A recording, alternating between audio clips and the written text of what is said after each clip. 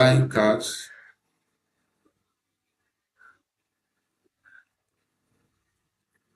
They were buying cars and preparing for 2027 elections, while children are in the hands of Boko Haram terrorists. So let's see if you can have the video on the screen so that we play for you to see. This is how far Nigerian terrorist governments have become, and how useless they have also become by deceiving the people to get the sympathy of the communities. They played no part in the release of these children. They came out to lie to all of you that they made negotiations to release the children. You know that Nigerian government can never disappoint when it comes to lies and propaganda. So this is one of it. Let's see if we can play the video for you to hear. Posted this on their page, like they have successfully rescued the kidnapped mother and children that were kidnapped at Ngoshi. They posted this, and the thing is going viral, like everywhere. So I saw it and I was like, at first, Nigerians. So the Nigerian army posted this on their page, like they have successfully rescued the kidnapped mother and children that were kidnapped at Ngoshi. They posted this, and the thing is going viral, like everywhere. So I saw it and I was like, at first, I was happy. Congratulations. But then again, I can't look say, how did they manage to rescue these children? Like how? How, my people? And guys, you know the story. If they hide them, the English Alhaji will bring them out. Then I begin to started digging.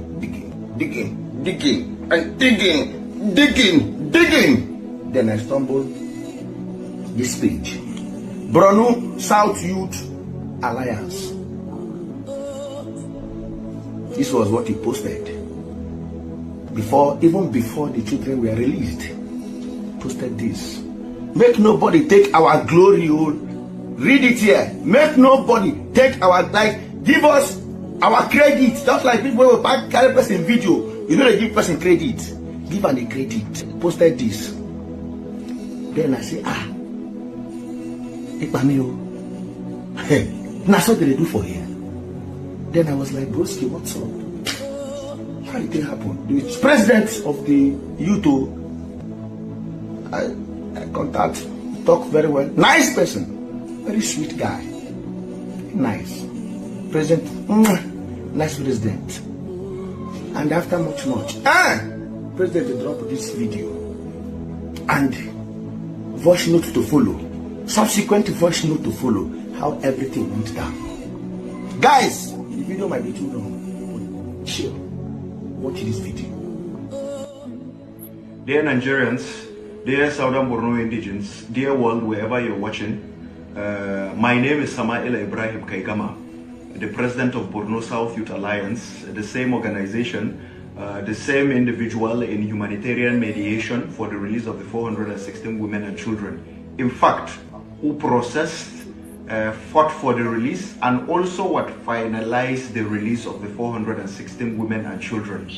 I am grateful to the parties involved, especially from the other side, that listened to our cries, heard my voice, and in fact, reasoned with what I have been saying. There are times whereby they wanted to decapitate or behead some of these victims just to prove a point to the government to pay their ransom in time. But my cries and our conversations has stalled that process to the extent whereby they did not do as seen with the people of Oyo State. Now, there are a lot of news flying online that the women were rescued and all those. There was no rescue mission. Let us start with that. There was no rescue mission.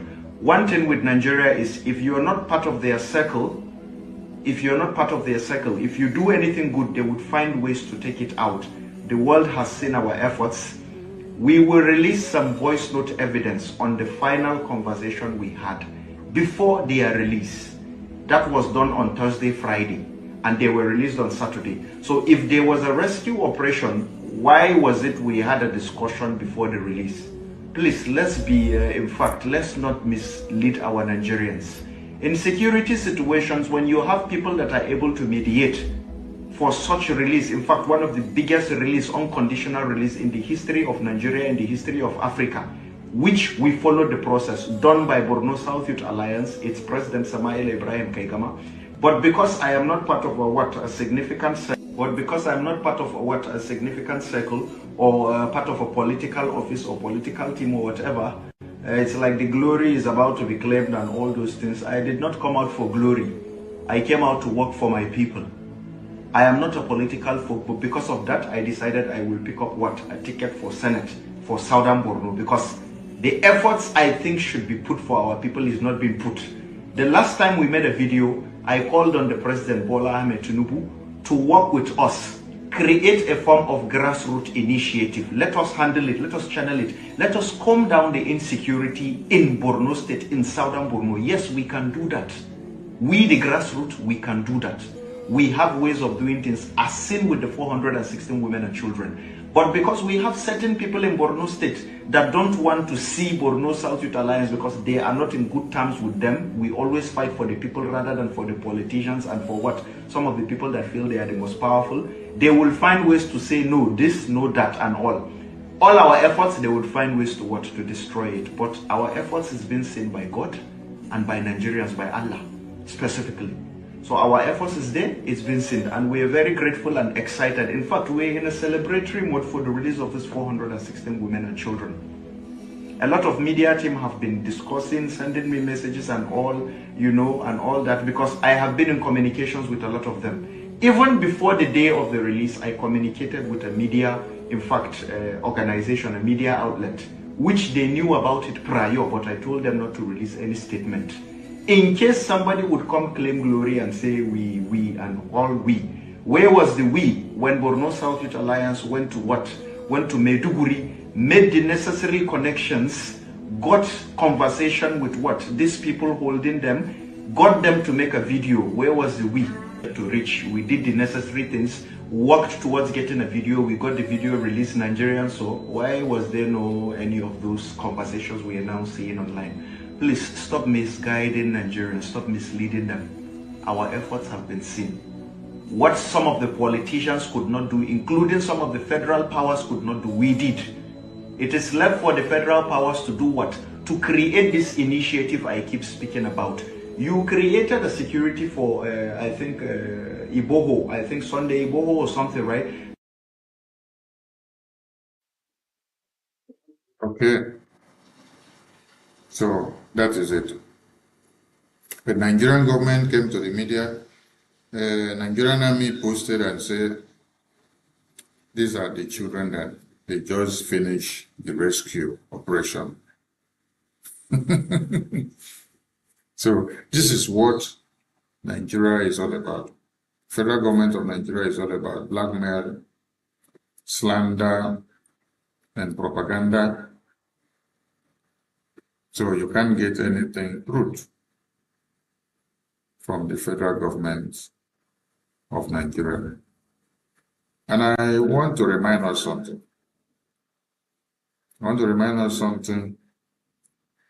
When President Trump talked about the Christian genocide that is happening in Nigeria, the same way that you see that Nigerian army are lying today, Nigerian government are lying today, is the same way that they lied about the Christian genocide. I'm bringing another video to the screen. Just to remind some of you,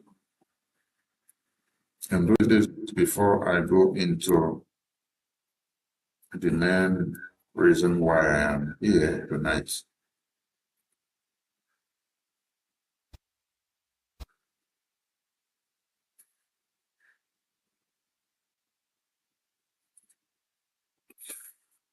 So Nigeria is built on falsehood,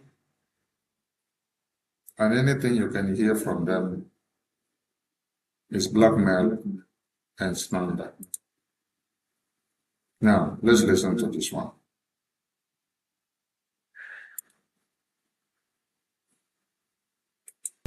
This false narrative that there's some persecution or if the Nigerian government continues to allow the killing of Christians, the USA will immediately stop all aid and assistance to Nigeria. If they don't, there's going to be hell to pay. it's unfortunate that President Trump has been misinformed.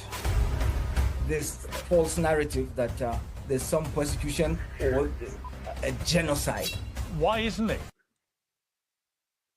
I believe you heard what he said. That is a Tuka, Foreign Minister of Nigeria. He was telling you that President Trump is lying and is acting on falsehood information that the Biafra government in exile gave Donald Trump's presidency. Because then it was Biafran government in exile that they use by the entire media of Nigeria. They said it's the Biafran government in exile, the secessionist group that is seeking sympathy for Biafra independence by pushing the Christian narrative. So the foreign minister of Nigeria was refuting the president of America and the lawmakers of America. He was telling them that the American president is lying, that there is no Christian genocide. But this is a man that comes out from where babies, women, and children were still in the hands of terrorist camps. But he was telling you on a live TV, on Piers Morgan's show, that the president of America was lying about the Christian genocide. Let's play it again. If the Nigerian government continues to allow the killing of Christians, the USA will immediately stop all aid and assistance to Nigeria. If they don't, there's going to be hell to pay. It's unfortunate that President Trump has been misinformed. This false narrative that there's some persecution or a genocide. Why isn't it a genocide against Christians in Nigeria? We don't want to be the next Sudan. You dispute the numbers that have been reported to have been killed, but you have no idea how many Christians have been killed. We are not hiding any facts. Right now, you have an Islamist government in Nigeria. There is a reason that we're seeing these Islamic militants going around and yelling Allahu Akbar. That's not by coincidence. It's easy for her to sit thousands of miles away and play games with people's lives. I perform several burials because the Islamic are controlling the government. Let me tell you, there's a genocide in Nigeria. Right. You can all hear that. And the video you see on the screen, or the picture on the screen, is a recent publication that came up this June, on the 4th of June, where the terrorists that have the Oyo children that were kidnapped in their schools and their teachers demanded that the people of Oyo State must implement Sharia.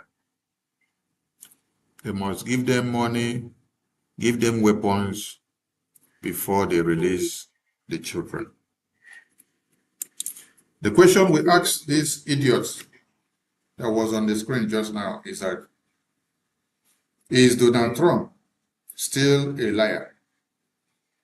is Donald Trump still acting on falsehood? Because you guys said Donald Trump was acting on falsehood when he spoke about the Christian genocide.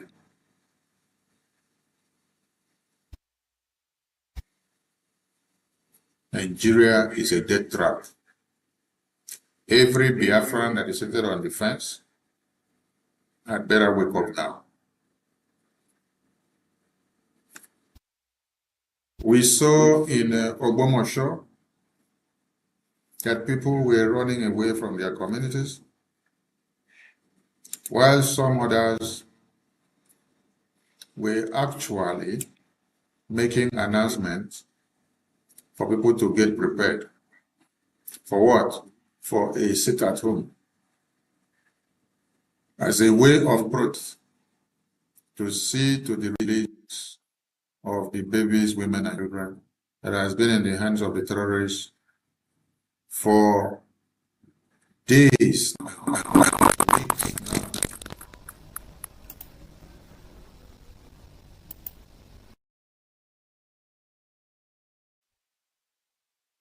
This is the Nigeria you find yourself. A Nigeria where your safety is not guaranteed.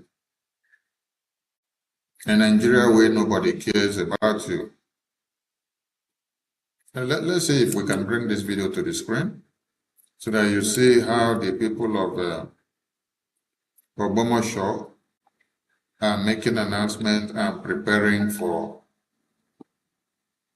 their upcoming sit-at-home.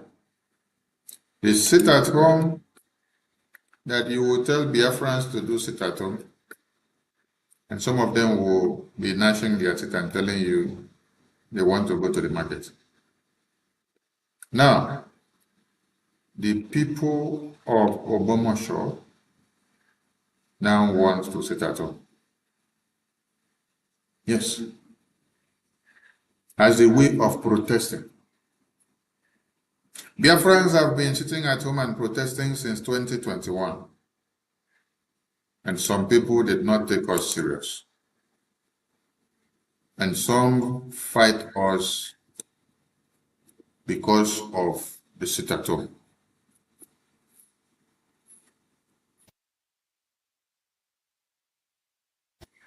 Today, the people of Ogbomosho, after terrorists have invaded their communities, are now being told to prepare for a sit-at-home. See, if you do not take the Biafran issue seriously, if you do not pay your tax to the Biafra Republic government in exile, the Biafra Defense Forces to defend your lands, you're going to pay that tax to the Boko Haram terrorists. The people of Ogbomosho are now planning of a sit-at-home. Let's see if we can bring this video to the screen. This is a video of the people of Ogbomosho announcing a sit-at-home, a shutdown of the market, workplaces, roads, and everywhere, starting from Monday. Because their babies, women, and children have been kidnapped, and the government do nothing to get them back. They are using the kidnapping to politicize 2027. And they end up killing many of you. Yes. There are pictures and videos of those that they have killed already.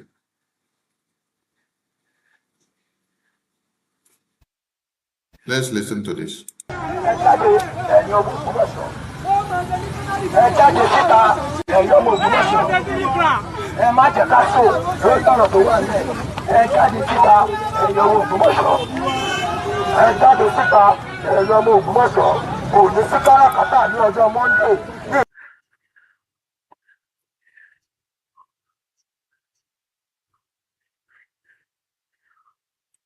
Sorry about that.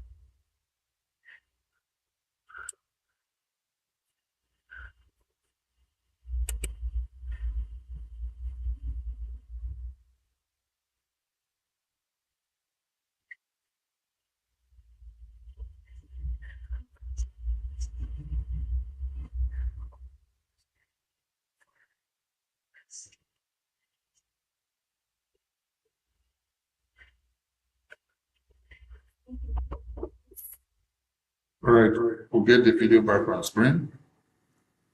So, the people of Biafra have been conducting voluntary sit-at-home since 2021 to this very day now. In all these years that they've been conducting the sit-at-home, people have been laughing at them. Yes.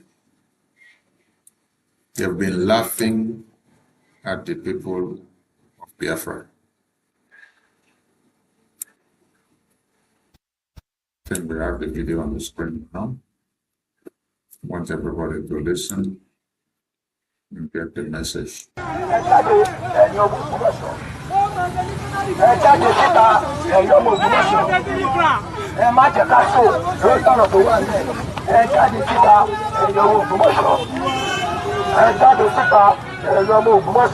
Kò ní sí káràkátà ní ọjọ́ Monday ní ìlú Ògbómọ̀ṣọ́, jákèjádò ilẹ̀ ìlú Ògbómọ̀ṣọ́ kò ní sí káràkátà.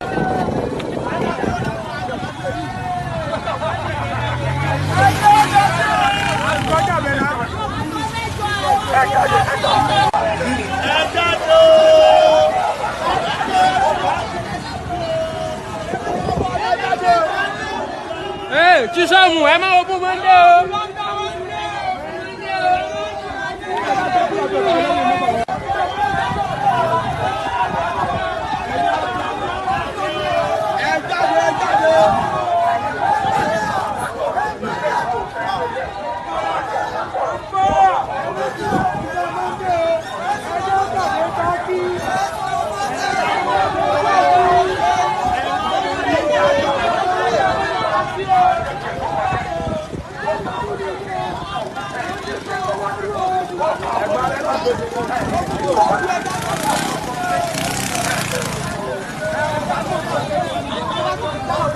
Ẹ wo ó di pásítọ̀ láti mú ògbógbó.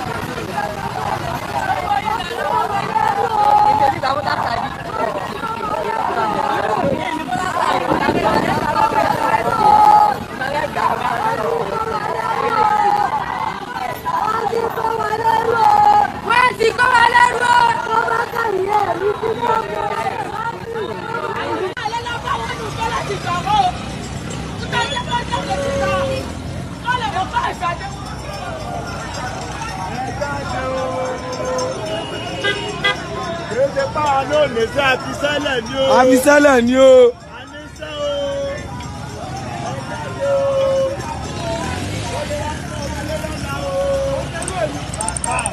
They play.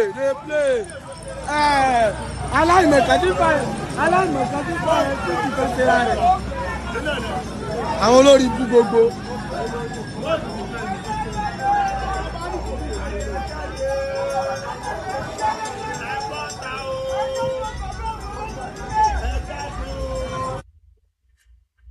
This seems to be the beginning of the show.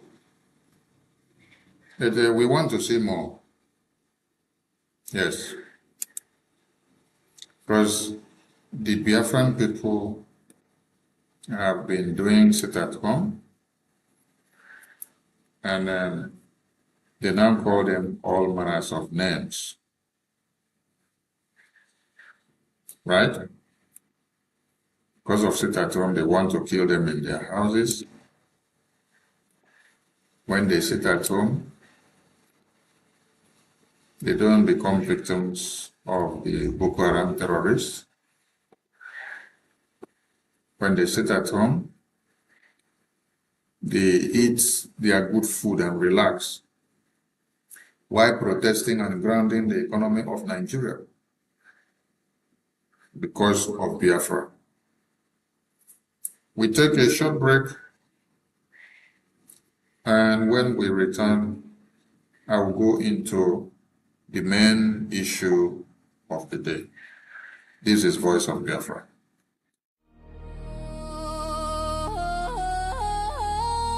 Voice of Biafra TV, the voice of truth, the voice of the people. There is only one broadcasting network. Voice of Biafra TV, The first, the best, and the last. Voice of Biafra TV. We lead, we shine, we last. The first, the best, and the last. From the east to the world, hear the truth unfold. No other station does it better. Truth be told, real stories, real power, real Biafran soul. Every day, every hour, we taking control. Breaking every silence, letting voices rise. Standing for the people, opening their eyes. Strong and unshaken, both for all to see. Broadcasting the future. Voice of Biafra TV. There is only one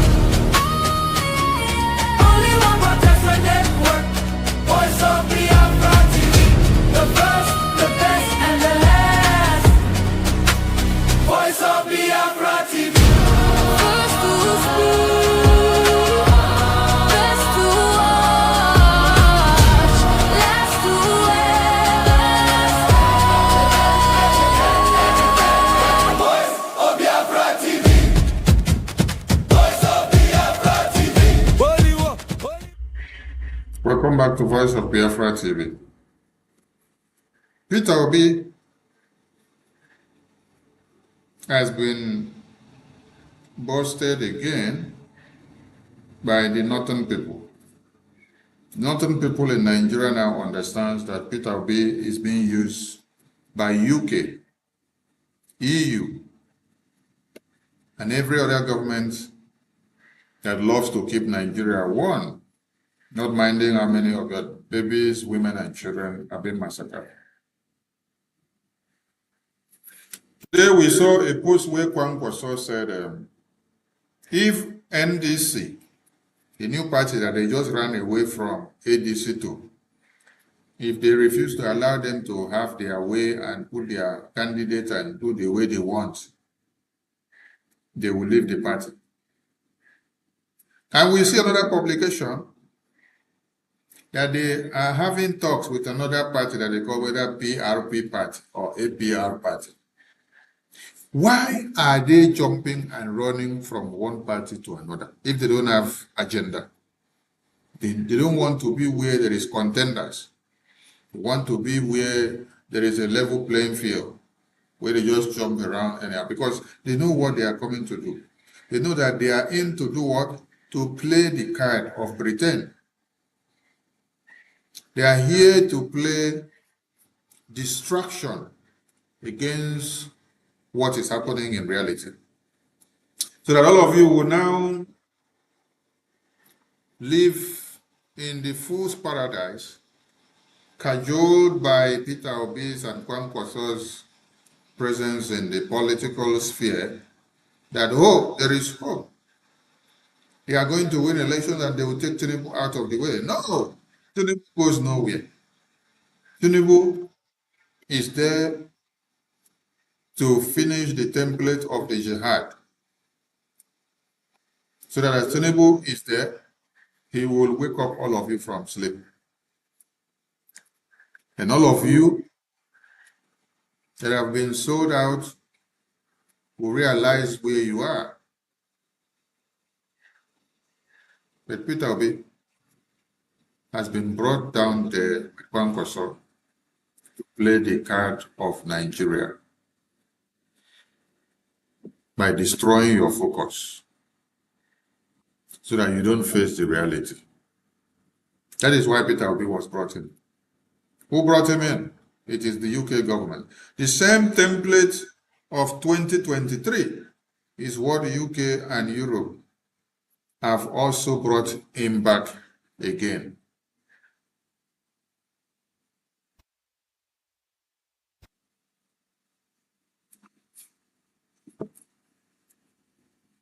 And is here to do the bidding of UK government. So we are calling on all of you that are still also working for the UK. The more you align with Peter Obi, the more you are killing the subconsciousness or the livelihood of the Nigerian people who are supposed to live up to the reality of the genocide. So, with Obi and Kwankwaso presented to you by UK and Europe, you are brainwashing the indigenous people of Nigeria, whose babies, women, and children are in the hands of the terrorists, with hopeless hope that Peter Obi and Kwankwaso is going to come and change something in Nigeria. It is a very big lie. So you are working for UK, you yourself. You're also working for Europe, you yourself.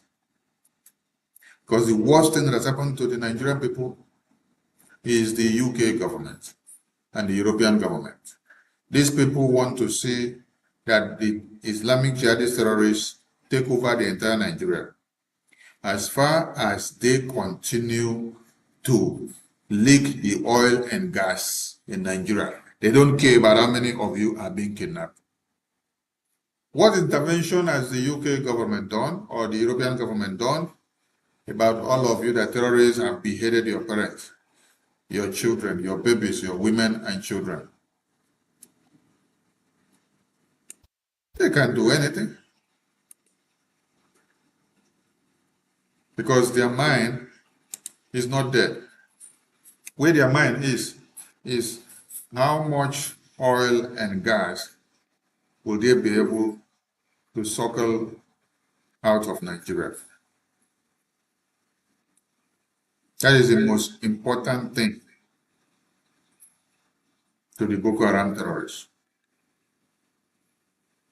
They don't care about your babies, women and children, or those that are in the hands of the terrorists. UK don't care about it. UK don't give a damn about it. What the UK government so cares is about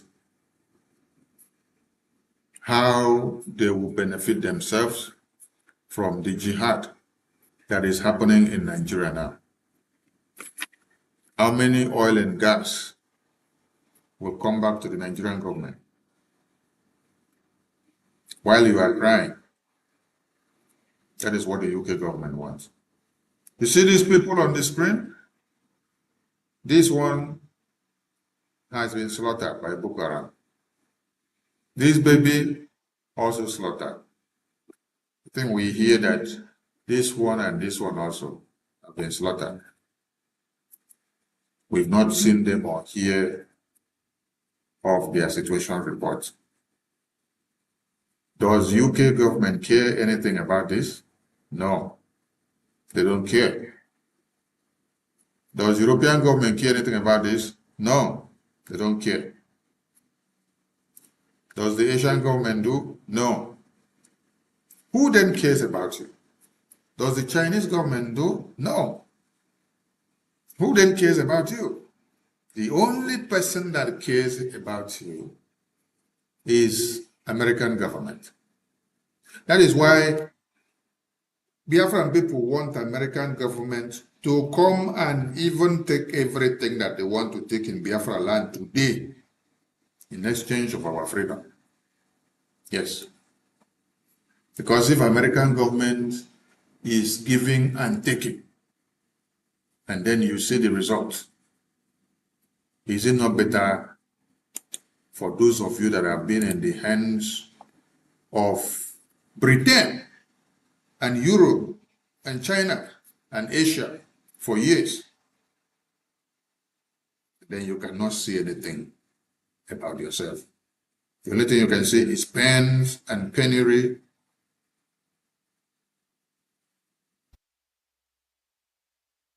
From hand to mouth. Your resources are harnessed by the government of UK, by the government of Europe, by the government of China. The you that claims to own the resources or is coming out from your own community. You don't feel the dividends of democracy. So Biafran people want American government to come and take everything they want to take in Biafra land in exchange of our freedom. Come and support the Biafran people. Take the resources that we have and support our freedom.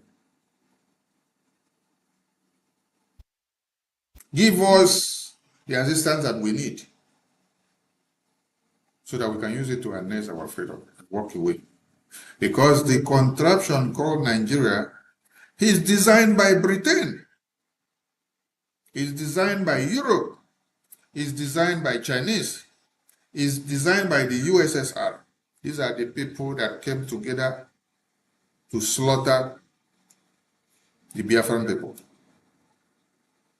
in 1966 to 70.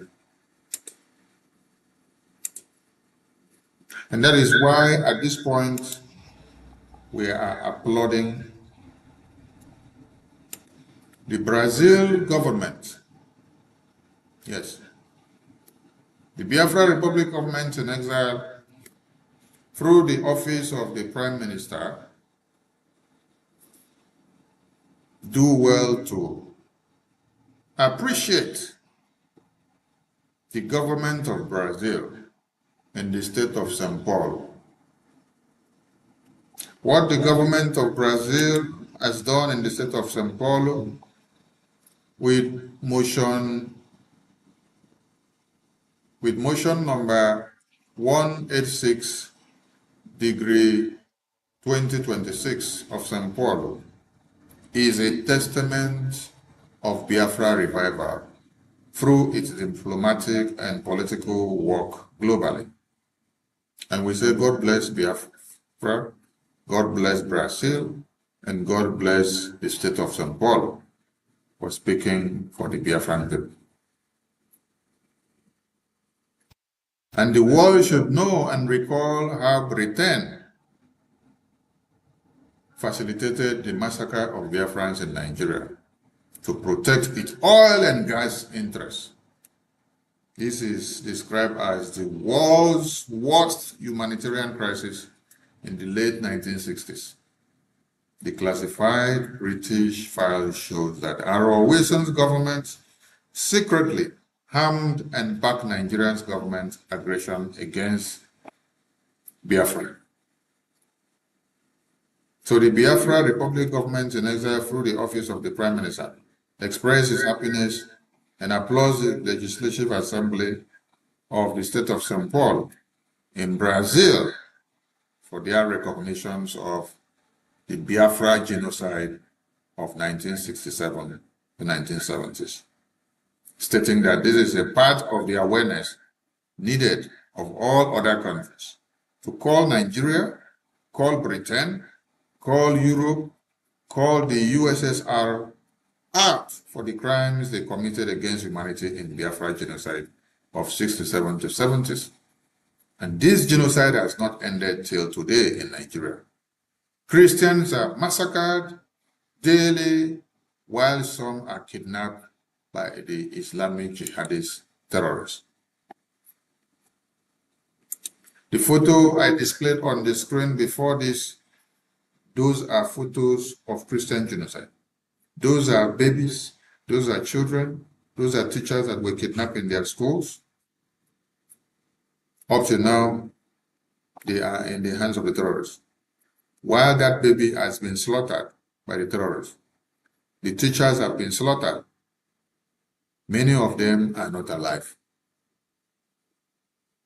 So the state of São Paulo in Brazil, acknowledging, recognizing the Biafra genocide of 1967 to 1970s, is a welcome development. Yes.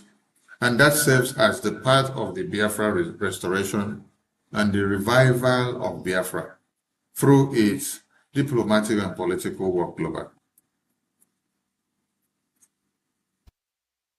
And to those of you that only wake up to do global awareness on the 30th of May, I want to say thank you to all of you also.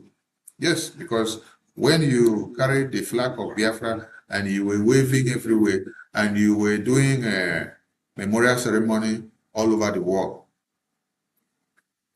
it created the enthusiasm for people to go and find out what is this Biafra Memorial Day all about. And those that did not know has come to the cognizance that it is something to remember and it is something to identify with. That is why the state of São Paulo in Brazil now recognizes the Biafra genocide of 1967-70s. And I want to also say to my Honorable Minister Amobi, the COS to the Prime Minister of Biafra Republic of Nigeria, that one of the demands you made in the U.S. congressional briefing on the 18th of September has been achieved. Yes. You did say, if the world, if America, and if the countries of the world recognize the Christian Biafra genocide of 1967 to 70s, meted upon the Biafran people by Britain and Nigeria, that it will serve a very good deal. Yes, it has. And we applaud the state of São Paulo in Brazil for recognizing the Biafra genocide of 67 to 70s.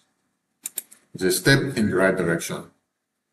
And we are very happy that this is happening as the awakening, the education, the political and diplomatic engagement is very high in Washington, D.C. And let me also remind us that at this very time, the Nigerian terrorist government are not asleep. They are looking for the Prime Minister of the Biafra Republic government in exile to kidnap. Yes. They are looking for the Prime Minister of the Biafra Republic government in exile to kidnap. Nigerian governments are not only shameful, but Tinubu is someone that has lost integrity. Boko Haram terrorists is kidnapping, ravaging your communities on a daily basis, taking down babies, women, and children, and you are looking for 9Geria to kidnap and bring him home. Why? Because he is opening the eyes of the American lawmakers to know what is happening in Nigeria. Because he is telling them the truth about Nigeria. So you think that you can do what you did to Mazi Nnamdi Kanu from UK, Mazi Simon Ekpa from Finland. You think you can do it to Okechukwu 9Geria in America. American governments don't sell their citizens like the UK government does. American government don't sell their citizens. These are some of the things that Tinubu has not come to terms with. American government don't sell their citizens. They protect their citizens. So as Tinubu is working hard to see that he kidnaps Okechukwu Nkere, American citizen, and brings him to Nigeria because he is putting Biafra on the table of the American lawmakers. Tell Tinubu and remind him that America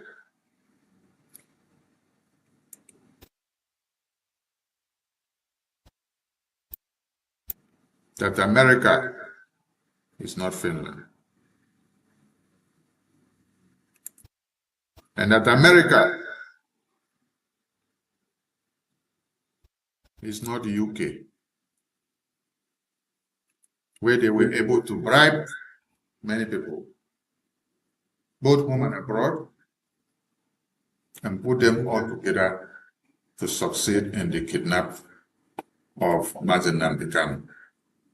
And also they used the UK government to succeed in the imprisonment of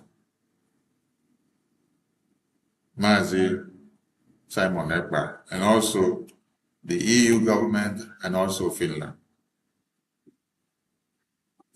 America is not Kenya. America is not UK. America is not Europe. America is not Finland. These are the important messages that Tinubu should know.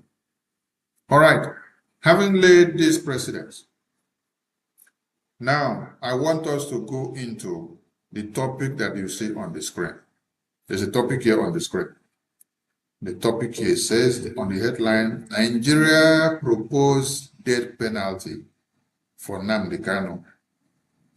Lawyers seek awards. There are two things involved here. Nigerian government are paying Boko Haram terrorists on daily basis. They're signing contracts with them, they're having pacts with them, they're giving them money, they're giving them weapons, they are exchanging their own prisoners, which they arrested, or those that they say they are doing rehabilitation for. When the terrorists kidnap people, they give them a condition as part of the truce for them to release some of their Boko Haram terrorists that are in their captivity, or in their prison, or in their rehabilitation center, because they need to use them to do some work.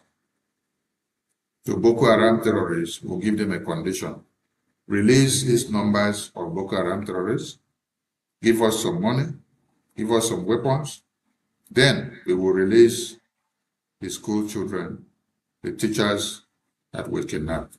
This is the kind of deal that is happening in Nigeria. And there's something else I need to bring to the screen. Yes, because if I don't bring this, it will be as if I'm doing myself a disservice. I want all of us to look at what I will be bringing on the screen.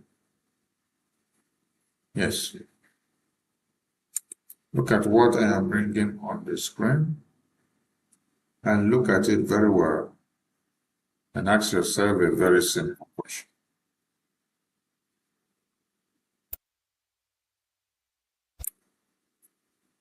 And this question should be asked by every Biafran. Here is it. Now, Fulani president, stroke Yoruba vice president, kidnapped Mazen Nnamdi Kanu. Yoruba president stroke Fulani Vice President jailed Mazi Nnamdi Kanu. Yoruba President stroke Fulani Vice President jailed Simon Ekpa.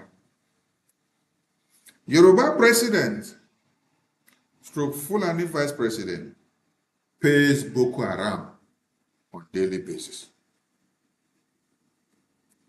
Then I asked Biafran people, have you seen how your self-hatred has become your weaknesses? Yes, have you seen how your self-hatred has become your weaknesses? Because the Yorubas and the Hausas, the Yorubas and the Fulanis, they have come together using the office of the presidency and the vice president to use some of you to imprison your own and to kidnap your own against Biafra. Because they promise some of you Igbo presidency, they promise some of you Senate president, Speaker of the House of Assembly, Commissioner of Police, Inspector General, Minister of Defense, Minister of this, Minister of that, Ambassador. They give you this position, they give you that position, they give you money. You are ready to sell out and to betray those that are fighting for Biafra. Look at the screen again. Fulani president with a Yoruba vice president kidnapped Mazi Nnamdi Kanu for Biafra. Yoruba president plus a Fulani vice president jailed Mazi Nnamdi Kanu for Biafra. Yoruba president and a Fulani vice president jailed Simon Ekpa for what? Biafra. Yoruba president and Fulani vice president are paying Boko Haram terrorists on daily basis.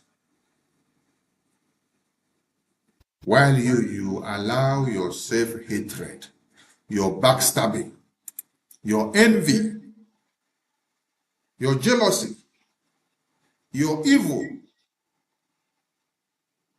your ideology of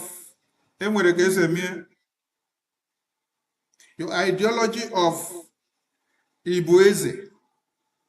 Everybody wants to be easy. Everybody wants to be the one to command. Everybody wants to be the one to lead. Nobody wants to put head down and give support to who they see that the cap fits to wear while we move. Even those that will find themselves in prison, they don't want those that are here to move on to get the Biafra. They want to be the one to command the Biafra or the government from inside prison, which you know that it cannot happen. This is what is killing many of you. Too much pride, self-hatred. Who are Fulanis and the Yoruba Mkurumere who are coming together to imprison you people? And the same people are putting their hands together to pay Boko Haram. And you're sitting down and watching on a daily basis. That brings me to the topic of the day. Nigerian terrorist government proposed a death penalty for Mazi Nnamdi Kanu because of seeking for Biafra.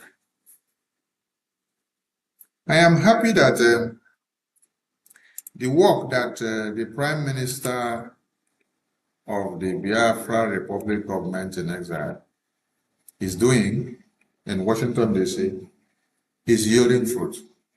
Yes.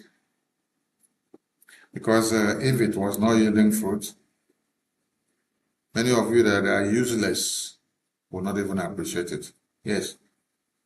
This is Congressman James, which the Biafra Republic government in exile Prime Minister has engaged on several occasions, put Mazi Nnamdi Kanu case on the table.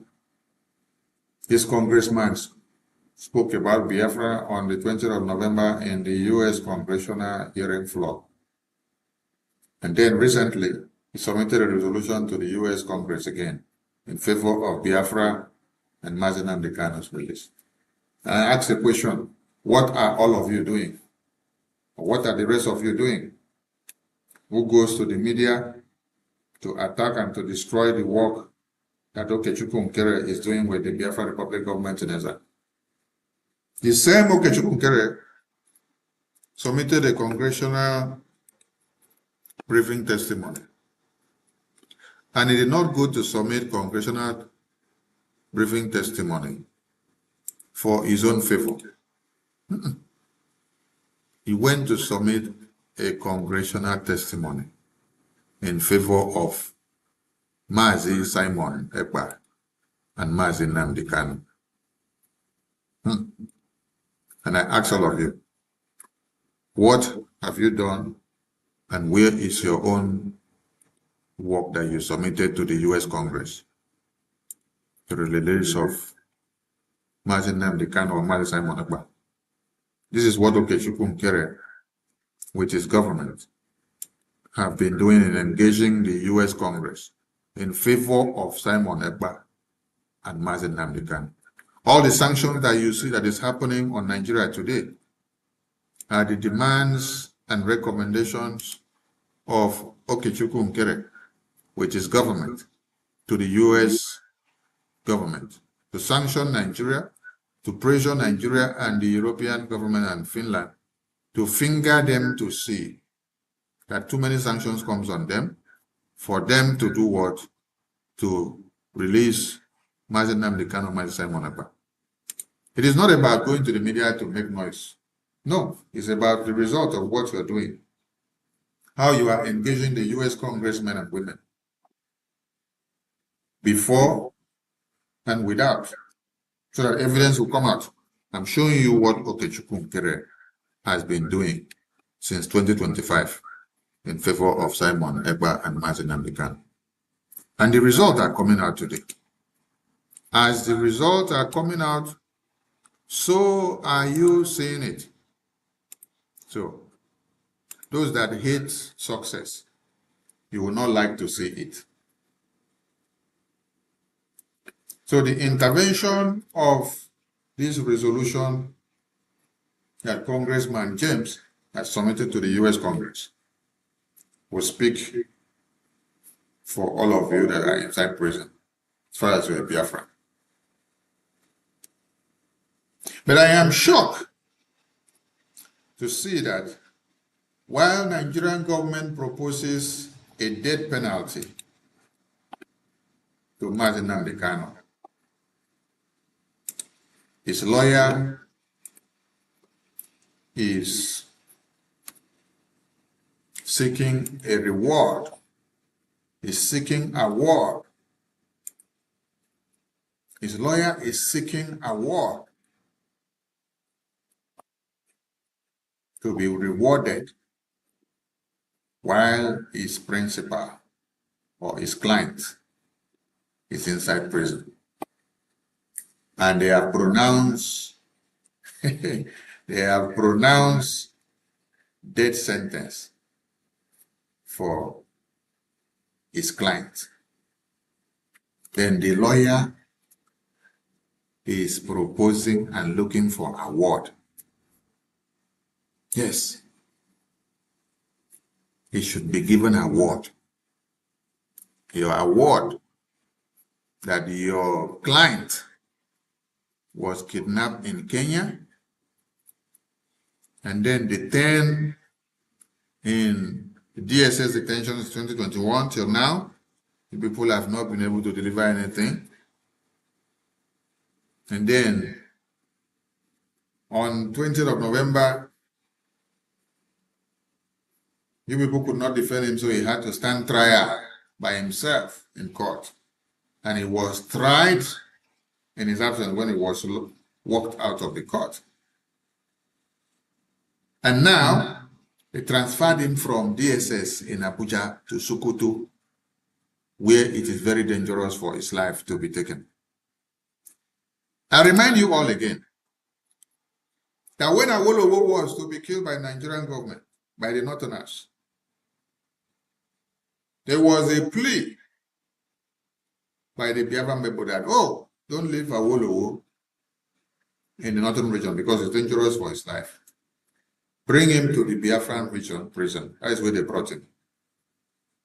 And then today, those you call lawyers of Mazi Nnamdi Kanu, those you call Igbo politicians, they are very comfortable that they transfer Nnamdi Kanu to Sokoto prison so that if they want to behead him, they can behead him without anything happening.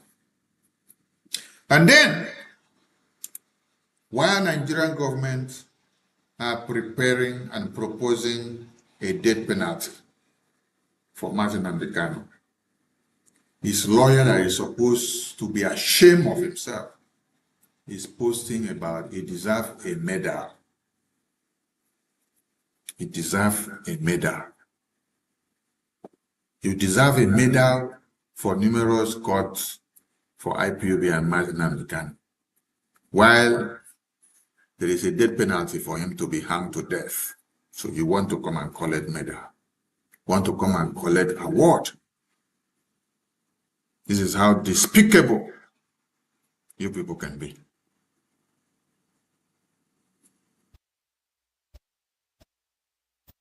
And the brother of Mazi Nnamdi Kanu,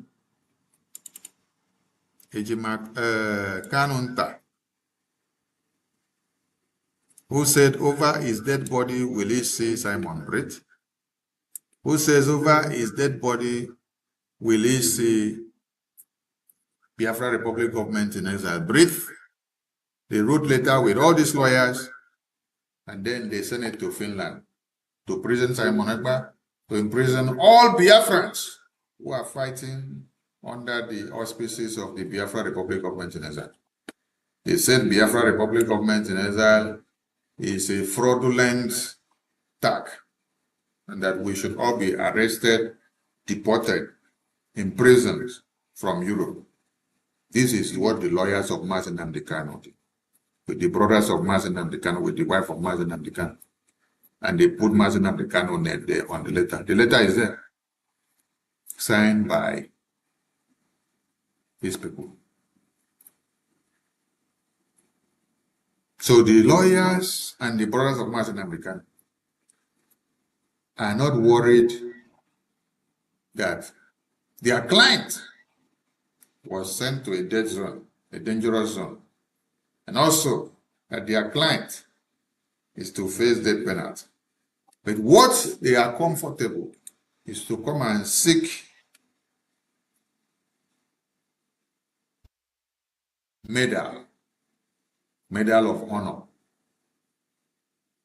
You want to seek medal of honor for recognition as the best lawyers who could not deliver their clients, as best lawyers whose clients are to be executed, as best lawyers whose clients are to die by death by hanging. You're coming to seek award. No wonder the other one they call Michael Opera has already go to file for his Nigerian election in the National Assembly or House of Assembly, because they are all politicians. They're working with politicians. It's a shame. And we dare the Nigerian Tinubu terrorist government. Yes. We dare the Nigerian Tinubu terrorist government and Shetima government. You people say you are proposing death penalty for Mazi Nnamdi Kanu. We know we have useless lawyers, yes, who claim to be legal team, yes. But that aside, we know we have useless politicians, we have useless brothers of Mazi Nnamdi Kanu, and even the wife, who is part and parcel of the people that wrote letter to UK to imprison all of us, wrote letter to EU to imprison all of us because of fighting for the same Mazi Nnamdi Kanu. It's just like as we are fighting for the release of Mazi Nnamdi Kanu, Mazi Simon Ekpa, from Washington DC, with all this work that we are doing now, engaging the congressmen in America to speak for the release of Mazen and the Ghana Simon Ekpa, then you stay somewhere, you write letter and send to the government of the countries where we are. You say they should deport us. They should lock all of us up, that we are fraudulent because we are fighting to release your brother, your father, your husband, your wife. We are fighting for Biafra. And we are not just fighting and going and abandoning your brother or your husband or your father in prison because he sacrificed for Biafra. We also create a very big space on our congressional testimony, putting them first as purpose for intervention from international community. And then what did you guys pay us back in return? What you guys are paying us back in return is that they should kidnap all of us and lock us up because we have committed a crime of fighting to the release of your brothers and sisters and your husband and everyone that is related to you. Oh, what a very big crime. Okay, Chukwunkere, what a big crime you have committed. Okay, Chukwunkere, what a big crime you have committed by fighting for the release of Mazen Nnamdi Kanu and Mazi Simon Ekpa. Oh my God. You know, when you people are doing some things, it make me laugh for this Biafra, honestly.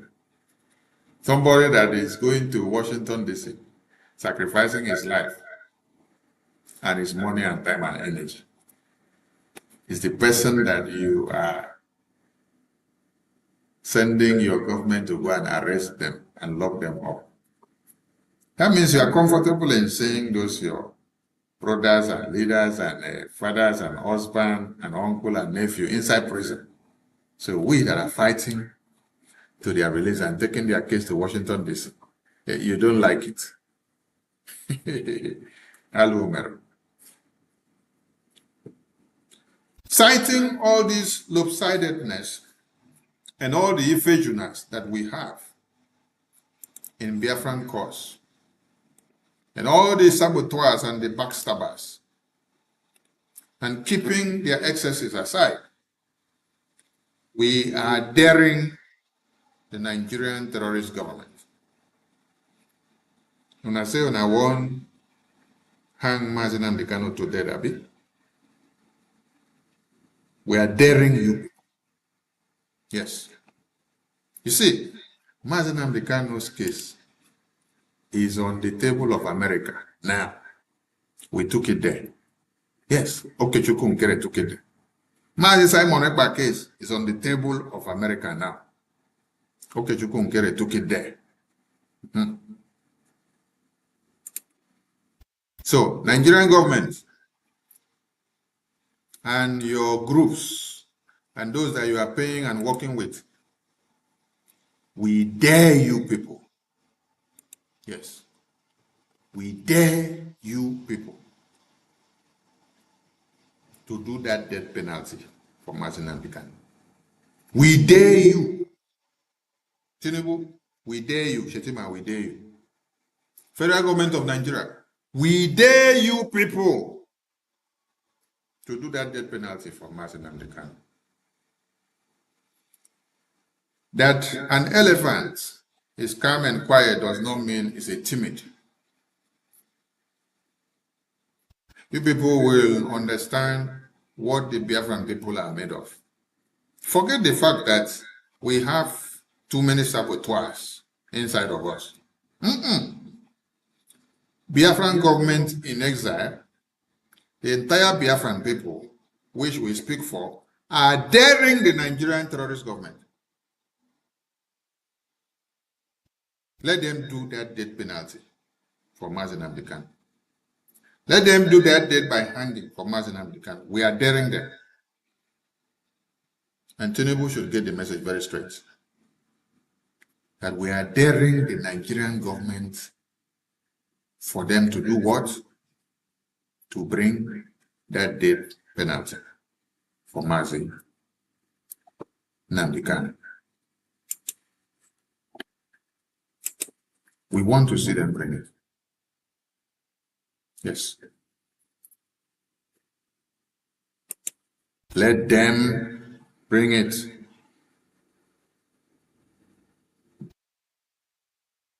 Let Nigerian government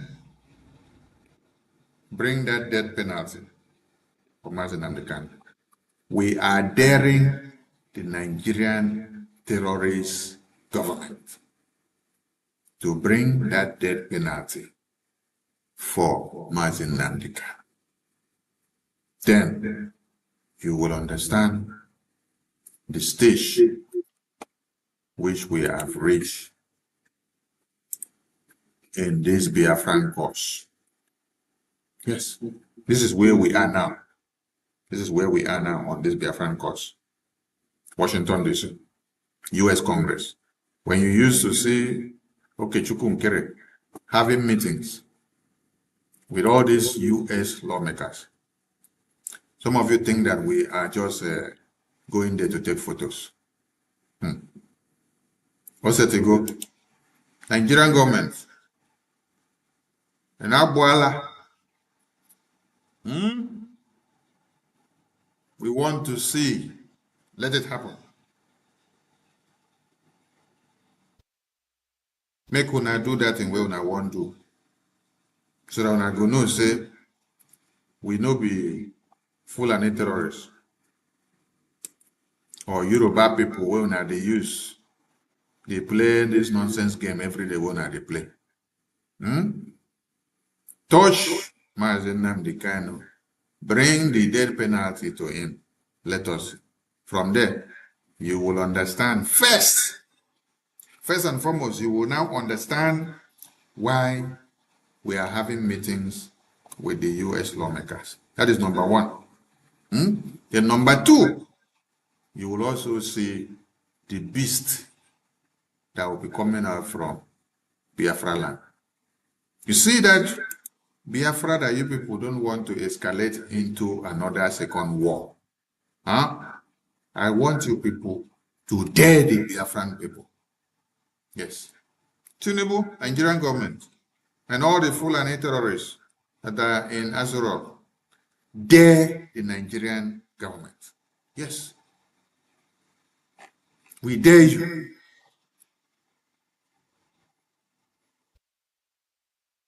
We dare the Nigerian government to try.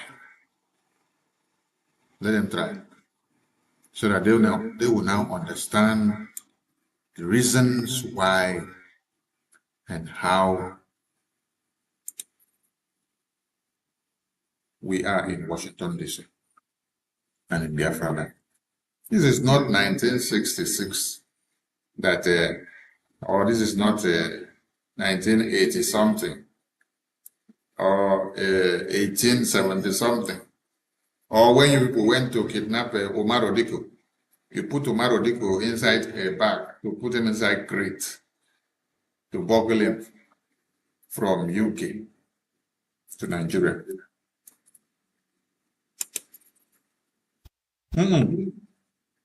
We are in America today. This is America era. As at that time, UK was leading. Today, it is America that is leading. So we want to see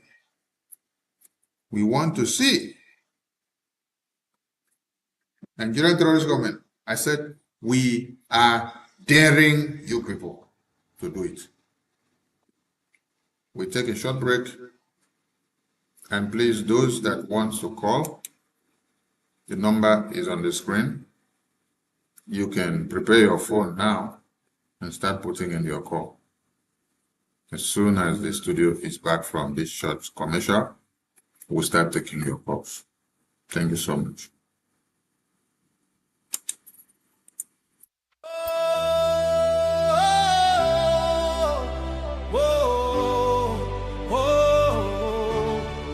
Voice of the East, hey, hear our voices rise.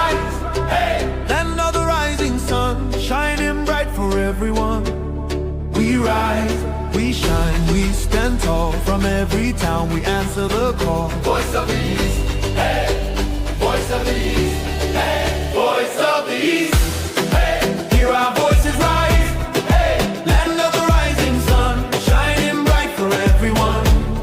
We rise, we shine, we stand tall. From every town we answer the call. Voice of the East, hey, voice of the East, From the rivers and valleys to the hills so high, our dreams keep growing beneath the sky.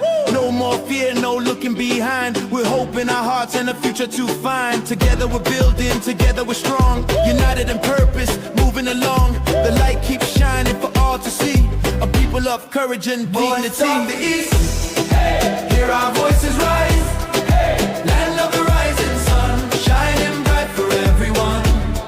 We rise, we shine, we stand tall. From every town we answer the call. Voice of the East, hey, voice of the East, hey, Voice of the East, hey, hear our voices rise, hey, land of the rising sun, shining bright for everyone. Rise up, let the morning light appear. rise up, With hope and vision far and near. Voice of the East, hear our voices rise.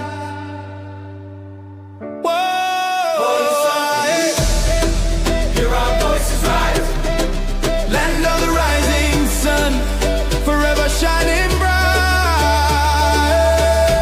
We rise, we shine, a future filled with hope and light. voice of the East, hey, Forever shining bright. voice of the East.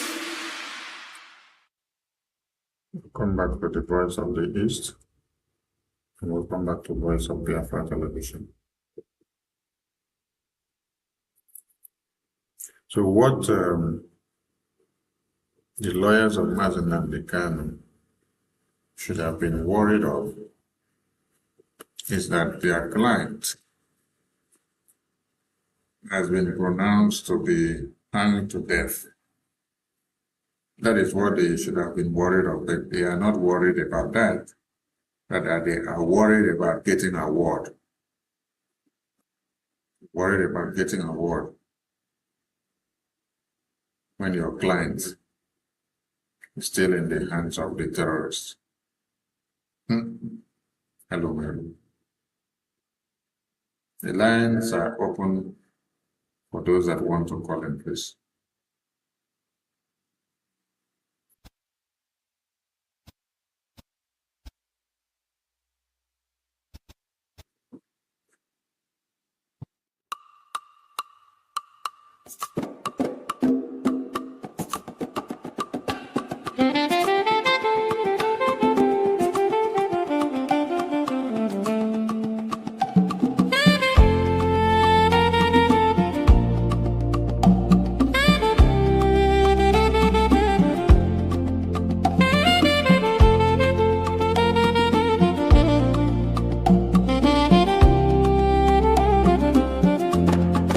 In the rising sun of a new dawn, a nation stood tall on her own ground. May 30, 1967, the flag was raised.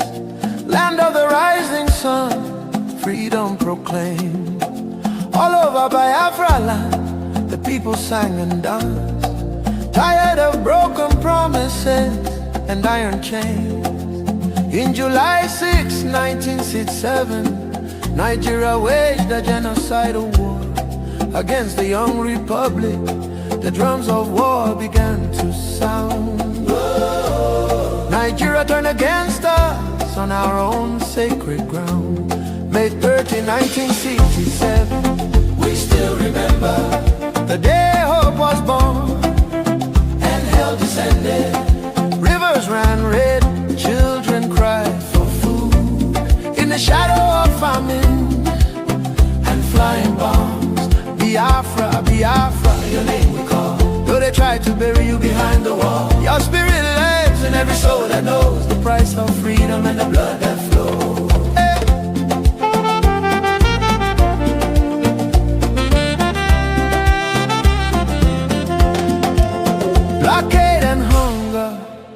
became their sword. Kwashako scars on bodies of the young and children. Women buried babies in shallow graves, while the world watched and looked the other way. From Ulias. Yes, greetings everyone. This is 7th of June, and this is a Sunday. So we've just passed through the first week of June, and I would like to give us, yes, I would throw a slide of the things that's happened in the first week of June in Nigeria. But for today, there is a very important thing that people must bring together, piece them together to understand what is going to happen in Nigeria and why, like I've always said, why people need to start doing what they're supposed to do.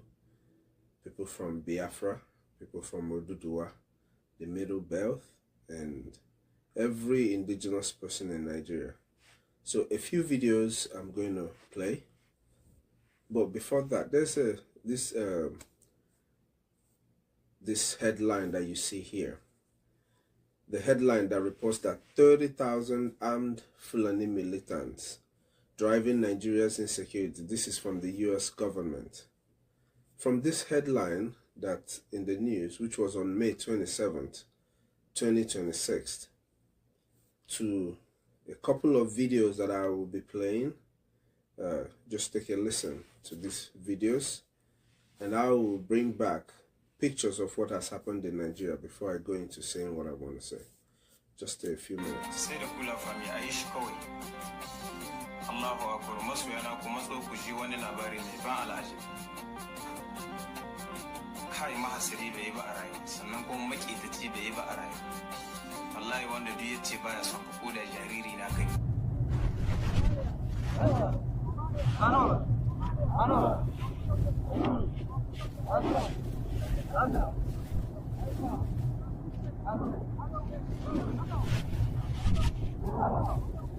وقد حملت تباشيرا فأنوار الهدى ضاءت بليل كان ديجورا تزينه تلاوات تزيد طريقنا نورا بتحقيق وإتقان نحبر فيه تحبيرا رب النشأ من صغر لنترك فيه تأثيرا كتاب الله. So these terrorists that you see here in these videos are the same terrorists that the United States government on May 27th was telling Nigerians that are driving the insecurity and the terrorism that is going on in Nigeria. Now, these are the same terrorists that the Nigerian chief of Army staff called prodigal sons, or otherwise known as Nigerian clients. The pictures you see here of burial of Nigerian soldiers, they were killed by this terrorist here. These same terrorists are the same terrorists that are holding these kids that you see their picture up here. These kids that are being tortured all over Nigeria, because people think it's only in Oyo. It's not only in Oyo, it's happening in every region, every corner of Nigeria. There's kidnaps of children, school kids going on in every corner. In Magu, the kids are still in the DSS. I mean the DSS and the terrorists are one. In the terrorist camp, in Borno, the same thing. In all corners of Nigeria, in Oyo, where they just kidnap people. In Kano, where they are running after school kids, the children are still in the terrorist camp. So it's not like it's one place that it's happening. So these kids that you see their pictures here are part of the people that are locked up in the Nigerian custody. These same terrorists that are doing all of this are the same ones that I told you about last week that were requesting that the Nigerian government gives them weapons legally, defend, gives them weapons and you know, and cash, and make them part of Nigerian governance in the House of Assembly. So these are the same terrorists that are killing people, that are, you know, that are doing all of this. Now, the thing I want to actually talk about is very simple. So after seeing this picture that's from the beginning of this, and these videos that were played, and you're a Nigerian, and for the longest of time, both the Biafran people who are advocating seriously for the dissolution of the entity called Nigeria, and the, you know, the international body that is weighing in to see that the Christian genocide and the jihad that is going on in Nigeria is recognized. I want to ask you, as a Nigerian, what are you doing to make sure that this thing that is happening in Nigeria now comes to an end? How are you pitching in, besides coming out on the social media to talk about how so much there is, you know, you hate what is going on and people are being slaughtered and being kidnapped? Outside of that, what are you doing to make sure that the disintegration of Nigeria is a success? A lot of you are very much aware that the Nigerian government spent over $11 million lobbying against the Biafra Republic government in exile in Washington, D.C. This lobbying activity is a proof that the Biafra Republic government in exile is the government that is making sure that Nigeria is held accountable for the crimes that they are committing against the indigenous people and against Biafrans at large. A lot of you know that. A lot of you have come into contact with the Biafran people, asking people to support their freedom and for Biafrans to fund their freedom. Now I want to ask people a question. The videos that you've seen here and the report that says that over 30,000 armed militants are inside Nigeria, and you've seen this video. There's another video that I will put up here too of them receiving weapons with a helicopter. These are believed to be Turkish helicopters who are supplying them arms. If these people get into your community, this time you're there, we're looking forward to your program. Each time you come on air, it energizes me and gives me more strength. In the country called Nigeria, it has become obvious to both the blind, the deaf, and the dumb that the terrorists have taken over that country. There is no part of that country that is not feeling the heat right now. Whether be it in the north, whether be it in the middle belt, whether be it in the west, all over that failed country, there is panic everywhere. Imagine parents waking up in the morning, dropping their children in school, going back to work, only to receive the news that their children has been kidnapped. What a country. I don't think there is any country on this planet Earth, any civilized country on this planet Earth, where such will happen, and the government will be running its affairs as if nothing has happened. There is no such country. It can only happen in the zoo. And I agree with Nnamdi Kanu for calling it a zoo. Today there is this news that in Mowe area of Lagos and Ogun State, which is very close to Lagos, that the kidnappers, the terrorists killed a soldier and also adopted some civilians. And the other day we learned that soldiers were beheaded and their heads are being displayed. You go to TikTok, you see the terrorists boasting and displaying their blood money. The government have totally lost control. I think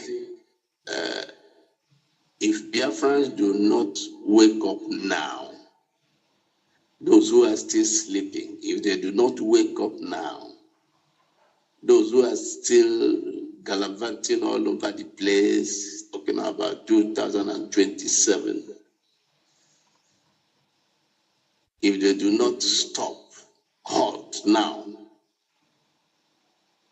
and retrace their steps, the calamity will be too unimaginable. So I want to thank the Biafran Republic government in exile for what you are doing. I want to thank the Prime Minister of Biafran Republic government in exile, His Excellency Ogechukwu Kere, for all his efforts, sacrifices, going to Washington to represent us, making our voices heard. Biafran case today has been internationalized, as we heard, as we are reading, as we are seeing.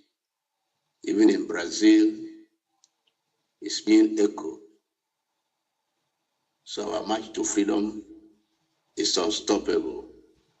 I want to thank all the cabinet members, every one of you that is doing what we are doing to make sure that we are free from these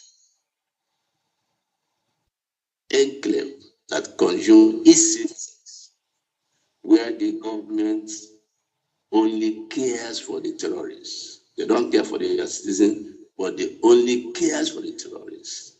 Billions and billions of money are being given to them as a ransom. And like their leader, Gumi said, he said it is to equip themselves, to buy their war machines. So all the indigenous people in that enclave called Nigeria, if they don't wake up now, it will be too late. We have been shouting about this for a very long time. But now the Yorubas are having the heat. They are shouting. Even the sister at home we were talking, everybody was they were shouting, they were condemning us.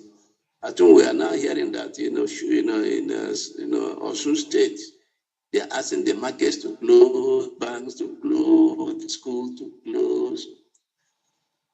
That is it. When we said it, when our leader, Martin Nnamdi Kanu, was shouting and talking and speaking and shouting at the top of his voice, all they could reward him was to imprison him. And today we are even hearing of a threat to sentence him to death, to hang him. And like you said, that is impossible. We will not allow that. It will never happen. We will burn down Nigeria. We will burn down that entity called Nigeria. It will go down in flames. That will never happen. Thank you so much for all you are doing. My friends are very much with you. I yield here. Thank you for calling. Thank you for your call. Appreciate it. What do you think will be the after effect of their visit? Especially for those Biafrans that are living in diaspora. Here you are in the United States, those that are in Canada, those that are in other parts of the world, in Europe and all of that. And you hear what the Biafra Republic government in exile is doing. Even as every other Biafran channels that are doing their activism are also posting the same thing. But you know the source where all of this is coming from. What are you doing to see that these terrorists that have grouped themselves to kill our people do not succeed? If you are in the United States, if you are in diaspora and you are a Biafran, you have every opportunity right now to support the freedom of Biafra people. This is the time. There is no other time. There is no need to continue saying you're doubting. The same way they went after Mazen and the Kano, Mazen Simon Ekpa, they are going after Mazen Nkere, like you can see here. They are going after Brgie because these are the people that are doing something that is affecting Nigerian government. These are the legitimate people that are actually fighting with the Nigerian government. So why don't you turn around and fund your government, support your liberation, support your freedom? It is very, very important. No matter how much you make wherever you are, without protecting our homeland, there's going to be a bigger problem for us to face in the future with our generations to come. Now, if you do not fund your freedom, your families back home, who is going to protect them when this armed militia gets to them? Is it the forest guards that do not have proper guns that are going to face these men and men that you've seen here with all this kind of artilleries?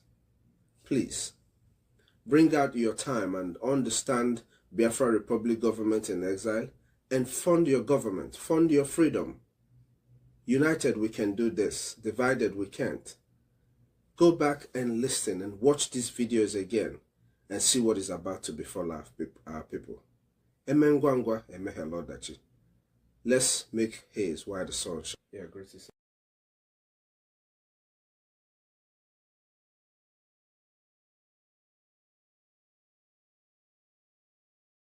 Everyone, it's another day to talk about Nigeria and what you need to do. Today I've got a couple of things I would like to read out, headlines from today that I would like to read out for you Nigerians and those of you who believe that Nigerian government or your president has some kind of interest in helping to rescue your abducted kids in Oyo. First of all, I want to make it very clear. The abduction of school children has become a norm in Nigeria. The fact that you don't know about it does not mean that it's not happening. I want to read out a couple of things for you so that you will understand exactly where I'm going to. In Magu up north, 25 students were abducted. These kids that were abducted in Magu, the terrorists.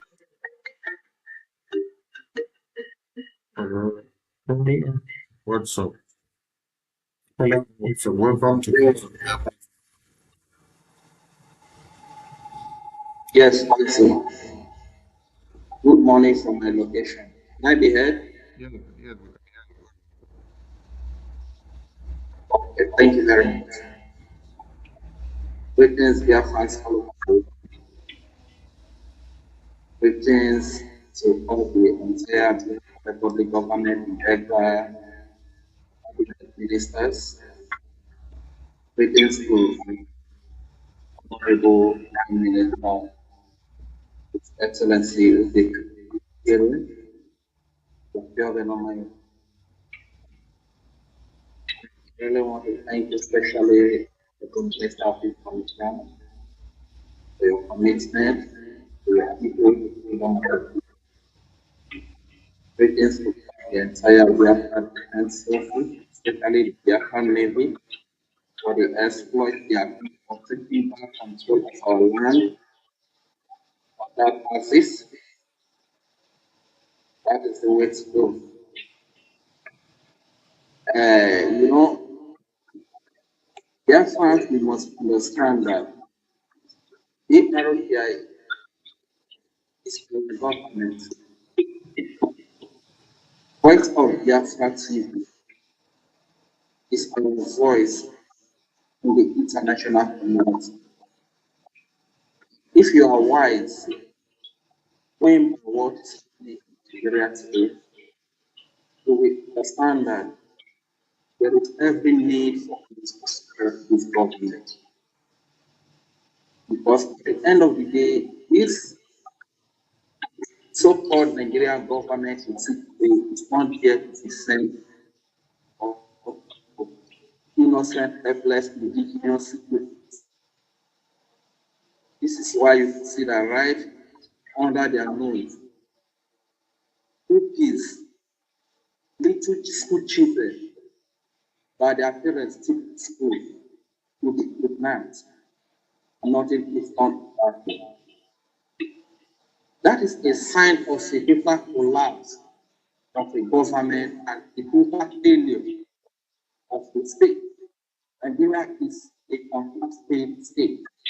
How long is it going to take to understand that? Are you waiting until your baby is adopted from the school before you realize that Nigeria is a failed state? Before you realize that the Nigerian government is behind all the crimes that are happening? Just imagine to me the spokesperson of the terrorists advising Nigeria that instead of Nigeria to have defense partnership with the United States of America, they should go and have defense partnership with Turkey. And in less than a month, Nigeria went to Turkey to have defense partnership with Turkey. And as you can see, Turkey is not friendly with Christians. We all know the history of Turkey, which used to be a very powerful Christian state. And as a result of their hatred for Christians, they eliminated all the Christian families today an Islamic state. How long is it going to take us to learn? And today you can see Turkey supplying weapons to Nigeria. These weapons are not being used to go after terrorists, but to combat people. Those that are volunteered, that our baby's head, our witness head cannot be talked of. Our babies cannot be adopted in the school. These are the people that Nigeria use nuclear compound. How long is it going to take for you to realize that this Nigerian so-called government is not there for your protection, it's not there for the baby female like that. Rather, it is a stool in the hands of the enemy. It is a stool in the hands of this person who wants this foreign entity from Nigeria that is used to kill the indigenous. The Nigerian government is just a stool in the hands of this foreign, which is beautiful. This is why you see that Nigeria is a foreign entity owned by a foreign. Most of the managers of Nigeria, they are also foreigners. And the few indigenous people that are part of the managers who happen to be the government managing this foreign entity called Nigeria, also stooges to silence you when you cry. Are also stooges to kill you when you try to speak about your religion under this so-called our people. The time has come for us to unite against this oppressor. The time has come for us to unite against this Islamic terrorist government of Nigeria. The time has come. Someone told me one thing that the enemies are united. You can see in their Shambo election, and they say coming up in 2027. You can see that the enemies are united. The entire North are united in the name of Atiku. Then look at how they keep dividing us. From Sansak and Yasaka, we all know they brought people who go out and a village, Biafra. Peter Obi is a Biafra. They brought was there so as to divide us, so as to cause fight amongst us. Not only that, in the Southwest, because we would like playing that, they are the fact that they brought one other, doesn't mean that the at the end of the day, you see that all of them will unite and vote in. They are still more. Yes, this one is still going to take long for us to wake up to reality that these people are deciding not to honor us. If the mother tries to support with a death, the time has come for us to unite and fight for our freedom. A nation that we can be proud of. A nation that the primary assignment of the government, the protection of life in our territory. A nation where our children, little school children, will not be adopted from the school. That is what we are talking about. A nation where there will be hospitals. A nation where there will be good road network. A nation where there will be security. This is what we are talking about. But the more we keep fighting ourselves, the more we keep dividing ourselves, the more these enemies will unite to kill us. The enemies are united, irrespective of their skin color, irrespective of the language they speak, irrespective of their societal status. They are united. From Britain to the Fulani, to the political students, they are united. To the security terrorists, they are united to kill us. We should we that are the victims be disunited, be taken amongst themselves, instead of coming together to fight against these terrorists that are united to kill us. Yes, people each to cover their all over the world. Not from here and abroad. We should unite under the government. Let us support this government. Let us support this government so that they can be our voice in the international community. Let us support Voice of Biafra TV. This is our voice in the international community. Our money is needed. Our fund is needed. Because these people that are killing us, the weapons with which they are killing us, are purchased with a huge sum of money in order for us to be able to defend our. We also need huge sum of money to get what it takes to protect us, to defend us from all this Islamic terrorist regime of Nigeria, from this Islamic terrorist state. This is why we need to together. Anybody that is fighting against the Biafra Republic government in exile, know that is carrying out the agenda of Nigeria. It's no longer fighting for your freedom, because it is the only Biafra Republic government in exile that is exposing the criminality, the genocide that is sponsored by the Nigerian state against the indigenous people, against the Christians in Nigeria. So any person that is speaking against the Biafra Republic government in exile, simply know that it's not for your interest. It's not fighting for your interest. It's supposed I still speak to you. Under Nigeria, we can never get electricity. Under Nigeria, the poverty will always be there. Under Nigeria, the underdevelopment will be there. Under Nigeria, there will be no sickness. People will keep on dying.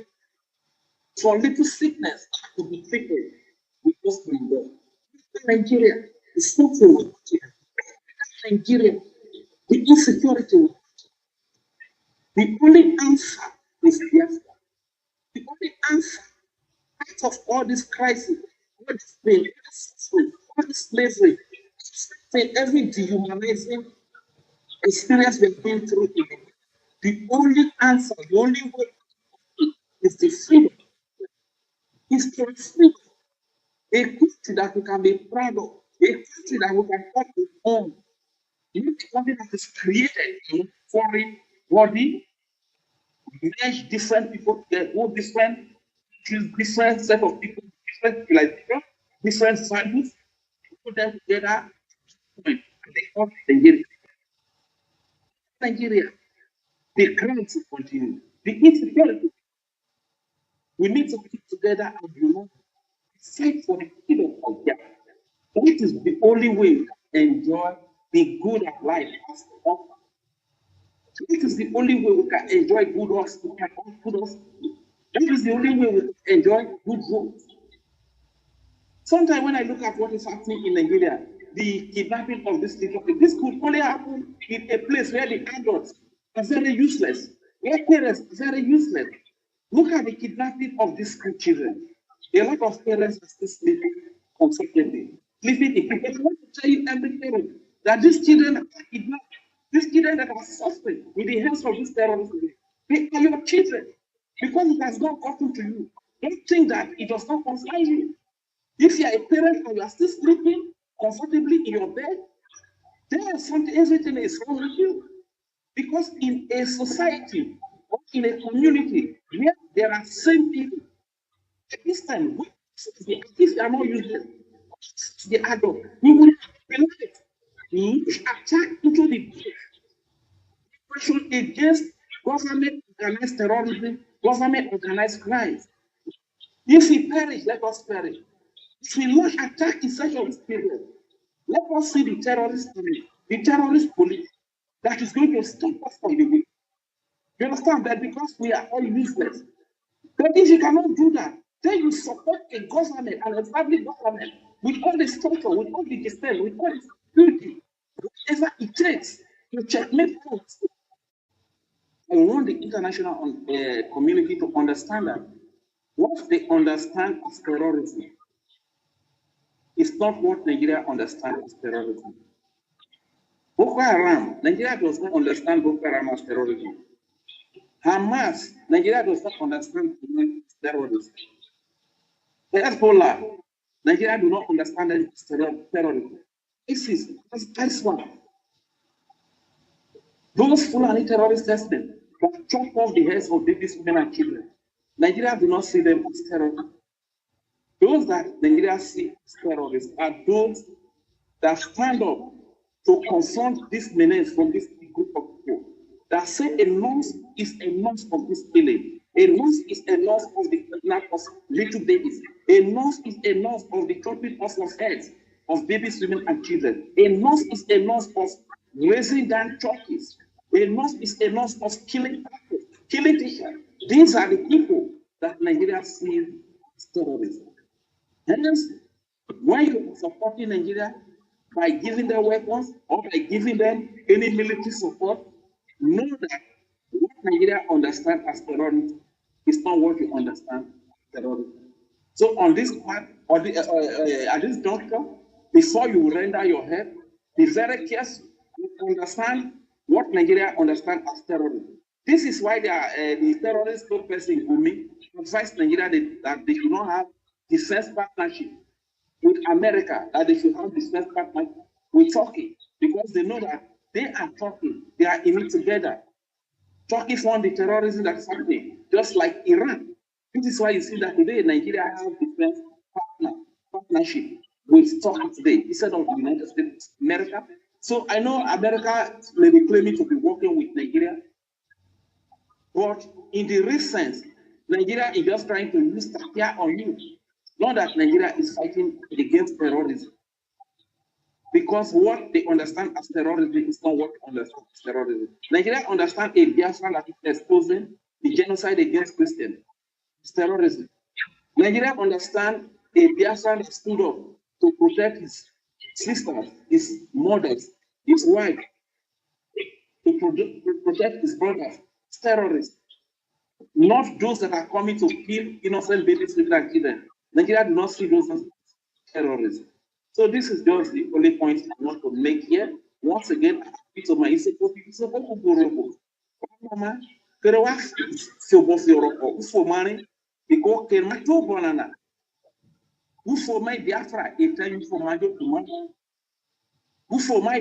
it's a majos leader. Ufo my Biafra, it's a majos o mamide. Ufo my Biafra, it's a masidonier mamambo. If Ufo my Biafra, it's a majos o mame, iskulu, o mamo, we speak. If Ufo my Biafra, it wasn't another. If you tell Nigeria, we put in the area, if you tell Nigeria, see there, they're dedicated. What did you want to vote to? Ils votaient ils ont dit que vous avez des votes pour dire, ou dit que vous avez des votes pour Jonathan, you were they vote for. Many people who will not vote for okay, vote in Nigeria. So mama po, pele ko bocha, kubunye kubu, vote in Nigeria. This is kubu. Kenuteno mako bote. Na lo mata start sumane sasato. Koni mwana niza, koni magiwo enough not for. Koni magiwo west hey. Koni magiwo east hey. Suma sasa. Give na ariano mako ba wigo. Kalaba.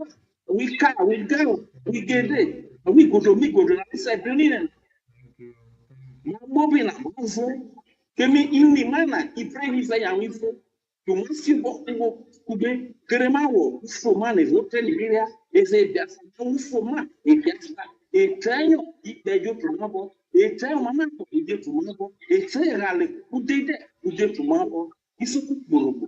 The time has come. Let us rise up and unite the fight for freedom. Thank you very much, Mercy. I yield the mic here.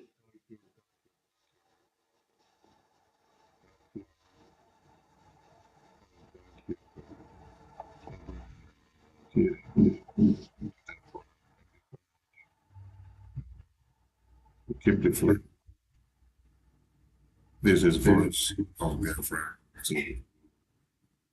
It took them after 30 minutes after the soldiers who were supposed to be guarding the school were withdrawn from that very school. In your Senate chamber sometime in the past, they talked about it about a couple of weeks ago. They talked about it, asked who actually ordered for the withdrawal of those soldiers. Now, that's 25 students just a few weeks ago. 42 students, like the video that you're going to see up here, were kidnapped in Borno last month.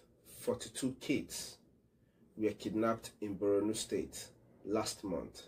The video that you're going to watch up here, I'm going to let you just watch a little bit of the clip, and then we can continue.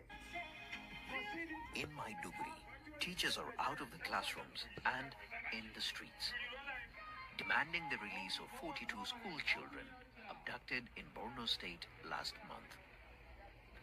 The latest kidnappings, another painful reminder of a crisis that has haunted Nigeria for more than a decade. They gathered outside the National Union of Teachers office, carrying banners and chanting for action. If you can write your name. Teachers say repeated attacks are eroding public confidence and leaving many families afraid to send their children to. So for those of you who think that somehow the kids in Oyo is just the worst of it, no. Why you feel that way is very simple. Down west or south, this school kidnapping hasn't become so rampant, but they just wanted to show you that they are around and that they have come to do what they do best. You know, they've been kidnapping up north and the ransoms are not coming as it used to or as it should come. So now they have migrated down to Yoruba land to continue. Meanwhile, don't forget, there is terrorism going on in every corner of Nigeria. Every part of Nigeria is experiencing some kind of terrorism. Now, this is what one of their members in the Senate said. Today, he said, "Help, my constituency is under terrorist siege. Kwara North Senator petitions Tinubu." This is a senator. He is crying out for help. For those of you who think that somehow, you know, the Nigerian state really cares about you, you know, not only that, I want to tell you a few things that these terrorists are demanding for before they release the kids that have been kidnapped in Oyo. Meanwhile, families in Borno State, it's a lot. I don't even know which one to talk about right now. Families in Borno State are worried that infants and 12 others abducted by Boko Haram have spent 50 days in the captivity, in the camp of the terrorists. You know, I refer to it as camp because the government knows where they are. They keep them safe there until they get money from the government to be able to let the kids go. So these camps where they have kept people, you just heard now, in Borno State, they have spent 50 days in terrorist camp and the government hasn't done anything. The same government that is telling you that they're going to recruit 1,000 forest guards, like I spoke about in my previous video, to come and help you free your school kids.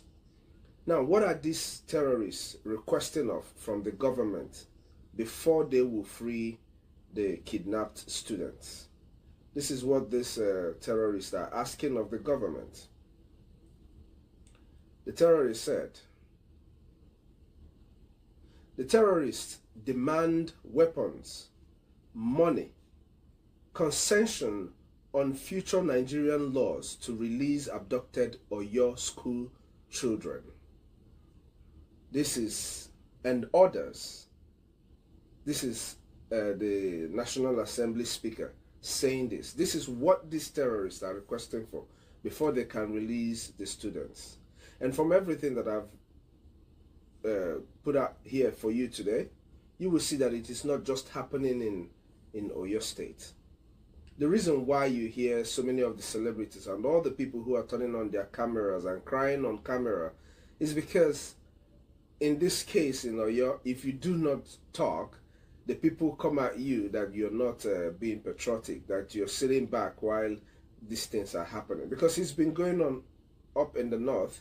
I've not heard any of these people cry. Or are you not one Nigerians anymore? I mean, I'm just saying, because I know you guys claim to be one Nigeria, but you don't speak when it happens to the others. That's why they never take you serious. As all of this is going on, I want you to know something. The Nigerian government, or what is it called? SERAP. They are probing the Tinubu government over missing 145 billion Save School funds. And they are threatening the Tinubu government with lawsuits. This is money that is supposed to be for the school kids. It's missing. Guess where this money is? That's the money they are giving to the terrorists to acquire arms. You just heard the terrorists saying that for them to release your kids, you have to give them guns. You have to give them money. And then you have to let them in on the laws that are being made in Nigeria. That doesn't surprise me. I know to some of you, you might be surprised. Some of you will also think that, oh, these things can be true, but you will have them all up here. You have them up here. You can look at them and you can also go on your own and research. Now, I'm not going to take too long because Nigeria, like I said, is synonymous to bad news. So whenever you hear Nigeria, you're thinking, what is the bad news today? Now, I want to address a few things. There's a video up here. I'm going to give you a second to just listen to just a few of what this lady is saying.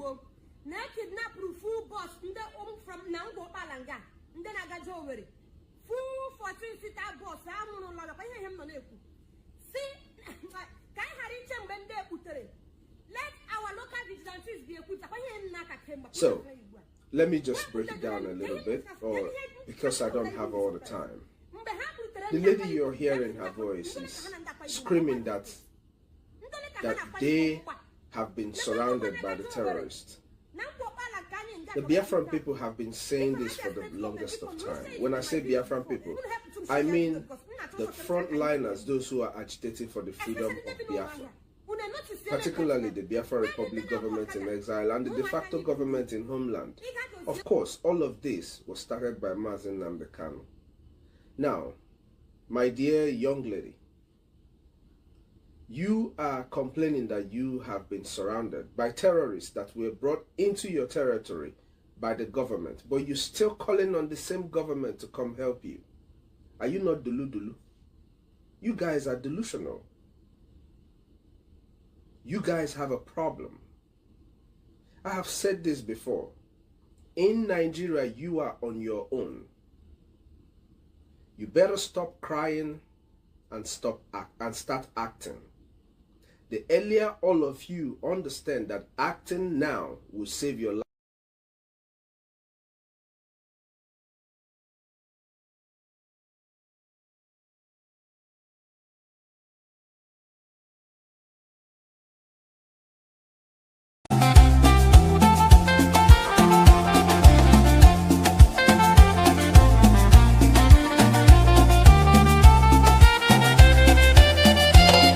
Biafra independence is not negotiable.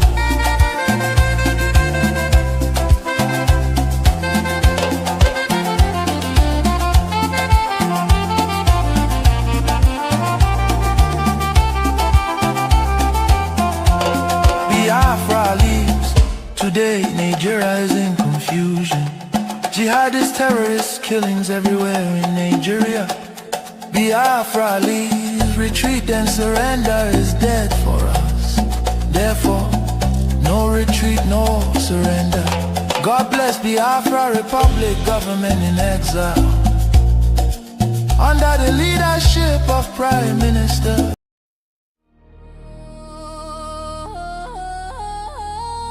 Voice of Biafra TV, the voice of truth, the voice of the people. There is only one broadcasting network. Voice of Biafra TV, The first, the best, and the last. Voice of Biafra TV. We lead, we shine, we last. The first, the best, and the last. From the east to the world, hear the truth unfold. No other station does it better. Truth be told, real stories, real power, real Biafran soul. Every day, every hour, we taking control. Breaking every silence, letting voices rise. Standing for the people, opening their eyes. Strong and unshaken, both for all to see. Broadcasting the future. Voice of Biafra TV. There is only one broadcasting network. Voice of Biafra TV. The first, the best, and the last. Voice of Biafra TV. First to speak, best to watch, last to last. Voice of Biafra TV. Voice of Biafra TV. Hollywood, Hollywood. Voice of Biafra TV.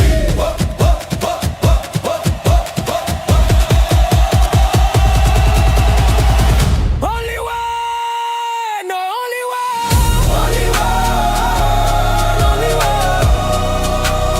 Voice of Biafra TV. Only one.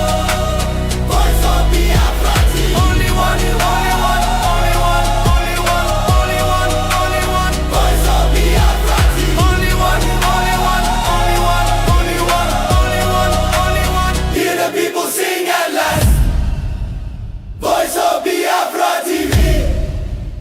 And other advocacy throughout that time. So, the floor is yours. Mr. Chairman, thank you so much for your personal invitation, for your leadership, and for your friendship. I'm honored to be back.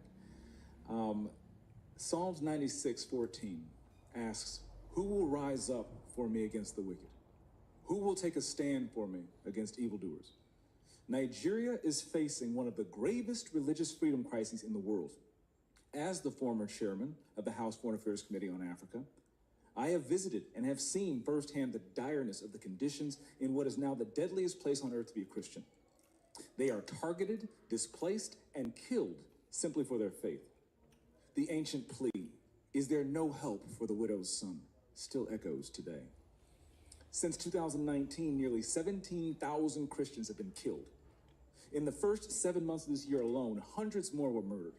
On June 13th, during the Yellowwater Massacre, more than 280 Christians were slaughtered in a single day. These are not isolated tragedies. but a sustained pattern of religiously motivated violence, often ignored or even enabled by the Nigerian government. Extremist groups like Boko Haram, Fulani militants, and ISIS West Africa attack often without any meaningful intervention from authorities. The lack of response has created an atmosphere of impunity where Christians continue to live in constant threat and fear. The United States has previously recognized this crisis. President Trump not only designated Nigeria as a country of particular concern during his first term, but redesignated it again in his second term after President Biden inexplicably removed that designation. Religious persecution is tied to political repression and weakening institutions in Nigeria. Example, the detention of Mazi Nnamdi Kanu is a clear example. In 2022, Nigeria's Court of Appeal struck down the charges against him and ordered his release. The UN Working Group on Arbitrary Detention has also called for his unconditional release. Yet he remains in solitary confinement, in deteriorating health, and recently had to represent himself in court. Nigeria has signaled that the law is optional and targeting Christians is fair game. Just hours ago this morning, despite the pleas and cries of the Nigerian people and many Nigerian lawmakers, Mazi Nnamdi Kanu was convicted on all charges. For fiscal year 2025, the U.S. has requested nearly $8 billion for sub-Saharan Africa. But when Americans see political prisoners, judicial defiance, and the slaughter of Christians, they understandably ask as they meet their own struggles, why should our tax dollars support governments that refuse to protect their own people? Is our aid aiding a genocide? Nigeria is a nation of tremendous potential, but that potential is being choked out by violent persecution of its Christian population. No country can build a stable future where churches are burned, believers are killed, and communities live in fear. The United States must stay engaged, and Nigeria must change course now. Mr. Pratt, a direct question. Do you believe, in your professional assessment, that the government of Nigeria has been infiltrated by jihadists? I do not believe that the government of Nigeria has been infiltrated by jihadists. Okay, because when you look at the selective enforcement of the rule of law, one might question if there are any favoritism or looking the other way when groups are being specifically targeted, despite the fact, as my colleague Mr. Moore mentioned, not enforcing the rule of law with regard to weapons.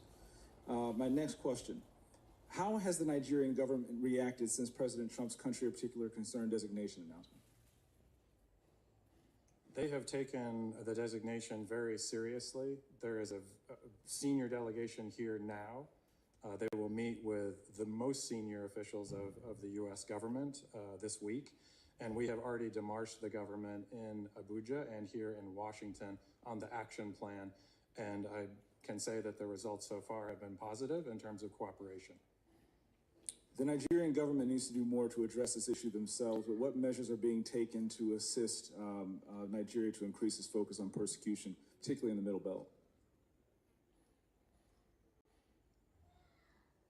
Yeah, so thank you for your question, Congressman James. As you mentioned, Middle Belt is a particular concern. That's where Christians, you mentioned Yalwada, where 250 or 280 Christians were killed, massacred. They were targeted because they were Christians. Churches have been burned there. There have been internally displaced people there.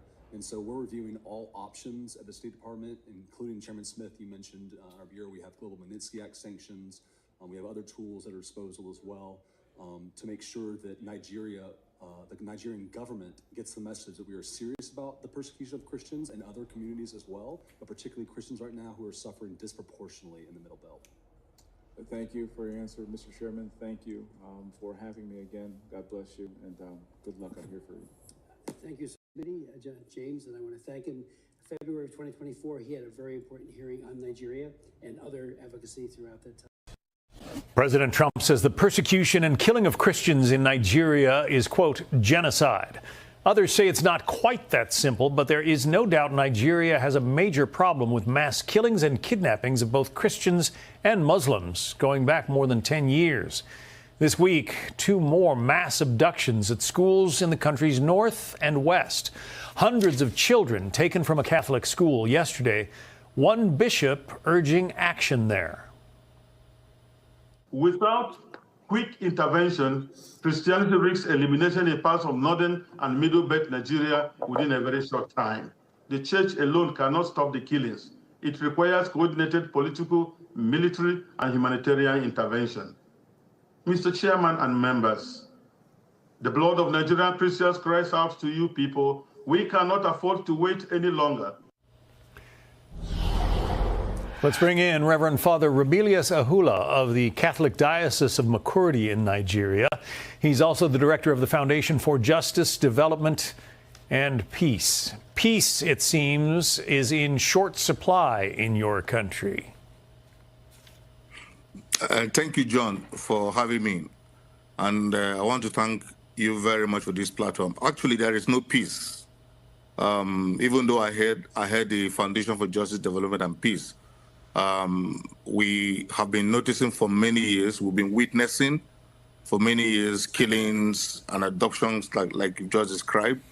I come from Benue State, which is part of the middle belt of Nigeria, where we have documented these killings since 2001. So it's not just 10 years like people want to refer to. Maybe the peaking of the killings and abductions can be reduced to 10 years, but we have systematic documentation of these killings taking place as far back as 2001, when the Catholic Church in the diocese first opened an internally displaced people's camp. So we have experienced these killings and displacement for many, many years. It's not just 10 years.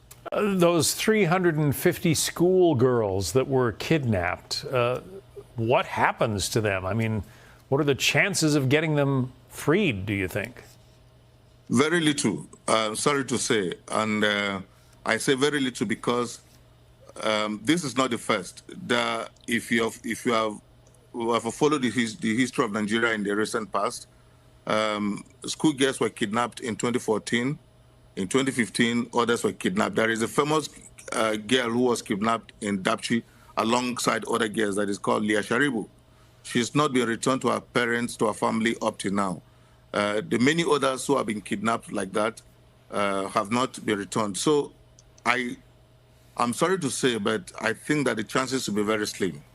Because these Islamists, what they do is that they either marry these young girls or they trade them off to other Arab countries. We hear that Libya is a transit point. In my own state, there is a case last week of some girls who were trafficked to those places. And so many of them will be sold, or many of them will be married to these militants themselves.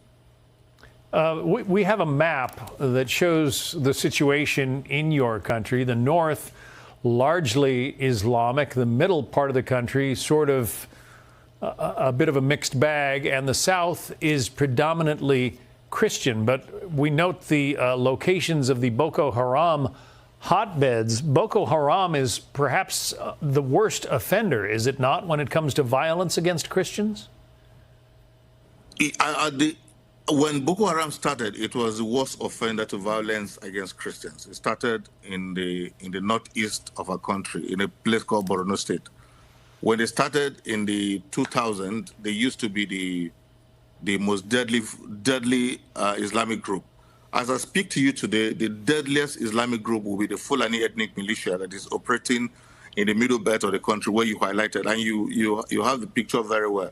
So the Fulani militants come in their numbers. They are armed with AK-47s. They come on motorcycles.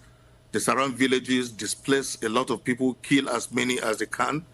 I'm sure you are aware of what took place this year in my own state. It's just some kilometers away from the capital state of Makurdi, in this city called Yelwata, where they came shouting Allahu Akbar, and they killed over 270 people. I have the names of every individual who was killed on that day. So this is not just happening in Benue State. Also, Plateau State has been very much hit by these Fulani ethnic militias. So it is true that Boko Haram is deadly, but in the last 10 years or 12 to 10 years, the Fulani militants have overtaken Boko Haram in the brutality of killings that they're doing and stuff like that. Yeah, so much for the so-called religion of peace. Reverend Father Remilius Hula, we wish you well, and we urge strength and prayers as you continue. Thank you, John. I thank you for giving us this platform, because many times our stories have been stifled and no one wants to take our news. Yeah. So I thank you for giving us this platform. And please thank President Trump, who has brought this to the attention of the world. I think by his intervention, Nigeria is discussing this issue and the world is getting to discuss this issue. Thank you very much for this. The President of the United States is on your side, and that certainly helps. Thank you. Thank you.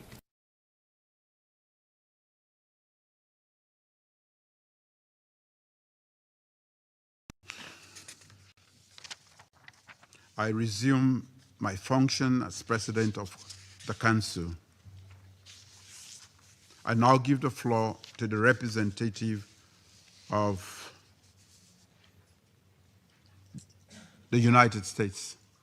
Thank you, Mr. President, and thank you for chairing this important meeting. Thank you to our briefers, Secretary General Guterres, and ECOWAS Commission President Dr. Touré. Colleagues, as we speak, Al-Qaeda-affiliated terrorists in the Sahel have paralyzed Mali with a fuel blockade. Colleagues, the situation is dire there. We see Al-Qaeda aiming to take over the entire country. The United States acknowledges the counterterrorism efforts of the Malian armed forces against these and other terrorist organizations such as ISIS, Sahel, but the situation is worsening quickly.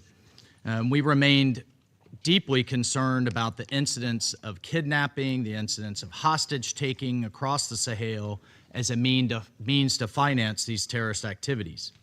Unfortunately, since the veto of the UN sanctions regime in 2023, it has been deeply disappointing to see Mali's security situation continue to deteriorate. That decision removed critical tools from the international community that it relied on to promote accountability and to promote stability. And the result has been an uptick, a massive surge in violence, has been a shrinking space for dialogue, and growing risk for civilians across the country and across the region.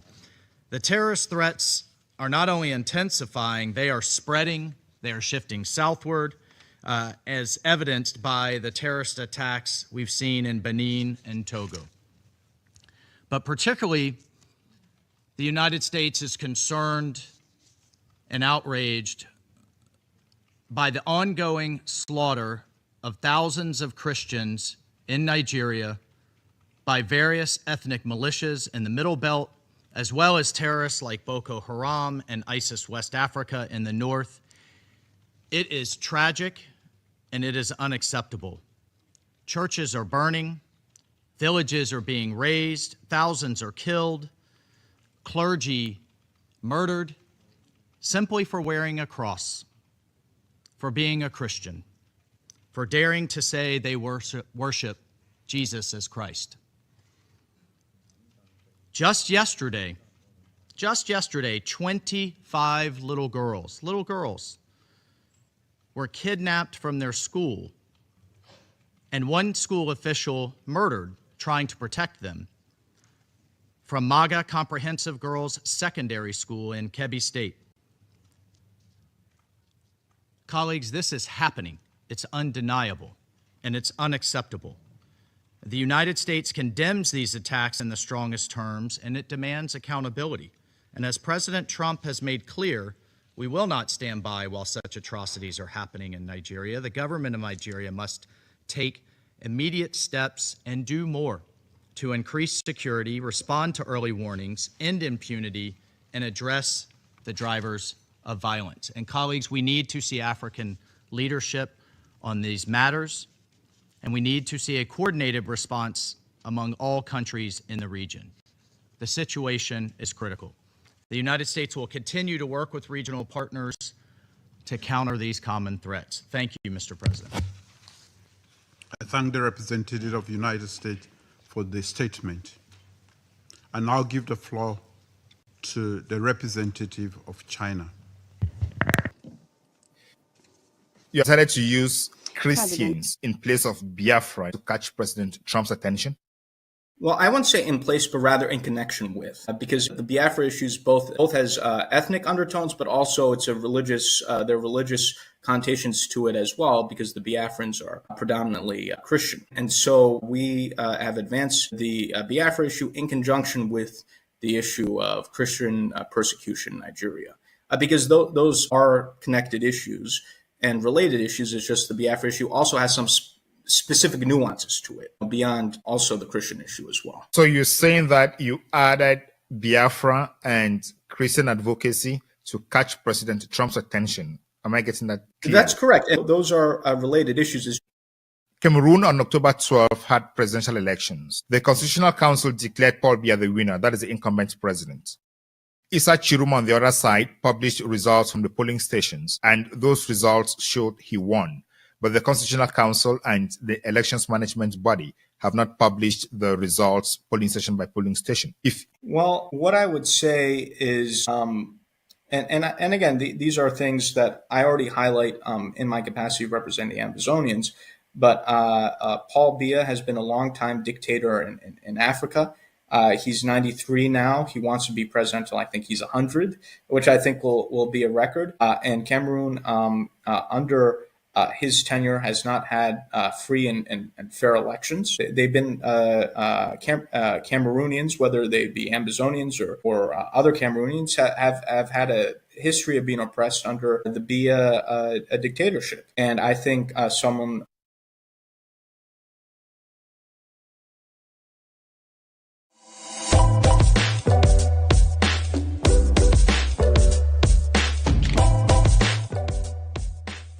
Ladies and gentlemen, you're welcome again to the Beyond Africa podcast with me, your host, Ngalim Bernard.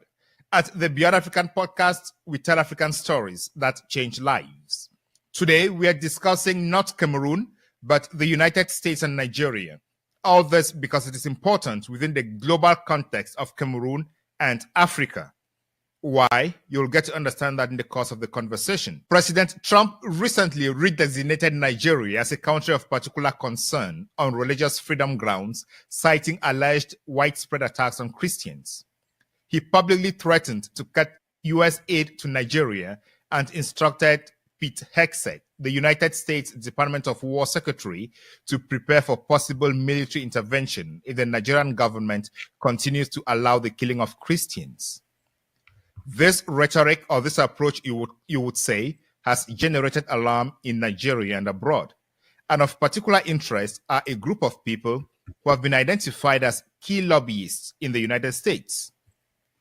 We have one of them in the studio today, and he's going to discuss with us what role he has played or his organization has played and why the United States considers the current unfortunate events in the United States as an attack on Christians, and if that is the right designation, or if there is any other thing behind that designation, and where we are going to, how we are going to get there, and if there are going to be any repercussions, both for Nigeria and the United States. And if there is, what is going to be the repercussions for the rest of the continent? Mr. Elias Jerasulis, you are welcome to the Beyond Africa podcast. It's an honor to be here, Bernard. It's a great pleasure to be on this show. I congratulate you on this very successful program that you've created, bring eminent experts on Africa to speak about these issues of importance. So it's just an honor to be on your show, to have this discussion. In way of introduction, as you alluded to, I'm a lobbyist here in Washington, D.C., a partner with the firm Moran Global Strategies. I represent a number of international clients on the African continent. One of the clients that I represent, which we'll discuss more, is the Biafra Public Government in Exile, which is the political arm of the Biafra independence movement. And in that capacity, I've played an active role in shaping U.S.-Nigeria policy, including the current posture coming out of Washington, taking a very harsh stance against the government of Nigeria for a number of issues, including the Christian genocide that you mentioned. So I look forward to having this productive discussion. Thank you so much, and thanks for that clarification, because you're making it very clear that you have a client. Therefore, I don't expect you to be very objective. I expect you to be subjective and defending the interests of your clients on this conversation. Am I right? That's correct. I'm very open about who I represent. It's public information. And I think as a point of ethics, if people were to represent certain interests, they should make that clear when asked questions about those interests. So I think I have an obligation to tell the audience exactly how I'm involved with this, because I'm not simply a neutral outside observer. I'm active in shaping U.S.-Nigeria policy on behalf of certain interests, and I think I have a moral and ethical obligation to make that clear to you and the audience, and look forward to having a further discussion. And even though I do come with a certain perspective, I will make sure to separate whatever my personal opinions are from clearly established facts. Thank you. I would like us to start the conversation by looking at the recent President Trump designation of the problems in Nigeria. He said there is a Christian genocide in Nigeria. Why would he call this a Christian genocide? I know you advocate or you represent the Biafran movement, but is what is happening in Nigeria a Christian genocide or banditry, criminality that affects everybody? Yes, I think the reason why we are using, or the U.S. government's using the term Christian genocide, is you're not simply talking about general criminality. When it comes to groups like Boko Haram, ISWAP, and other groups that are engaging in mass murder, there is a religious undertone to these actions. Their actions are targeted against Christians. Yes, there also have been other individuals who've been murdered as well, moderate Muslims and so forth. But there's a clear religious undertone in terms of the targeted killings that are being taken place. And genocide is as much about intent as it is about the number of people who are killed, which in this case is quite significant. So this is not simply a matter of general criminality like in other contexts. There are religious and other motivations in the context of the killings that are happening, the groups that are behind it, and ultimately the complicity of the government of Nigeria as well in terms of the insecurity in the country. Yeah, when you mention Boko Haram, ISWAP, ISIS, what comes to mind is terrorism.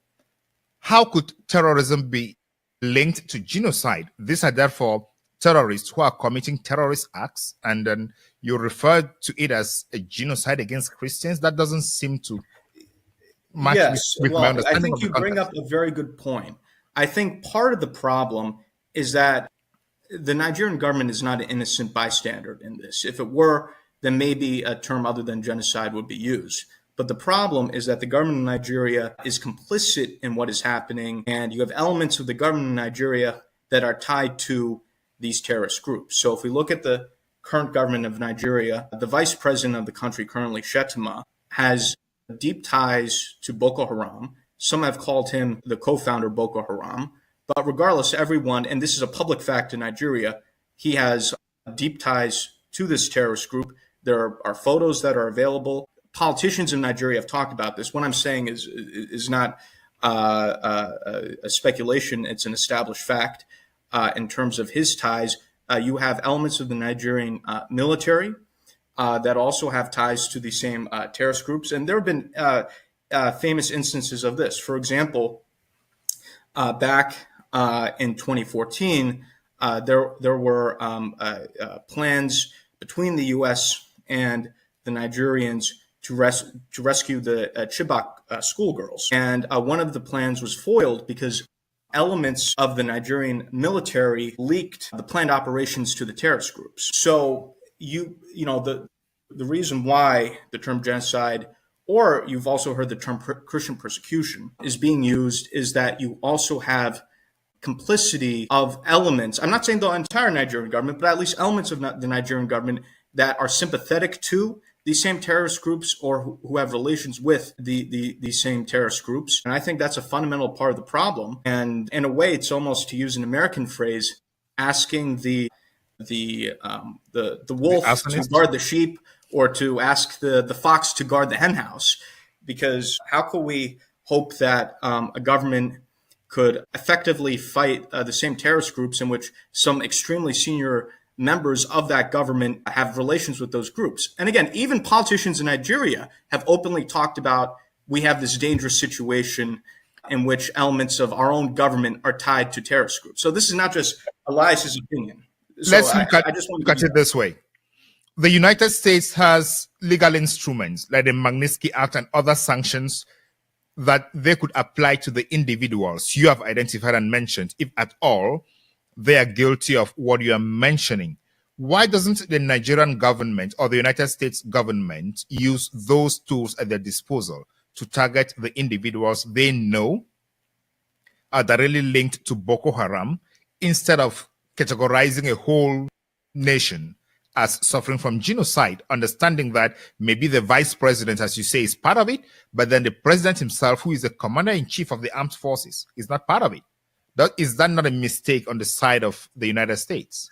I don't think it's a mistake, and also I don't think these things are mutually exclusive. So you talk about targeted sanctions. That's the next step. You know, President Trump has designated Nigeria as a country of particular concern, which is an appropriate designation given their poor record on religious freedom. But additional steps need to be made. Simply designating the Nigerian government as a country of particular concern is not sufficient. There have been talks and efforts in the U.S. Congress to go further than what the president has done and to start engaging in targeted sanctions on specific Nigerian officials. And Magnitsky sanctions are an enormously effective tool to be used as almost a surgical knife to identify specific wrongdoers who are engaging in bad acts and are of a malignant influence. I fully support Magnitsky sanctions. Currently in the U.S. government, people like Senator Ted Cruz, who we've met with, has publicly talked about how he knows who the guilty parties are. There are lists that are being considered now in Washington. Names are being discussed. These things aren't overnight. They take time. I will anticipate over the coming months that there will be a push for certain Nigerian officials to be sanctioned under the Magnitsky Act that you referenced. So, you actually mentioned something that we completely agree with, and I think you'll see as one of the next steps. And the great thing about the Magnitsky Act is, again, these are targeted sanctions that specifically go after the wrongdoers rather than having something that's just generalized. So, targeted sanctions are effective, and those actions will be pursued.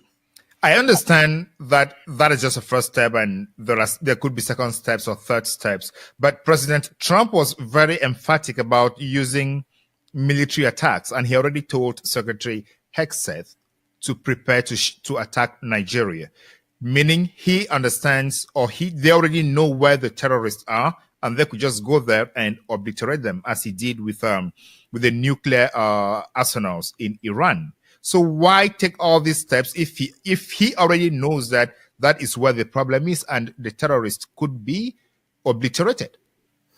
Right. Those are two things, right? One is a symptom of the problem, which can be addressed through military action, right? Eliminating specific terrorists.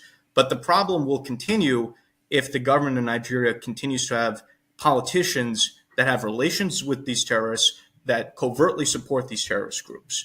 So there can be operations that are done to eliminate terrorist cells and terrorist operators in Nigeria. But ultimately, we also need to engage on it using the diplomatic tools. It's not enough to use military tools. You have to use diplomatic tools in order to... But you use military tools after diplomatic tools have failed. But President Trump started with military tools. Well, as you can see, we haven't engaged.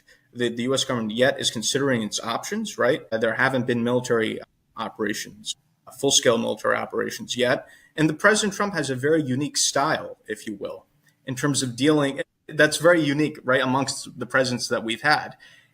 And I think that in dealing with a country like Nigeria, where people have for years been complaining about these issues, and the government of Nigeria has refused to listen to the suffering of its own people, I think, frankly, a straightforward style of the president is what's needed in order to show the government of Nigeria that we're serious and that they can't continue with what they've been doing. And you can see that the president's style has caused the Nigerian government to have a reaction, whereas for years they've just been completely blasé. And a lot of my friends in Africa very much like the president's straightforward, no-nonsense style. And I think when you're dealing with a country like Nigeria or some of these other countries where you have bad governments, diplomatic whispers often don't move the needle. You need to be a little bit more aggressive. So I think it's part of the president's diplomatic style of carrying a big stick. And I think sometimes that's what's needed. And I think it's been effective in this case.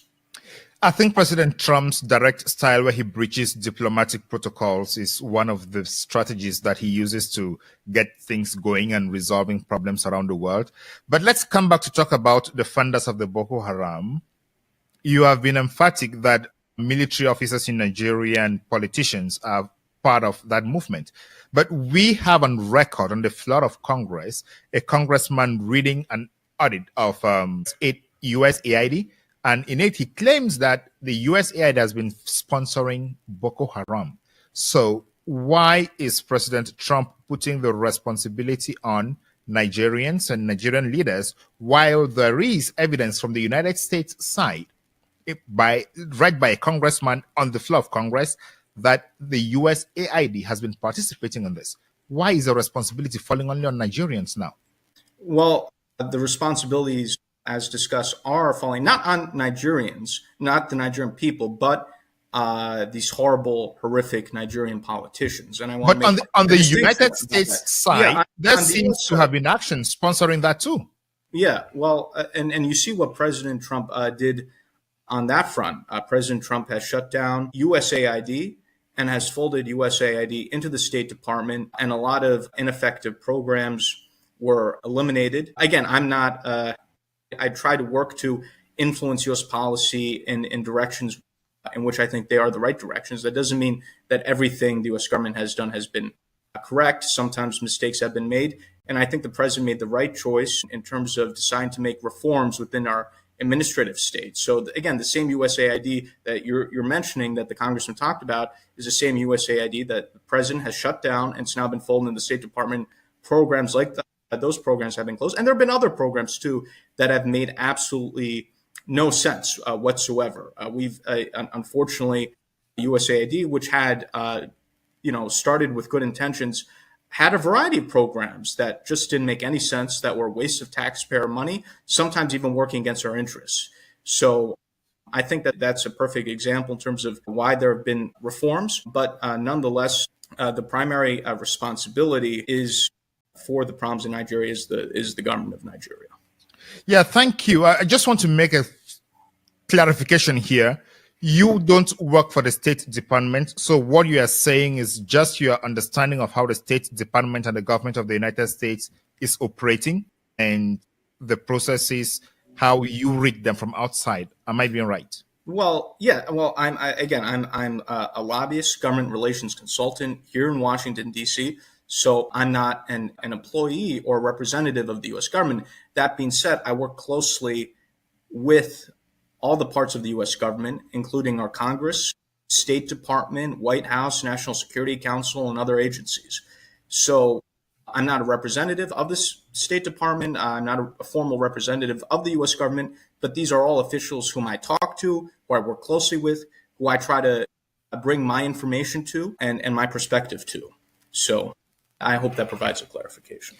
Thank you so much. Let's go back to talk about the categorization of the genocide. In his testimony to the subcommittee on Africa in Congress recently, Ambassador Jonathan Pratt said, in northern Nigeria, Christians live under constant threat from these terrorist organizations, compounding this unacceptable level of violence against vulnerable Christian communities. Nigeria continues to prosecute blasphemy cases, which my colleague will discuss in more detail. This claim of genocide against Christians and Christian persecution, is that based on what is happening to Christians only in the north of Nigeria or everywhere across Nigeria? Yeah, this is a broader issue, and let's bring this beyond the issue of simply terrorism. I think some context is needed here. Nigeria is almost evenly split between Christian and Muslim for a period of a few decades. There was an attempt to have a balance of power in the country where there was, you could say, an informal understanding that there should be a rotation between Christian and Muslim presidents and vice presidents, and that the government should be secular. And there was a very fragile balance of power. And that balance of power was upset in 2015 with the rise to power of the former military dictator of Nigeria, Buhari, as president. And he began the process of introducing Islamic fundamentalism into the government, engaging, that's when you started to have the increased persecution of the Biafrans and the Biafran independence movement.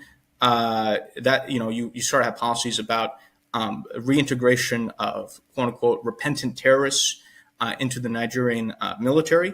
This process of fundamentalism coming into the government has continued, whereupon now in the current government, I talked about Shettima, but you have in both President Tinubu and Shettima for really the first time a Muslim ticket, where you don't have Christians in either the presidency or the vice presidency. You also have the spread of Sharia law in the north of the country, and now there are attempts to bring that southwards. So, for example, there have been attempts to now introduce Sharia law into parts of the southwest of the country, what we call Yoruba land, for example, right? And the Yorubas tend to be more religiously moderate, but now they're trying to bring Sharia law into the middle belt, even south into the country. Some of these radical politicians are trying to make these sorts of proposals. You also have, again, the terrorists, Fulani herders coming from the north into the middle belt, and even now parts of both the southwest and the southeast, what you call Biafra land. So there's considerable concern by many elements of the country, actually, that you have basically a fundamentalist capture of the key institutions of government in the government and the military. And it's something that is deeply concerning to people. So I think that's a very important factor as well. That's also, of course, connected to this issue of terrorism as well. So that's just another factor that is deeply concerning, I think, to both Biafrans and Nigerians generally, as well as to the U.S. government, frankly.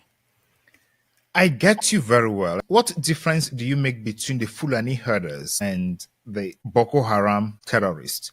Because when I listen to you, it looks like the two are the same.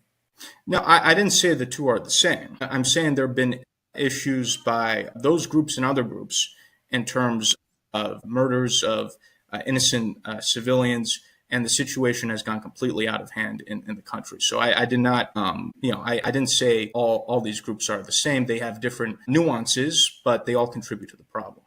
So at what time, I am asking these questions because I understand that your work informs the United States government on what is happening in Nigeria. So at what point do you make a difference between a Fulani herder attack on farmers and a Boko Haram attack on farmers or on Christians? How do you make that difference? I'm not sure if I really understand the question. I think it's almost, splitting hairs in terms of if the government of Nigeria is not only not protecting the country, but you have politicians that are tied to radical groups that are killing innocent civilians, whether or not an innocent person's murdered by Fulani herders or by Boko Haram. I think it's a problem either way. So I'm not sure if I understand what kind of distinction. Point. I get the point where you are making the argument that it doesn't matter whether it is called a genocide or it's called Christian persecution. What matters is insecurity, and the government of Nigeria is not performing its role. And that's where many people are offended by the government of Nigeria, because they try to engage in semantics in terms of it's not Christian genocide, and that's not the technical term, and there is no genocide, and maybe use this other term. And even if you see the reactions, forget about the U.S. government, if you see the reactions of many Nigerians, they themselves get furious when they see these Nigerian media spokespeople trying to, split hairs over definitions and terms. And you'll hear many regular, not just Biafrans, but Nigerians generally, say, hey, listen, the country is a disaster. We're moving towards a failed state. We have problems. people are being killed, and yet you're trying to, make a debate over terminology. So, I think this is something where, even people in Nigeria are very, very upset, and they want their own government to be held accountable for what's happening.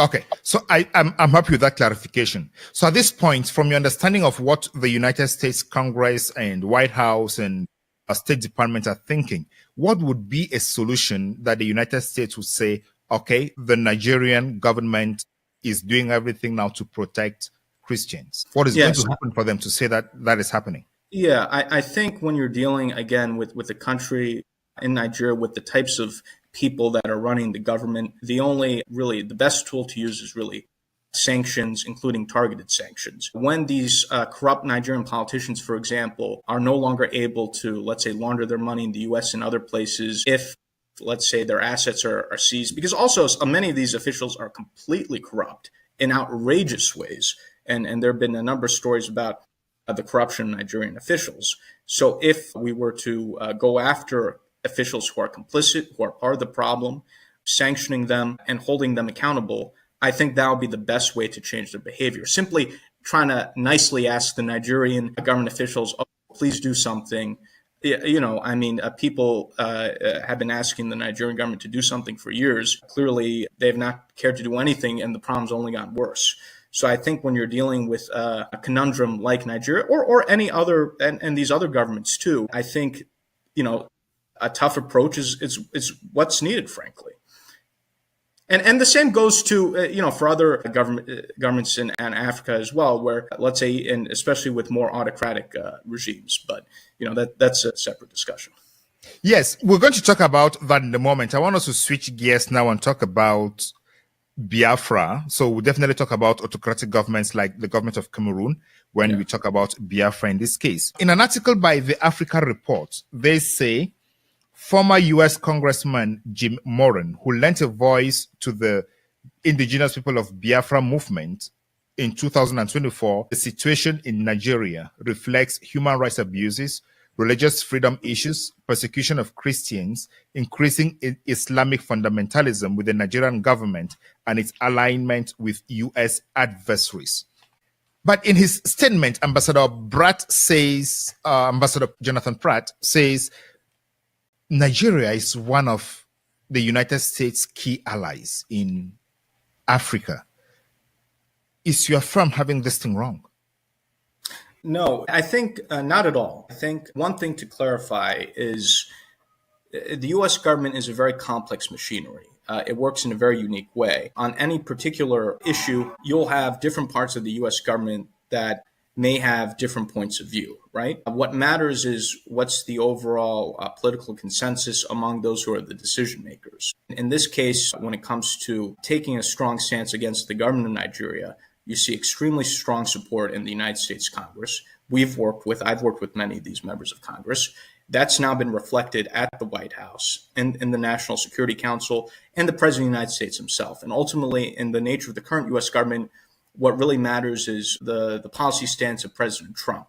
The viewpoint of the president is reflective in U.S. government policy. This is different than, let's say, other administrations where decisions are made at a more bureaucratic level through the interagency process. In this case, what the U.S. government policy is the viewpoint of President Trump. The State Department tends to be a little bit more, how shall we say, conservative and risk-averse usually. So that's why you have people like Ambassador Pratt making those comments, but that doesn't necessarily reflect the overall consensus and the viewpoint of the people who are the decision makers. Mind you, before this whole topic took off the past 2-3 months in terms of Christian genocide and the stance of the President of the United States, you had people like Masad Boulos, who's another senior State Department official, who try to argue that the Christians aren't being targeted and that maybe more Muslims are being killed. Mr. Boulos has had a past history with Nigeria, given his background, and has friendly relations with the President of Nigeria. But then the President of the United States decided to take a different stance, given the mood in Congress and other parts of the government. I guess what I'm trying to say is the stance of the U.S. government is very clear through the opinion of the President of the United States. President Trump has even made comments saying Nigeria is a disgrace. So with due respect, what really matters is the viewpoint of President Trump his influential people in the White House and his allies in the U.S. Congress. And Ambassador Pratt, I think, is speaking in diplomatic terminology, but that's not really driving the U.S. policy right now. Yeah, so I just want to give you that. Yeah, that background was necessary. And somebody who's listening to us now, it's definitely asking, how did you get to President Trump's ears, whereas his own ambassador could not convince him on these issues? Well, that's why lobbying is important here in Washington, D.C. It's to engage in an education campaign. For the past year, we've been very proactively lobbying members of the U.S. Congress, educating them on these issues, building alliances. And again, we can't take all the credit. You've also had some pro-Christian evangelical groups that were very active and also lobbying on behalf of similar issues, Christian persecution in Nigeria. And some of those groups we've allied and worked with and cooperated with in terms of our lobbying efforts. And because of the alliances we built in the U.S. Congress, and you had people like Senator Ted Cruz, who are extremely influential, who introduced legislation calling for sanctions on Nigeria, that penetrated into the White House, into places like the National Security Council, which is very influential in this particular White House. And eventually that percolated to the president, and the president decided to take action on the issue. So lobbying is systematic. You build alliances, and if you build enough alliances with influential members of Congress and other individuals who speak directly to the president, that can influence the viewpoint of the president of the United States. And also, too, I think this was very natural for the president because many of his supporters are people who are evangelicals or pro-Christian and so forth. So I think this was a very natural decision for him to make. Am I understanding you very clear that in your lobbying and advocacy, you have decided to use Christians in place of Biafra in order to catch President Trump's attention? Well, I wouldn't say in place, but rather in connection with, because again, the Biafra issues both has ethnic undertones, but also it's a religious. There are religious connotations to it as well, because the Biafrans are predominantly Christian, and so we have advanced the Biafra issue in conjunction with the issue of Christian persecution in Nigeria. Because those are connected issues and related issues. It's just the Biafra issue also has some specific nuances to it beyond also the Christian issue as well. So you're saying that you added Biafra and Christian advocacy to catch President Trump's attention. Am I getting that clear? That's correct. And again, those are related issues. It's just that the Biafra matter also has some additional elements and nuances to it. What are those additional elements and nuances? Well, when it comes to the persecution the Biafrans have faced, part of it, there is a religious element to it because the Biafrans are a significant bulk of the Christian population of the country. But there's also an ethnic element because Biafrans, one of the major tribes in Biafra land are the Igbo people who've suffered significant persecution in Nigeria in the 1960s. Of course, you're aware that there was a civil war where the Biafrans tried to establish their independence, and they had their own state for 3 years, recognized by some countries. Unfortunately, they were re-annexed by Nigeria, and unfortunately, they were never really fully accepted back into society. They face discrimination and marginalization since the end of the Civil War. They haven't been able to get, for example, the Nigerian presidency. And there's, for example, a lot of that part of the country, Southeast Nigeria, the Nigerian government has purposely neglected to invest in that area, develop the infrastructure of that area. You have Port Harcourt, for example, that's still been completely undeveloped. This is all intentional to punish the people of what we call the Southeast Nigeria or Biafra. So there's been very unnecessary persecution and marginalization, which has only gotten worse with the recent governments in Nigeria. And this is something that needs to be I hear all those points, but one point came to mind, or one point struck me more. Did you say Nigeria re-annexed Biafra? What I was trying to get at is, after the Biafrans declared independence in 1967, there's a 3-year civil war, and then Nigeria unfortunately won the civil war. That's what I was trying to convey. Okay, so Nigeria won the civil war, and Biafra became reintegrated into. That's Yeah, that's what I was saying. Yes. So what is the basis for the Biafran movement of independence right now? Is it a historical base or an economic? I think it's a combination of a lot of things. I think a fundamental part of the problem is Nigeria is really an artificial amalgamation of the British, where they put together disparate peoples and under colonial borders. In 1914, you have the Biafrans in the southeast, you have the Yorubas in the southwest, and then you have the Hausas and Fulanis in the north. Unfortunately, the British played some games where they favored, politicians in the north, which they felt could be more easily controlled, and empowered the northern politicians for political power in Nigeria, even though you have the human capital and the economic resource space in the south of the country.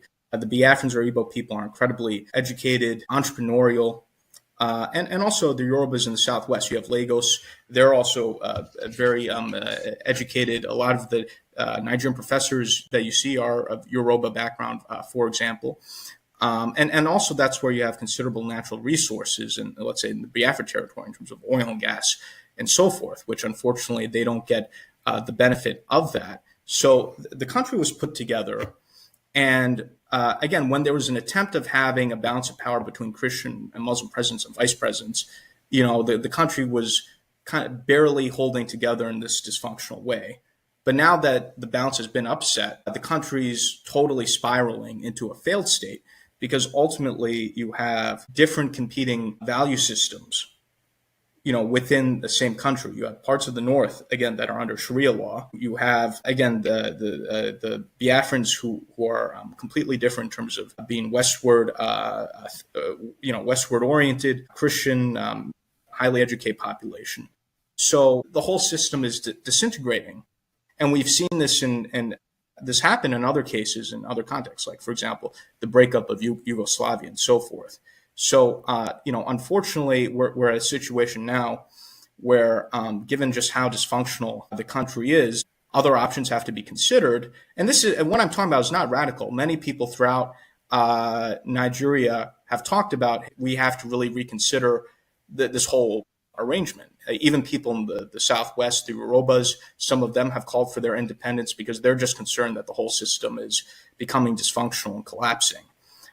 So given the state of that country and just how dysfunctional it is and how the system is at odds with itself, I think a lot of people are saying, okay, this is the time to sit back and potentially rethink how Nigeria should work and if parts of the country should have, let's say, greater autonomy or even their own independence.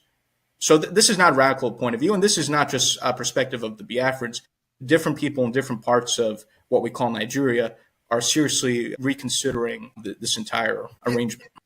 So based on these factors you have just outlined, what is your client's final objective? Is it independence or greater autonomy within Nigeria? Yeah, so the eventual goal is independence. But that being said, the Biafra government also is very sophisticated. They understand how international diplomacy is. That's why they're working closely through me with the U.S. government, and we're working on seeing how we can achieve the goal, because it's going to take some time, and there are going to have to be transitionary processes as well as we work towards the eventual goal of independence. The creation of entities that are autonomous or newly independent states. These are things that take time, and it's something we want to be very thoughtful about. So the Biafra government, through my efforts here, is having close dialogue with the U.S. government. And this is a process that we're working on, but it's going to take time. And we're making sure that we're working with the U.S. and other necessary stakeholders to work towards the eventual goal. Let's talk again about the religious persecution and genocide as it's being presented. The Nigerian government has refused those claims and said they are gross misrepresentation of the reality. But when President Trump made his statement, mostly Biafran diaspora was celebrating and jubilating. Do you think the Biafran diaspora is considering this as a win for their advocacy? The president's actions are absolutely a win. And again, what the government of Nigeria is talking about is just complete nonsense.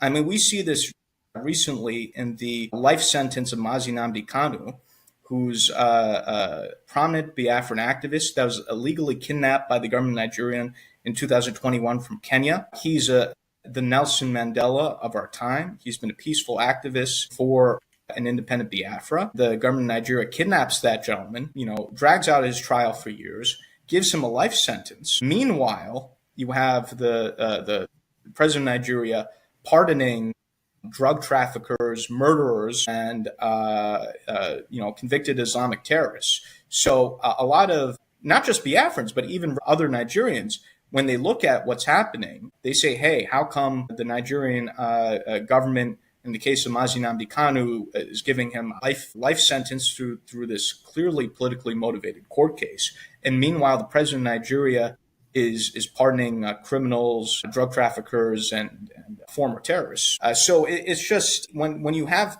contrasts that are so stark, one can't help but come to the conclusion that there's a bias against both Biafrans and also Christians generally in Nigeria, because what else could possibly explain these type of discrepancies? So you're saying that... And this is not just my view, too. Recently, congressional hearing that you alluded to, a member of Congress, John James, highlighted the example of Mazi Nnamdi Kanu as the double standard Nigerian government example of Christian persecution in Nigeria. So again, this is not just my point of view, but the point of view of people in the U.S. government and point of view of people in Nigeria, both Biafrans and non-Biafrans. A lot of Nigerians, again, non-Biafrans, think that the Nigerian government's prosecution and life sentence of Mazi Nnamdi Kanu is completely ridiculous and absurd. Yeah, I don't want to adjudicate. Again, that's just one example to show you why what the Nigerian government says is just absurd. That's right. I don't want to adjudicate those issues because we could have a different conversation on the judgment itself that was delivered 100 and something pages, but we could have a separate conversation on that one. But that's just to answer your question, though. Yeah, what I want to touch, do you believe that Nnamdi Kanu did not commit any crime, or are you saying that the sanction was more than the crime he committed? He did not commit any crime. He was agitating for the independence of Biafra. He had an organization, the indigenous people of Biafra. He was a peaceful activist, and the government of Nigeria has not presented any convincing evidence regarding any crimes that he committed. It seems that from the perspective of the government of Nigeria, simply having the viewpoint of supporting Biafran independence is a crime in and of itself. And I think that's just, again, completely absurd. People should have the right to free speech and the right to have different political viewpoints.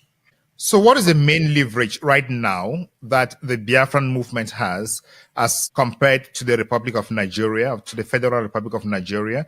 Because the Biafran movement is actually advocating for independence, as you said, but at this material moment, it looks like President Trump is rather focused on bringing in sanity as regards Christians.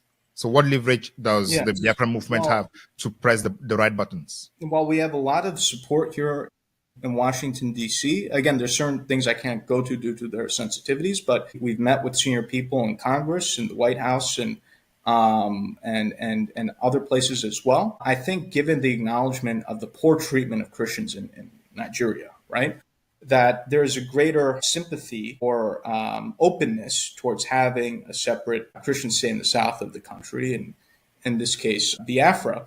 And the Biafrans, and I'll speak generally again because I can't go into private conversations, have a lot to offer the United States. The Biafrans have, as I'll talk about what's been mentioned in press reports, have offered military bases to the United States in the Gulf of Guinea. There are immense oil and gas deposits in Biafra. That's actually majority of Nigeria's oil and gas. The Biafrans will be more than happy to renegotiate more favorable contracts with U.S. oil and gas companies, cooperation with the U.S. government on counterterrorism, and other benefits. And the U.S. government is very much interested in having greater presence in West Africa.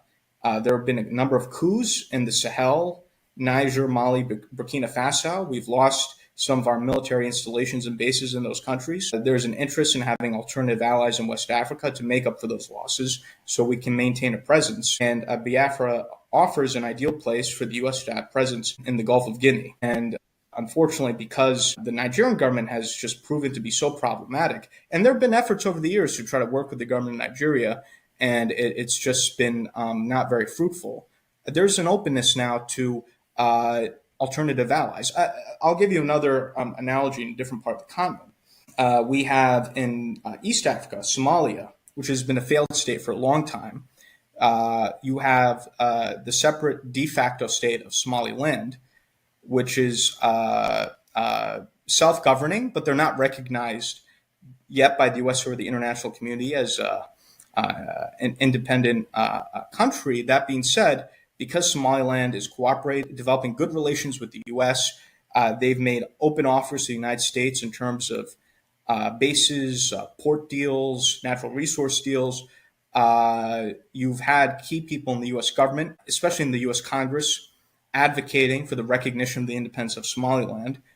President Trump has talked about him looking at Somaliland, and I think it's very likely that the U.S. government will make a deal and recognize the independence of Somaliland sometime during President Trump's term. So there is currently, with the existing administration and Congress, an openness to engage in deal-making in Africa, which presents an opportunity for, again, depending on the right circumstances, independence movements in Africa, depending on, again, the circumstances and what they're willing to offer the United States. Yeah. So why do these deals leave African states their sovereignty and the economic development? Because through independence, from independence till today, we've seen African states losing all their natural resources and their wealth generation to superpowers. And it sounds like these countries are offering all this to the United States to come continue the journey. So where do we stand? Look at Niger. All the uranium is gone, but there is no electricity in Niger.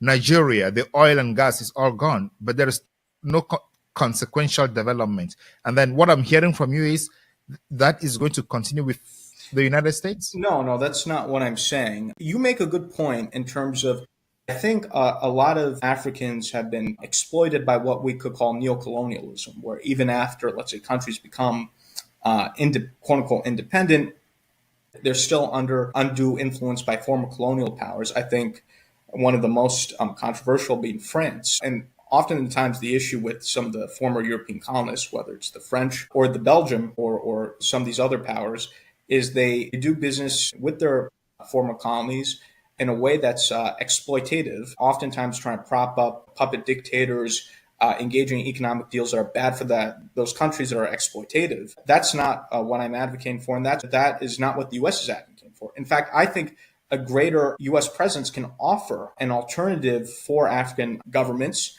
to both kind of these neo-colonialist former powers, as well as an alternative to both the Russians and Chinese. And the way that the U.S. is, it's not this exploitative colonial model, but rather a business style model in which the U.S. can come and say, hey, how can we help make investments in your country such that we could both deepen our relations and we could both make money and prosper together.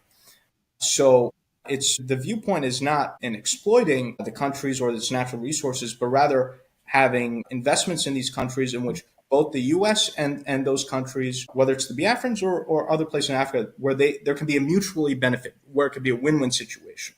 So I want to say, the problem is when I listen to you talk, you say the Nigerians or the Biafrans and the Somalis and the Somalilanders are willing to offer the oil and gas, natural resources and ports for the U.S. to come in. But I didn't hear the other part where they are coming to invest in those countries so they can generate the wealth within those countries and create that's exactly jobs. What I'm saying. For where the U.S. can come in, but to make investments to help the Biafrans or to, let's say, help Somaliland take advantage of their natural resources in such a way that the U.S. benefits, but those countries also benefit. And that's a much better model in terms of, let's say, what the Biafrans currently have, where their oil and gas are exploited by both these companies as well as the government of Nigeria, and none of the benefits of that wealth benefits the people of the area. So, we have I think we can have a situation where Biafra, that can determine its own destiny, can have friendships with countries like the United States, that can make investments, right, in its oil and gas industries and other industries where the people of Biafra can finally benefit from their own wealth, their own natural resources. Of course, it'll be of a benefit to the United States as well. So it's a win-win situation. Yeah. So far, what is the blueprint from the Biafran side that they're offering to the United States? Because, as you say, I understand President Trump's foreign policy is driven by national security and investment, which he considers to be economic security, both for the United States and for the foreign countries. But at this point, what is the kind of blueprint? If it is not confidential, tell us, what is the blueprint that Biafra is offering? Do they already have some numbers? Do they have what they're looking at and saying, okay, if we do this, Trump comes in and offers this, then our country is going to benefit by this? If not, wouldn't they be falling back into the situation that we find in Nigeria today? Yeah, so we do have a blueprint. I'm just telling you the generalities of the blueprint, right? In terms of the areas in which we're already having discussions with the U.S., in terms of the oil and gas investments, U.S.-Biafra defense relations, and in terms of potential bases and also counterterrorism cooperation and other areas. So I could speak generally in terms of this is what we're offering. There are some more specific things, but again, I can't go into those particular details due to sensitivities, but I'm just telling you what the general items are, which some of this is in the news and public reports. We are having some more specific conversations, but I can't go into those specifics. All right. So what is the advantage of having a lobbyist in DC instead of doing or talking to these people yourselves? Because the senators, their doors are open to the public, open to their constituents. They listen to their constituents and receive them. Why should someone be hiring you to go talk on his behalf? Yeah, so the way I would explain lobbying is similar to how you have a professional attorney that you hire to navigate you through the political process, through the legal process. You hire a lobbyist to help you navigate through the political process. And I think there's a term in law that any client who tries to represent themselves in court is foolish, right? There's this phrase for attorneys. And I know you have the legal background yourself. So someone can represent themselves, let's say, in court or at trial, but they're better off having a professional attorney helping them through that process. The same thing goes for the political process, where the U.S. government is extraordinarily complicated to navigate, and people like myself have the knowledge and expertise as to how to navigate the U.S. government, and we provide advice and counsel to our clients in terms of how to best navigate through the U.S. government, who are the right people to meet with, and also how the information should be conveyed and what the message should be. So we act similar in a very similar way as attorneys do.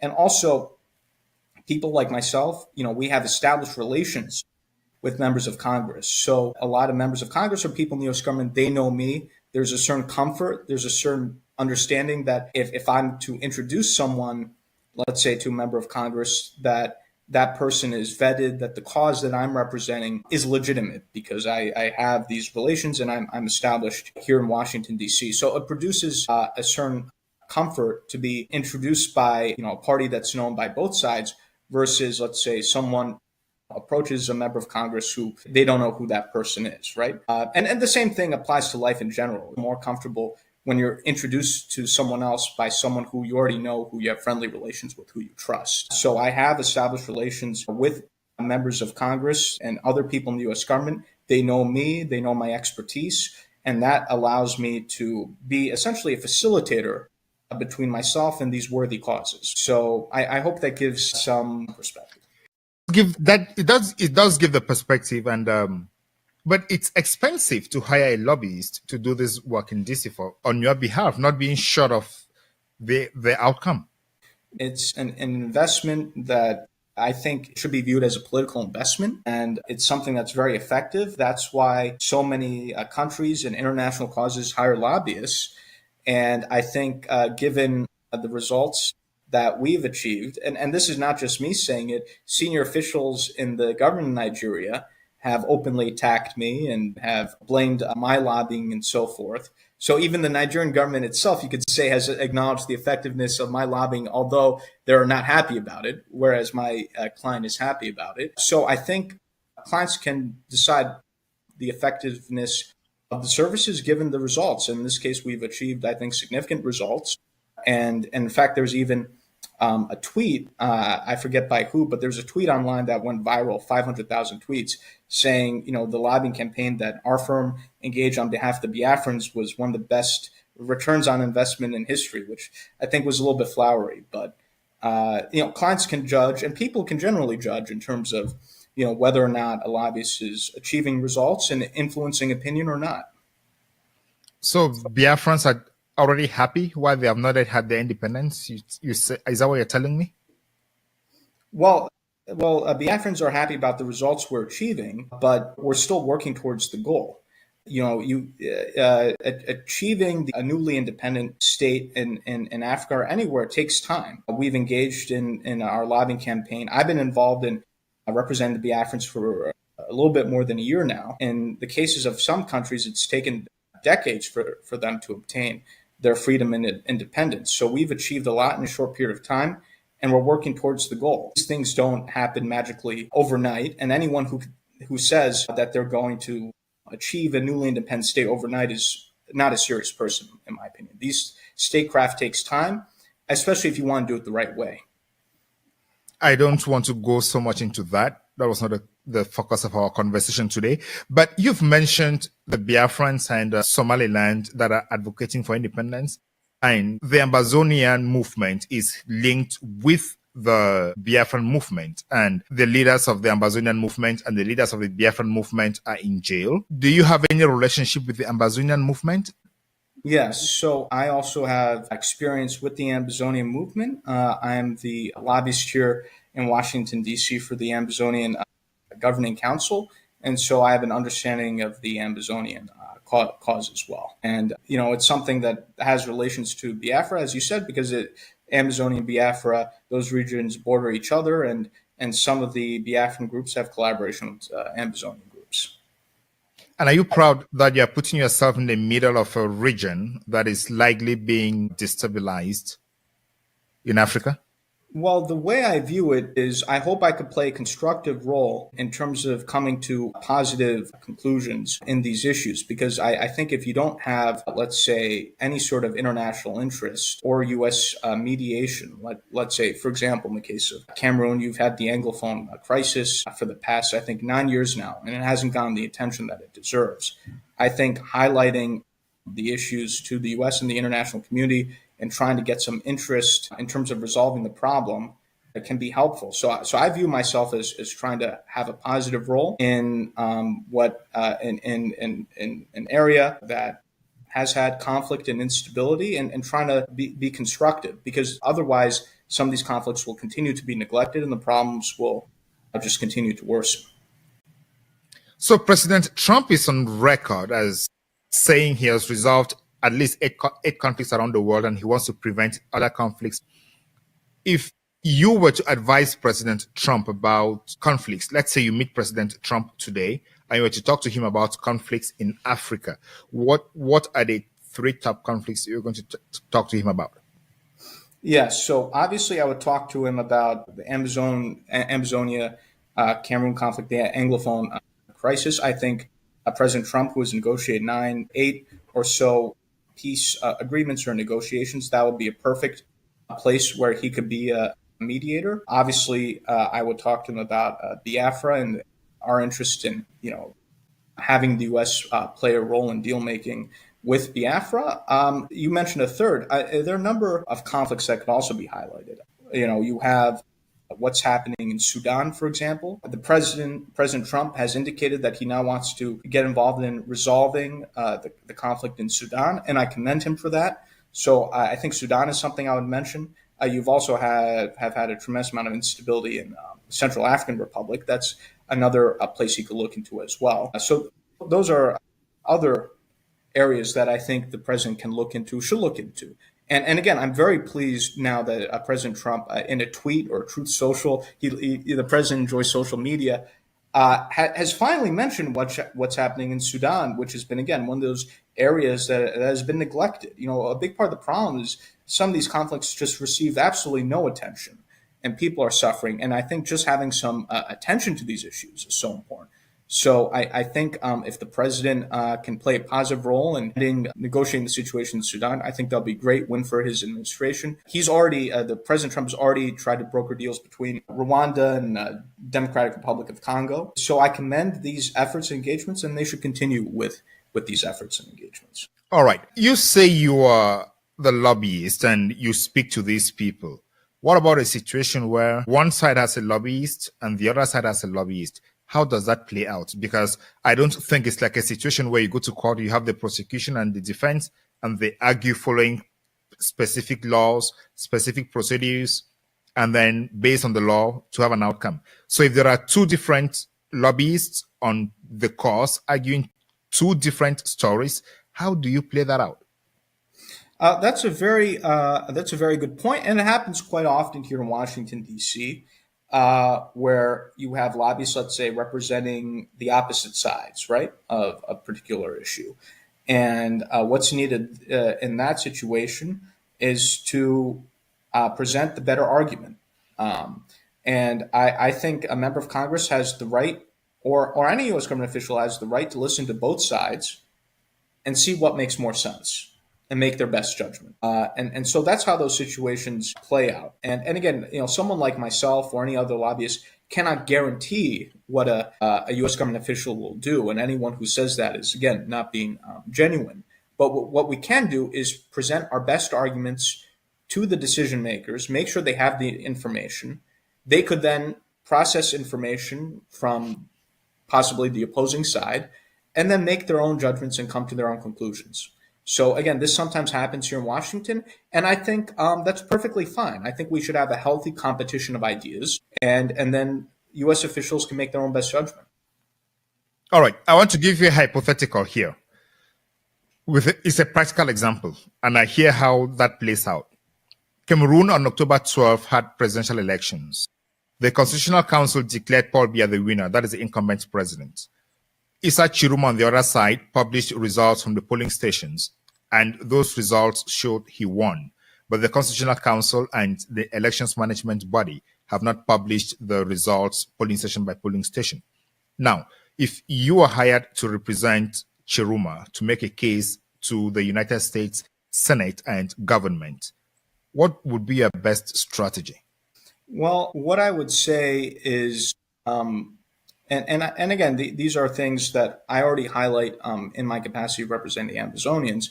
But Paul Biya has been a longtime dictator in Africa. He's 93 now. He wants to be president until I think he's 100, which I think will be a record.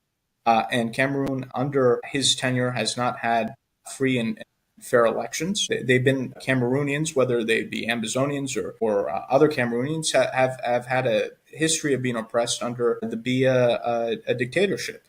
And I think the Cameroonian opposition, individuals such as Chiruma, can make the argument that a democratic Cameroon will be better for the people of Cameroon and will also create a situation of a healthier Cameroon that will be a better partner for the United States that can help stabilize the situation within Cameroon. Part of the reason why you've had instability in the country, whether it's the Anglophone crisis or other problems, is because of the mismanagement of the Biya government. And I think Cameroon in opposition can make the argument to the United States that many of the problems in Cameroon could be resolved if you had a friendly, democratic government which can resolve the problems of the people instead of the situation with the Biya regime where there's suppression and then you have revolts and all these other problems that have come as a reaction to that.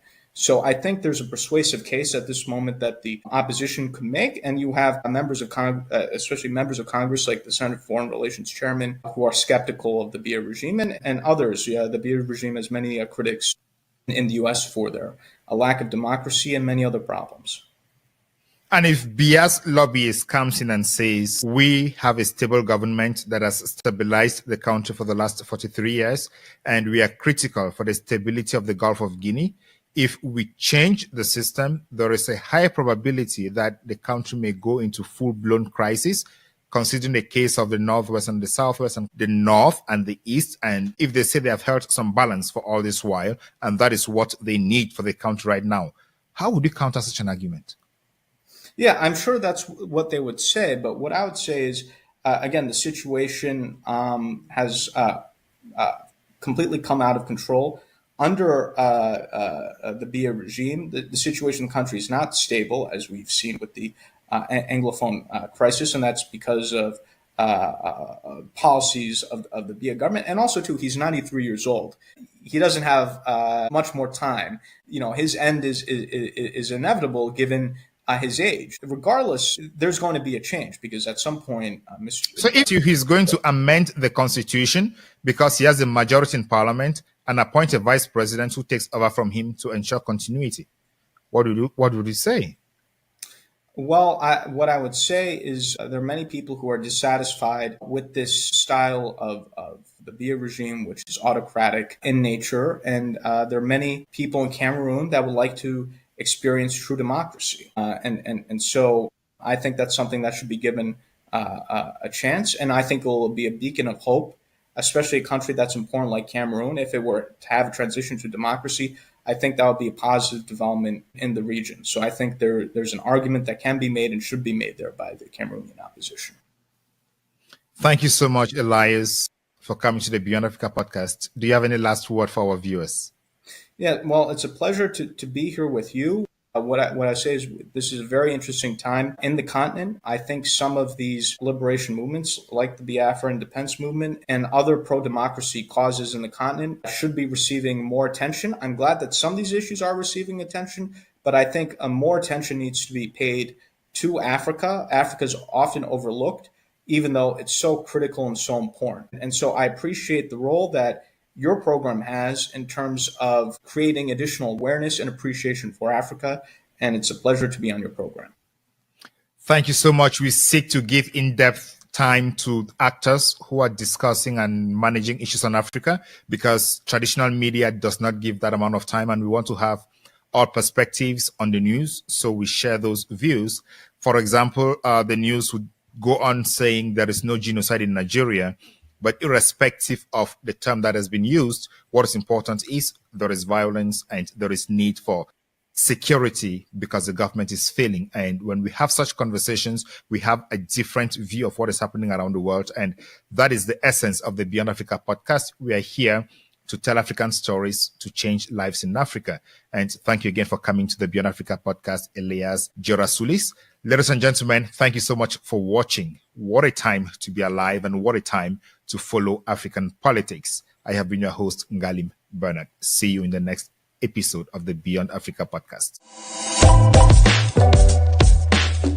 resume my function as President of the Council. I now give the floor to the representative of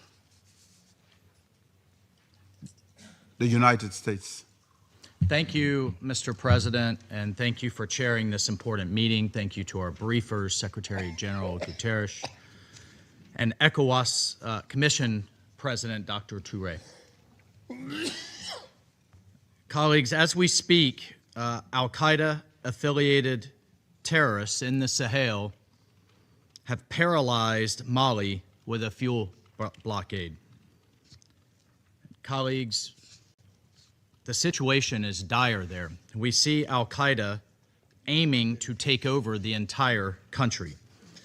The United States acknowledges the counterterrorism efforts of the Malian armed forces against these and other terrorist organizations such as ISIS, Sahel, but the situation is worsening quickly. We remained deeply concerned about the incidents of kidnapping, the incidents of hostage-taking across the Sahel as a means to finance these terrorist activities. Unfortunately, since the veto of the UN sanctions regime in 2023, It has been deeply disappointing to see Mali's security situation continue to deteriorate. That decision removed critical tools from the international community that it relied on to promote accountability and to promote stability. And the result has been an uptick, a massive surge in violence, has been a shrinking space for dialogue and growing risk for civilians across the country and across the region. The terrorist threats are not only intensifying, they are spreading, they are shifting southward, as evidenced by the terrorist attacks we've seen in Benin and Togo. But particularly, the United States is concerned and outraged by the ongoing slaughter of thousands of Christians in Nigeria by various ethnic militias in the Middle Belt, as well as terrorists like Boko Haram and ISIS West Africa in the north. It is tragic and it is unacceptable. Churches are burning, villages are being razed, thousands are killed, clergy murdered simply for wearing a cross, for being a Christian, for daring to say they worship Jesus as Christ.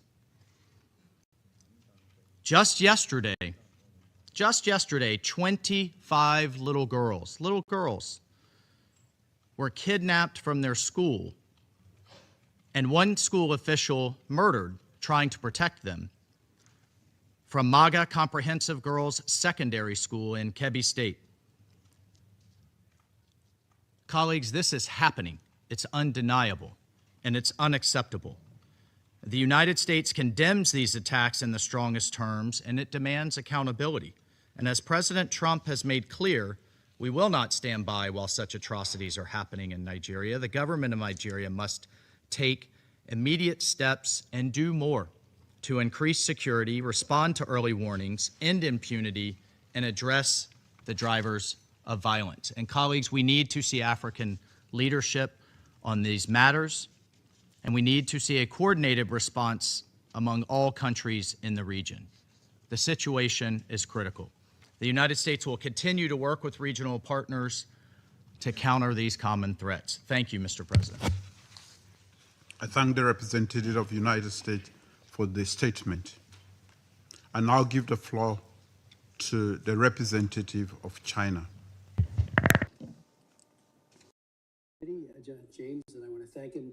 February of 2024, he had a very important hearing on Nigeria and other advocacy throughout that time. So the floor is yours. Mr. Chairman, thank you so much for your personal invitation, for your leadership, and for your friendship. I'm honored to be back.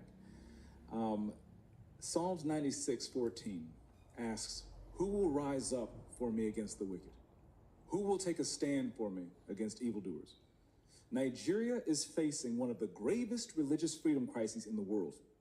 As the former chairman of the House Foreign Affairs Committee on Africa, I have visited and have seen firsthand the direness of the conditions in what is now the deadliest place on earth to be a Christian. They are targeted, displaced, and killed simply for their faith. The ancient plea, "Is there no help for the widow's son?" still echoes today. Since 2019, nearly 17,000 Christians have been killed. In the first 7 months of this year alone, hundreds more were murdered. On June 13th, during the Yellowwater massacre, more than 280 Christians were slaughtered in a single day. These are not isolated tragedies, but a sustained pattern of religiously motivated violence, often ignored or even enabled by the Nigerian government. Extremist groups like Boko Haram, Fulani militants, and ISIS West Africa attack often without any meaningful intervention from authorities. The lack of response has created an atmosphere of impunity where Christians continue to live in constant threat and fear. The United States has previously recognized this crisis. President Trump not only designated Nigeria as a country of particular concern during his first term, but redesignated it again in his second term after President Biden inexplicably removed that designation. Religious persecution is tied to political repression and weakening institutions in Nigeria. Example, the detention of Mazi Nnamdi Kanu is a clear example. In 2022, Nigeria's Court of Appeal struck down the charges against him and ordered his release. The UN Working Group on Arbitrary Detention has also called for his unconditional release. Yet he remains in solitary confinement, in deteriorating health, and recently had to represent himself in court. Nigeria has signaled that the law is optional and targeting Christians is fair game.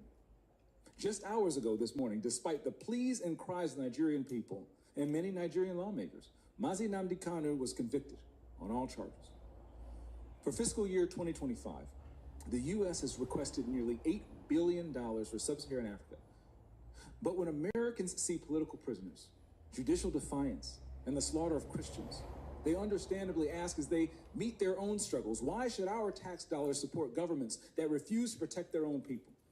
Is our aid aiding a genocide? Nigeria is a nation of tremendous potential, but that potential is being choked out by violent persecution of its Christian population. No country can build a stable future where churches are burned, believers are killed, and communities live in fear. The United States must stay engaged, and Nigeria must change course now. Mr. Pratt, a direct question. Do you believe, in your professional assessment, that the government of Nigeria has been infiltrated by jihadists? I do not believe that the government of Nigeria has been infiltrated by jihadists. Okay, because when you look at the selective enforcement of the rule of law, one might question if there are any favoritism or looking the other way when groups are being specifically targeted, despite the fact, as my colleague Mr. Moore mentioned, not enforcing the rule of law with regard to weapons. My next question. How has the Nigerian government reacted since President Trump's country of particular concern designation announcement? They have taken the designation very seriously. There is a senior delegation here now. They will meet with the most senior officials of the U.S. government this week. And we have already demarched the government in Abuja and here in Washington on the action plan. And I can say that the results so far have been positive in terms of cooperation.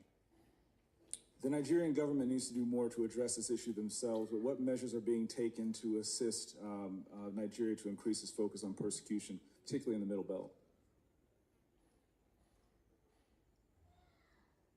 Yes, thank you for your question, Congressman James. As you mentioned, the Middle Belt is a particular concern. That's where Christians, you mentioned Yalwada, where 250 or 280 Christians were killed, massacred. They were targeted because they were Christians. Churches have been burned there. There have been internally displaced people there. And so we're reviewing all options at the State Department, including Chairman Smith, you mentioned our bureau, we have Global Magnitsky Act sanctions. We have other tools at our disposal as well to make sure that Nigeria, the Nigerian government gets the message that we are serious about the persecution of Christians and other communities as well, but particularly Christians right now who are suffering disproportionately in the Middle Belt.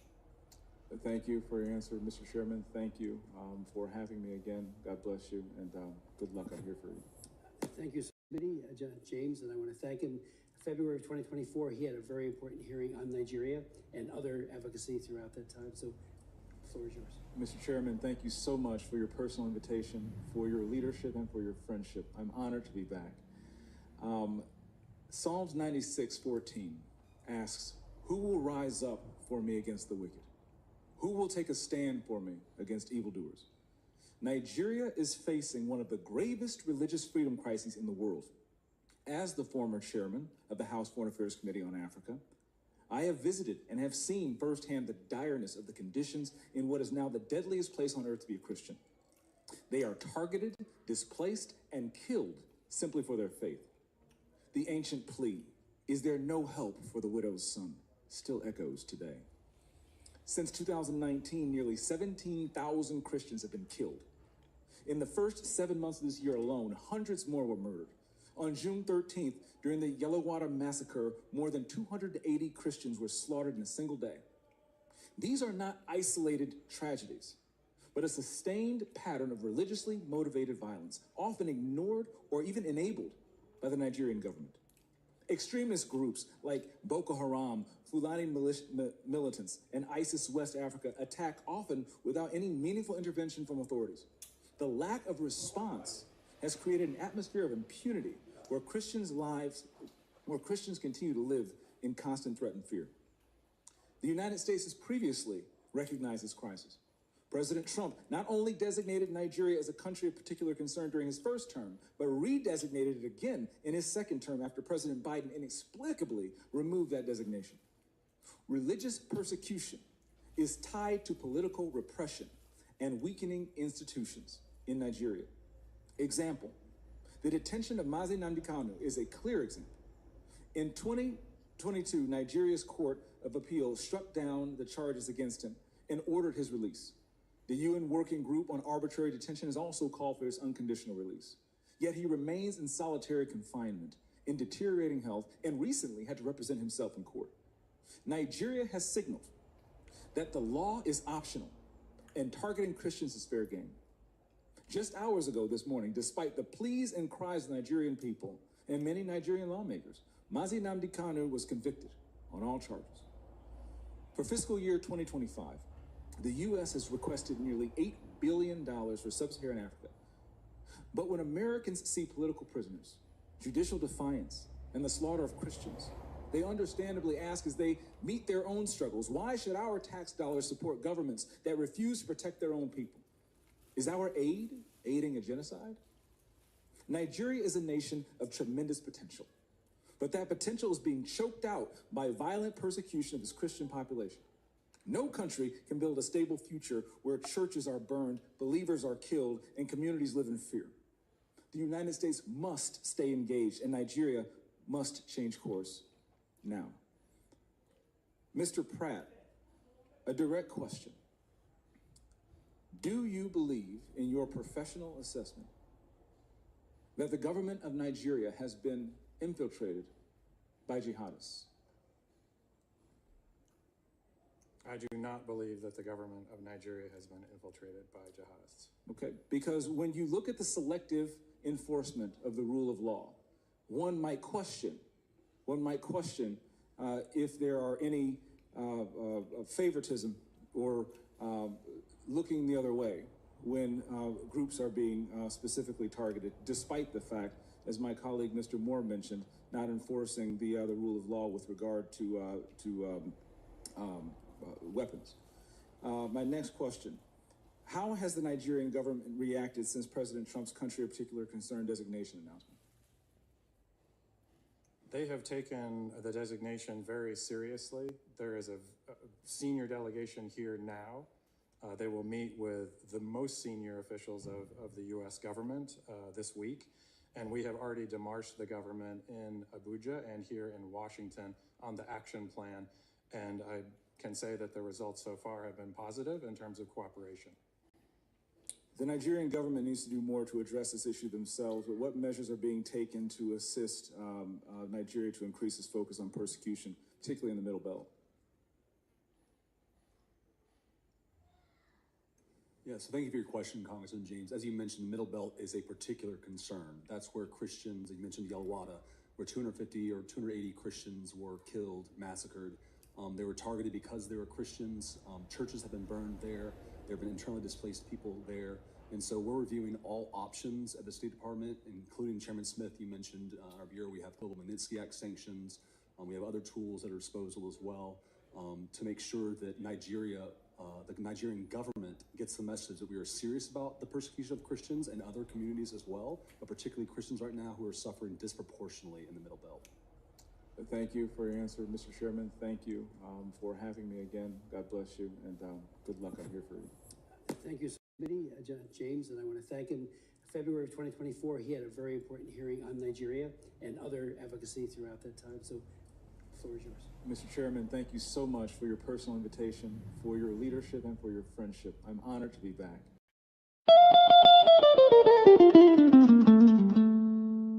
In the heart of Africa, a nation bleeds, not from a single wound, but from 1,000 cuts, inflicted by a forced union, never meant to endure. This is the story of Nigeria. A giant built on false foundations, now straining beneath the weight of its own contradictions. And at the center of that storm stands the unbroken spirit of Biafra, crying out for freedom from a nightmare that has consumed millions.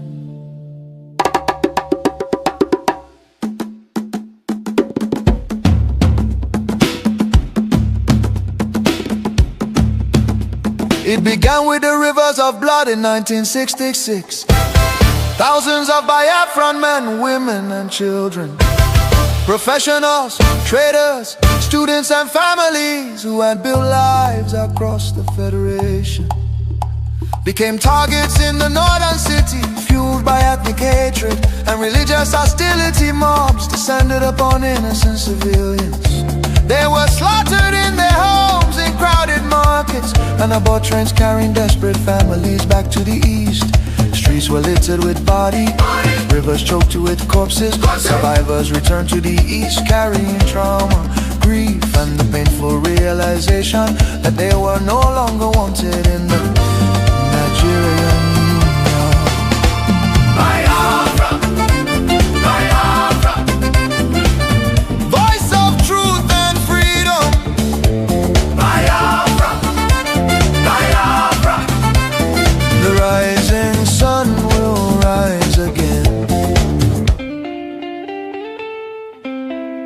Then came May 30th, 1967. A desperate act of survival. What followed were 30 months of unimaginable devastation. The Nigerian military, armed and backed by foreign powers, including Britain, Russia and Egypt, surrounded the young republic. A total blockade was imposed. No food, no medicine, no escape. Starvation became a weapon of war.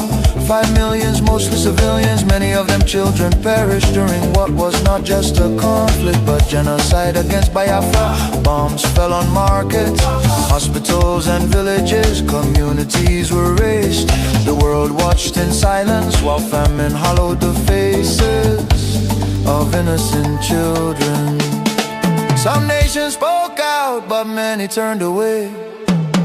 The war officially ended in paper in 9Geria under the declaration, no victor, no vanquished. Yet for Biafrans, the suffering did not end. Their properties were confiscated, careers destroyed. Biafrans were given only 20 pounds regardless of how much they had.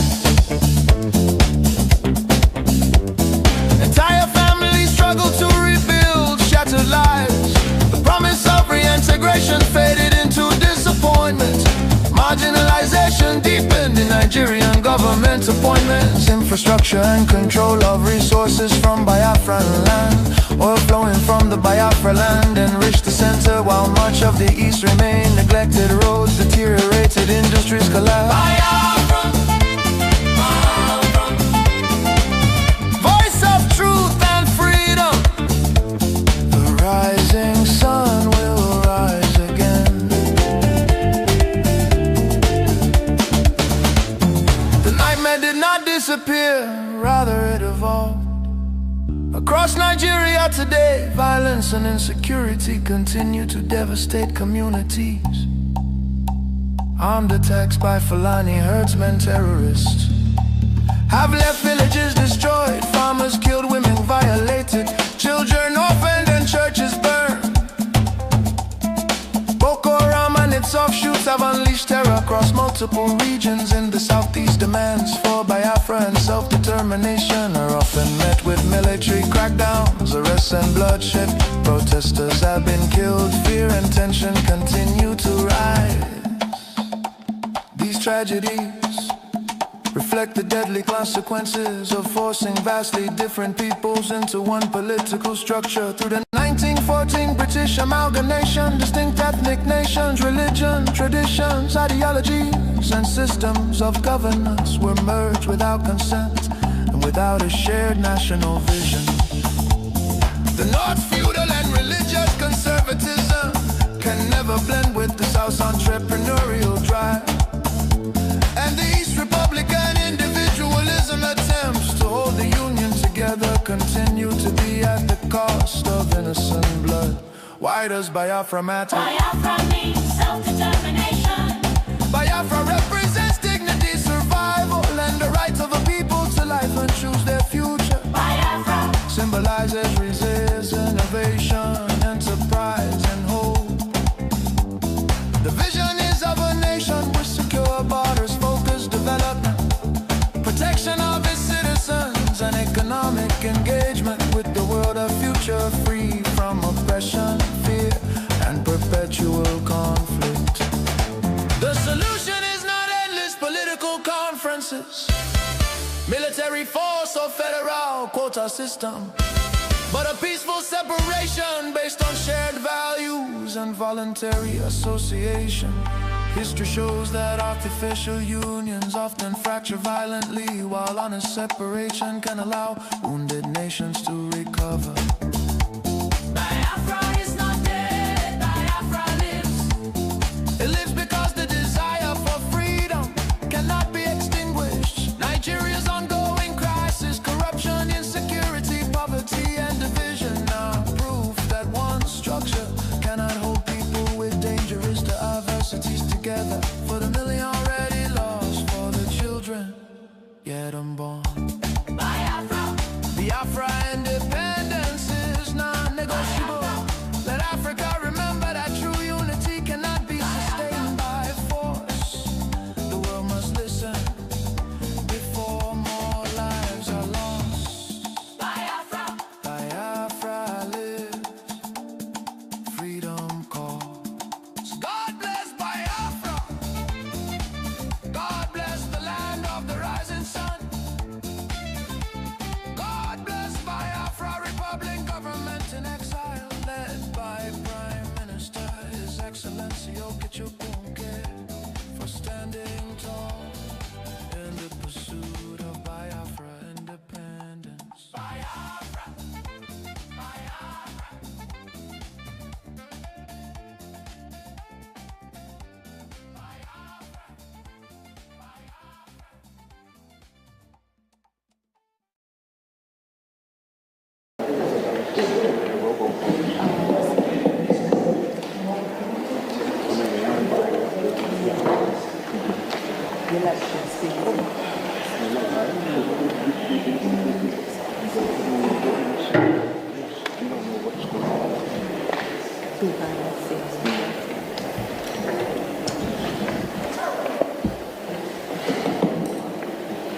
Biafrans,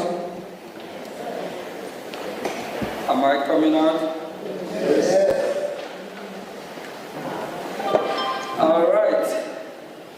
All right. The hour is here, and we all know the reason why we are here today. We are here for our freedom because it's our right. And today is our first congressional briefing. And we have our special guest here. We Biafrans are familiar with who he is. He's someone who advocates for freedom, human rights, and also religious rights. We have our special guest, Marco Ruby. And Ruby is Senior Fellow, American Enterprise Institute. Thank you, Marco.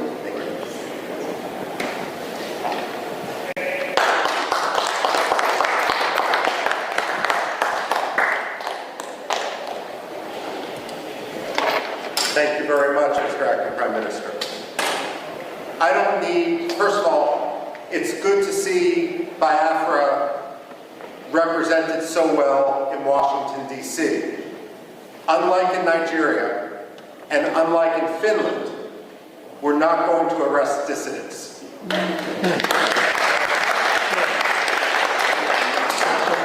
I'm a historian by training, and especially with this audience, we don't need to tell you that Biafra may have redeclared its independence, but it is a long history. And if we count the maps that European merchants, geographers, and other travelers made dating back to the 17th century, then Biafra is actually older than the United States of America. We're not talking about a so-called secession. We're talking about decolonization.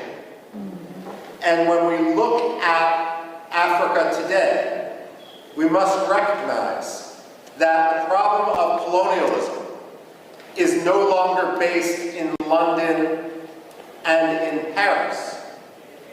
It's based in places like Abuja and Lagos. The fact of the matter is, and for that matter, Yaoundé as well, the fact of the matter is that we are witnessing a second wave of decolonization in Africa right now. Biafra, Amazonia, Somaliland are at the front line of a struggle for freedom. Religious freedom, as well as simply personal, economic freedom, political freedom. The fact of the matter is, though, when we talk about that front line of colonialism, Biafra, Amazonia, Somaliland, we're also talking about a response to genocide. The fact of the matter is, when we look at the modern history of Biafra and we see some of the key figures represented on this podium, and it's so appropriate that we're sitting here in a room dedicated to Veterans Affairs, to honor the veterans of the Biafra struggle. The fact of the matter is that they did not start the struggle for Biafran rights. Nigeria did. Nigeria has agency. They have decision-making. No one forced Nigeria to undertake the pogroms of 1966. That was a decision that was made in Lagos.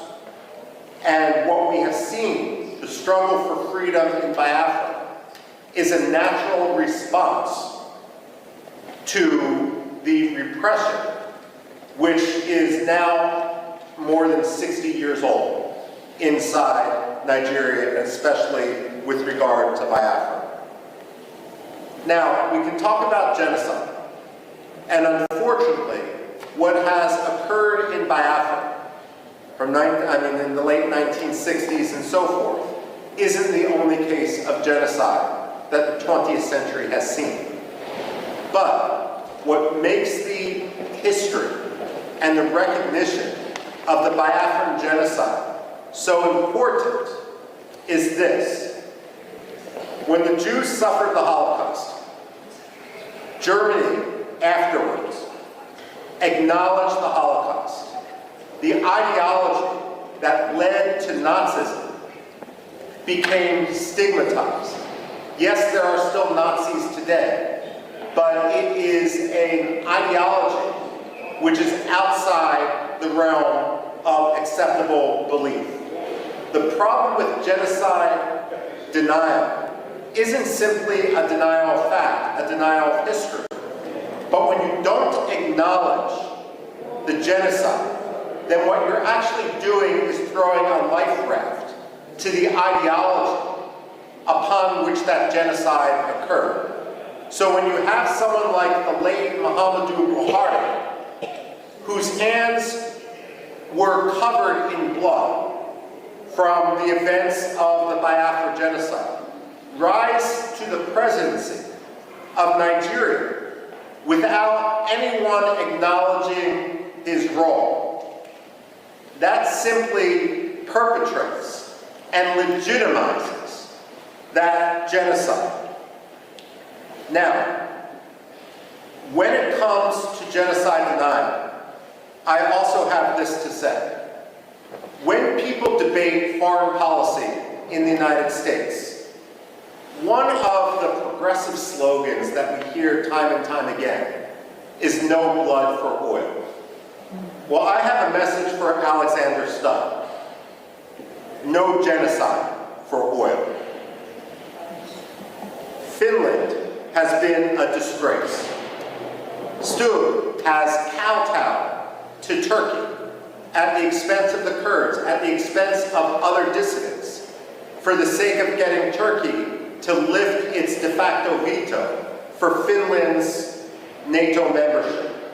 Now he's kowtowing to the Nigerian government by arresting Simon Ekpa for the sole reason of advocating against genocide and of providing, frankly, at this point, the only reasonable way forward given the actions of the Nigerian state. Now, we can't engage in wishful thinking, and unfortunately that has been the problem in the United States.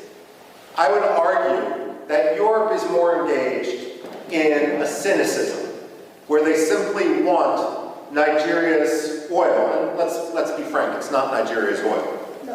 It's Biafra's oil, the Delta region and so forth. The fact of the matter is they feel it's easier to have a relationship with a dictator, and they're going to look the other way. Never let the Europeans pretend that they stand as a representative of human rights when they act in such a cynical, racist, and way that is so contrary to life, liberty, justice, freedom, political rights.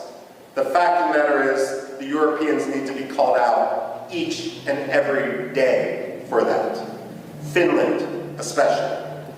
Now, I would go so far as saying Finland doesn't deserve the plaudits that so many people, Amnesty International, Human Rights Watch, tend to ascribe to Scandinavian powers. I would today argue that through its actions behind the scenes, by laundering the Nigerian government, by allowing, by cynically using this mantle which it had developed over decades as a protector of human rights, that Finland has become one of the most cynical promoters of human rights abuses, on par with Russia, with China, and with others. The only difference is Russia and China are much more open about what they're doing. Finland thinks they can have it both ways. Now, when it comes to the United States, however, the United States isn't blameless. We have two problems here. The first is the problem of the American perception of history. Whether you're Republican, whether you're Democrat, I don't care. And the fact of the matter is Biafra, like Cyprus, like India, should be a bipartisan cause. There's nothing partisan about freedom and liberty. And I say that as someone who personally is a Republican, but I was a Congressional Black Caucus Foundation fellow working for the late Congressman Bill Gray, who was a Democrat. So I say this not just as wishful thinking, but someone who truly believes in the importance of principle and its triumph over cynical partisanship. But let's face it, both the Republicans and the Democrats have a problem, and American society in general, and that's our general ignorance of history. In our own political culture, whether it's a Republican coming in after years of Democratic power or a Democrat coming in after years of Republican power, there's a tendency to believe that history is only 4 or 8 years long, and that every president who enters the Oval Office or Secretary of State who enters that 7th floor of their office of the Dwight D. Eisenhower building in Foggy Bottom, that they can somehow have a tabula rasa, that the past doesn't matter. Well, let me set the record straight. The past does matter. The past can't be forgotten. And we wouldn't be here today if it weren't for repeated efforts to work within the system, only to be crushed by Nigerian corruption, Nigerian dictatorship, and Nigerian cynicism. And if I may, Nigerian religious animosity on the parts of some sectarian communities. Now, One problem, of course, is then that U.S. historical ignorance, and this is where it's so important for the Biafrans to really rally, to meet with Democrats, to meet with Republicans, not to meet and spend all those time meeting with those who agree with you, but actually concentrating their efforts on those who disagree. The fact of the matter is, Americans need an education in history, and they need an education in history quickly, because the price of American ignorance is going to be tragedy and more killings in Biafra. Now, that's one problem.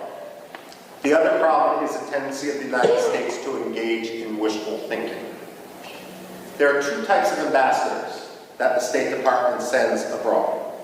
And I'm not talking about professional ambassadors, civil service, foreign service versus political appointees. There's some good political appointees, there's some bad political appointees, and the same thing is true with the professional foreign service. But among ambassadors, however they get their job, there's two general styles.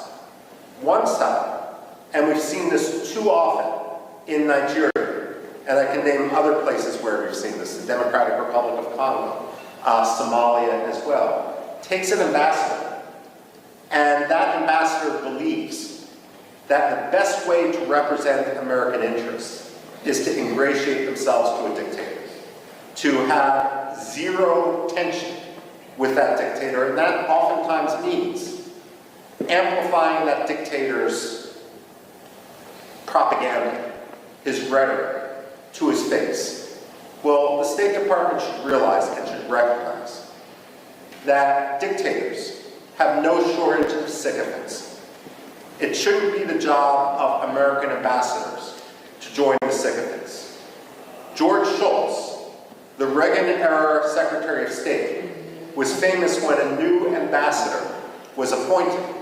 He would bring them up to his office, which was an elegant room, not unlike this which we're standing in the U.S. Congress. And he had a big globe next to his desk, and he would always ask the ambassador appointee, point to your country on the globe.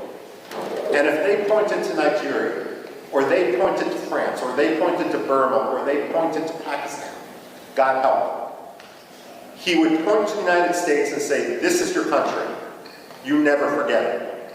When we send ambassadors abroad, their job should be to speak truth to power. It shouldn't be to kowtow to a dictator. And if that means calling out Nigeria for its abuses in Biafra, for its abuses of religious freedom, so be it. It may mean you're not going to get invited as the ambassador to this reception or that state dinner. Well, that's the price of being an ambassador and being truthful. Your job isn't to make a dictator feel good. It's to promote American interests as a U.S. ambassador. And one of the top American interests is religious freedom. The reason why religious freedom should be such a top priority is it really is the canary in the coal mine. It really is the metric by which to see whether a dictator's rhetoric and actions meet. When former Secretary of State Antony Blinken went to Nigeria and he met with the late Muhammadu Buhari, and he removed Nigeria from the religious freedom watch list, that was wishful thinking. It didn't make Nigeria a better place. It didn't stop the killings in Biafra. It didn't stop the killings elsewhere in Nigeria. All it did was signal to the Nigerian government that they could quite literally get away with murder. Wishful thinking has consequence.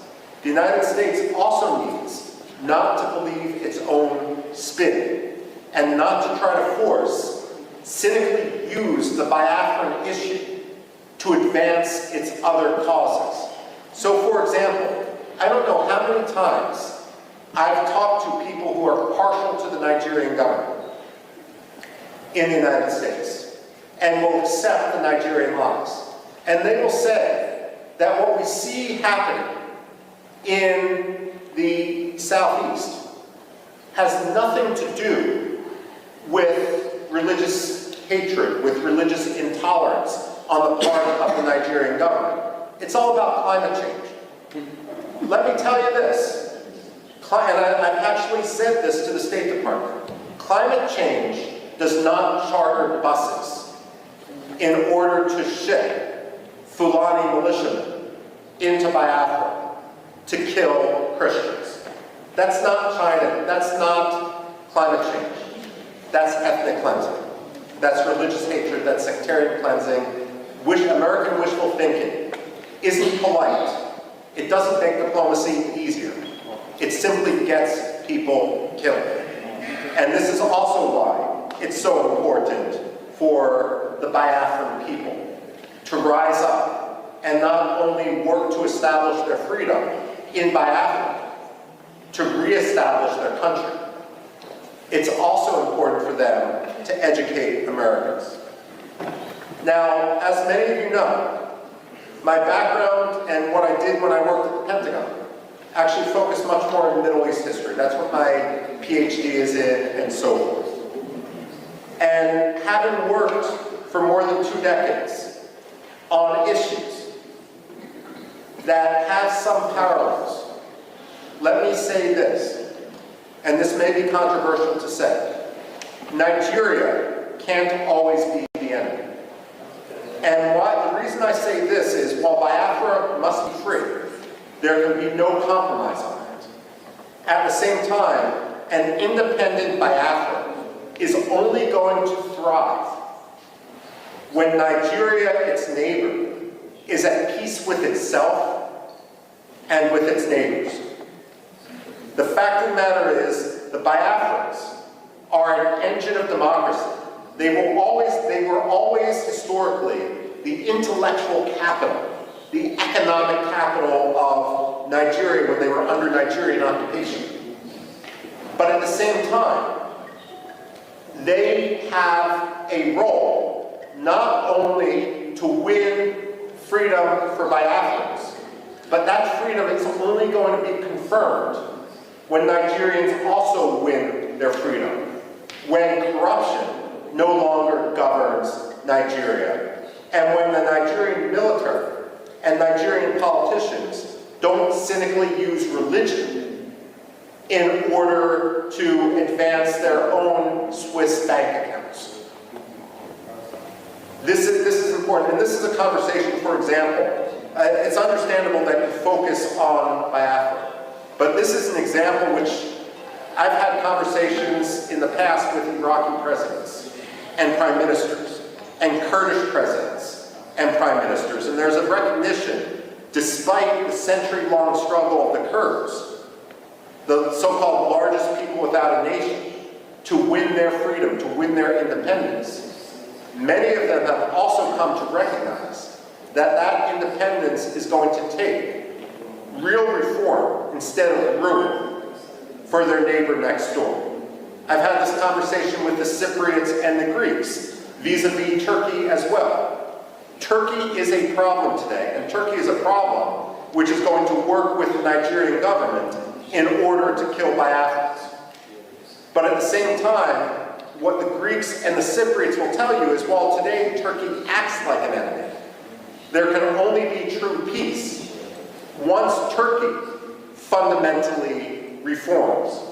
And so it's important when you speak and when you advocate for your cause, not only to promote the freedom for Biafra, but to argue and to recognize that Biafran freedom is going to be symbiotic. It's going to bring stability to the region. Biafra is going to be a model, not only for Biafra, it's going to be a model for Nigeria, so that Nigeria can get its act together, even as Nigeria heads towards the precipice. No one wants to, let me put it this way, many of you are familiar with the American satirical newspaper, The Onion. I remember a headline in that satirical newspaper after Russia invaded Georgia in 2008. It was a fake announcement by Condoleezza Rice, the Secretary of State, who was arguing that the U.S. position is that no American allies should border Russia, because it was just too difficult. The fact of the matter is, she was warning allies not to border Russia as if they have a choice. The fact of the matter is, it's in no one's interest. It's always going to be a problem for occupied Biafra and for independent Biafra to border a failed state, to border an irredentist state, to border an aggressive military dictatorship. Independent Biafra is going to need to recognize that as Nigeria fails, and let's face it, today it's a failing state. It's a building, it's a 10-story building that's ridden with termites. The fact of the matter is that every military leader inside Nigeria is going to try to distract their own Nigerian public by trying to whip up a frenzy against Biafra. So on one hand, you need to be prepared for that. And you recognize this because this is your history.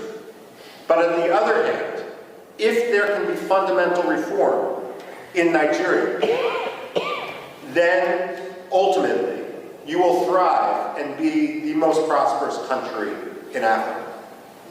Now, the other point I need to make, and this is not for the people here, but some of the people abroad, is that when you talk to Americans, especially non-Biafran Americans like myself, like congressmen and so forth, I am honored here to be with the acting Prime Minister. I hope someday to be with the non-acting Prime Minister, Simon Ekpa, as well, if he's ever sprung from his Finnish dungeon. But the fact of the matter is, as an American, as someone who obviously has no Nigerian heritage, it's not my job or my concern to decide who the leader of Biafra is. You ask any American like me, any white American, who cares about human rights, who cares about Biafran liberty, what I would say is, when Biafra becomes independent, all these disputes will fall by the wayside because you have monitored democratic elections. But if anyone starts to attack other Biafrans in the presence of European politicians, American politicians, United Nations diplomats, they are essentially creating treason against Biafra. Because what you're doing is giving evidence to your enemies that Biafra isn't serious. Now, let me give you one example. When I came to Washington and began working in foreign policy in 1999, one of the first people I met was a gentleman named Brgie. He was the Washington representative of the Patriotic Union of Kurdistan. Now, the Kurds, I've referenced before, they're split between 4 different countries, so Biafra's a little bit luckier than this. At the same time, the Kurds in Iraq, in northern Iraq, are divided between 2 major political parties. One was Jalal Talabani's Patriotic Union of Kurdistan. The other was Masoud Barzani's Kurdistan Democratic Party. And between 1994 and 1997, these 2 Kurdish parties fought a civil war to suggest that anger among the Kurds wasn't high would be an understatement. They hated each other's guts. 2,000 people remain missing to this day from that civil war in northern Iraq between the Kurdish parties. And again today, that region is essentially divided. Barham Saleh had a rule as the representative of one of the 2 Kurdish parties in Washington, D.C. His rule was, I will talk Kurdish politics to other Kurds, but I will never talk Kurdish politics when someone else is in the room. Because the only message that Washington needs to hear is Kurdistan must be free. The only message that Washington must hear today is that Biafra must be free. Decisions with regard to the leadership of Biafra are going to be made by Biafrans themselves. But the most important issue for everyone, whether they are legitimate or frankly whether they are illegitimate, is that Biafra must be free. Don't tweet against your political adversaries. Take the high road. Don't talk about your rivals to congressional staffers. And if your rivals talk about you, you may feel that it does you a disadvantage. Let me assure you it does not. If the acting prime minister, if the acting cabinet are the ones who are speaking softly and achieving things, creating a new currency, creating the structures of state, ultimately every serious congressman, like Chris Smith, like Mark, one of the most important staffers on Capitol Hill, they are going to recognize you for what you are. Because only amateurs talk about their rivals. Those who are legitimate, those who are serious, those who are here today are the people who advance their cause. And make no mistake, momentum is on your side. So I speak here today, and I'm concluding my remarks right now, by thanking you for your activism, by welcoming you to the halls of Congress, where you are free to talk to anyone, and you don't need to risk arrest, because again, your words we're not in Finland. We don't have to talk about the Helsinki standard. The fact of the matter is, I hope to be here when the United Nations General Assembly recognizes Biafra as the 55th or 56th African state. And I have absolutely no doubt that I am sure about over to the acting prime minister.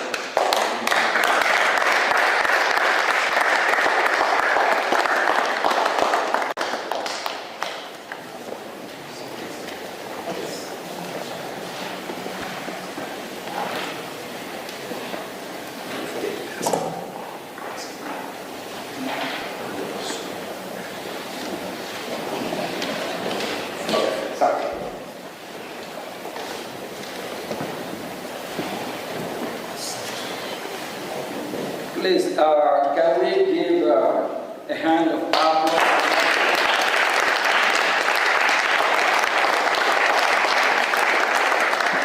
He is a true friend of humanity, not just Biafra.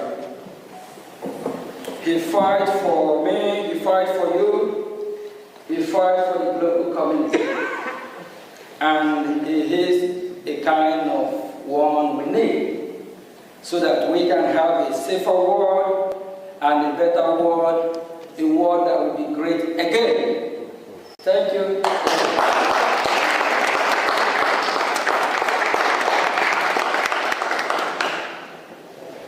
My name is Brgie, Biafra Republic Government Acting Prime Minister.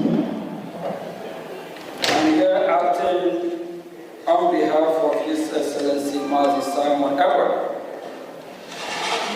As we are fighting for our freedom, we are making history and we tell our story to the world. And this is the first Biafra congressional briefing.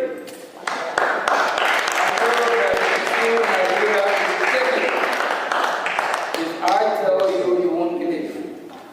Nigerian government, they protest to stop this hearing today. They protest. They have not started protesting.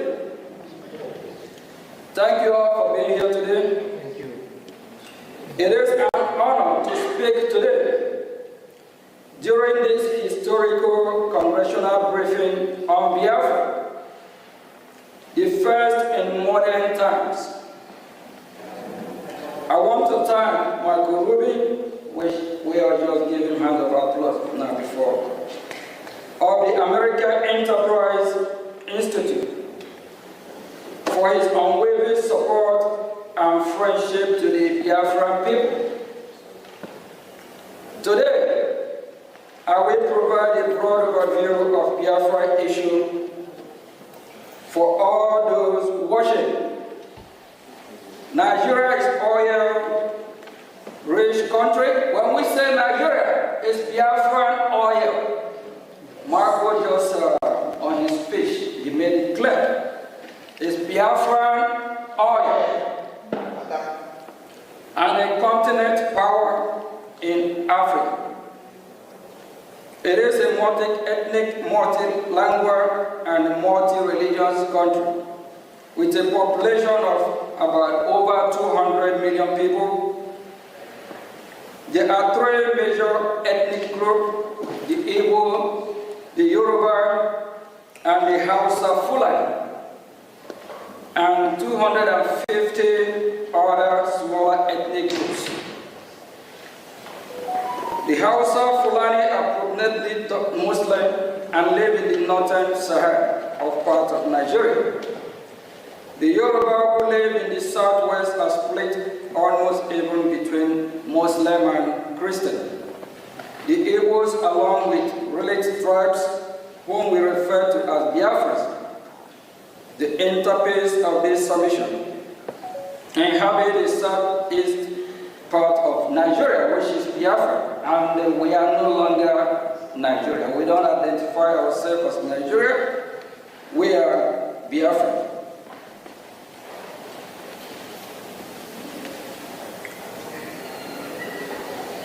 Part of Nigeria, which is combined population of over the Biafrans population and over 70 million. Biafrans are predominantly Christians and traditional worshippers, with constituencies also practicing Judaism. Their land is blessed with human and mineral resources, including vast hydrocarbon. Biafrans are very commercially inclined, industrious, and are given to scholarly and professionally pursuit in addition to their first nature of gifted martialized. They have an established grassroots democracy order known as the Omunna system, which is still practiced to this day, before the advent of colonization. They are very republican and egalitarian in nature and coexist peacefully with their neighbors, including northern Nigeria and Cameroon. Prior to their amalgamation with the rest of Nigeria in 1914, Biafra then, there was no single massacre of Biafras anywhere in pre-amalgamation in the so-called Nigeria. This is noteworthy. The first start of this program that was levied on Biafrans, particularly the Igbos, among them happened in 1948 in northern Nigeria, where Biafrans were, without any justification, massacred just for being Biafran or merely looking like one, pivoting on false narrative of the so-called Igbo coup, an Igbo plot to dominate Nigeria. Nigeria's military officers and the police and notable civilians, mostly from the north, planned and executed the Biafrans. Over 3 million Biafrans were murdered between 29th May 1966 and 12th January 1970. And had the Biafrans not resisted by unilaterally declaring its independence, the massacre would have been incalculable and more horrendous. There is credible evidence that sectional Nigeria provoked the Nigerian Civil War as a cover-up to accomplish the genocide that they have begun against Biafra. Generally, and the Igbos in particular, as far back as 1948 in northern Nigeria. The difference this time was to take it to their homeland, where they had fled and taken refuge under the Hitler-declared Republic of Biafra, a nation born in dire necessity and desperation to survive a genocide.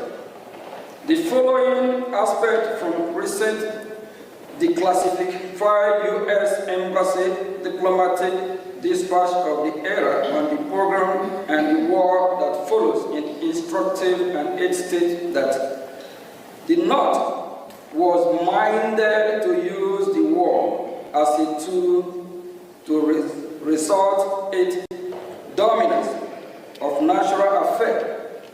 Malan Gagu Damboa, regional editor of Morning Post, told the American consul in Cairo, "No one should kid himself that this is a fight between the East and the rest of the Nigeria. It is a fight between the North and the Igbos." The scale of the carnage was such that had the Roman or International Criminal Court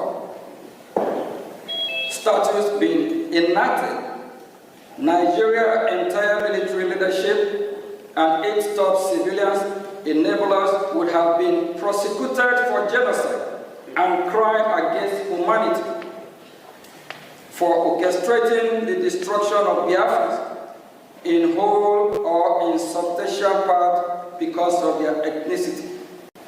And to make it worse, those that oversaw the genocide and their natural political successor continue to control Nigeria and thus ensure that no accountability was exacted for a crime of such shocking scale. And to date, no apology or remorse has emanated from official Nigeria or any of the prime state actors. It is this state of affairs and the post-war political suppression of Biafra that grandfathered the insurgency of Biafra agitation in recent times. The modern-day Biafra independent movement surfaced in 1999 with the creation of movement of the actualization of sovereign state of Biafra Mazur in 1999 by Chief Owazurike, in 2012 by Mazi Nnamdi Kanu, a protege of Chief Owazurike, then created the Indigenous People of Biafra, IPOB, in 2012, which became the predominant Biafra independence organization. Post-war agitation for Biafra and support for IPOB accelerated in late 2015 when former President Muhammad Buhari systematically embarked on widespread anti-Igbo policies, coupled with his open toleration of Fulani Islamic terror that was breaching the northern reach of the Igbo land. It was in the face of this that the indigenous people of Biafra IPOB and the idea of Biafra government in exile gained much traction as protector and defender of the people that have been detained by the government of the day of Nigeria. It is to be noted that virtually all of us present at the vanguard of pursuing for Biafra were born after Nigeria Civil War ended in 1970. So in our renewed quest for Biafra, we are not driven by any sense of personal loss of the war, revenge or bitterness, but by instead a sense that our people are being mistreated badly and are vigorously in again becoming the victim of another crippled genocide. Vast majority of the Biafrans share the same view, even so, quietly because of fear of retribution by the Nigerian government or other non-state actors in alliance with the government. Amnesty International reports that since the advent of the former Buhari administration in 2015, Nigerian insecurity forces have killed more than thousands of Biafrans and wounded many more while they held peaceful protests against the killing and for self-determination. Amnesty International says that many of those pro-Biafra protesters were shot and killed in their sleep, and others while they gathered in churches to pray. Many of the protesters were shot and killed from behind while they tried to escape.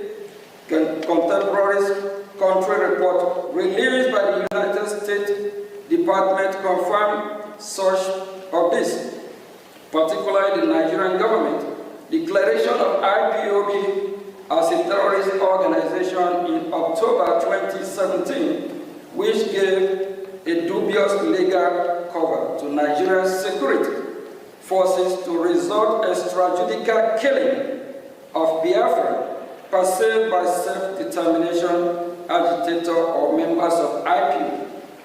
As such, as you are reading this, the other killings of Biafrans by the Fulani Islamic terrorists is ongoing as we speak. The killing have not stopped to date, especially in the northern boundary of Igbo land, such that several innocent villagers were murdered in Ebonyi State in February 2025. Igbo communities to bury their brothers, sisters, fathers, mothers, sons, and daughters almost every month. And after times, the violence is maliciously and falsely attributed to unknown government or faceless Biafran separatists.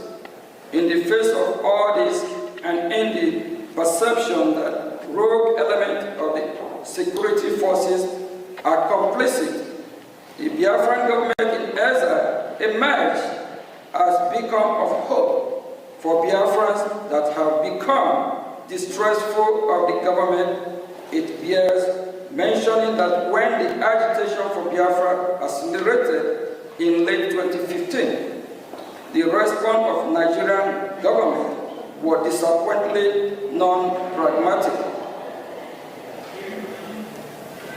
Instead of acknowledging the burgeoning popularity of the agitation and take bona fide measures to contain it through constructive engagement or dialogue, the government went wide with deadly and extrajudicial law enforcement action that backfired by fueling the agitation to levels not seen since the end of the Civil War in 1970.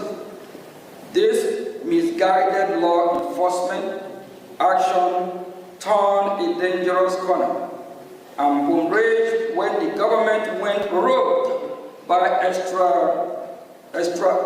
extraordinary rendition of our leader, Mazi Nnamdi Kanu, the Biafran leader from Kenya, in late June 2021.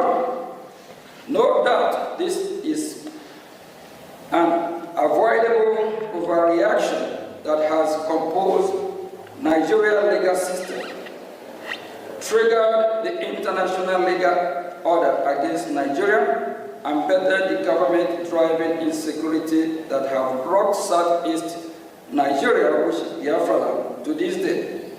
In between, Fulani Islamic terrorists have capitalized on the situation to disquiet Southeast Nigeria to no end.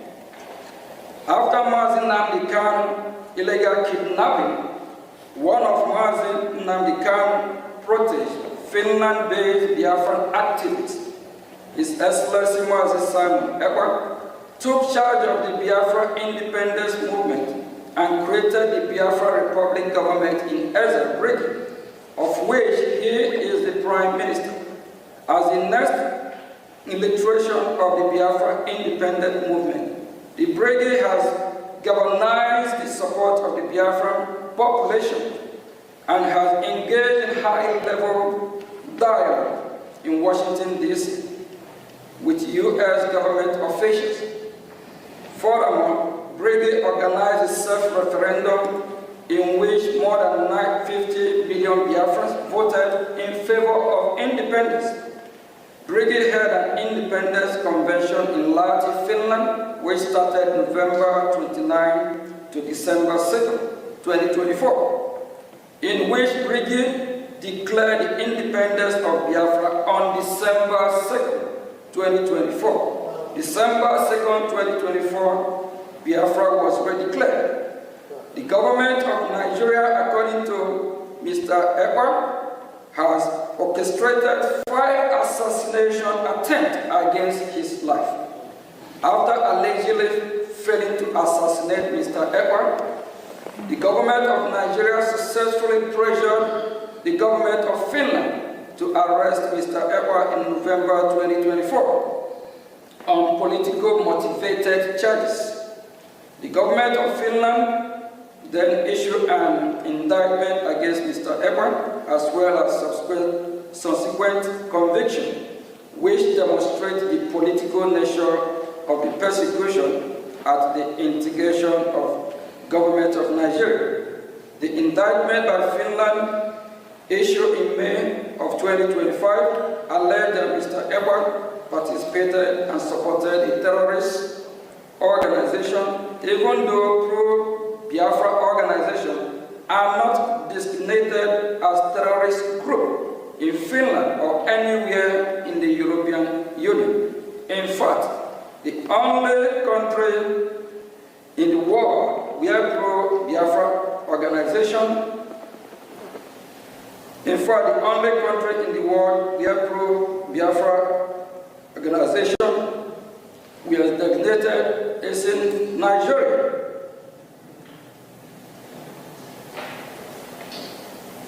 For the government of Finland to accept that the Finnish citizen holding political position regarding internal policy matters within Nigeria is somehow a criminal offense in Finland is a nonsensical and absurd, and demonstrate that Finland is engaging in a political motivated prosecution. Nigeria conduct toward both Mazi Nnamdi Kanu and Simon Ekpa demonstrate transnational repression. At the moment, the issue of Biafra, the insecurity in southeast Nigeria, which is Biafra land, and all the unpleasant aftermath cannot be resolved, while the federal government of Nigeria persists in detention of Mazi Kanu, while Finland persists in detention of Mazi Simon Ekpa, and Biafrans continue to be marginalized. On this basis of foregoing, we must respectfully suggest the following to the U.S. government. 1. We urge the United States government to invoke the Global Magnitsky Human Rights Accountability Act, Summit 5 of Title S, 11 of 114-28328, to identify and impose travel and financial restrictions on all officials of the federal government of Nigeria and any Nigerian non-state actor implicated in the killing of Biafrans, Christians in their homeland in southeast Nigeria, which is Biafra land. We urge the United States government, including through targeted sanction and or tariff, to pressure the government of Nigeria to release Mazi Nnamdi Kanu and allow him a safe passage out of Nigeria. 3. We urge the United States government to pressure the government of Finland regarding its political motivated trial and conviction against pro-Biafra active Simon Ekpa. 4. We urge the United States government to deny all bilateral assistance and visa to officials of the government of Nigeria if it continues to engage in transnational repression against pro-Biafra activists, and if Simon Ekpa and Mazi Nnamdi Kanu continue to be held in detention.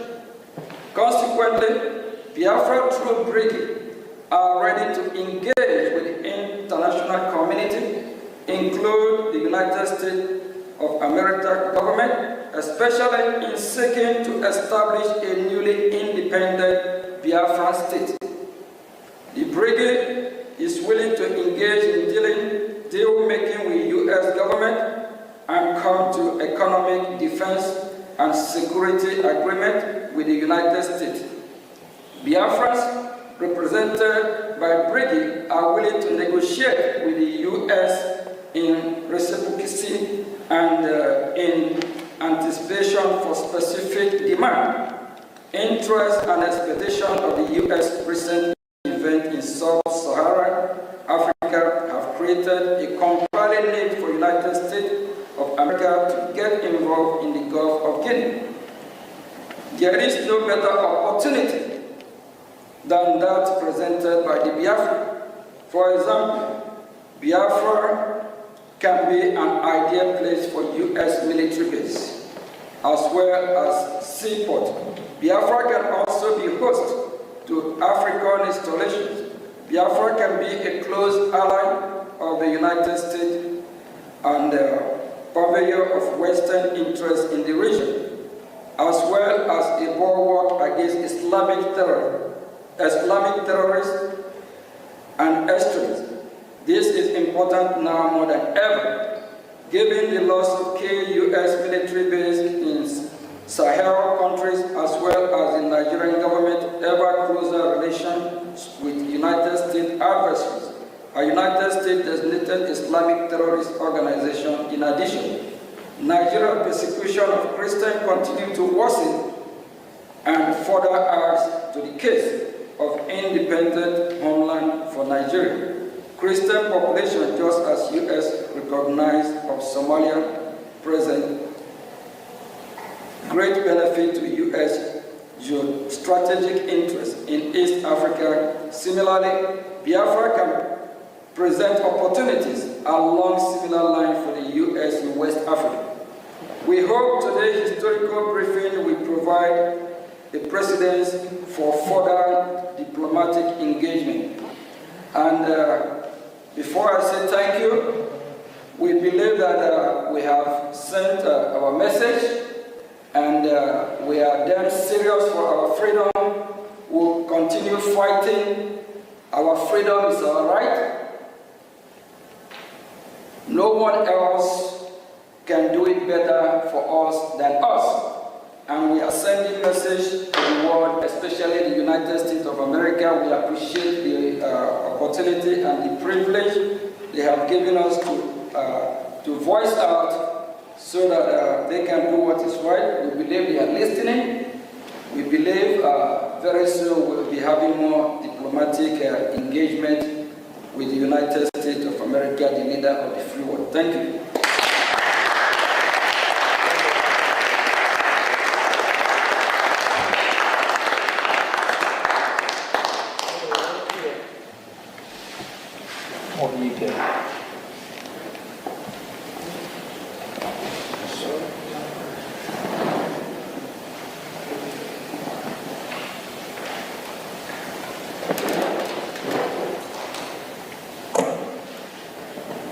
We're going to be having some question and answer, and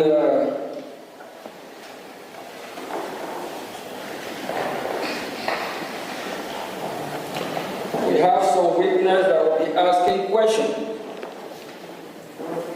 about the current situation, what is happening in Biafra land, if it is suitable for them, if it is that what they want.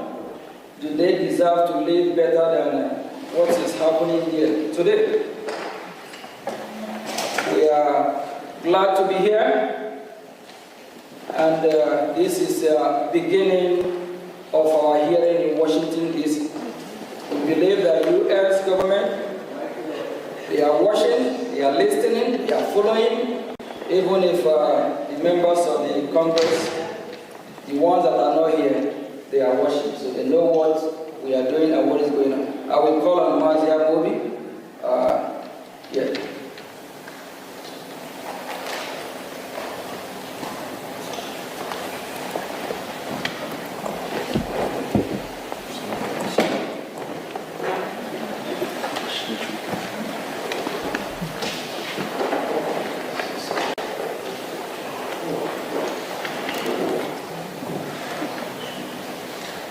Greetings, everyone. Greetings, Biafrans who are here present. First of all, I want to appreciate everyone for being here. It's not easy. It is only a man who seeks for freedom that goes knocking on all doors. Because every locked door against each and every one of us is a locked door against millions of Biafrans.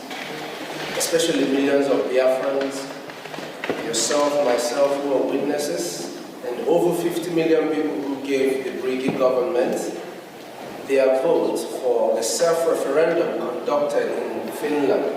It conducted back home and ratified in Finland by over 517 Biafrans. So I appreciate each and every one of you who are here. And we thank the United States Congress for giving us this opportunity, for calling us to hear our voice at this time. It is of utmost importance that the Biafran people in general speak up now to stop the killing, to help the world, to help those who cannot speak for themselves, and the entirety of the people who live in the geographical location known as Nigeria, to regain their freedom.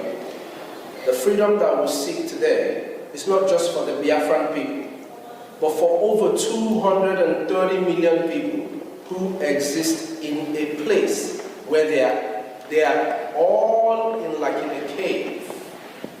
Most of the people who exist there do not know themselves no more, cannot, for some reason, stand up and defend themselves. Of course, we know fear is part of terrorism.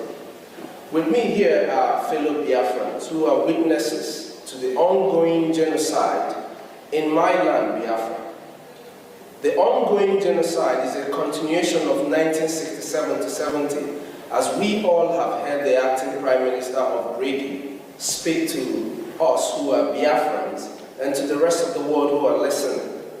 So I would like to ask my brothers and my sisters a few questions so that in their own words they can explain to the rest of the world, those who are watching, and to the congressmen and women who have given us this opportunity, who I'm sure would hear everything that we are saying here today, either today or tomorrow or in the nearest future.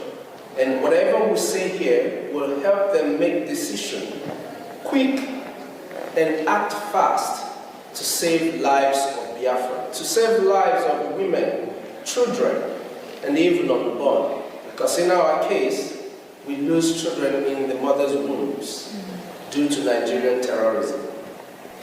Now, first of all, I would like to call on my sister, who is a witness, Love Akobondo.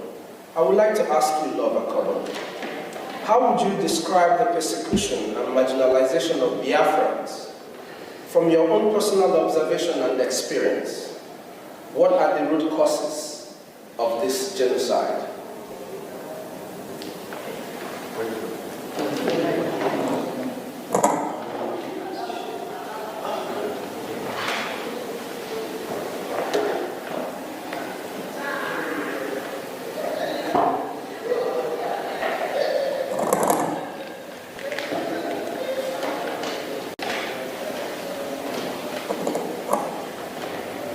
Hello, dear friends. Good afternoon. Thank you for the Brgie government. Thank you, the acting Prime Minister and your staff. And I also thank the Congress, American Congress, for giving us this opportunity. I'm going to say what I received as information from those who witnessed those incidents, because I wasn't there at the time.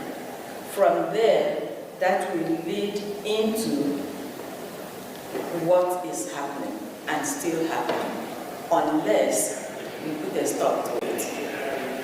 You see, the marginalization has a long-standing history, stemming from the so-called colonization. From the time those people showed up in the shores of Biafra, the Bight of Biafra, there hasn't been peace.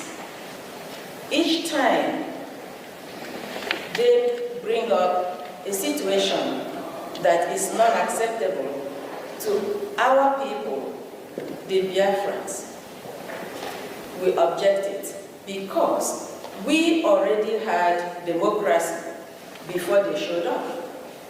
We were living in organized society in every ramification before they showed up. So when they showed up and want to alter who we are, change us to benefit them, we said no.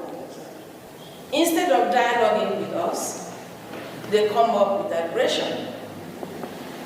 This has been going on through the Edumelu warriors after the fall of our kingdom.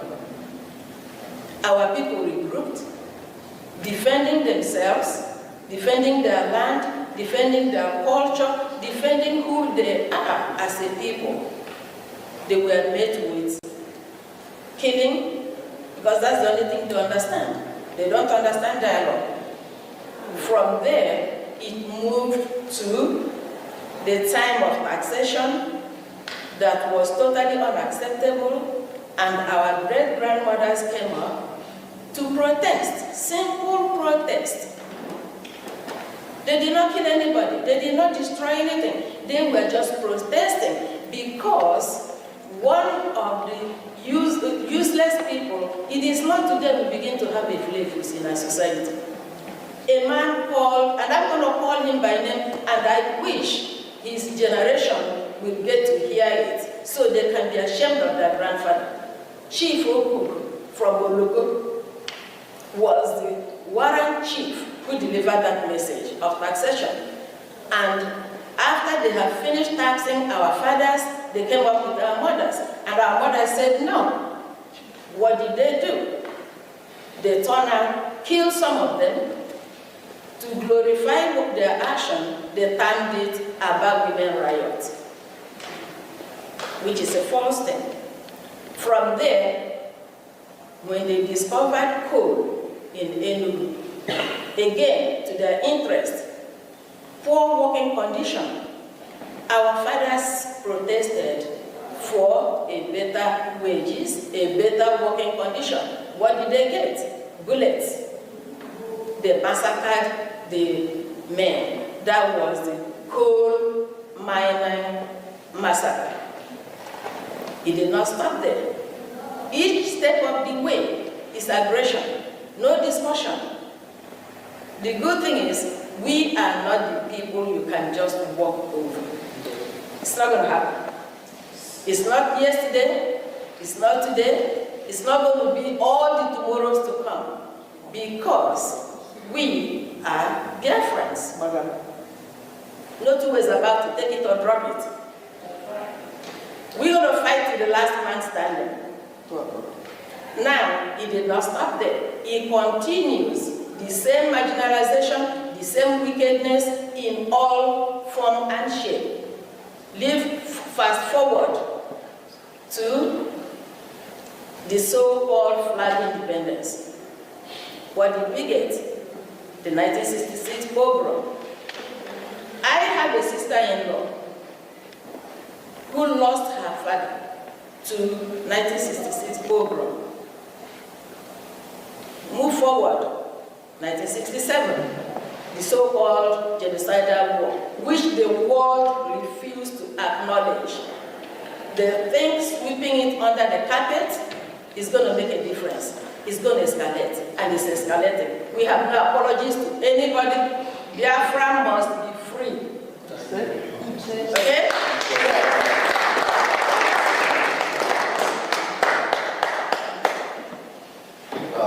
Thank you so much. my sister Love. You heard it all. Now, I will ask another question to another sister of mine, Ms. Nonya Chima, sorry. We know how the United States government categorized certain countries as state sponsors of terror. How do you rank Nigeria given their killing of Biafrans? And should the U.S. government designate Nigeria as a state sponsor of terror?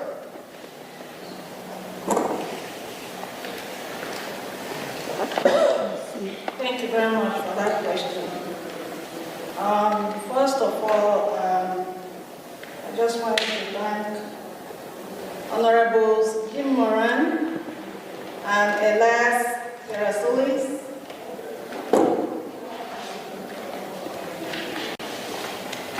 and the U.S. Congress for giving us the opportunity to inform the world of what has been going on in Biafra land for decades. So for the question, these are some of the reasons why United States government should designate Nigeria as a terror organization. One, between 2015 to 2016, Amnesty International reported that Nigerian security forces killed over 1,500 IPOB protesters in cold blood. Remember, they didn't have any weapons. They were just exercising their rights as citizens. And in 2017, there was what they called Operation Python Dance, which targeted the Southeast residents who are Biafrans, with soldiers invading communities, shooting civilians, and committing extrajudicial killings, which led to about 28 young men and women in our leader, Mazi Nnamdi Kanu's house. Thirdly, from 2021 to 2023, Amnesty International also documented over 1844 killings in Biafra land, including unlawful executions, torture, and enforced disappearances by security forces. And one might ask whether these killings or these killers have been apprehended and brought to justice, and the answer is no. No one has been held accountable for these killings. In fact, when locals apprehend any of the killers, there is always an order to free them. Up till today, the killings continue, and the painful thing is the fact that Biafrans are killed simply because we are Christians, simply because of the crude oil in Biafra land, and because they want to Islamize us by force, which we are resisting. So I call on the global community to pay attention to what's going on in Biafra land and elsewhere, where there is a genocide going on.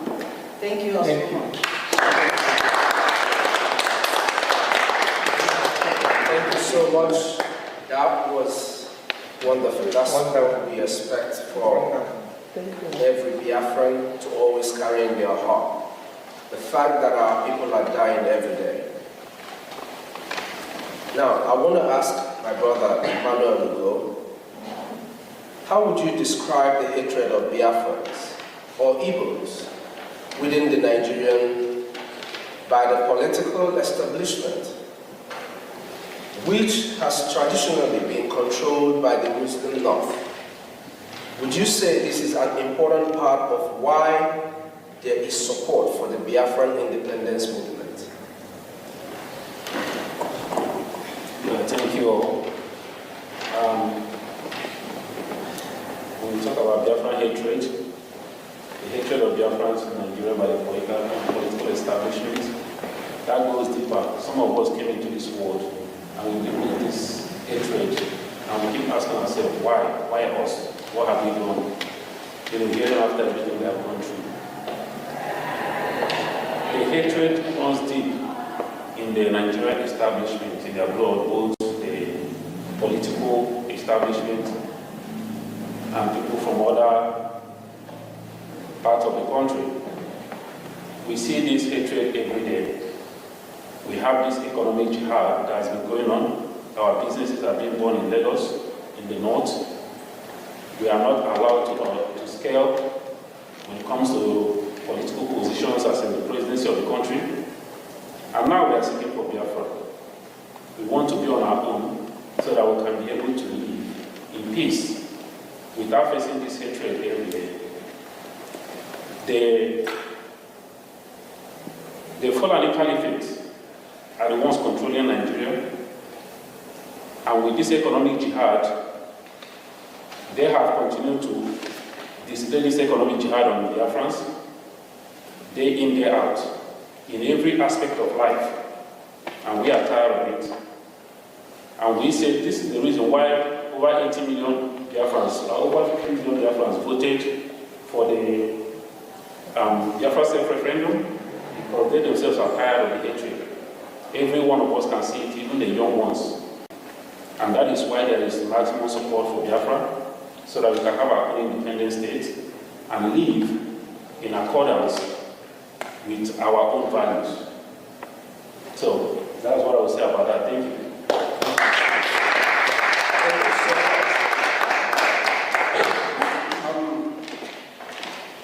My brother Chima John, for those amongst you who lived during the first Biafran Civil War, it's called a civil war, but we know it's a genocidal war against the Biafran people, 1967 to 1970. Please, describe your experience. I know you might not know, but I know you have people who have told you stories. I see you're very much younger than 1967. So describe your experience and how you would compare the Biafran independence movement in the 1960s compared to now. And what do you wish the United States government to do regarding the issues of Biafra? Thank you very much. Thank you very much. And I want to thank the U.S. Congress for the opportunity that we have today to be at the Capitol for this hearing regarding Biafra. Some of us were not born in the war, but we have heard, we have read about all the atrocities that happened against Biafrans and against the Igbos during the war. But we saw that Biafra land was completely destroyed by the Nigerian state in collusion with its Western allies and the Soviets. They destroyed schools, they destroyed the infrastructure. And while we're growing up, every part of Nigeria was designated as educational industry. And these are places where there were no bombs, where there was no destruction. But in Biafra land, in Igbo land in particular, Igbos were never designated as educational industry. And we know what happened during the Civil War. One of the things that happened was a total blockade of Biafra land, and which led to the death of over 3 million people and the starvation of over 1 million children. I'm sure that the world saw some of those pictures, gory pictures of Kwashakwa children because of the starvation. And that led to people like Bruce Merrick, an American student from Columbia, to set himself ablaze in front of the United Nations of Europe. People like Steve Jobs, the founder of Apple, saw what happened in Biafra and swore not to step his foot inside the church. And he said, how can the world open their eyes and saw this happen to humans or so-called fellow Christians and never did anything because of oil and hatred and theft, to put it literally. We saw all that. The Nigerian state, as part of the plot to put Biafrans down, and the Igbos in particular, they made sure that after the war, that every Igbo person or Biafran received only 20 pounds to start life from the beginning. And the Igbos and the Biafrans were the richest in that country at that time. It was designed, according to one of Nigeria's recent presidents, that it was designed to make Biafrans poor for over 200 years and become subservient to other ethnic groups.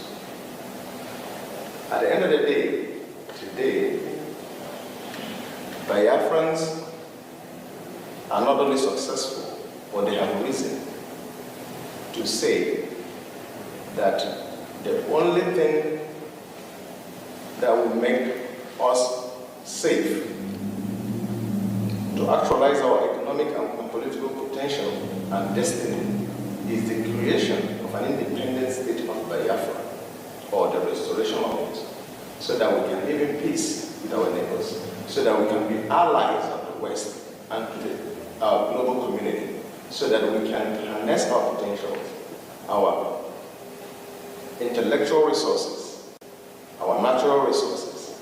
We can harness it to the benefit of not only our own people, but to the world at large. That is what Biafrans seek. And we want the United States, as the leaders of the free world, to stand up and begin to do what is right by the Biafran people. Begin to do what is right. Because that's something that they're looking for. That's something that they take, that Nigeria gives them. Those oil and gas comes from Biafra land. We can negotiate. We can reach a deal with any country, America in particular, so that we can have our independence, a place we can feel safe, and to live in freedom. Thank you very much.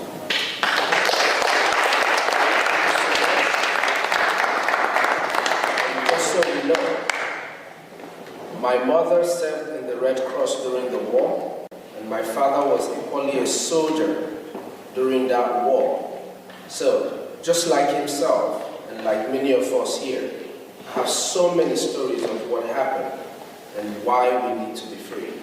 It's not just because of the resources, but for our children to be able to see tomorrow. Now, I want to call on my brother, our brother, Mazikelo Israel. Mazikelo Israel, please. As we are in the Capitol Hill building, speaking to the United States Congress and to everyone who cares to listen to the Biafran people, I would like to ask, what would you recommend, or what would be your recommendation to the United States government to hold Nigeria accountable and to assist Biafra? Thank you, Honorable Speakers. Thank you very much, Honorable. First of all, let me thank our great friends, Elias Rasolas, and of course, Honorable Dr. Michael Rubin, who spoke earlier on, and 9Geria, who has been leading this struggle since our leaders have been incarcerated. I'm talking about Simon Emba and Nnamdi Kanu. And I want to thank the U.S. Congress for allowing us this opportunity to come here. Again, they are demonstrating that they are the leader of the free world, as against other nations where they don't want to talk about this. As our Honorable Michael Rubin has said, here you are free to talk and nobody will arrest you. And so we are here requesting that U.S. government to come and stop the killings that is going on in Nigeria. We are talking about the genocide that happened 1966 to 1970. Right now, that happened mainly in the southeast. Right now, the entire Nigerian state is a killing zone. It rivals what happened during the civil war. And so we are pleading with U.S. Congress to come to us quickly, not to delay, by doing these following things: to officially recognize Biafra genocide of 1966 to 1970, which has continued up to today. As our Honorable Minister said, Michael Rubin said, because those who committed the genocide have not been charged, instead they seem to have been congratulated by lifting them from to be the presidents of that place. This has empowered them to continue with the genocide. So we are pleading with the U.S. government to live up to their moral standards as the free world leader, to come immediately to this aid of Biafrans. We are also pleading with the U.S. government to condemn immediately, because that will save life, condemn immediately the abuses that is going on there, which is quite obvious. It's not hidden. You have terrorists that are being recognized, giving a peace deal, while those that are speaking the truth to save the country from the killings that is going on are being incarcerated, like Mazen and Kano and Simon Eber. Just yesterday, they agreed on a plea deal with terrorists, a peace deal. And they are walking free. We are asking the U.S. government to invoke the Global Magnitsky Act, identify all those criminals. The Canadian government have declared the political organizations in Nigeria as terrorist organizations. We are asking the U.S. government to go further, identify the individuals themselves, and invoke them and put heavy sanctions on them. That is what we are asking, to further what the Canadian government has already done. We are asking the U.S. government to demand, with immediate effect, to the release of Nnamdi Kanu, a man that has been even acquitted in some of the courts in that Federal Republic of Nigeria. Several courts have discharged him and acquitted him, and in fact requested that the government compensate him. Outside UN have already also requested that he be released immediately. Kenyan government has come out openly to say that he was extraordinarily rendition. He was kidnapped from Kenya, that he should be released, and on no basis should he be tried for anything because of the illegality that they practice on him and abuses. Yet, Nnamdi Kanu is still in prison. Even recently, he asked for him to be allowed to visit the hospital, to go for a hospital treatment, and they rejected it. He rejected that he would not go to the hospital. So we are asking the U.S. Congress to act immediately. We need urgent help. We also ask U.S. Congress to pressure Finland to release Simon Eber. He was doing honor, and he was worried seeing the decimation of his people.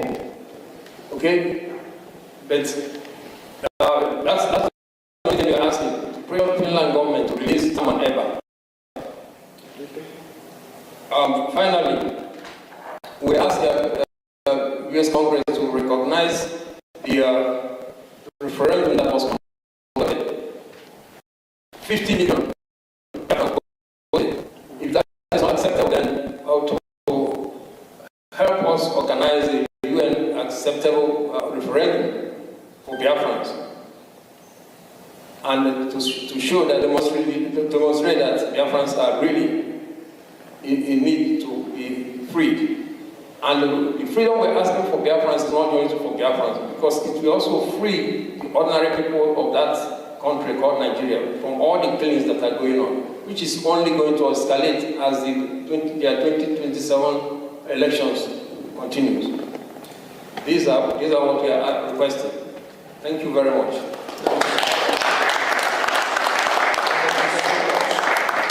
Just to add one single thing to what he said, something that is very dear to me. I really wish that the United States Congress and the United States government would help us pressure Nigeria. I would like for the genocide that took the life of over 5 million of my people to be recognized. If today we speak about the Holocaust, there is no reason why we shouldn't speak about the death of over 5 million Biafrans. Thank you very much.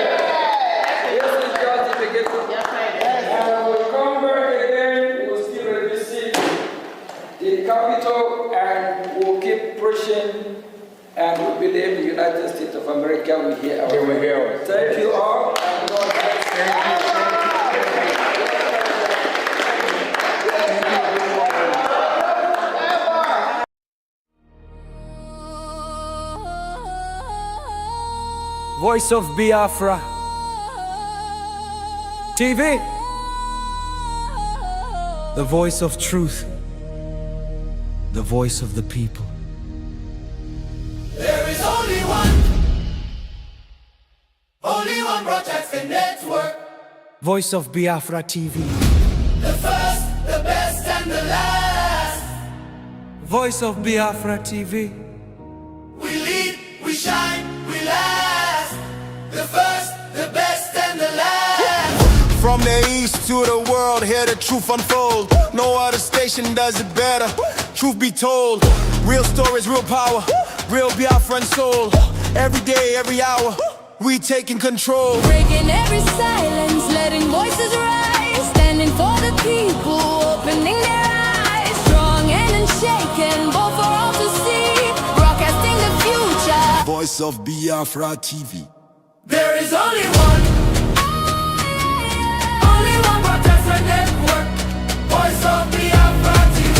The first, the best, and the last. Voice of Biafra TV. First to speak, best to watch, last to everlast.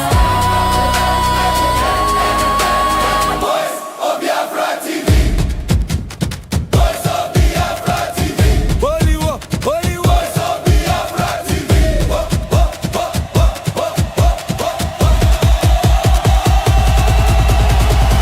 Only one, no only one. Only one, only one.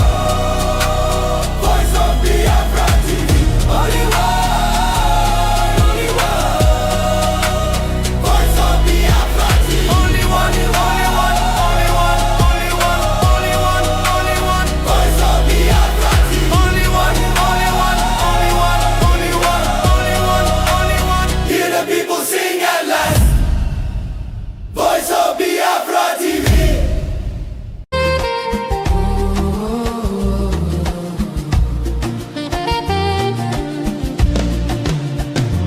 Millions roaming, nowhere to stay. No clean water, no food today. Kidnapped voices crying in chains. Silent echoes filled with pain. 19,000 churches gone, but faith still rising. Holding on.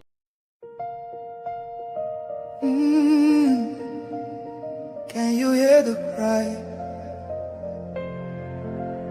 from the broken land, from the wounded hearts? Nigeria, they bleed. People, Nigeria, they bleed. People, they cry. Tears for the ground. Nobody asks why. Over 7,000 souls don't fall. Every single day, we still there call. Churches burning, hope fading fast. Since 2009, the pain don't last. 50,000, maybe more. Heaven they count every single soul. Children without home tonight. Mothers praying through the night. Fathers lost no strength to fight. Who goes stand for what is right? Stand for love, stand for life. Be the answer in this time. You can have to wipe their tears. You can calm their fears. Give a hand, don't turn away. Be the light in darkest day. Every little you provide keeps a soul alive.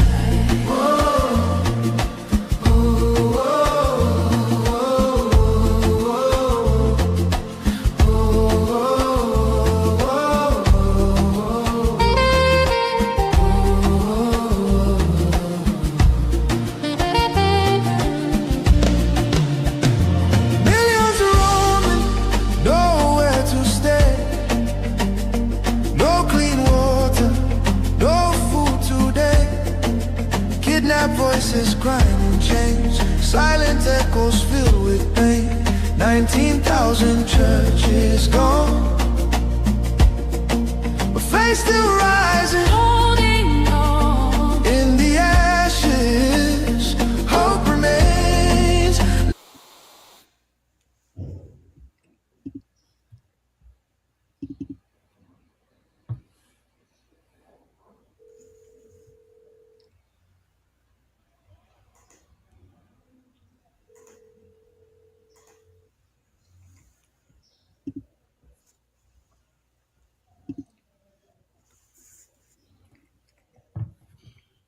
Greetings from here and welcome to VOB. Are we coming out loud? Yes, Mr. Information Minister. Okay, thank you, and welcome to Politics Insight on Voice of Biafra Television. And we are sorry for the break in transmission and the technical issues that has delayed us this far. And with us in the studio today, we have our honorable guest from America, and I would be the one to make the introduction. I will bring in the Prime Minister of the Biafra Republic Government in Exile, and he will take it over from here. Honorable Prime Minister, His Excellency Honorable Okechukwu Nkere, welcome to the show. The floor is yours, sir. Thank you from here, and greetings, lovers all over the world, Biafrans and friends from Biafrans. So we have our guests in the studio here, and we also have our lobby, Honorable Elias. Honorable Elias, please, you have to be the one to introduce and bring the one and only special guest we have today. Thank you. Thank you. So I'll just do a brief introduction of the ambassador, and then you and the ambassador will go straight into the interview. So Ambassador Tibor Nagy is one of the most highly respected State Department officials and career diplomats in Washington, D.C. It's a pleasure to have benefited from his friendship and his guidance and counsel. I've said this before. I've known many State Department officials, both current and former, but Ambassador Nagy is truly unique. He's someone who not only has a passion for Africa, but a passion for justice, which is quite extraordinary. And it's an honor to have him as a friend and someone who I've learned a tremendous amount from. So it's an honor to be here with the ambassador to give just a very brief, abridged version of his biography, because I know we're short on time. Ambassador Tibor Nagy held the position of Undersecretary for Management between June to April of 2025 and Assistant Secretary of State for African Affairs from 2018 to 2021. From 2003 to 2018, Ambassador Nagy was Vice Provost for International Affairs at Texas Tech University. He also lectured nationally on Africa, foreign policy, and U.S. diplomacy, and advised 2 presidential campaigns during his tenure. He was the U.S. ambassador to Ethiopia from 1999 to 2002, a period which included the Ethiopia-Eritrean War and a robust anti-terrorism campaign. Previously, he was ambassador to Guinea after serving as deputy ambassador in Nigeria, Cameroon, and Togo. He also had assignments in Zambia, the Seychelles, Washington, D.C., and an earlier tour in Ethiopia. Ambassador Nagy arrived in the U.S. as a political refugee from Hungary and received his BA from Texas Tech University and MSA from George Washington University. His U.S. State Department awards include commendations for helping prevent famine in Ethiopia, supporting the evacuation of Americans from Sierra Leone during combat, supporting efforts to end the Ethiopian-Eritrean War, and managing the U.S. Embassy in Lagos, Nigeria during political and economic crises. He was selected as runner-up for Deputy Chief of Mission of the Year in 1995 and knighted by the President of Guinea in 1999. Ambassador Nagy contributed periodic op-ed pieces and co-authored the nonfiction winner of the 2014 Paris Book Festival on managing difficult international environments, Kiss Your Latte Goodbye. So without further ado, I turn it over to Ambassador Nagy and you, Mr. Prime Minister, who will be interviewing the ambassador. So thank you. Thank you very much, Elias, for that fine introduction. And Ambassador Nagy, welcome to Voice of Biafra. Let's go straight to the question. I know we have a lot of questions for you, and we appreciate your time. Ambassador Nagy, what have been your history of engagement with Nigeria throughout your storied multi-decade career? You have been Deputy Ambassador of Nigeria during a tumultuous time of Nigerian history in the 90s, and then dealt with the country as Assistant Secretary of State of Africa Affairs between 2018 and 2021. Yes, thank you very much, and I am just honored to be on this broadcast. Thanks very much again, Elias, for the introduction. I've been interested in Nigeria actually since I was a student back at Texas Tech because the Biafra War was going on when I was a student, and I followed the events there very, very closely. Then, since all of my career was dedicated to Africa, we say in the American diplomatic service that you are not really an Africanist unless you have a tour in Nigeria. So I was very honored to be picked as the deputy ambassador back in the early 1990s, and I served a very distinguished American ambassador, Ambassador Walter Carrington, who many Nigerians still remember as being a champion for freedom. During my time in Nigeria, it was the military dictatorship, and because I got to know the country, I fell in love with the country and the people. I've been following Nigeria very closely ever since. It has broken my heart to see what such a country with incredible potential has suffered because of bad governance and other things. So for me, Nigeria is obviously one of the most critically important countries, not just in Africa, but frankly in the world. Thank you very much, Ambassador. Ambassador, why do you have a passion for justice for the people of Biafra, as well as similar groups such as Ambazoni? Yeah, that's also a great question because I mentioned just a minute ago that I know the incredible potential that Nigeria has. And I also know specific to Biafra that it is the part of Nigeria that contains so many resources. It is actually the part of Nigeria that makes the country rich. And also, as I said, I've been following events in Biafra since I was a student. I saw the incredible suffering that the people endured during the Biafran War. And even now, I've been following closely how the people of Biafra do not get the share of resources, they do not get the investments, and the after effects of the Biafran War, which was more than 50 years ago, that there's still some after effects which the people are suffering from. So like a couple of other places in Africa, it's tragic, and the people of Biafra deserve much, much better than what they're getting today.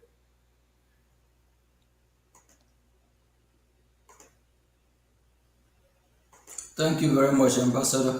The Biafra Republic government in exile has focused on promoting the U.S. recognition of Christian genocide in Nigeria and had aggressively engaged in lobbying campaign for such recognition in parallel with other advocates such as the Christian community and organization. These have been successful, with President Trump declaring Christian genocide in Nigeria. From our perspective, this allows for normalization on discussion of the concept of an independent Christian state in the form of Biafra. What are your thoughts about President Trump and the White House declaration about Christian genocide on Nigeria and steps taken to hold the Nigerian government accountable? Yeah, the whole issue of Christian suffering in Nigeria, as you know, has been quite controversial in the United States, has gone back and forth.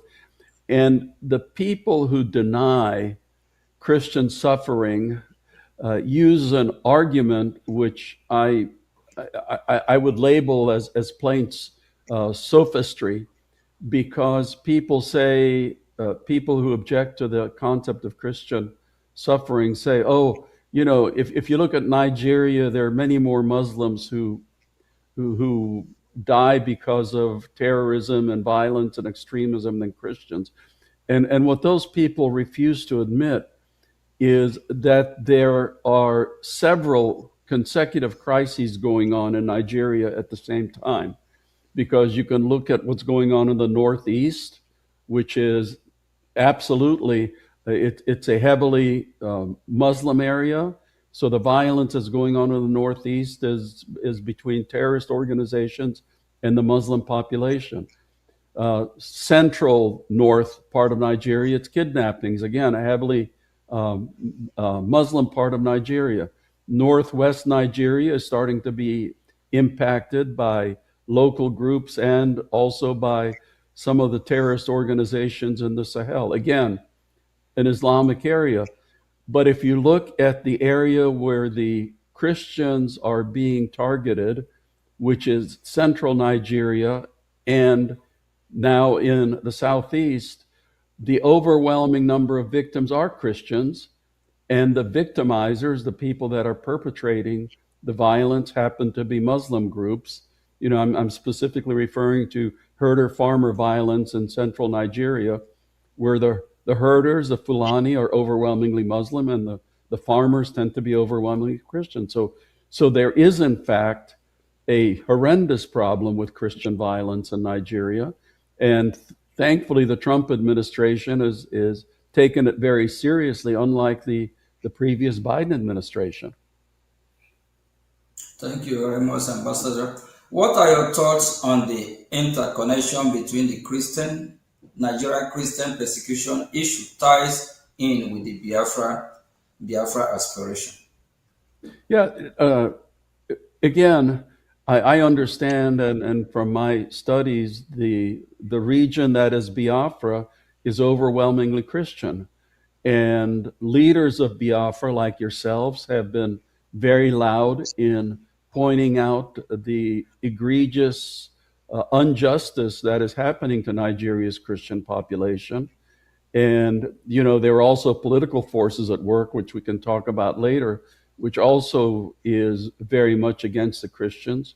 So as a very heavily Christian part of Nigeria, the Biafrans have been very notable in pointing out the injustice and the persecution. So God bless you for that. Thank you, Ambassador.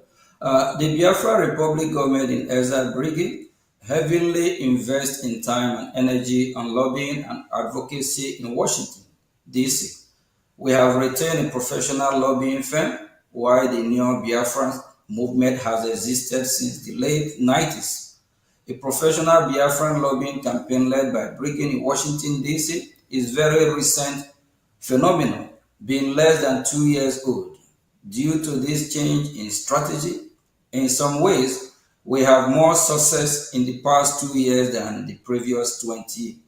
We have two questions relating this to ask. Can you explain to Biafran people why high-level lobbying and educating U.S. officials on the Biafran issue is critical? Sure. Number one, I am not a lobbyist. I have never been a lobbyist. I don't get any money for the causes I support. But causes like yours, to get the kind of attention in Washington that it needs, in my view, really does need a professional lobbyist. And I'll tell you why. Let's be honest here. If you were to survey most of the members of the U.S. Congress, people who work for the president in the White House, even people in the State Department, very, very few people would ever have heard of Biafra. Obviously, everybody has heard of Nigeria, given its size and importance, but very few people would have heard about Biafra. Not too many people even know about the problem of Christians in Nigeria, although recently there has been some publicity. So to get people, especially policymaking important people, to pay attention to your cause, to your issues, there needs to be a sophisticated, strategic, and high-level information and education campaign. And frankly speaking, in the American system, to get that kind of education, to get that information around, you need somebody with influence amongst American policymakers. That's why hiring somebody, engaging somebody like Elias's company makes absolute sense for, as I said, a cause like yours. African countries don't necessarily need a lobbyist because they have an embassy. Although many African countries do engage lobbyists to promote their particular causes. So for you to have people pay attention to what's going on in Biafra, it makes absolute common sense for you to engage a lobbyist.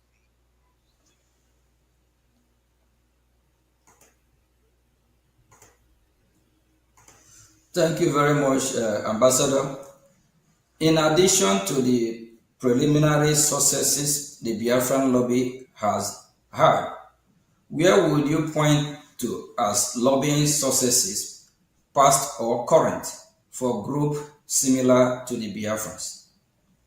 Yeah, for groups such as yours, lobbying is really about the only way that they can get their cause into the attention of American policymakers. So I would point, in the past, liberation struggles, which were trying to get justice for their cause, the African National Congress, leading to the freedom in South Africa, the Sudan People's Liberation Movement. Now you have successful efforts, for example, Somaliland. Like you, Somaliland has gotten a lot of attention recently. Your friends across the border in Anglophone Cameroon, Southern Cameroon, the Ambazonians, they're also trying to pursue their cause for justice. So again, these are the kind of causes that get the best efforts through engaging with the lobbyists in Washington. Thank you, Ambassador. So what you're saying is that what Biafra Republic government is doing is the right way to get the attention of the U.S. government, and the right way to also get our freedom, correct? Absolutely. And again, it means engaging the right person. Because unfortunately, as with anything, there are some people who are very effective at doing this, and there are other people who are not so effective at doing this. So it's essential for you to engage somebody who knows the people in Congress, who knows the people in the White House, who knows who does what at the U.S. Department of State, to make sure that your cause is promoted the way that you want to promote it. Thank you very much, and special thank you to our lobby, Elias, for being our voice in Washington. Thank you, Elias. The Biafra Republic government in exile has trans-action approach in engaging the U.S. government, making beneficial offers in the area of defense, security, and natural resources in exchange for U.S. political support, similar to what Somaliland is doing. What are your thoughts on this approach? Okay, so, I am not now speaking for the U.S. government. That's very important to say. I am no longer working for the U.S. government. I've now retired 4 times, so currently I'm retired. But obviously, Biafra has incredible natural resources. Biafra has incredible human resources. So, if you're offering that kind of a transactional deal, then in my view, that would be looked at positively, from especially people in the Trump administration, because as you mentioned, President Trump has been a very transactional president. He's not looking for, long-term this or long-term that. He's looking for what is the interest of the United States of America. And as Secretary of State Marco Rubio himself says, whenever the United States engages overseas, it should meet one of 3 qualifications. Does it make America more secure? Does it make America stronger? Does it make America more prosperous? So what you are wanting to offer obviously would meet, I think, all three of those criteria. Yeah, thank you, Ambassador. But Ambassador, we believe that your voice matters. You might be retired, but you still ambassador, and we believe that U.S. government still listening to you. Thank you very much. As a follow-up for the previous question, Biafra Republic government in exile, which is Brgie, I think you already answered that question. So let me just go on. And for years, the Nigerian government has used terrorism in the country as an excuse to ask for arms sale to Nigeria. Instead of using the weapon to fight Boko Haram, either the Nigerian government will use the weapon to engage in military action against Biafra, or provide those weapons to so-called reintegrate terrorists. Now, there is a shift towards direct U.S. counter-terrorism action in Nigeria, perhaps reflecting concern about the Nigerian military intention. So the question goes, what are your thoughts regarding arms sale to Nigeria? Should they block, or at least condition attached to U.S. arm cannot be used against Biafrans and the Christian population? Yes, so let's look at today's world. The truth is that any country or even movement with the funds is able to get weapons. You know, we've seen that around, whether it's good guys or bad guys. So the Nigerian military is going to get weapons. So I would be very much in favor of very strict conditionality on any U.S. arms sales to Nigeria.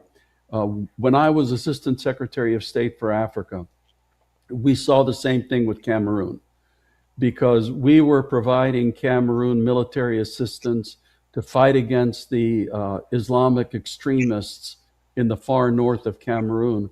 But it turned out that some of that was being used against the Ambazonia movement. So at that time, the United States cut back on some of the military assistance to Cameroon.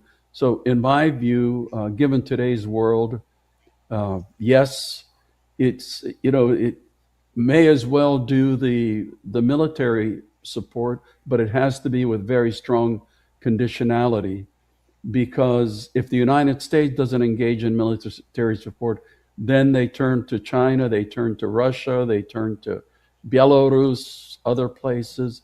But conditionality is extremely important. Thank you, Ambassador.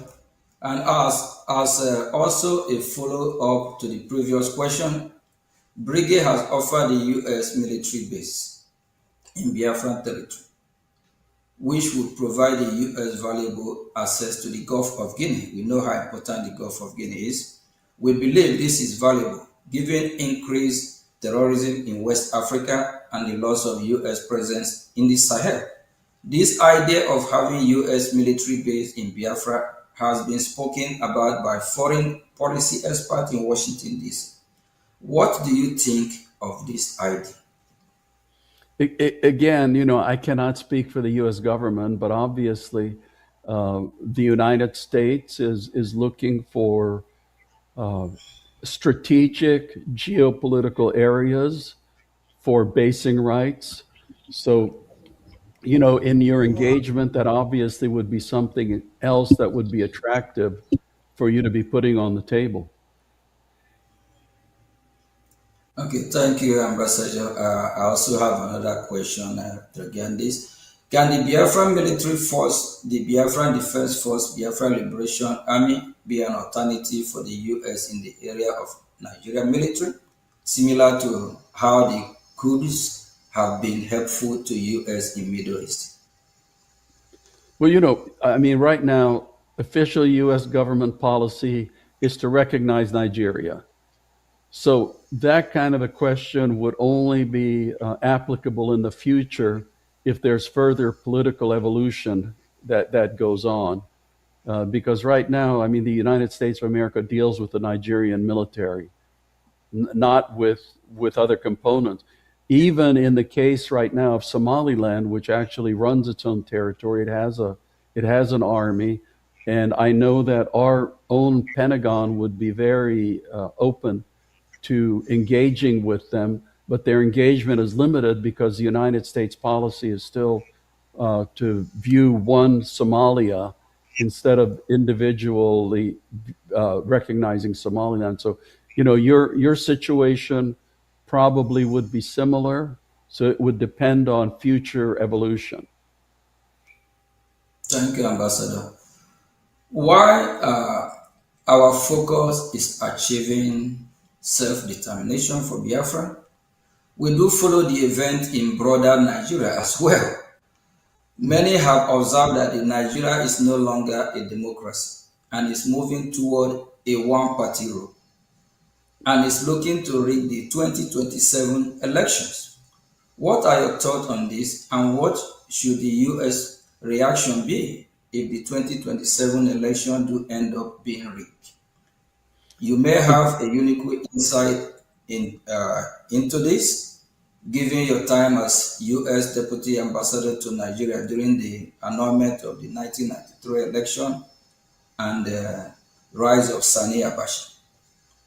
Yeah, I mentioned I was there when Bashir and Abiola actually won the election. I got to know him pretty well.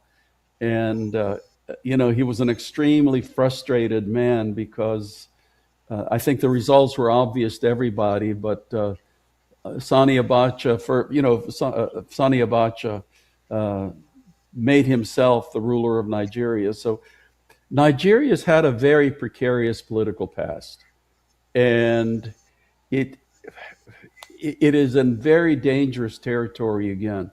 You gentlemen all know that there was an understanding, not formal, but an informal understanding, that Muslim presidents would be followed by Christian presidents.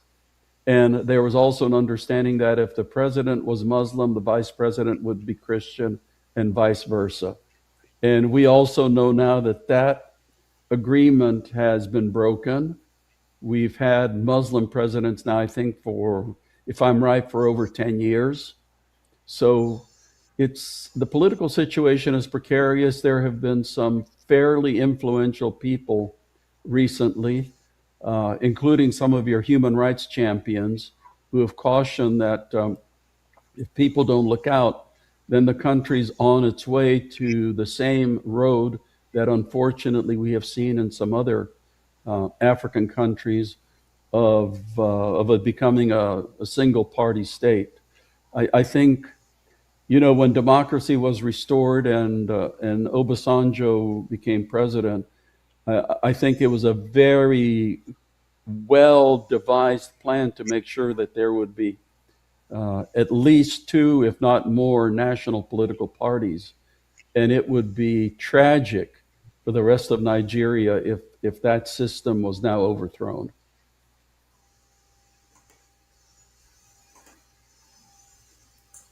Thank you, Ambassador. Would a turn of Nigeria to one-party rule also provide even greater reason and justification for Biafra aspirations? Well, that's obviously up to the people of Biafra and the people of Nigeria. That's not the kind of decision that anybody outside can make for you. But, that's definitely something that I'm sure that your leaders would put into the equation, because I understand that the whole thrust for what you're wanting to achieve is coming because the people feel marginalized. They feel like second-class citizens. They feel like they have not been getting their share of the national treasures, even though they are providing much more than their share to the nation. So, that's the kind of frustration that leads people to look around and say, there must be a better way to do this.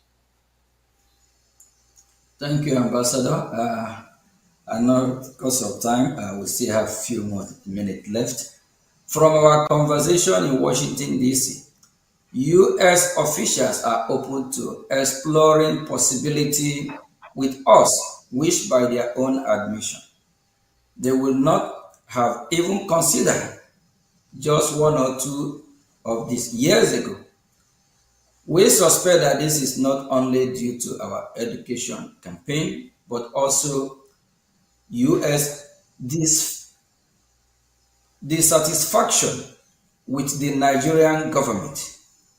What are your thoughts on the performance of the Nigerian government, as well as how we can keep pushing the envelope forward? You are absolutely right. It's almost like a demand and a supply factor, because on the one hand, you have American policymakers who have become extremely disappointed in Nigeria. The victimization of Christians has been probably the most dramatic recent issue which has popped up, which American politicians and policymakers of all parties are looking at and saying, this is absolutely wrong. But as we all know, sitting here, that Nigeria is undergoing a series of extremely difficult and very serious crises. Most countries, any one of which would be existential, but somehow, you have to say the Nigerian people are extremely tough because they always get through these crises one after the other. But now they're going on at the same time. And with all of the crises going on, with all of the disappointment in Nigeria, all of a sudden you have your group, which is stepping forward, which is educating people and informing people about this solution that might be right in front of their eyes if they were to follow it or if they were to support it. So you have the interior factors and you have the exterior factors. And all I can say is that you are making your push at a very timely moment of history. Thank you very much, Ambassador. And, we always are going to be grateful for somebody like you with your voice, and also our lobby here, Elias. We have already, pushed a lot in Washington, D.C. A lot have happened, a lot of education, meeting after meeting, just like throughout last week. Even we traveled far and wide, all the way to even Florida. So it's just a lot. And the people of Nigeria, those that identify themselves as Nigeria, are crying.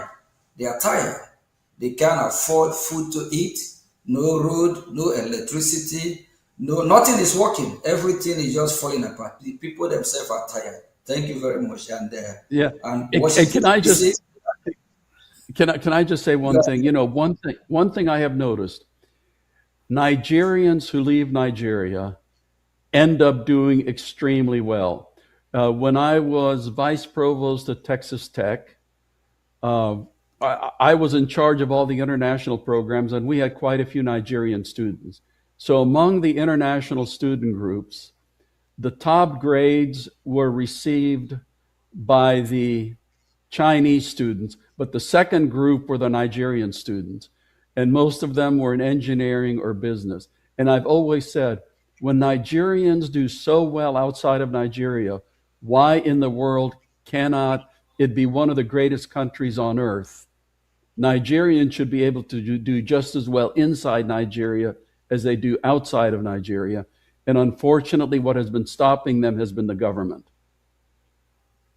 Yeah, you're absolutely right on that. Just because of the foundation of Nigeria, is built on faulty foundation.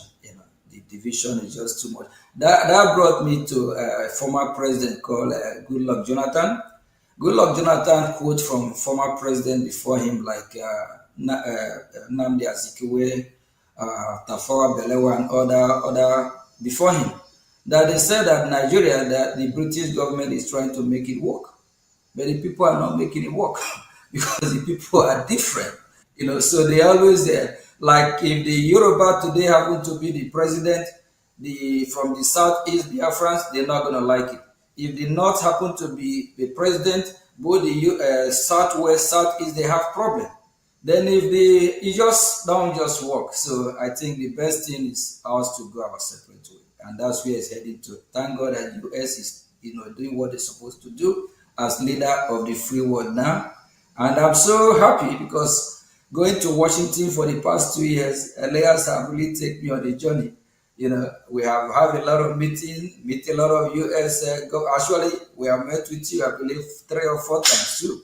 So, and what we hear coming from Washington, they are now beginning to shift, move from how they think about Nigeria before, because now they find out it's not going to work. Thank you very much, Ambassador. And just one thing I want to add, Prime Minister, too. I think another timely aspect, and Ambassador, you might find this interesting, is that unlike in the 1960s during the first Biafran civil war, when you had a strong sense of Nigerian nationalism, because so many communities throughout Nigeria had been marginalized, unlike in the 1960s, a lot of Nigerians outside of Biafra, people from other tribes and other regions of the country, are not opposed to what the Biafrans are doing because they themselves have been victims of either bad governance in Nigeria or have been victims of terrorism and these general plights. So if you in monitoring and speaking with non-Biafrans, the mindset of a lot of not the government but the Nigerian people is, okay, if the Biafrans want to go, let them go, because we're also suffering a lot of the same issues. So I think the good thing is I don't think we're going to have a repeat of the 67 to 70 war, because a lot of people throughout the country see the flaws in the system and now personally relate to many of the things that the Biafrans have gone through. Granted, the Nigerian government is, of course, vociferously opposed to the to what the Biafran aspirations are, but putting the government aside, I think in terms of the general population, even outside of Biafra, there's a lot of, if not sympathy, at least understanding. And I don't think the Nigerian government will even have the moral support to engage in heavily militarized conflict against the Biafrans. I think what they're doing against the Biafrans is already unpopular throughout the country. Even many non-Biafrans have criticized the Nigerian government for their heavy-handedness in dealing with the Biafrans. And I think from a population perspective, I think many things are moving our way. Of course, the Nigerian government has its vested interests, and they'll be much more aggressive towards the Biafrans for the foreseeable future. So I just want to add that perspective as well. Thank you very much, Elias. And Ambassador, I know we have thrown a lot of questions on you. You just have a few more to go. And it actually shocked me, and I believe it shocked other people when they see this, find out that the same people that have been massacred today, like the Middle Belt, both the minority in the North, these are the same people that fought against Biafra, killed Biafrans in millions. And these are the same people that years ago, all of them be campaigning one Nigeria to save Nigeria. The same Nigeria they try to save is killing them. So they themselves, I believe, they want to leave, they want to exit Nigeria. They are getting tired. We need to save the life of the Middle Belt, minority in the North, even the Muslim moderate, whether Muslim moderate or whatever, no one deserves to die. So, each region just have to go their separate way. I believe even the North will live better on their own, the Southwest will be better on their own, the Southeast, which is Biafra, will be better on our own, and the Middle Belt, and they are good in agriculture, did not have a gold. There's gold in Zamfara, so the Southwest have minerals, and they also have a potential of surviving as a country of their own. We Biafrans also, we also survive on our own, of which if they don't, we will help them. Thank you very much, Ambassador. Ambassador, we have just 2 more questions for you. What are your thoughts on how Biafrans should frame the Biafran struggle to the U.S. government and to international audience who may be unfamiliar with the conflict? I personally think that Elias is eminently qualified in that regard because, the way to do it is to present very much what you were just saying, is that Biafra, I think, historically, the term was used in the 17th century, in the 1600s. So there is a distinct history, there is a distinct people, there is a close historical record. Then you had the horrendous circumstances of the war, the incredible suffering. I forgot if it was up to 2 million people who died. Now you're a region of anywhere from, I don't think there's been a census, but I know estimates go from 50 million to 70 million people in the region, very heavily Christianized. The last thing Biafra would want is to have any part of Sharia law, which exists, I think, now in 19 northern states of Nigeria.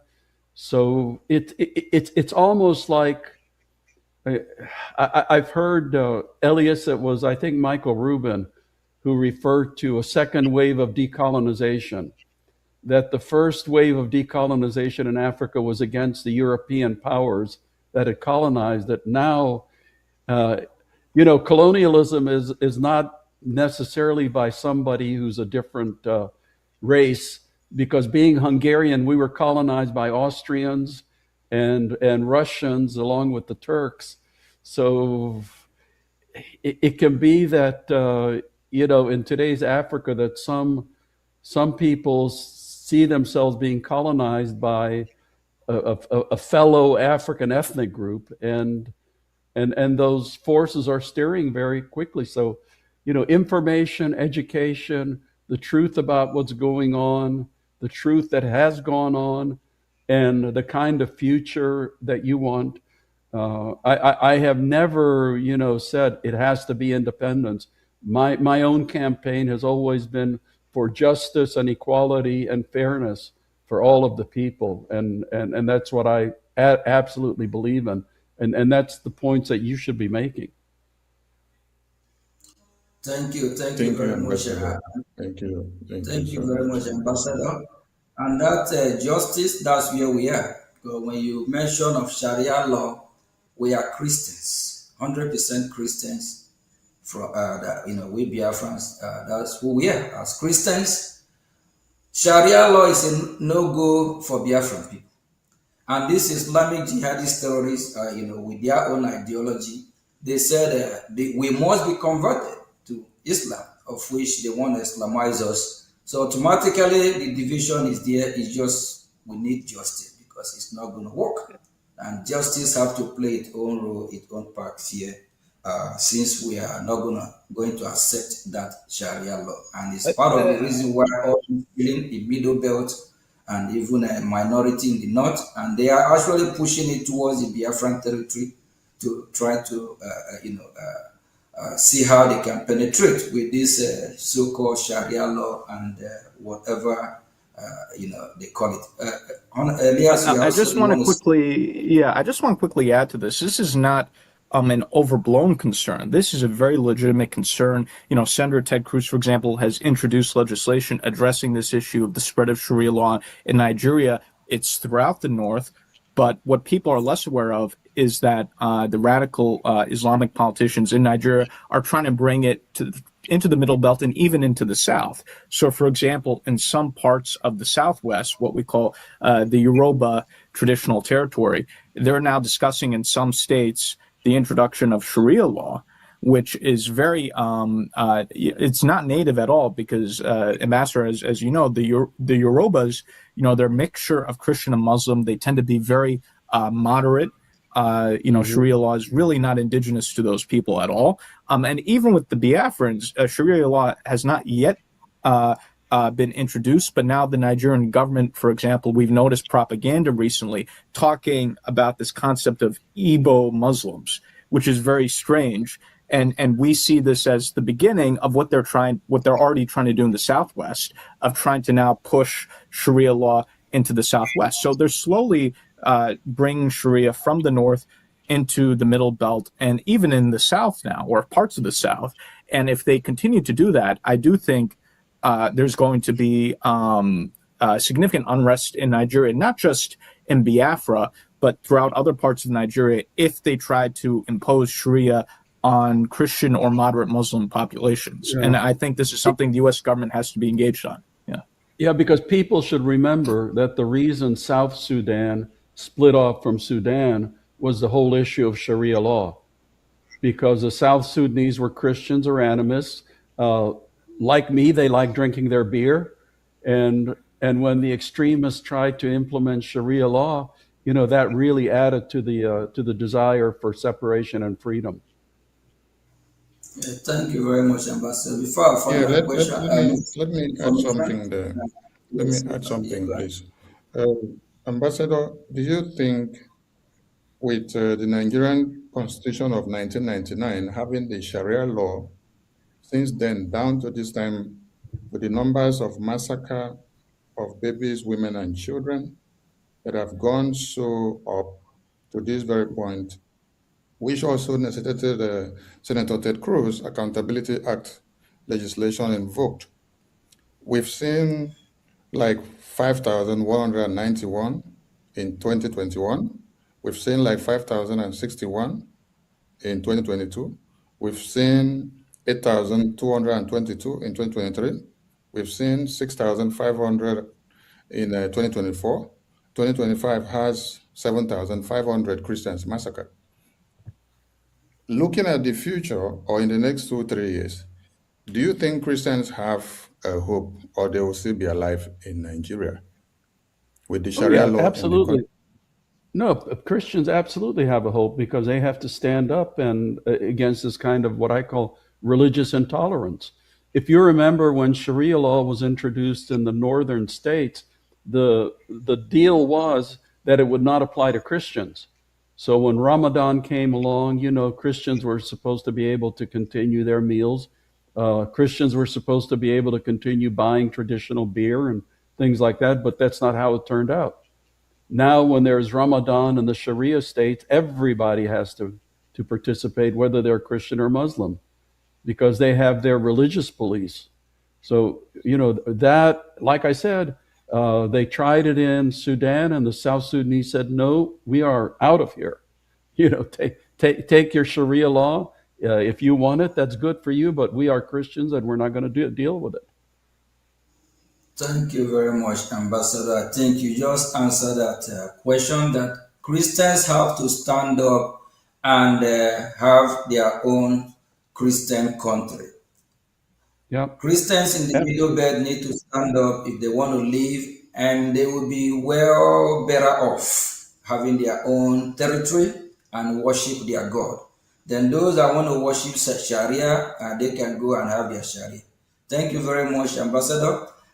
Finally, what message would you like to send to the Biafran people and supporters around the world regarding international advocacy and the path forward?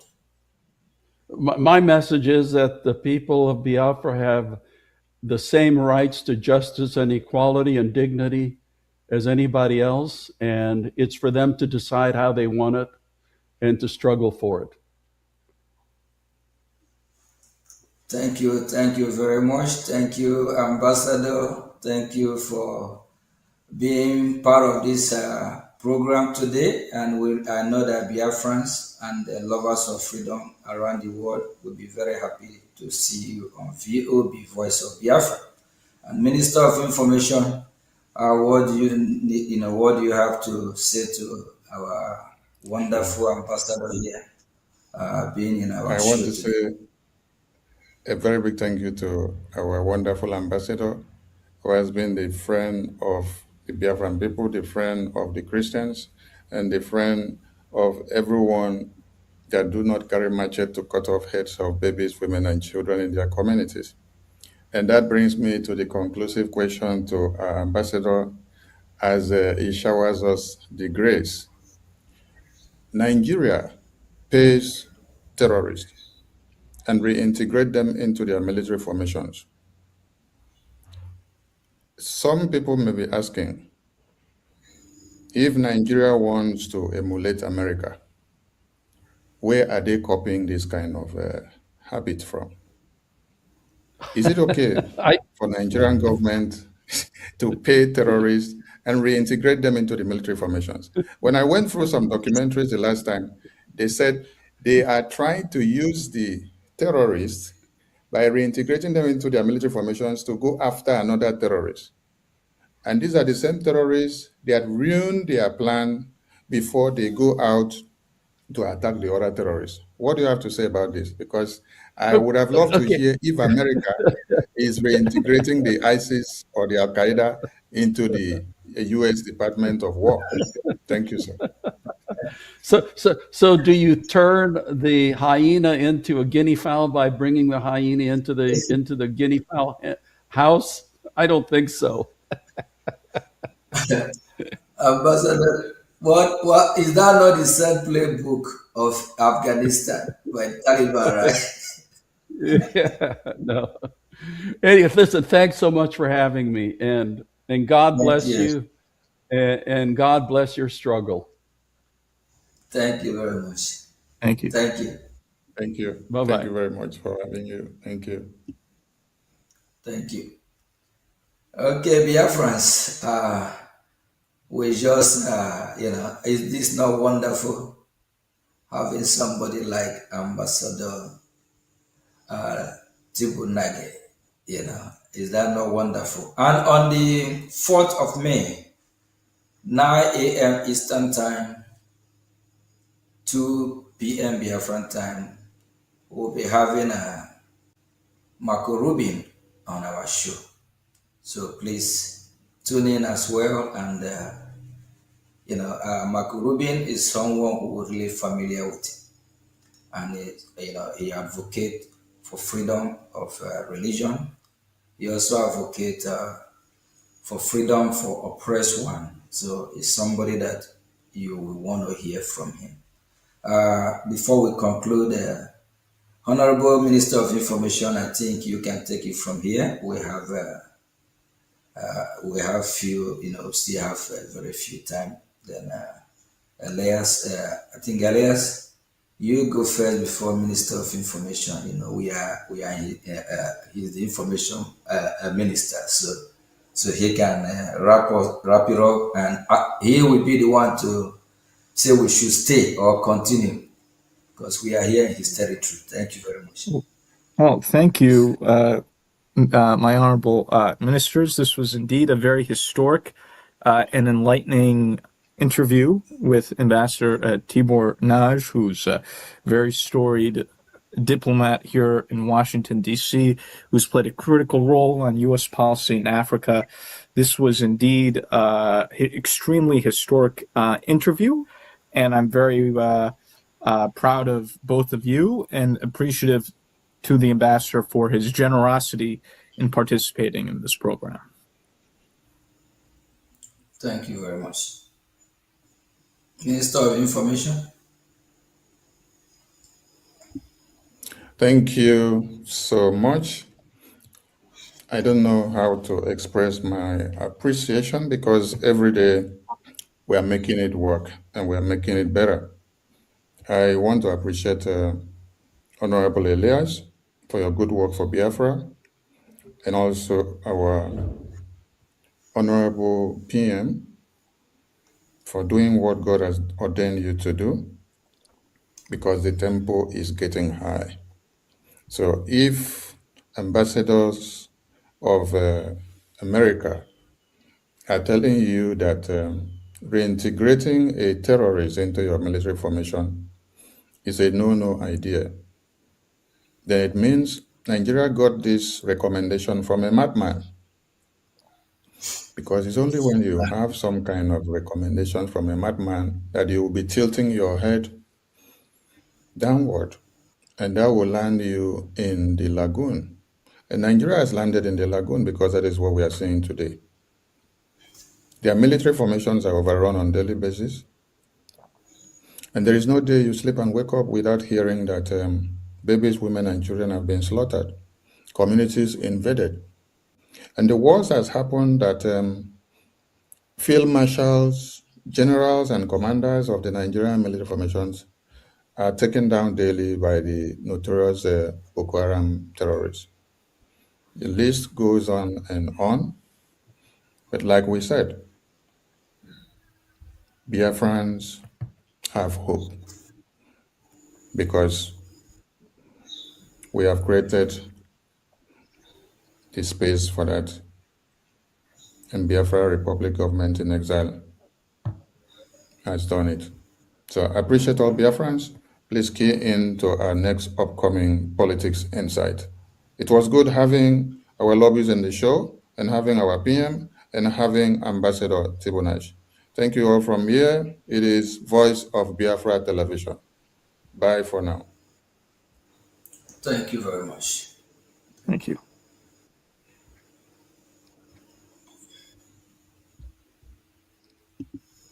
Oh, no,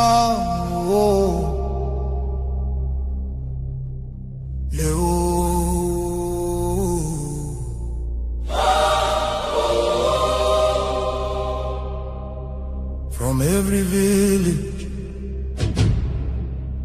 every city, from homeland to diaspora, hope is rising again.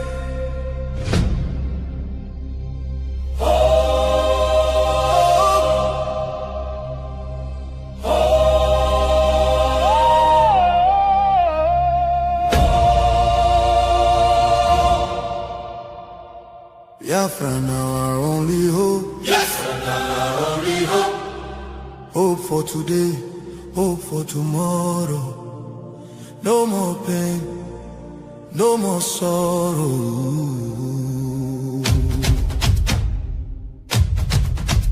Ha! We bring better news, make you head on clear. We get hope, now Biafra we dey see. Beautiful nation, shining bright justice and fairness. Now the light. Biafra go be one beautiful nation. Every Biafran go enjoy true freedom. Fine, fine country, shining nation. Justice and fairness. Justice and fairness. Everybody equal, one love for rich and poor. Leader or citizen, no different, justice go speak with confidence. No oppression, no discrimination, rule of law for the nation. Truth and justice go reign forever. Biafra go get strong and better. Where your home? Biafra. Who be your home? Biafra. Waiting be your country. Biafra. No more suffering and smiling, no more fear, no more hiding. Respect and dignity for all. Every citizen standing tall. Free education, rich university, healthcare for every community. No more dying, because no money. Life go better for everybody. Biafra now our only hope. Biafra now our only hope. Stand up now, make we claim our Biafra now our destination. Women go deliver safe for hospital. Citizen go get support every month. Better roads go connect every city. Modern railways and airport. Clean water go flow for houses. Electric light go shine every night. Security go protect every family. Day and night. Everything go right. You fit waka free for midnight. Go your road without fear. Kidnapping and violence disappear. Peace and progress everywhere. Mama and papa go get retirement benefits. Nobody go kill you for Biafra and go free. Now wahala, the person don't buy for him head. Oil and gas beneath our ground. And the people wey get the land go control them. Resources go serve the people. Prosperity go spread for all. Anything we dey for our land. Now our citizens go manage them. Development go reach every corner. Nobody go suffer again. No vote buying, no rigging game. Election fair and play. One woman, one vote. One man, one vote. Your voice go matter every day. Biafra now our only hope. Biafra now our only hope. Hope for today, hope for tomorrow. No more pain, no more sorrow.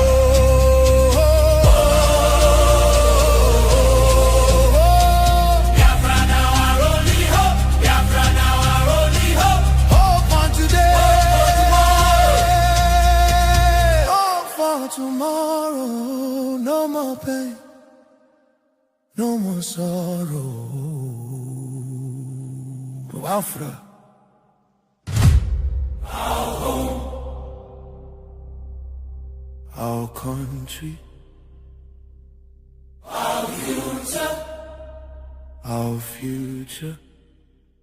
Biafra now our only hope.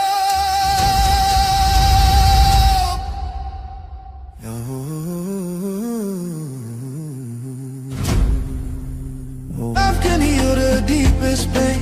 Shelter broken dreams erase. Hunger.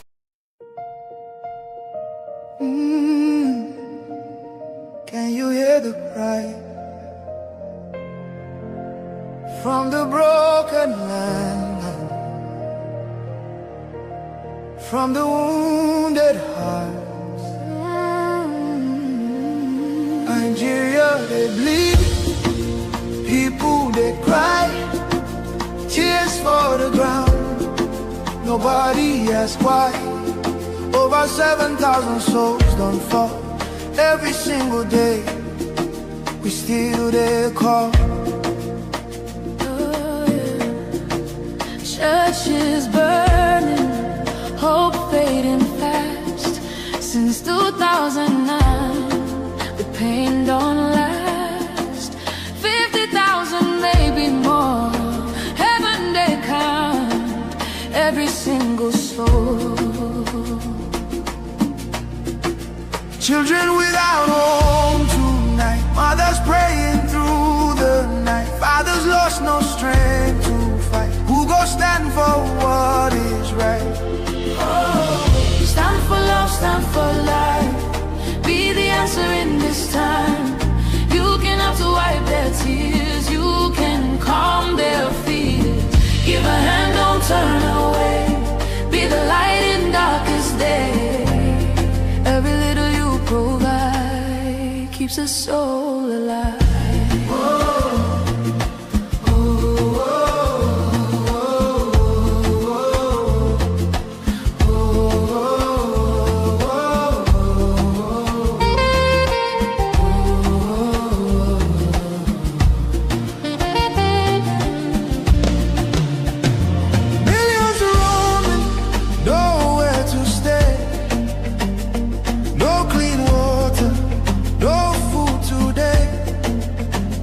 Voices crying in chains, silent echoes filled with pain.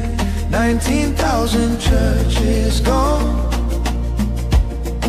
but faith still rising, holding on. In the ashes, hope remains. Love can heal the deepest pain. Shelter broken dreams erase. Hungry hearts we can embrace. Let compassion take its place. Now's the time to show his grace. Stand for love, stand for life. Be the answer in this time. You can help to wipe their tears. You can calm their fears. Give a hand, don't turn away. Be the light in darkest day. Every little you provide keeps a soul alive. Food, water, shelter, hope. You can be the miracle they pray for. You can change a life today. No matter how small it seems, your love can rebuild their dreams. Together we can make a way. Keeps us all alive.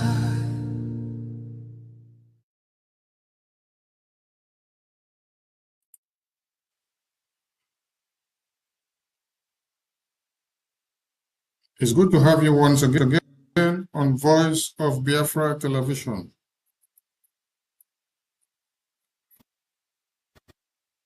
And you're all welcome to this very evening.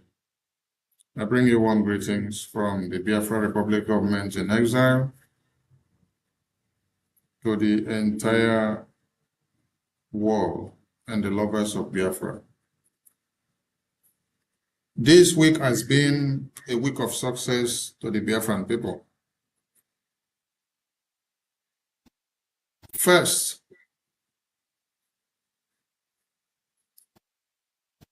Congressman James, a key and a leading figure in U.S. Congress, who have had series of diplomatic engagements with the Biafran people, represented by the Brgie Prime Minister, submitted something very remarkable in the U.S. Congress, demanding a voice for Biafra, demanding the freedom of the Biafran people, depicting the freedom of Mazi Nnamdi Kanu, citing the repression against Biafran people by Nigerian terrorist government.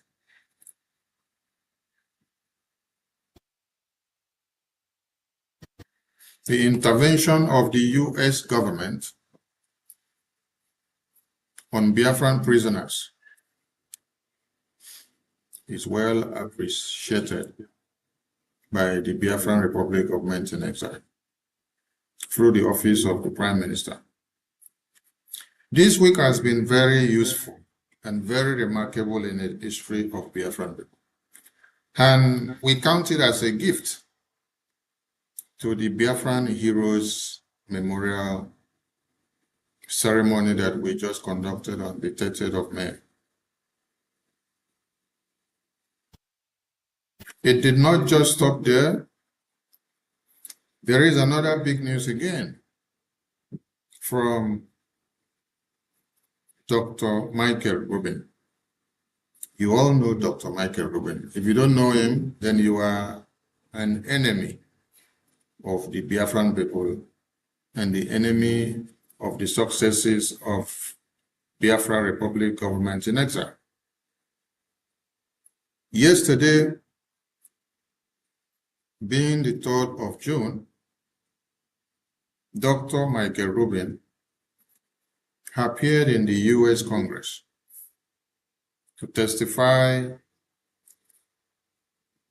in Congress, and Biafra was part of his testimony, calling on the American government to recognize the genocide that Nigeria has committed long before now, and the repetition that is exponentially here, and the actions that could be taken to term more genocide that may come. Because the international community did ignore entirely the genocide that all these foreign governments have committed before. Because of their diplomatic engagement, they sweep it under the carpet. You see countries that have committed genocide on the minority people in their countries, and then their international allies just move on. They use something to cover their blood, business interests.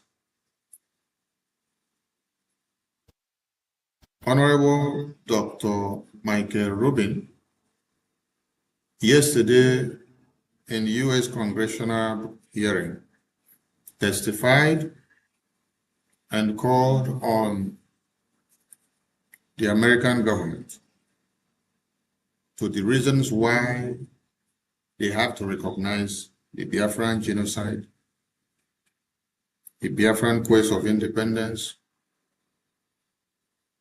the Biafran resurgence today, and why they must not ignore, because there is a very big danger that is coming ahead. So this week has been a very great week And maybe by next week, I will be having some guests in the studio to discuss some of these blueprints that have been on the media sphere in favor of the Biafra Republic government in exile. And tonight, I welcome you all to Voice of Biafra.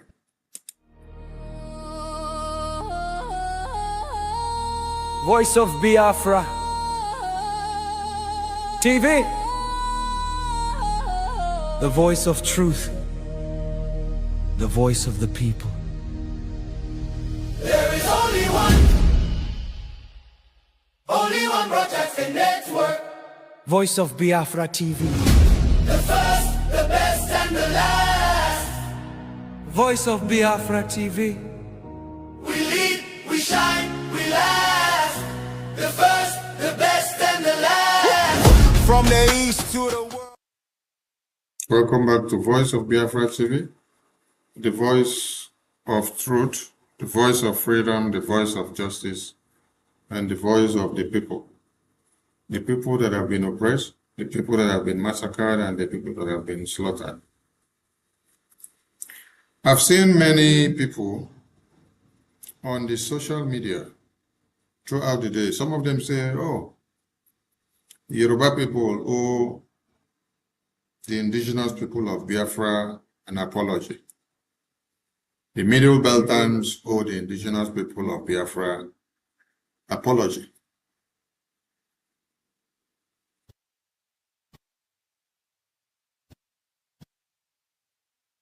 Some of them say the Yoruba people owes Mazi Nnamdi Kanu apology. Your apology does not change the fact that you laid the path to destroy innocent babies, women and children of Biafra, who were slaughtered in their mother's womb. Your apology cannot bring back those babies. Your apology at this time is not very important. It is useless to the Biafran people. What is of more essence is for you to pick up arms to defend yourself against the Islamic jihadist terrorists that are in your communities. So, it is no more about the Biafran people, because you all made it look like a case of Biafra in Nigeria. We took the stand to preach the message and to call on the subconsciousness of everybody to wake up and to face the reality that was coming to consume their babies, women, and children. But you all betrayed our call and our cause. You took it to be just a call. You rejected the message and you trampled on the messenger, which happens to be the Biafran people. Today, when Nigerian government brings out statistics of insecurity in Nigeria, they see that the Biafran territory is more and most secure territory in the contraption of Nigeria. This has been the sacrifice of the Biafra Republic government in exile. You all mocked at us. You sent many of us to prison. And you are still working to even send our prime minister to prison. Tinubu is canvassing in America, writing letters, hiring lobbyists, going to the Department of Justice in America, going to FBI, going to all the bodies in America for them to kidnap or to send Mazi Okenkere to them in Nigeria or to push him into prison so that the Islamization agenda in Nigeria can prevail. Because 9Geria has come and become very stubborn and stood on the way after they kidnapped the previous leaders that were leading Biafra. And many of you are facilitating and giving more information that Nigerian government needs to bring us down because of the Biafra that we are fighting for everybody. Then some of you will come out and then start doing crocodile tears of, oh, we owe IPOB apology. Oh, we owe Mazin Abikano apology. Oh, we owe indigenous people of Biafra apology. Oh, we owe Kechukwu Nkere apology. Crocodile tears, lip services, backstabbers, evil people, jealousy people, people that have been invested with maggot mindset, who is only to deteriorate everything that you try to make better. Your apology cannot save any situation because the terrorists have surrounded all of you. Yes, they have surrounded all of you. I'll do well to show you some of the photos tonight. And they have surrounded all of you. Your shouting and lamentation cannot save you this time. It's not about shouting and lamentation. It's about your ability to face the terrorists. Are you ready to face them? If you like, come and be doing apology to Biafra government in exile, or Biafra, or indigenous people of Biafra, or our opinion that you want to send to prison because of fighting for Biafra, because of fighting for the release of other Biafrans that are inside prison, or come and do apology and turn your head upside down. That does not change the mindset of the Fulani terrorists. You know what? What you should be doing is to brazen up. Be ready to face the real terrorists because they are here and they are looking for all of you to take out. He said, if you do good, you do for yourself. You do bad, you do for yourself. Many of you claim you are IPOB, Indigenous People of Biafra. I saw Okechukwu on social media. Okechukwu says he is IPOB, Indigenous Person of Biafra. But Okechukwu cannot present to you any evidence of his support of Biafra government in exile, which he is supporting or fighting for or helping to annex Biafra, that same IPOB that he claims to be in Washington, D.C. Okechukwu can go to Washington, D.C. and do protests for Nigeria continuity, for one Nigeria to be. But Okechukwu cannot do fundraising, or you cannot see Okechukwu come and carry Biafra flag to join Biafra. You cannot see him come and speak for Biafra.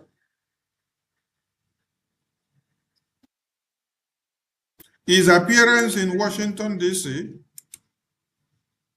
which you saw here, was for one Nigeria. Okechukwu's appearance was for one Nigeria. Look at it. Do you see this? We just met last week at the White House. We do have a plan. We do have a strategy.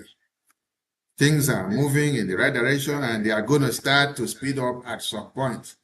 Congressman Rally more on the ongoing U.S. intervention to end Christian genocide in Nigeria. It is about Nigeria. You cannot see them come and meet Okechukwu Nkere and say, how are we doing to add up to support the Biafra? He's in the US. So when he see where Okechukwu Nkere is going and when he's coming for congressional briefing that will have to talk about Biafra, anything that will have to spotlight, you will not see him there. Any day there is anything that has to do with Nigeria, for the posterity of Nigeria and for Nigeria to continue, you see him. But when you go to social media, he's the one claiming to be more IPOB than you. You see, these are the things that we said. After the congressional briefing of Christian genocide, you see all of them, they gather there because it is about Nigeria. After the 30th of May, you all saw them. They carry Biafra flag. They claim to be more Biafra like you during the 30th of May. Now, can you see them come up to say they want to support Biafra in any way? No, it is just lip services that they do to make noise during that time of the 30th of May. While Okechukwu Nkere and BRGIE, the lobbies and the attorney, Dabiri, are carrying Biafra on their head, preaching to the US congressmen and women, moving from one meeting to another. Somebody like Dr. Michael Rubin, who is not a Biafran, is the one going to the US Congress to spotlight Biafra, to testify for Biafra in the US Congress. Yet, you have thousands and millions of Biafrans in America who ignores the Biafran call. But on the day of the 30th May of Heroes, you saw all of them exhumed from the graveyard. They made noise everywhere in the media. They created the highest of awareness. The entire world was seeing Biafra flag everywhere. Everybody claimed Biafra. They claim Biafra, they pay tribute to Biafra, they make noise about Biafra. But now, we need people to actually come out to support Biafra financially. When you sit down and see Michael Rubin speak in the US Congress, highlighting Biafra, do you think that he just woke up from his bed with no intuition of education or information or somebody engaging him, then he just go and then start speaking about Biafra? No. There's somebody that is doing work. There's somebody that is going about putting the puzzle in places to connect to the game of Biafra being spoken of in US Congress. Some of you maybe think that US congressmen will call on Prime Minister of Biafra Republic of Venezuela and say, come to Congress, come and stand there and talk to Biafra and talk about Biafra from beginning to the end. No, that is not how things are done. It is other people that needs to sit down, that you have briefed about Biafra, that will bring the Biafra on the table of discussion. Gradually, it becomes a common talk show to every of the congressmen. If Congressman James brought Biafra to the Congress in November 2025, and the Prime Minister of Biafra Republic of Venezuela in June 2025 brought congressional testimony of Biafra to the US. Then on September 18, 2025, brought a live testimony of briefing to the US Congress. Tell me now, from that standpoint, why other congressmen and think tank groups in America will not be elevating Biafra gradually. But when an idiot like this He's going to the US to meet the US lawmakers, and he's going to uplift Nigeria. He's going to talk about Nigeria all his life. This is the same Okechukwu, when Simon Ekpa was here, who was attacking Simon Ekpa. Why? Because of our template and ideology of Biafra independence. When we said no elections in Biafra land, take your elections to the Kafanchan, take your elections to Nigerian territory. Because Nigerian elections is not going to bring us anything. It is just to pave way for the continuation of the 1914 amalgamation of Britain. The British designed contraption, the business of Britain, continues. These are the people that came out and fought us very hard. For who? For Peter Obi. Peter Obi that was given to them by Britain. And they were very okay to see that Peter Obi is given to them by Britain. They were very okay that Britain write a script and then give the script to them and then call on one of them and say, go and play the script. And then they were very happy to be the one to play the script.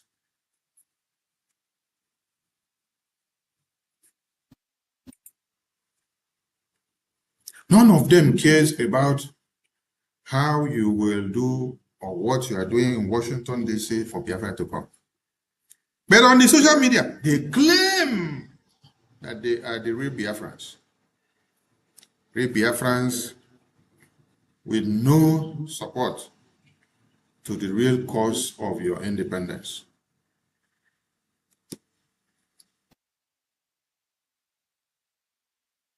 Few weeks ago, he was in Abuja to celebrate Nigerian Nollywood actors' nonsense.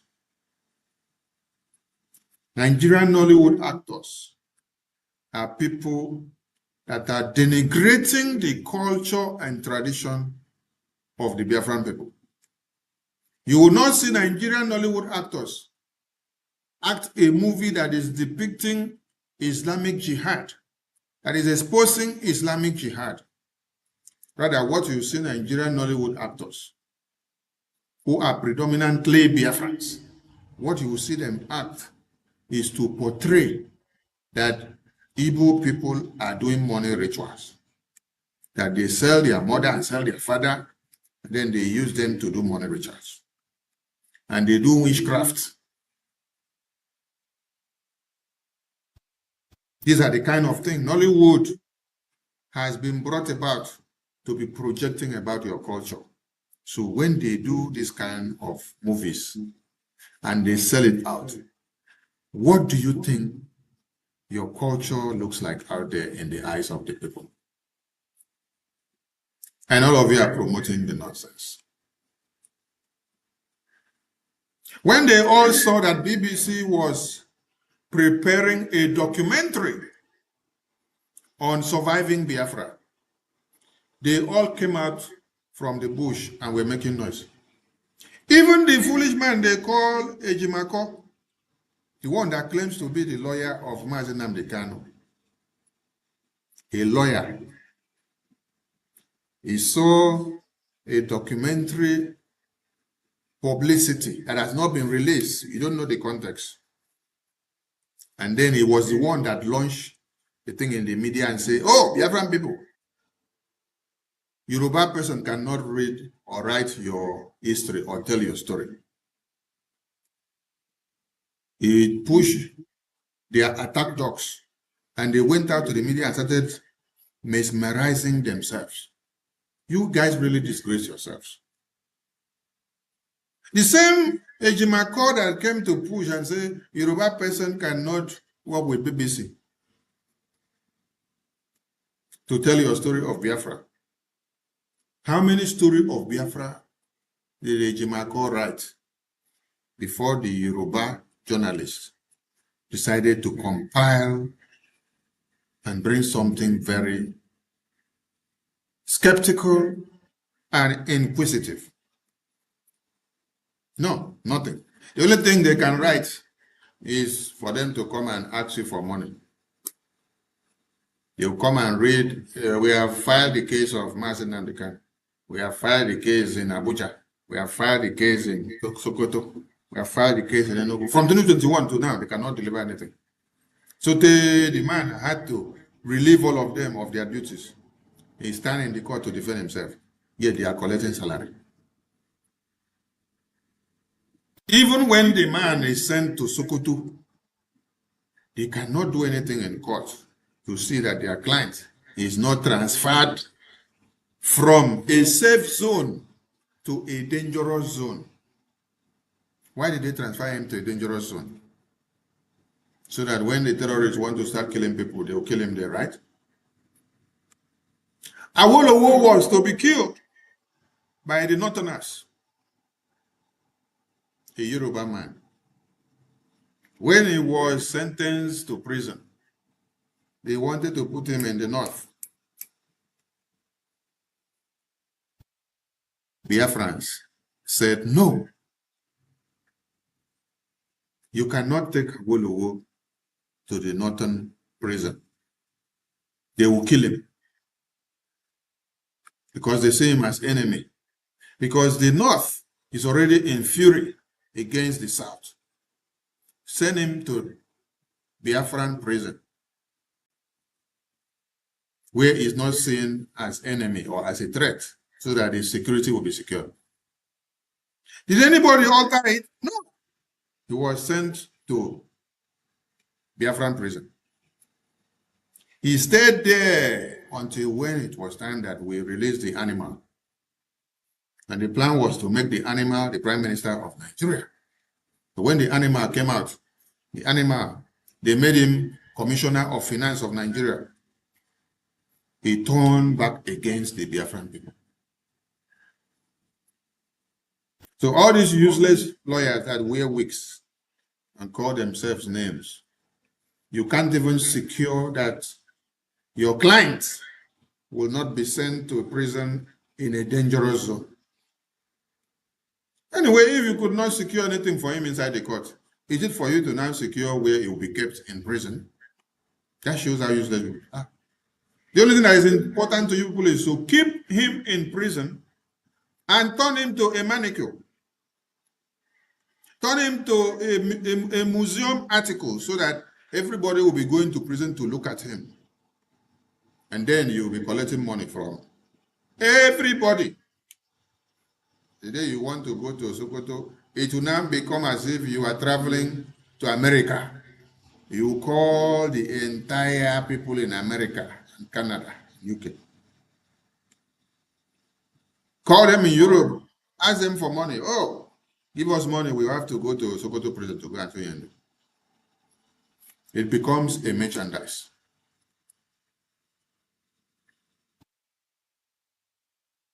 I've not seen any of you write a story about Biafra. The BBC was to release a story about Biafra, and all of you started making noise in the media.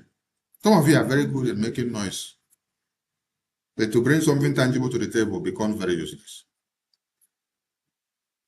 You can make the noise when you are not even given the permission. You will take the credit for making noise only, but bring something to the table. Nothing to show.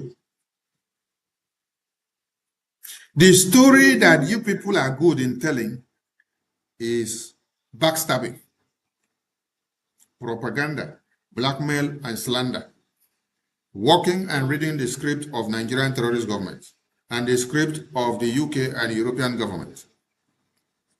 That is how UK is using Peter Obi to confuse all your brains, while all your distraction will now go to Peter Obi. Then he is working for Tinubu, but he is brought in to deviate your attention. So when you now push half of your attention to him, Tinubu gains the ground. At the end of the day, you make nothing out of it. Tinubu will now garner all the support that he needs. It is the script of UK. UK uses the script to walk past and to continue going. This is how it happened in 2023. In 2023, UK gave you Peter Obi and used him to confuse all of you. Why driving the traffic to Peter Obi? UK is preparing Tinubu. So Obi works on diverting your focus while creating more support for Tinubu.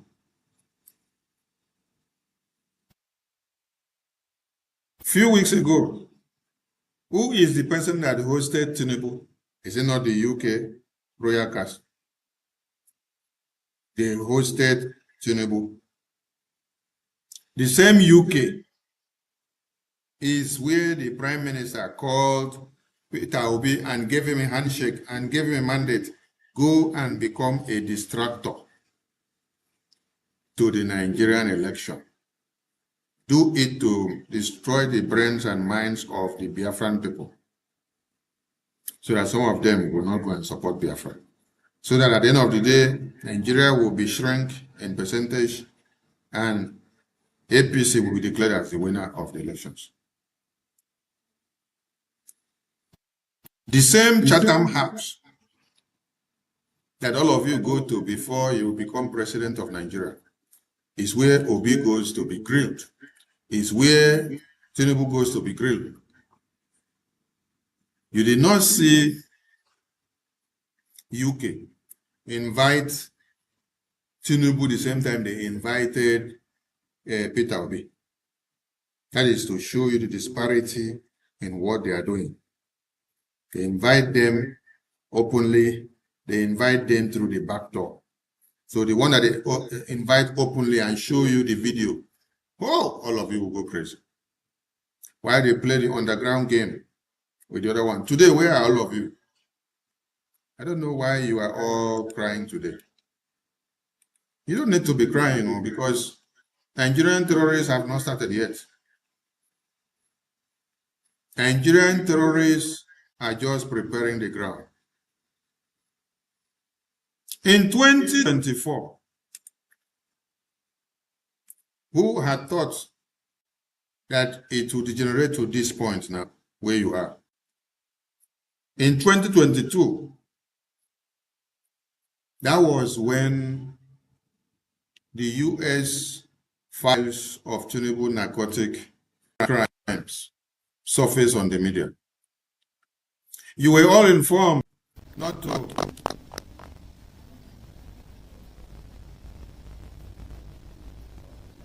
We take a short break. No other station does it better. Truth be told, real stories, real power, real Biafran soul. Every day, every hour, we taking control. Breaking every silence, letting voices rise, standing for the people, opening. Thank you so much, and welcome back. In 2022, that was when the narcotic files of Tinubu surfaced from America, and you were all warned not to vote Tinubu into power. Nigerian citizens, were you not fighting the Biafran people because of cautioning you not to make Tinubu your president? Were you not fighting the Biafran people when we canvass for no elections of Nigeria in Biafra land.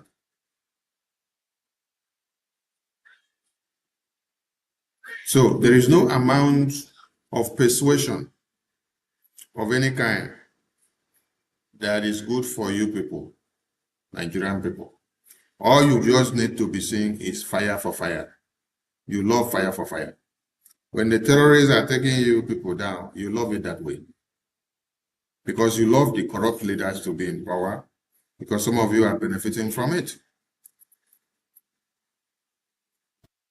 Now, the terrorists are here and they are coming in full force. The toddlers that were kidnapped in their schools, the terrorist now says for them to release these toddlers. Those pupils that were kidnapped in their schools, Nigerian-sponsored terrorists, says for them to be released,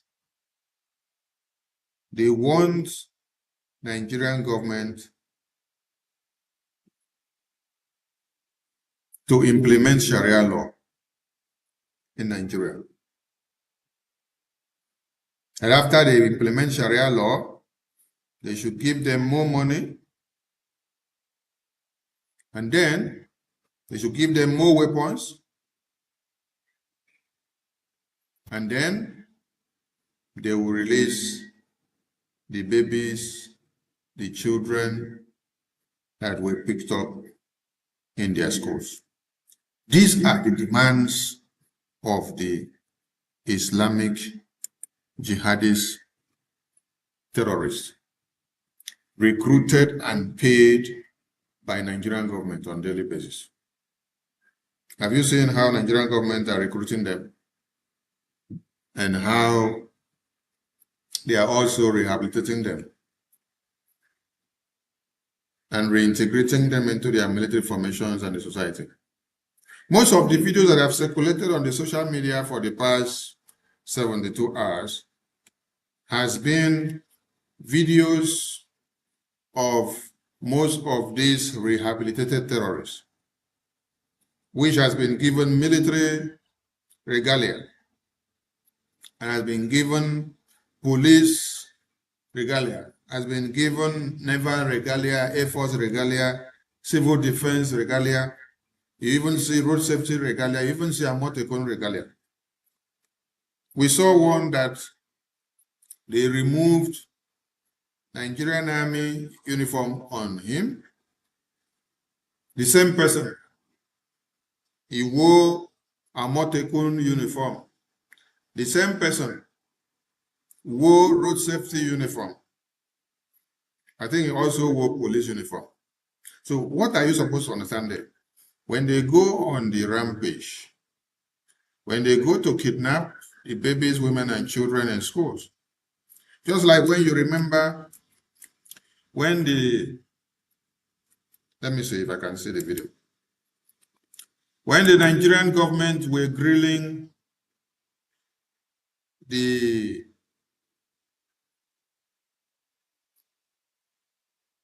chief of staff or minister of defense, when they were grilling the minister of defense in the Senate, they were asking a question. Who orders the withdrawal of the military personnel from the school where our children were kidnapped? And the military personnel were ordered to withdraw from the school few minutes before the terrorists invaded the school. These are some of the questions that were asked inside that Senate grilling that day. I'm looking for the video. I want to bring it to the screen. Even if I don't find it now, I'll look for the video and bring it later. Yes. This is the Nigeria that you find yourself. when terrorists are wearing military uniforms, tell me, on that very day when they are asking this question and say, who ordered the withdrawal of the terrorists from the school before the real terrorists invaded and kidnapped the children? It's very simple to answer now. You know how simple it is to answer. How simple it is to answer now is that if Nigerian government recruit these terrorists and put them back inside the military formations, they give them uniform to wear,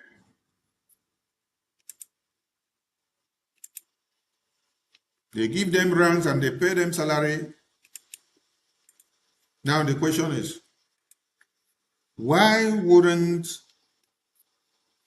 these terrorists be posted on duty? Why wouldn't these same terrorists be posted on duty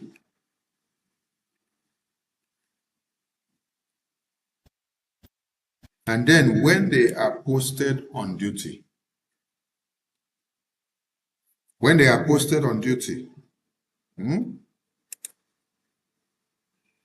terrorists are posted on duty in the schools where our babies school on daily basis, these terrorists now in uniform will now be working as informants to the other terrorists that are actually coming to kidnap our children in the school.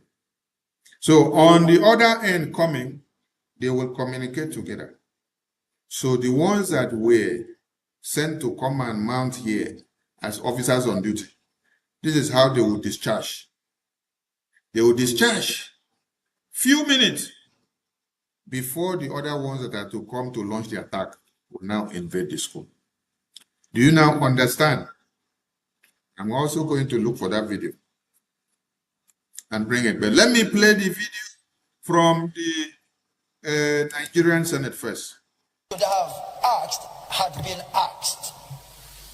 But it's to say to you, based on where you're coming from, the commendations and accolades that you've gotten from my colleagues, is to say to you that I will be requesting the Senate to give you like what had not been done before. You will be approved, but in principle it will be probational. If within the first 6 months these sensitive questions are not brought to bear in the affirmative, where is Brigadier General who authorized the withdrawal of soldiers 30 minutes before the operation that saw to the kidnapping of the MAGA, 25 children in MAGA, and etc., are not answered, or no progress is seen by the Senate, by extension of the country, because the Senate is the country. We represent Nigerians here. If those are not taken care of within the first 6 months, this same Senate that members have applauded you, commended you, and will approve you, the same Senate will call on the President to send you packing, so that any other person that is saddled with the responsibility that you are saddled or will be saddled with, which quote and unquote will be within the sphere of security responsibilities, will sit up when and if such a person is saddled with the responsibility you are saddled with. To this, or with this, once more I congratulate you and I caution you to have, I don't know if you play polo because you are not a polo player, I would have known, but in the affirmative, where is Brigadier General who authorized the withdrawal of soldiers 30 minutes before the operation that saw to the kidnapping of the MAGA, 25 children in MAGA, and Where is the Brigadier General that withdrew the military troops from that very school where our children were kidnapped?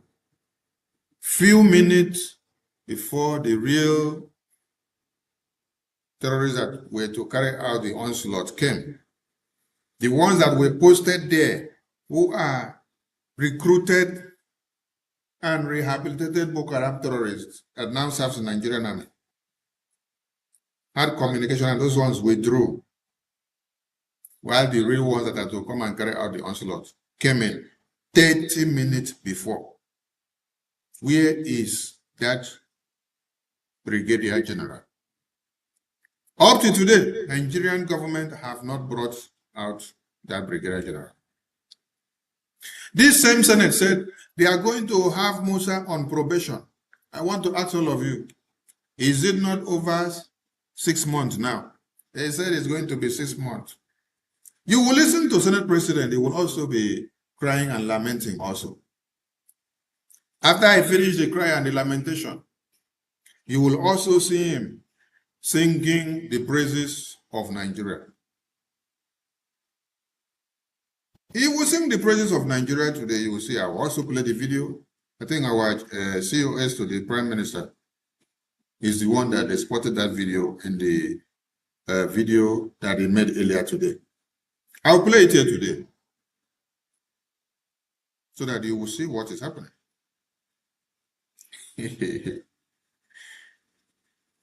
Where is the Brigadier General that commanded the troops to withdraw from that school where our children were kidnapped? So what you should now be worried about is, what is it about this Brigadier General? Or what is it about these people? And how do they come in there to now be the topic or the issue of the day? I am going to show you. Yes, you need to understand how they come to be and why they become the talk of the town and how it all started. Because if you don't understand the beginning of something, how will you now suddenly be looking for the end or finding out solution? No, you need to understand first. When you understand, before you now start going where you want to go. Yes. Now let us look at the videos of how these brigadiers or brigadiers or the Acadias, these terrorists, and they call them brigadiers. Let us see how they carry out that kind of act so that you will understand. Because they did not just wake up from the toilet to carry out the act. So when this question was posed in the Senate, they said they are going to give Musa 6 months. Till today, 6 months have gone. Nobody is talking about it again. Now, how many more babies have been kidnapped now? The one that they did before, they have buried it. They don't want to talk about it again. That very brigadier that they said they should bring out, oh, they are not interested in even seeing the brigadier again. Now they are talking about releasing the new children that have been kidnapped recently. This is the Nigeria that you all worked for now and are so happy to have. as Nigeria. Many of you are very happy to even say, I'm in Nigeria. You carry that useless passport and you'll be making noise in the media. You will not even allow somebody to hear what. Wait, I'm going to bring a terrorist to show you how they do it. Because you'll be asking the question, oh, how is this happening? No.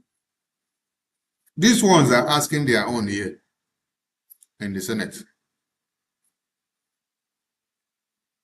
Since when they asked, did they get answer? No. They did not get any answer. They said they are going to use 6 months to get the answer. Musa is more than 6 months in the office. The other day, we saw Musa doing political campaign. Musa is no more so concerned about security affairs. Musa delves so much into politics nowadays. But when you people see Okechukwu Nkere, the Prime Minister of Brgie, doing his work in Washington, D.C., you guys want to go about to bring him down. Tinubu is liaising with many of you to see that Okechukwu Nkere is kidnapped or imprisoned or locked up in America. Why? Not because he committed any crime, but because he decides to fight for Biafra for you and I. Yes. Because he decides to fight for Biafra for you and I. And many of you are very, very okay when you are playing the red card to please Nigeria or to serve as a tool to Nigeria while trying to bring down Biafra Prime Minister. I weep for many of you. The person that they were looking for, I want to show you when this man is asking the question here in Congress, in Nigerian Senate.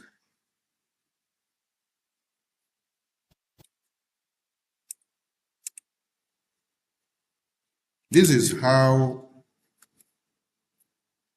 the generals or the brigadier or the brigadier or the field marshal, the terrorists that commanded their fellow terrorists to dislodge while they now bring in the other ones to come and kidnap the children. 6 months is gone. Musa is still enjoying his work and going. Nobody cares about the children again. Nobody cares about where is that brigadier general that commanded the troops to leave the school 30 minutes before the other set of terrorists came to kidnap the children. Nobody is asking about it again. Do you know how and do you know why? Because they use them for this. Now, look at this video.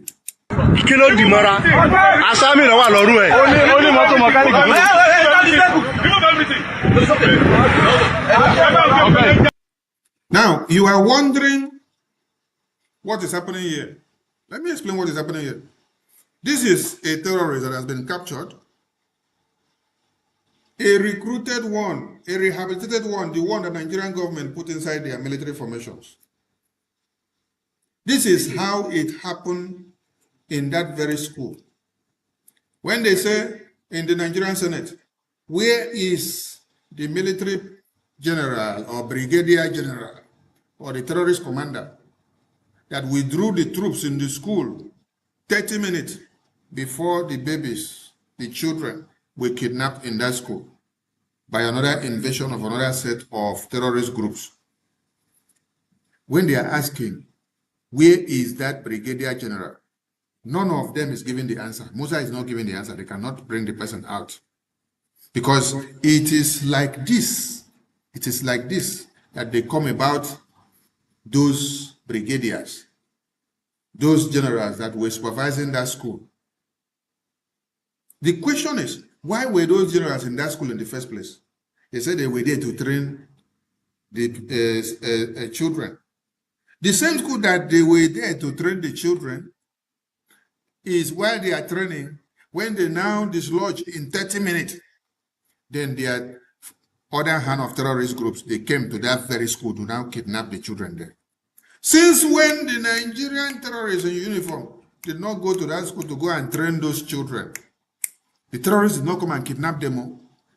The same day, the minute they now came to say they want to train them, after they trained them, after 30 minutes, their terrorist foot soldiers came. When these other sets dislodged, the real one that had to come and carry out the onslaught invaded and captured the children. When that senator was now asking, where is that military commander or general that withdrew the troops from this school 30 minutes before? I want you to understand how it happened. This is how it happened. When you have some of the military uniforms being worn by these same terrorists. So this is how they were in that school. Same terrorists, they dressed and came. They wore military uniform given to them by Nigerian army. They stayed there while making the ground very secure and comfortable for the ones that they later gave signal to come and kill. So when this one now finish with the Nigerian military uniform that is wearing, they will now go remove the military uniform. When the other terrorists finish kidnap the children, they will now come back with another uniform of maybe police, which he is still wearing. Or he will come back with another uniform of Amotekun, or he will come back with another uniform of a civil defense. You will see, you will say, no, these are Nigerian security personnel. You don't know that they are one and the same thing. One of them wears 3 different uniforms to come and disguise and carry out terrorist attack.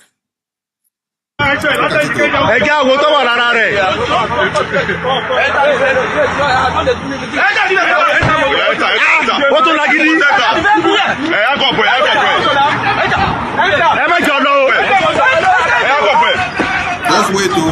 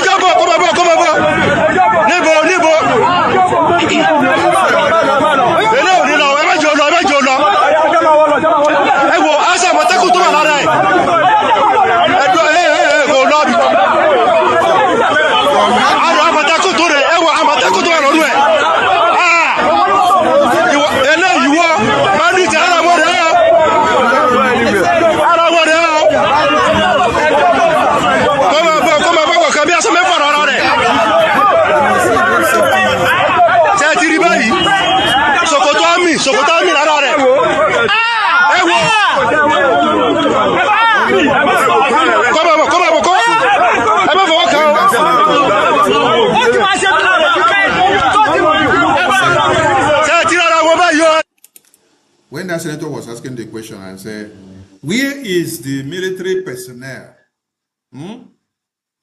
that withdrew the other terrorists from this school. Hey, can you see another uniform?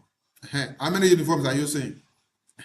This one never finish. Oh, they go see pull another uniform from his body again. More uniforms are going to come out from one person's body.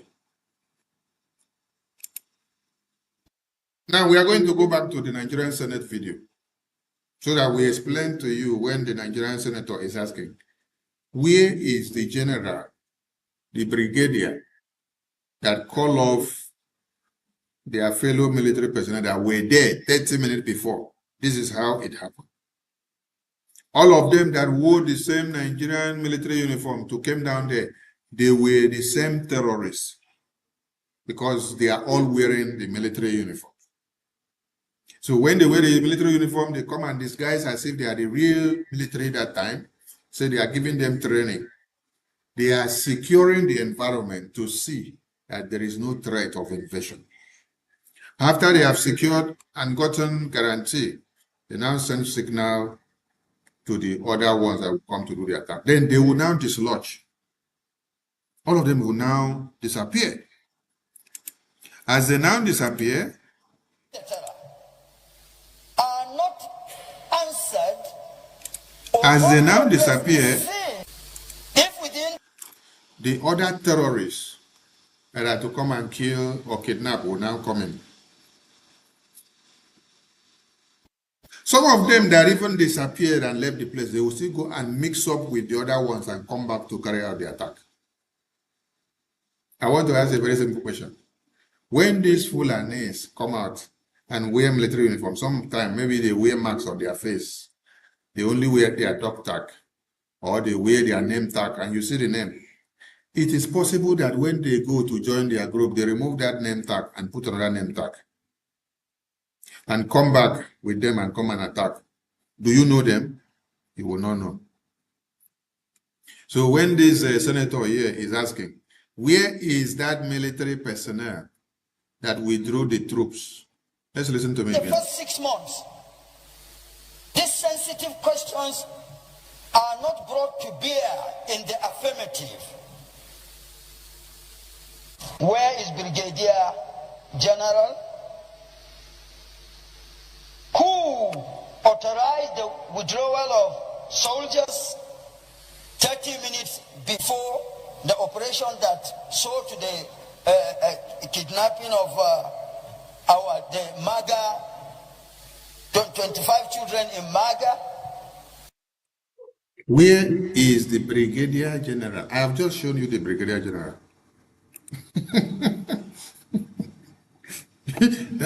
that is how to see the Brigadier General that carried out that onslaught. Because the Brigadier General dress like them and come like them and wears like them. So that is what the Brigadier General is all about. Do you get the point? All right. Nigeria is built for the terrorists. Let us ask these people another question.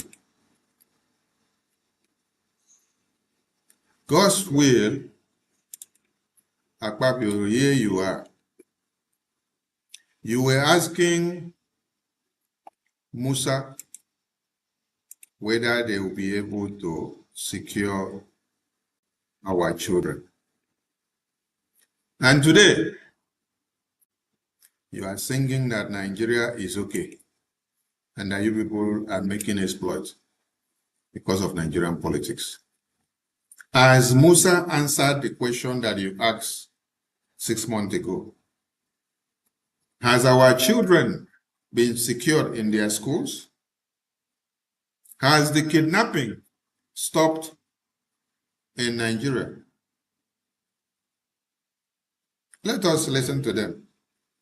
Because this is our country, Nigeria. It's noted. I did not say rejected, but noted. The reason I said so. When you saw them grilling Musa over seriously and overzealously, you thought that, oh, they are very serious. and there is going to be a change. No, foul. They were just acting drama. So that you people will say, oh, there is proactiveness in the Nigerian Senate. Today, you will see Senator Babio telling you that Nigeria is okay, and he's singing for Tinubu, while you have your toddlers in the hands of Boko Haram terrorists inside the bush. The terrorists which they themselves created and brought for political campaign in 2014 and 2015 is the danger that all of you are suffering today. And they don't feel any remorse about it, because they are using them again in 2027 and 2026. You know, one thing I love about President Trump, when he is handling these Nigerian terrorist issues, he doesn't rush about it, and he doesn't pour all the flames on the terrorists once and for all. He does it like you are doing anointing in an Anglican church. You know, when you are doing anointing in Anglican church, you will put the oil inside a small cup or basin. Then you will, let me remind some of you that used to go to morning mass and morning prayer and evening prayer, especially on a Friday night, when they say Friday night prayer. When you go, pastor will put the olive oil inside small tray or inside small plate. Then he will dip his finger like this and then do like this on your forehead. That is how President Trump is doing this Nigerian terrorist thing now, how he's dealing with them. He will just dip his hand inside the oil and then put small on the terrorists, and then the terrorists will explode. He will now wait until that oil where he put on your face dry, finish. You know, so that oil where they put for church, for tarry night, when we go tarry night, when they put that oil, you go want make that your oil day till the next morning, so that make it no dry come out for your face. Because you believe that it is this oil that will keep you from witches and witchcraft. That if witches and witchcraft come to attack you in the night, on them seeing the oil on your forehead, they will run away. So you don't want anything to clean the oil away. You want that oil to remain there. Some of us, when we wake up the next morning to go to school or to go to work, when we are taking bath, we don't want to wash the oil off. We want that oil to be there so that it will serve as good luck to us. That is the way President Trump is dealing with these terrorists. He will drop the small drops of the oil on their forehead and then wait for it to dry. You will now see the reaction of all these terrorists and all those that are sponsoring them. The first drop of the terrorist bomb was in December 2025. Just calculate. December 2025, January, February, March, April, May. After 6 months, before he drop another one. And this other one now, he dropped it for like 3 days. Eliminated about 175 Boko Haram terrorists. Then he now calmed down again. And the way he's doing it, it is sweet meal. Because if Donald Trump had dropped all the bombs and destroyed all the terrorists for Nigerians in 25th December alone, and then all the terrorists got perished, all of you Nigerians will attack President Trump. Because you people are people that are not grateful at all. In fact, you people don't need something good to be done for you. Yes, Nigerians, you don't deserve something good. Because the one that President Trump did, you did not appreciate him on that 25th of December. So the way the terrorist is rampaging now, is good for all of you. Yes. Because now you are the ones, after seeing more terrorists, after seeing the escalation of the terrorists coming out from the north, entering Yoruba land. Before, it was Middle Belt, and the people of Yoruba did not take Middle Belt case to be important. Now it has degenerated now, and it is coming into Yoruba land. They are beginning to take it serious now, yes. Do you remember why the January 1566 coup had to be implemented? It was because of this same template of the Islamic jihadist terrorists. Slaughtering who? Slaughtering the Middle Beltans. Slaughtering who? The Northerners, Christians. Slaughtering who? The Yorubas. God bless you.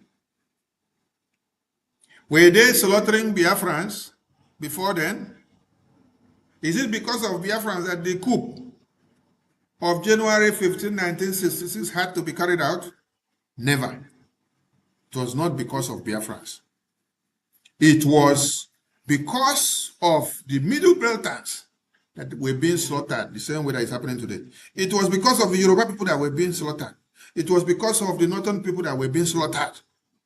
Then a coup had to be organized to end that jihad, to end that Sharia plan, and also to end the corruption that is happening same way it is happening now.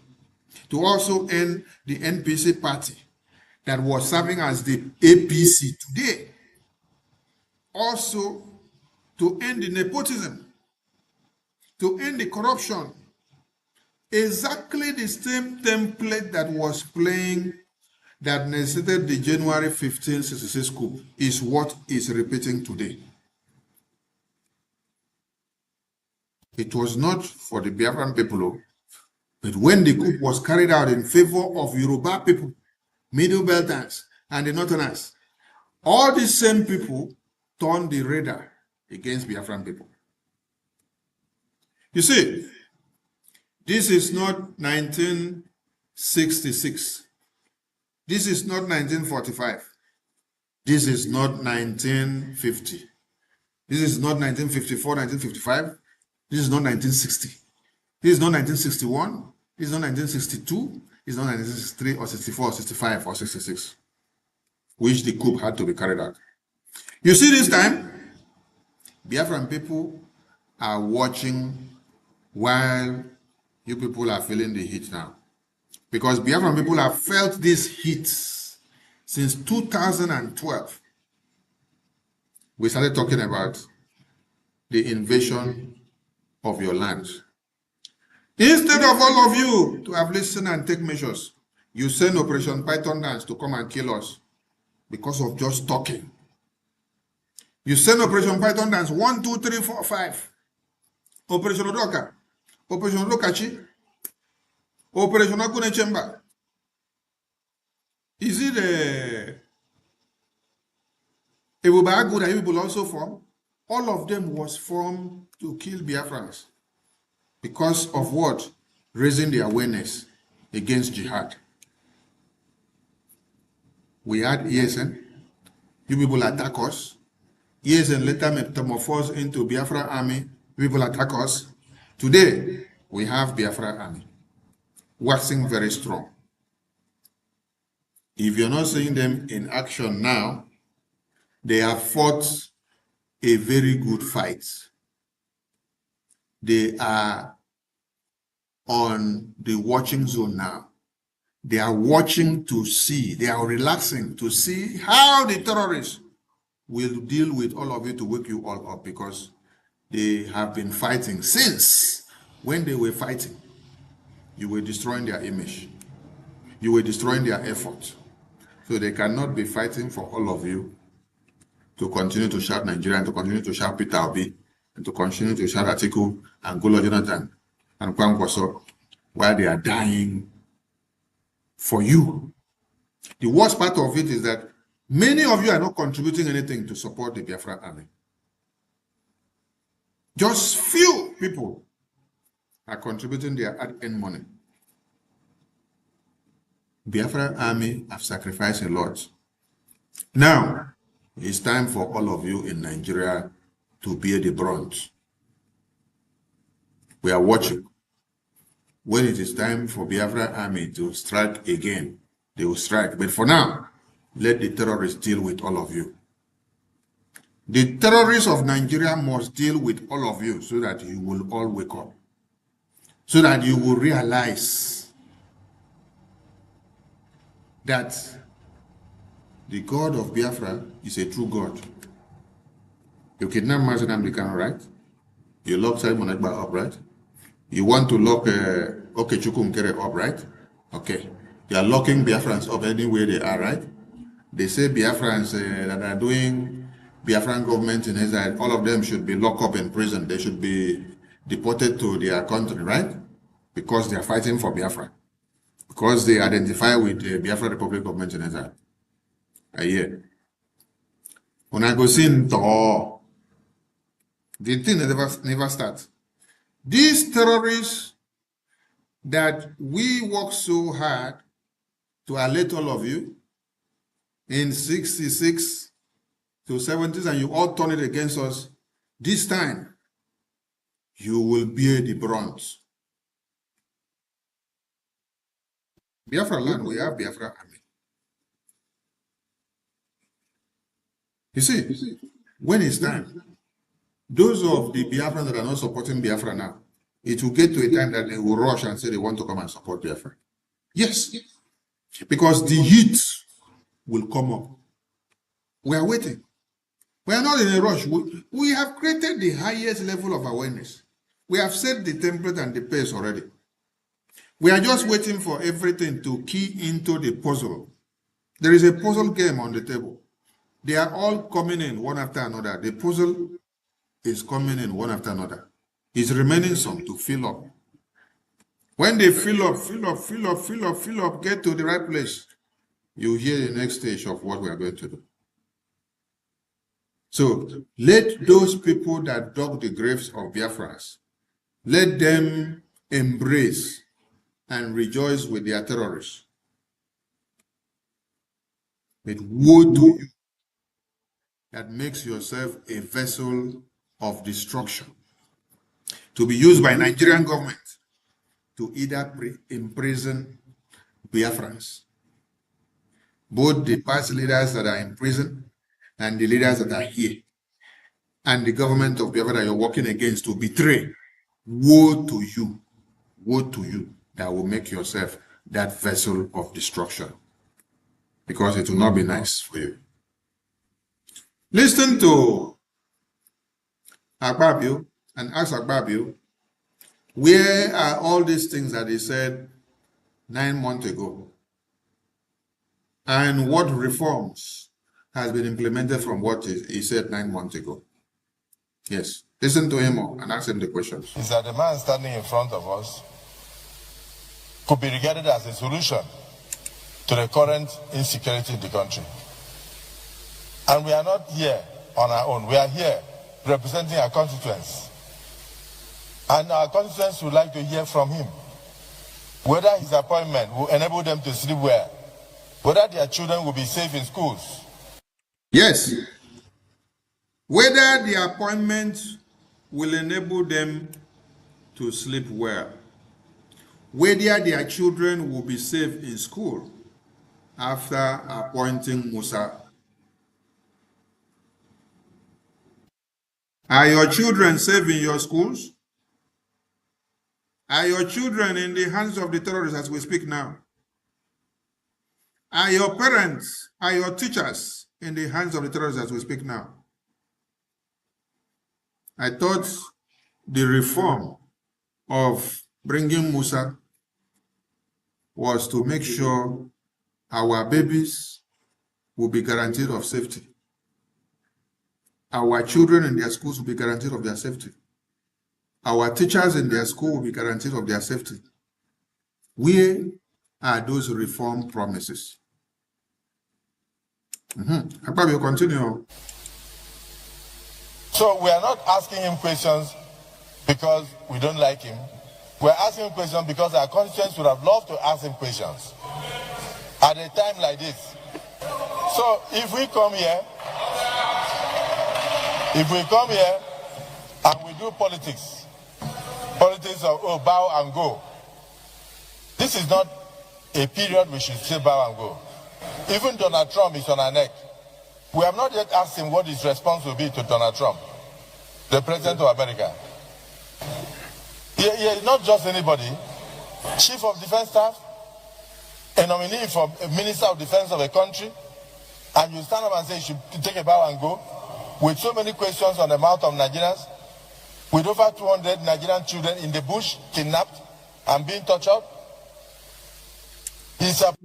With over 200 Nigerian children in the bush, being kidnapped and tortured. Today, how many do you have in the bush? When they were grilling Musa to put him into office, you had over 200 of our children in the bush in the hands of the kidnappers. And today, in 2026, this is June, right? This video was done, I think, whether in September or October of 2025, when they had this Senate gathering. How many months has gone? Every day, from January to this very day, we are counting more numbers of dead babies, women, and children. As we speak, the one that we kidnapped, they are in the hands of the terrorists. We are wondering and thinking of when we will see them.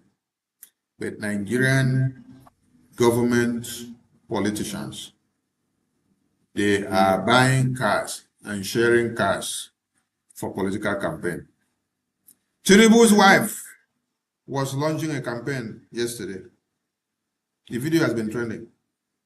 They say they are sharing cars to women leaders in some states of Nigeria where APC have no structure.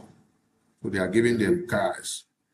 And it should be their personal car, not APC car, but they should use it as their personal cars. They should go and register them with their names. And you saw them jubilating. They were very happy. Jubilating. They were very happy that they were getting cars. While babies are dying, while we are counting the dead bodies of babies, while we are counting the numbers of babies in the hands of the terrorists, they are sharing cars. They are sharing political campaign cars and money. Hello, madam. Where is good Lord Jonathan? Akpabio, continue your lamentation. Appointment is heralded all over Nigeria with happiness because Nigerians believe he has something to offer. Give the man an opportunity to give Nigerians hope.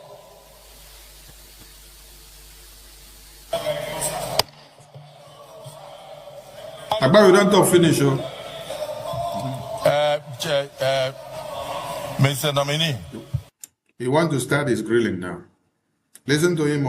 You answer questions, but you will not give any strategic information on the strategy that you use.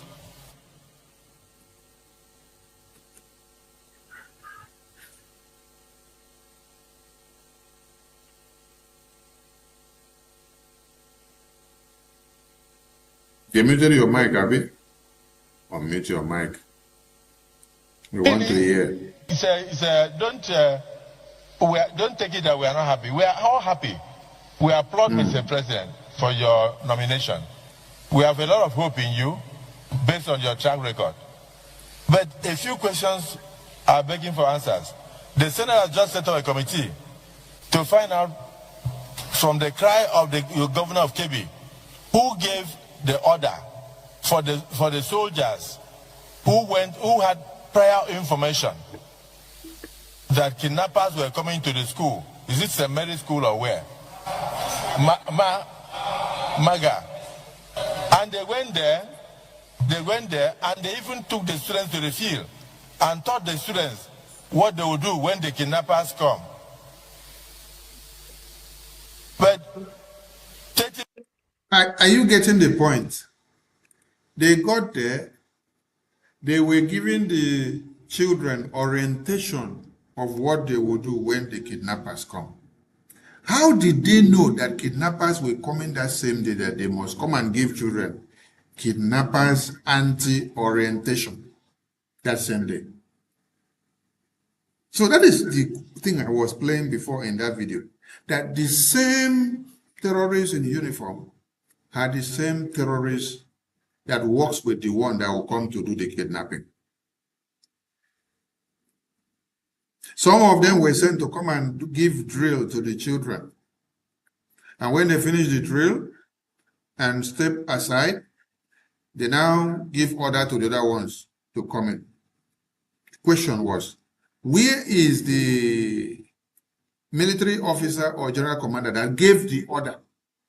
They refused to reveal or tell us. Till today, we have not got to know the person that gave the order to withdraw them or to deploy those terrorists to this place. And later interchange the terrorists with another set to come and carry out the attack. Minutes before the kidnappers arrived, somebody gave order for the soldiers to withdraw from the school. 30 minutes before the other kidnappers, the other ones that wear military uniform and say they are kidnappers. 30 minutes before, they gave order, they withdrew them, while these other ones enter to carry out. So it is a proper arrangement. And this is the kind of Nigeria you will have, and all of you are enjoying it. But you want to go after Okechukwu Nkere in Washington, D.C. to kidnap him, to come and lock him up. You want him to be imprisoned by American government because he's fighting for Biafra. The same way you did to Mazi Simon Ekpa. The same way you did to Mazi Nnamdi Kanu. People are coming to America to tell American government, kidnap Okechukwu Nkere and all the officials of Brgie in America. Because you know that it is those that are in America that are making things happen. All of us in other places cannot do or don't have the influence that is deposited in Washington, D.C. It is those in America that have the influence that is deposited in Washington, D.C. that is making something to happen. So now you say you want to go to Washington, D.C. and make sure, Okechukwu Nkere and the entire Brgie officials in America, that they are packed and locked up. They will stop us. They cited fundraising. They cited our town hall meeting. They cited our global engagement and meeting and how we gather and how we talk, and even the broadcast that I am doing. They said this is how we do our awareness and our campaign. So they are launching a network to go after the Biafra government and as a prime minister in America. Because they are done with Simon Ekpa in Finland. They are done with Mazi Nnamdi Kanu in UK. Now they are coming to Okechukwu Nkere in America. Hey, hello, Meru. And some of you that are looking for the downfall of Biafra Republic government in Israel, when you saw it, you clap your hands, you say, yes, Tinubu is coming after Okechukwu and the Biafra government in Israel officials in America. You are jubilating over the downfall of Biafra. Yet you claim that you are a Biafran. The same terrorist that kidnaps people in the north and Middle Belt and Yoruba land is the one that will visit you and visit your family. Yes, because you are even worse than those terrorists.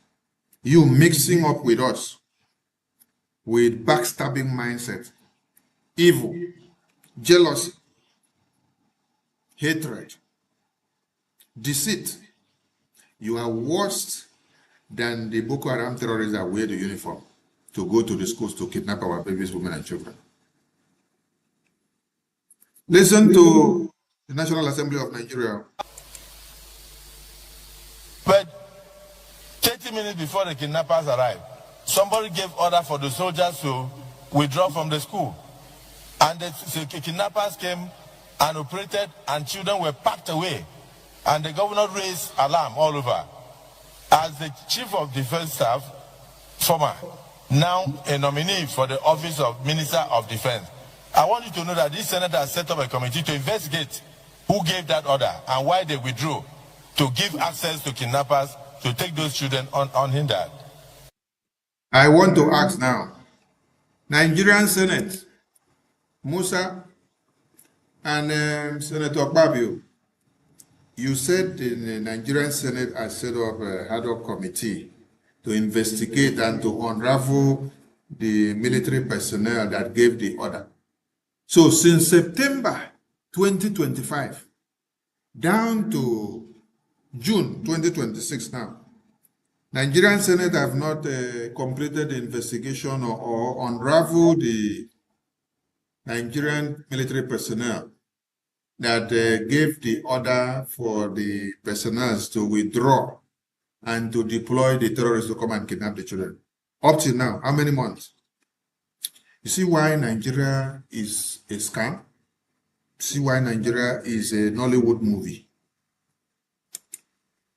Now, they are not talking about that military personnel that brought the terrorists and withdrew the other terrorists in uniform again. Now, they are talking about the children that have been kidnapped 3 days ago and 4 days ago and 5 days ago. Because the kidnapping now has become a serial business that happens in a serial form, in a series form. That is how it is going now. Today you will hear it in Sabongari. Tomorrow you hear in Kafanchan. Next tomorrow you hear in Kwara. Another day in Plateau. This time now you're even hearing in Oyo and inside Ibadan. You're also seeing it in Lagos. You're seeing it in Osun State. It is going down. Till now, Nigerian Senate have not unraveled the people that did what? That sent the terrorists. That also withdrew the other terrorists that was acting as the commanding officer. Up to now, we never see. We are still watching. We are still waiting to see. This is the kind of shambolic Nigerian government that all of you are projecting in the international community. It's something that people would like to hear from you. And as we speak now, Brigadier General Oba has not been found, whether he's killed or not killed.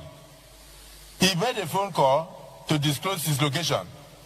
Who gave those coordinates for the kidnappers or the terrorists to go and pick him? Another good question.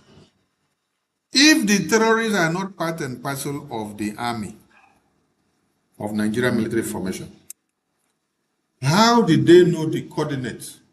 How did they intercept the call? How did they know where that Major General Oba was? To intercept the coordinate to go and then kill him. Because the terrorists have infiltrated and they are working with Musa from the military intelligence unit down to the field marshals. So when they are going there, they give them information from ground zero to the intelligence unit. When you are sending a returning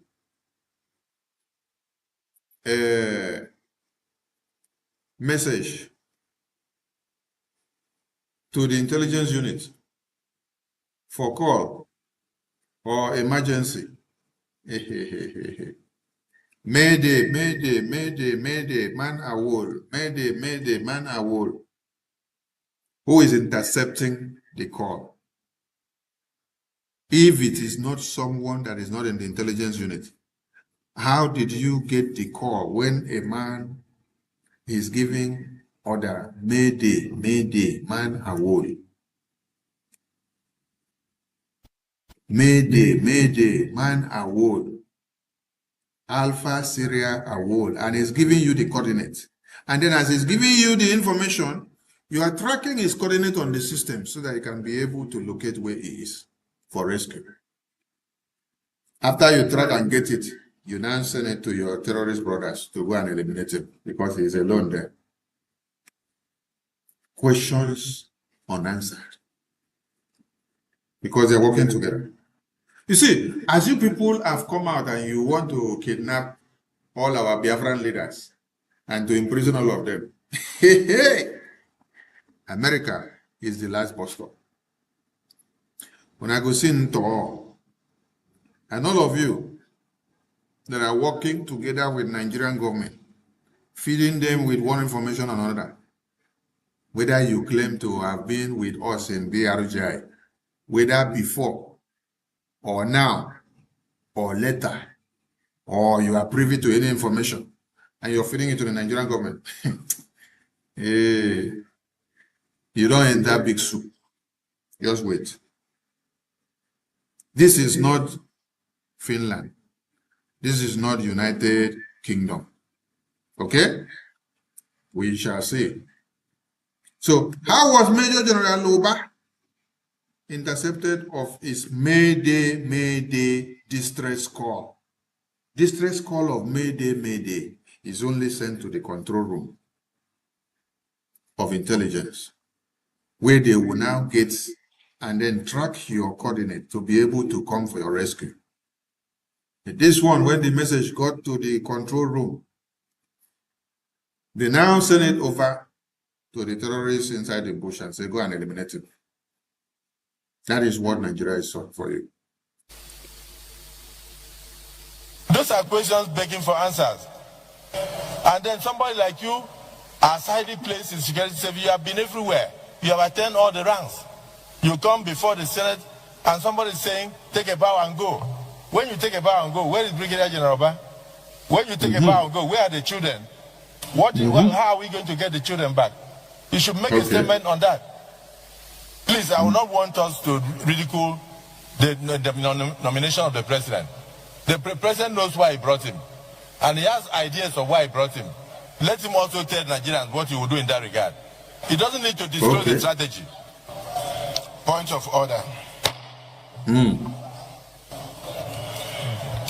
Point of order. Musa, since September, you people had this Senate discussion down to this very day, and Akpabio and all the senators.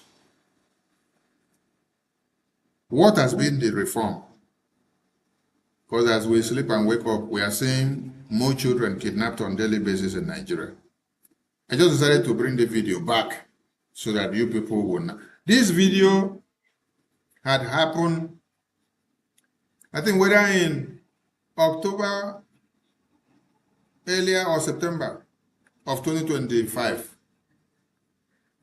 President Trump later warned the terrorists and told them if they continue to kill the Christians, he will come for them. They dared him in November again and in early December. That was why he visited them with the gift of Christmas on the 25th of December in Sokoto. Up till today, this legal chamber of, or judiciary, or I don't know what to call them, or legislative chamber of Nigeria, have not been able to give us answers to where is Major General Oba and our children that were kidnapped. The strategies and the guarantee that our children will be safe in school and they will not be kidnapped again. But every day, the bodies of our babies, women and children are stockpiling and they are kidnapping them more and more. And do you know what the terrorists are asking for? As condition to release our children. The terrorists are asking for Sharia implementation as a condition. They are asking for Sharia implementation as a condition before they release the toddlers, the children that are inside the hands of the terrorists.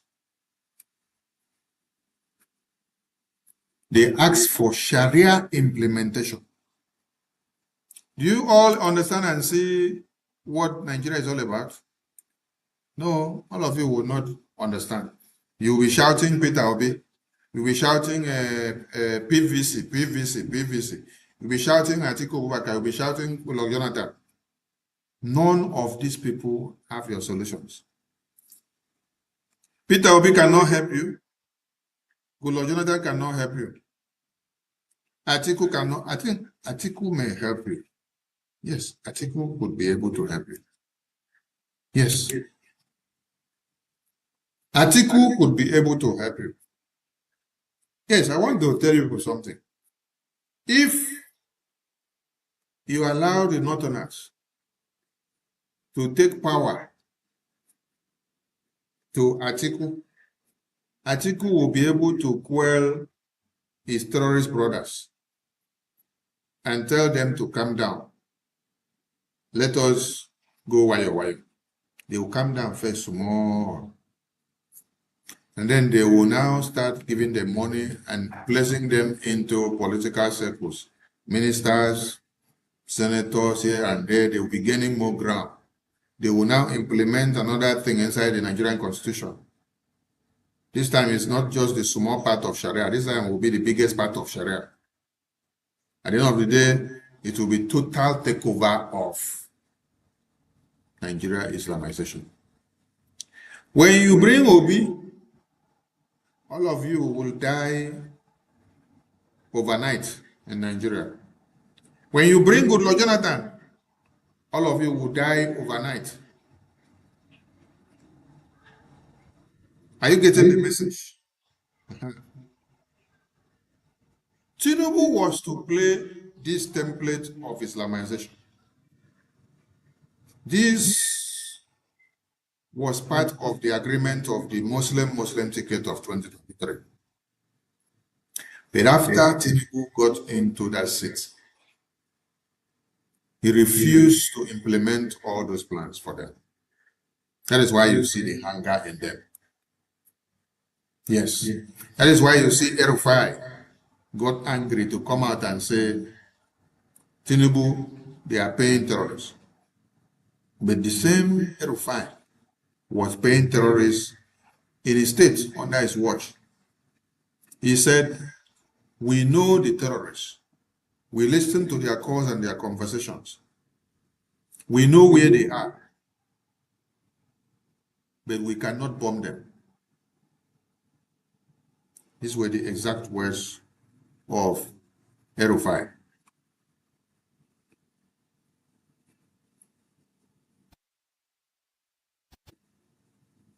But now, under Tinubu, as Tinubu is allowing America to come and crush the terrorists, because Tinubu is not allowing America to crush that terrorist with his free mind.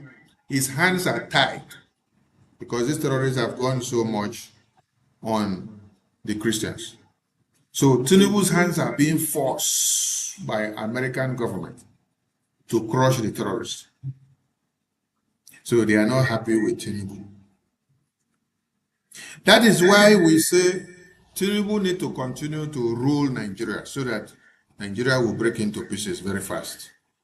Because the more he becomes the president of Nigeria 2027 again, or 2100 again, the more all of you will wake up from your sleep. The more the terrorist Islamic Sharia agenda will escalate. The more they will move from the north to the south and enter everywhere. Then all of you will wake up and understand that you have a common enemy. Because for now, Biafran people still seems to be your enemy. You have not identified Boko Haram as your enemy yet. So you still have a long way to go. Okay? So, any vote for Peter Obi is a vote for Tinubu. Listen very well. This is the first time for Kenneth Okonkwo to even say something that has sense. I don't know whether he watched one movie before he woke up to give us this very one. Because you know, say Kenneth Okonkwo no get sense. He is living in darkness. So before he was able to give us this one, and he got this one right, you guys should be happy now. You guys should be asking, how did Kenneth Okonkwo come up with this one? That he got this one right. Listen to him. In charge of Bloomberg. The reason I said it is that is either you're working for Tinubu directly, in other words, you're in APC, or you're working for Tinubu indirectly. Because when you divide the votes of the coalition and the opposition, you're still making Tinubu to be better placed to win. That's what Bloomberg said. Now, nobody forced you, P2B, to enter into ADC. You entered on your own. And 1 week to the end of the closure of the time, you left. And you gave the reason. What reason did you give? You can't compete in primary. And you want to be a politician. And you can't compete in primary. You want to be the president of a challenged country. And you're running away from challenges. Let me tell you, the truth is that in 2027, anybody voting any vote whatsoever to P2B, you're voting for Tinubu. And don't say that I didn't tell you. And I will give you example with Enugu State. Now, are you getting the message well? This is the first time in Kenneth Okonkwo's life for him to have been able to reason well. The very first time that Kenneth Okonkwo is able to reason well. In this is a living in darkness life of a Nollywood. Because in 2023, the UK and EU brought Peter Obi to come and destroy all your brains against Biafra, while he is working for Tinubu or UK. UK places who becomes your president. UK places Tinubu there. It's the same UK that called Obi and say, Obi, come out, leave Fatiku. Go and carry this Labour flag and cause confusion on the heads of Biafrans and the rest of Nigerians. So, Obi carried out the mandate. While all of you say you are dividing the vote, you are going for Obi. How many people voted for Obi? So you see, from the analysis of Kenneth Okonkwo for the very first time, that he has sense in what he says.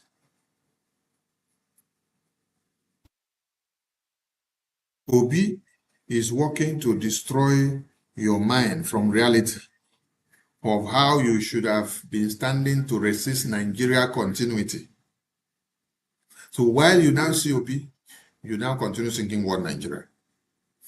And as you are singing so, you are singing it to the progress of Tinubu APC. Because Obi does not have the structure.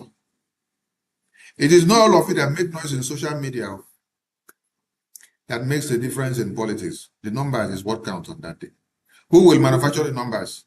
It is the ruling party that will manufacture the numbers. Who controls the INEC? It is the ruling party. Who controls the Senate? It is the ruling party. Who controls the judiciary, the court in Nigeria? It is the ruling party. If they no rule finish, to get convinced the way they want, they don't come out for there. So when Obi is being used to play the card for the same people that is in opposition, who is working to keep all of you in one Nigeria for the next 100 years while the Boko Haram terrorists are preparing to Islamize all of you, you are helping Tinubu with the projection of Obi. Because you know Obi has no structure or whatever or how he's going to win anything. And he's not there to make anything different in Nigeria because he does not have the capability. If Tinubu has money and is able to use his money to fund APC for the past 15 years, and then Now that he now enters as the president, he decided to overturn the agreement and the template of the Islamization agenda of 2023 of Muslim ticket. Then the terrorists, the Northerners, are fighting him for going against the agreement. I want to ask all of you, how much money does Obi has that is now going to use to control the Northerners and to pay them and to control their political party for the next 15 years? Okay. UK only use Obi to play card for you, and all of you fell for it. And Tinubu has been reaffirmed again by UK. That Royal Castle banquet, that UK Royal House or Royal Family hosted Tinubu and all the officials of Nigeria, what do you think it was meant for? You think it was just mere decoration of a banquet? No. Didn't you hear them tell you that they have come to reaffirm the commitment of Nigeria into the hands of Britain, their British design business, to continue again? Who did they put the thing inside their hand? It's Tinubu.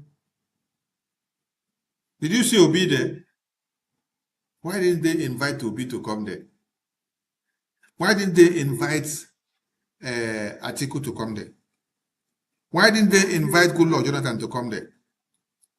Why didn't they invite Amechi to come there? Why didn't they invite Kwankwaso to come there? All these useless people that you see that are carrying political party flag, they are all working for one APC to come out stand again. So it is a game. We are warning all of you. Now let us go to the event that happened in US Congress today.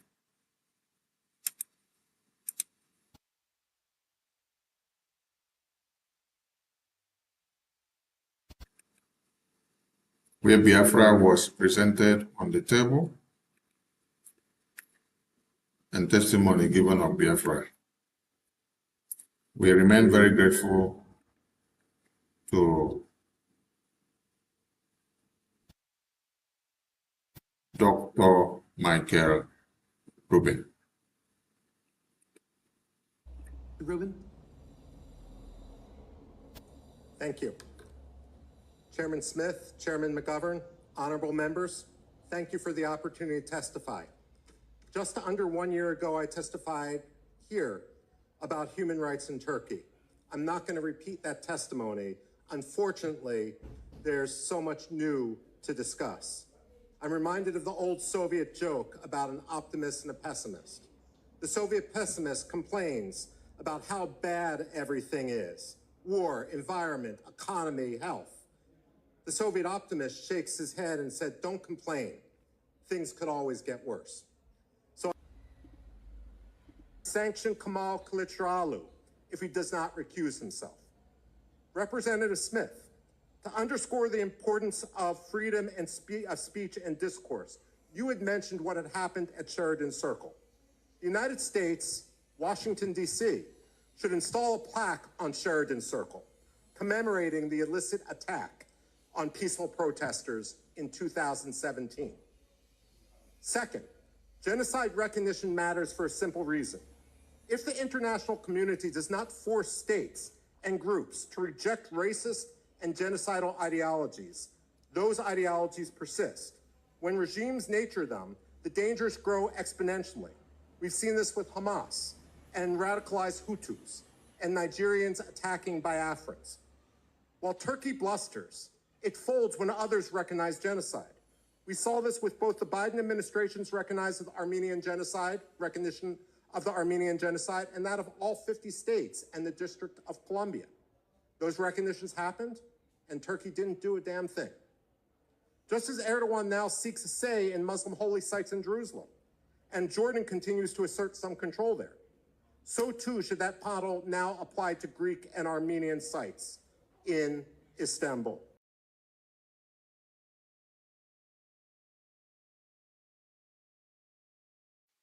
Thank you, Dr. Michael Rubin. You continue to deliver the message for Biafra. And that has been noted, and it is penetrating so well.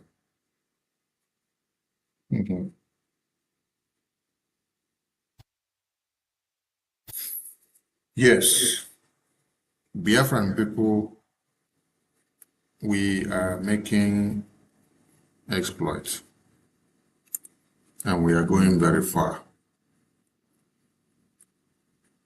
And Biafra is being spoken of in the U.S. Congress. Daily discussions. And it is going slowly. The message is penetrating. And we are making it happen. And we are getting the results. We are getting the results that is needed of us. Now, a lot of you may not have seen the good work of Congressman James. The good work of Congressman James for the Biafran people. So I want to remind you all again here. Here was Dr. Michael Rubin testifying for Biafra in the U.S. Congress. Now I want to go to Congressman James, putting Biafra on the table in the same U.S. Congress again. So we are very happy to have these men and women that are making us so proud, that are helping us in the cause of Biafra independence without seeking a dime. We appreciate this very man. You just watch Congress in America of yesterday, where Dr. Michael Rubin testified Biafra in the Congress. And he did not just stop there. You now see Congressman James putting the same Biafra again, still in Congress. So we are going. Slow and steady, we are going. Now we want to open and read that congressional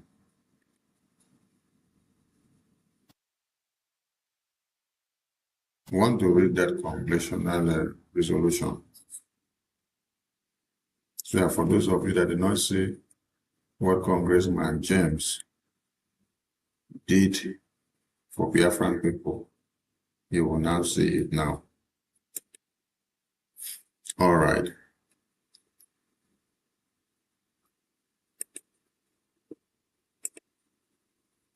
This is the work that Congressman James is doing for Biafra people.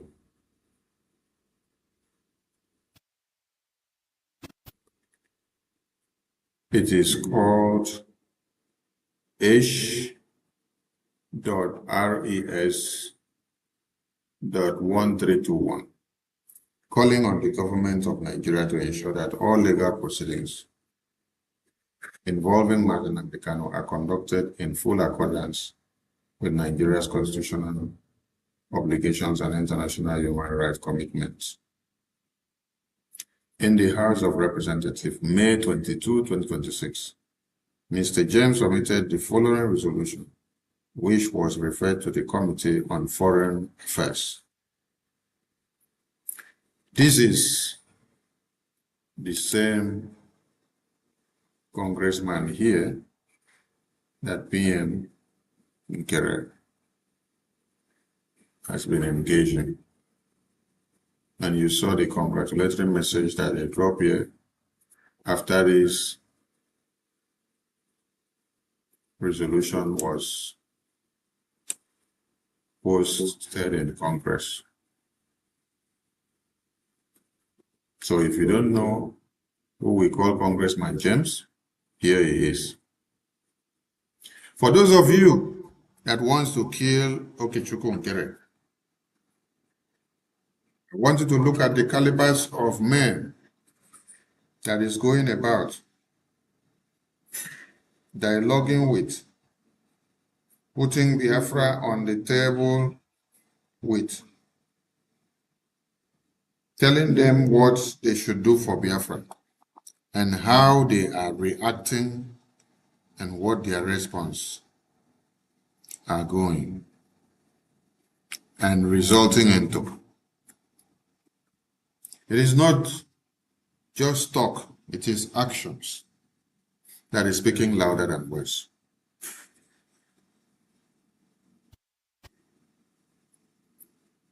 Engagement, regular engagement of the US congressmen and women.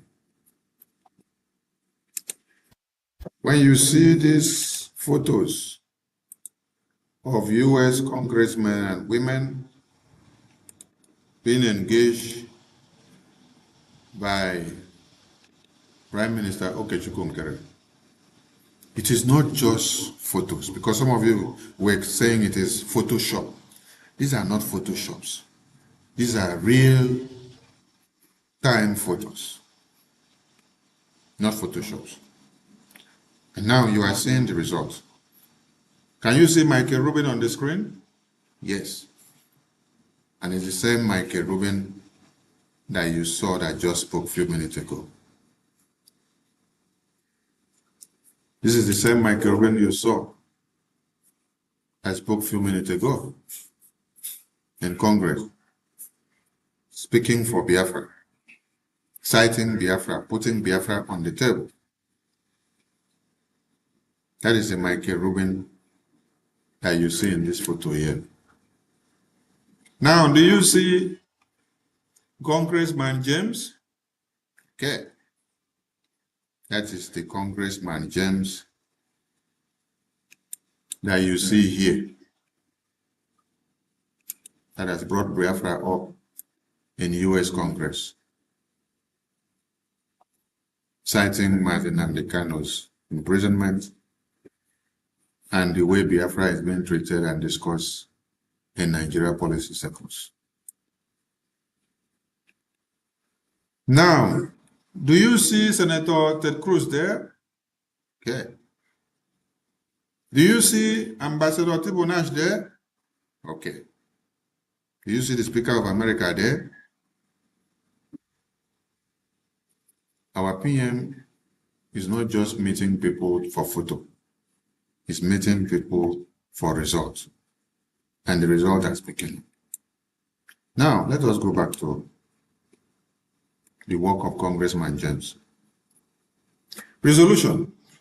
Calling on the government of Nigeria to ensure that all legal proceedings involving Martin Nnamdi Kanu are conducted in full accordance with Nigeria's constitutional obligations and international human rights commitments. Do you all remember that Biafra Republic government in exile had a congressional testimony submitted to the US Congress in June 2025? And in that testimony the Prime Minister Okechukwu Nkere cited Mazi Nnamdi Kanu's kidnapping case by Nigerian government, and they demanded the intervention of the US Congress. Now you're seeing the result coming out.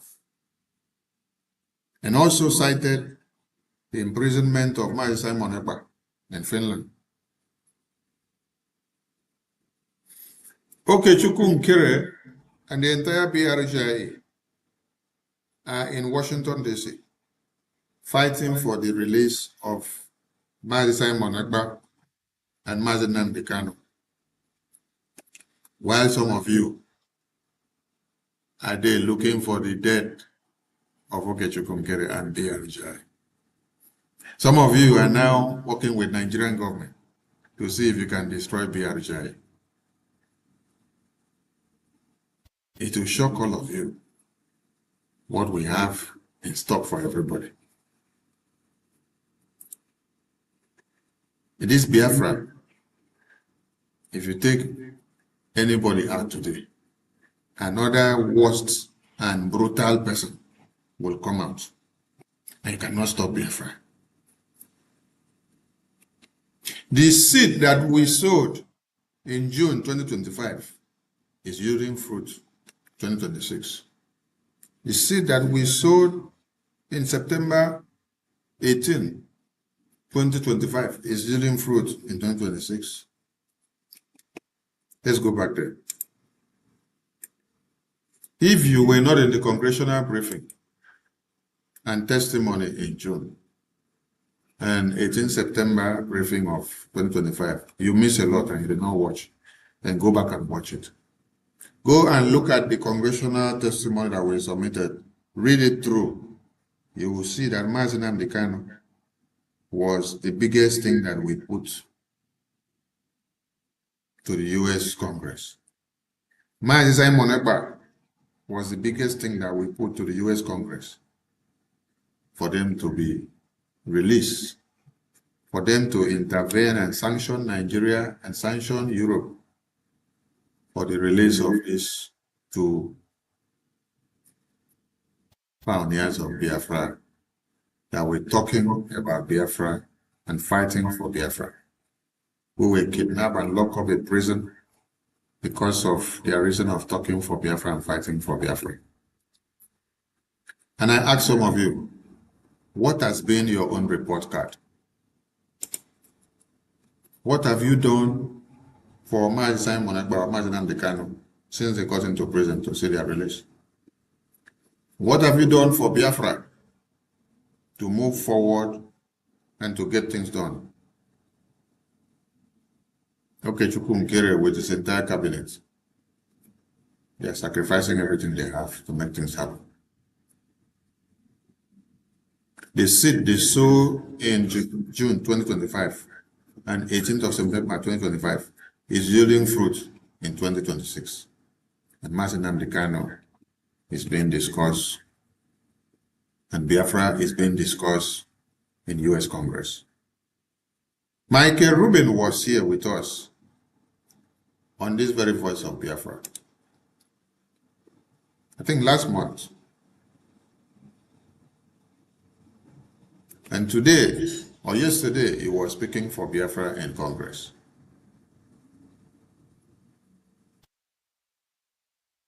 And then, today you are seeing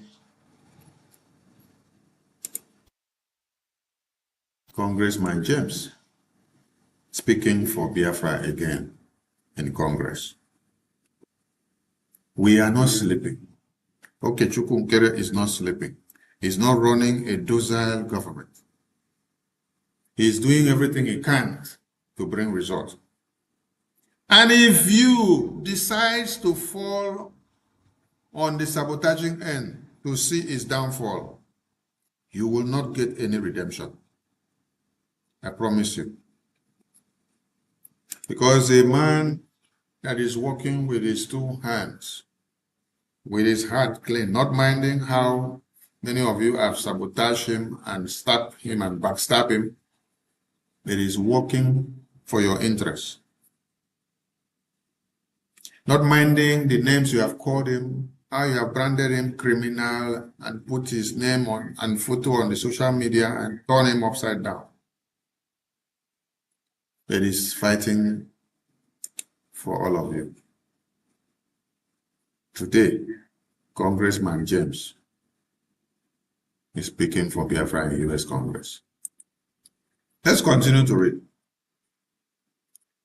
Whereas Mazi Nnamdi Kanu is a political figure known for advocating on behalf of communities in southeastern Nigeria. Whereas Mazi Nnamdi Kanu has publicly expressed his views regarding political self-determination and governance through speech and advocacy. Whereas concerns have been raised regarding the circumstances of Mazi Nnamdi Kanu's apprehension in Nairobi, Kenya in June 2021 and his subsequent transfer to Nigeria. Whereas questions have been raised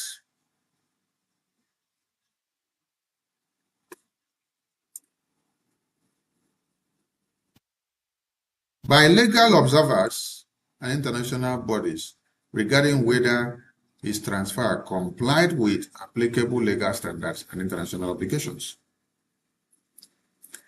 Whereas the United Nations Working Group on Arbitrary Detention, in an opinion issued on July 20, 2022, found that Mazi Nnamdi Kanu's detention violated international human rights obligations and called for his release and the provisions of remedy. Whereas courts in Kenya have issued rulings concerning the legality of Mazi Nnamdi Kanu's transfer from Kenya to Nigeria. Whereas concerns have been raised by human rights organizations regarding the process, access to counsel, and conditions of detention.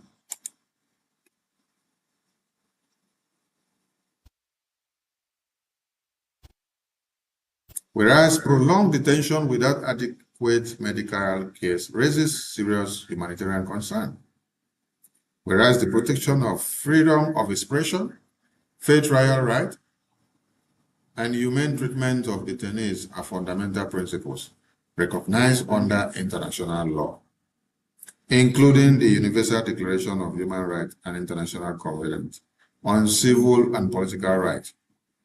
Whereas the United States has a long-standing commitment to advocating for the protection of human rights and the rule of law globally.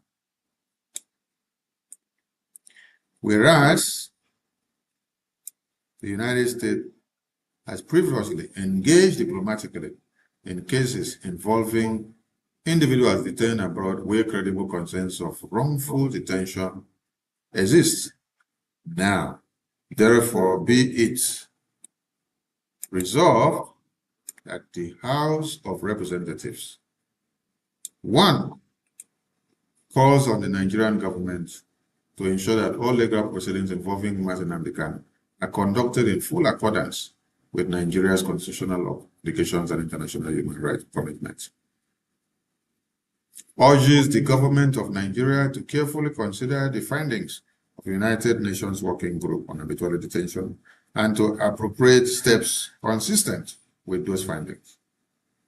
Encourages the government of Nigeria to ensure that Mazi Nnamdi Kanu has consistent access to legal counsel, necessary medical care, and humane conditions of detention. Encourages the Secretary of State to engage with the government of Nigeria regarding concerns related to due process, detention and conditions, and respect for human rights. Reaffirms the commitment of the United States to the protection of human rights, freedom of expression, and the rule of law. All of you that have been saying that Okechukwu Nkere is only taking picture and is doing Photoshop, I want to ask you of one person that you have met in Congress or in America discussing Biafra and the result that he has brought out from Congress that you see. You look at Chukwu Nkere, all the people that you see him meet and talk to, you will see them spotlighting Biafra.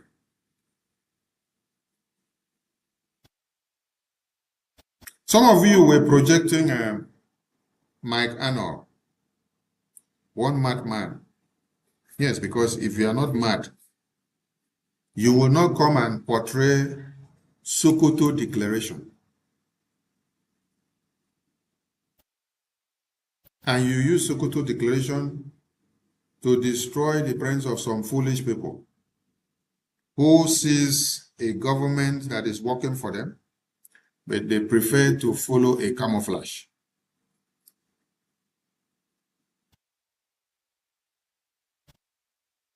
I'm not here for the Sokoto Declaration, but I'm going to do a special broadcast to the Sokoto Declaration, so that all of you that were foolish will know that you will continue to be foolish in your next generations. Somebody that is working for his NGO in Nigeria for many years and is making money from Nigeria, and he has been seeing the dead bodies of babies, women, and children. He has seen the jihad that happens in Nigeria for the past 30 years. He did not say anything. He kept quiet because he was enjoying his NGO money. The blood of the babies, women, and children that he sees every day did not mean anything to him. He just focused on his money and his business. In November or earlier this year, he was against us talking anything about Biafra in Washington, D.C. He said he's not talking anything like breaking up of Nigeria or Biafra. He's talking for Nigeria to continue. He wants Nigeria to remain as one country. He even came against Biafra. Biafrans have been doing the same thing and shouting Biafra and carrying flag for 50-something years. They make no difference. So it is a joke. All of a sudden, they saw opportunity from the useless lawyers that we have that claim to be representing Martin Nnamdi Kanu. He now jump in to all of your Sokoto Declaration. All of you foolish people now believe that a man in prison should be declaring and giving you a declaration from inside prison. I wonder now that Boko Haram is invading your communities and killing you, can Martin Nnamdi Kanu give you a declaration from inside prison? Or can Martin Monapa give you a declaration from prison that will now deliver you from the Boko Haram terrorists? See how stupid some of you are. Little did you know that the Sokoto Declaration that they were talking about is to go and write something that declares that everybody should go and fight for the unity of one Nigeria. The Nigeria that is killing you, Ejimako, with all the lawyers and the brothers of Martin Nnamdi Kanu and all the 100 men, many people, they came together. They said Martin Nnamdi Kanu said they should come and tell you all that Sokoto Declaration is coming out. And the Sokoto Declaration is that it's mandating all of you to fight for one Nigeria. And everybody to come together to work for one Nigeria to be safe. Not Biafra again. I will come back for Sokoto Declaration program. But I am asking a very pertinent question. All of you that have been having meetings and talking with people in America, where is one result that they have brought out that has taken Biafra to the US Congress? Where is one result that they have brought out that has even made Biafra to come up? It is from the education that Prime Minister Okechukwu Nkere gave this congressman here in 2025 and 2024 that made him to spark on the 20th of November, the day Martin Nnamdi Kanu was sentenced to life imprisonment in Nigerian court. The U.S. congressional testimony was ongoing, and then he had to take up the mic to speak for Biafra. He brought Biafra to the floor. He spoke for Biafra that day. So this is not his first time you see him speaking for Biafra. And I love to bring that video again, where he spoke for Biafra that very day again, on the 20th of November.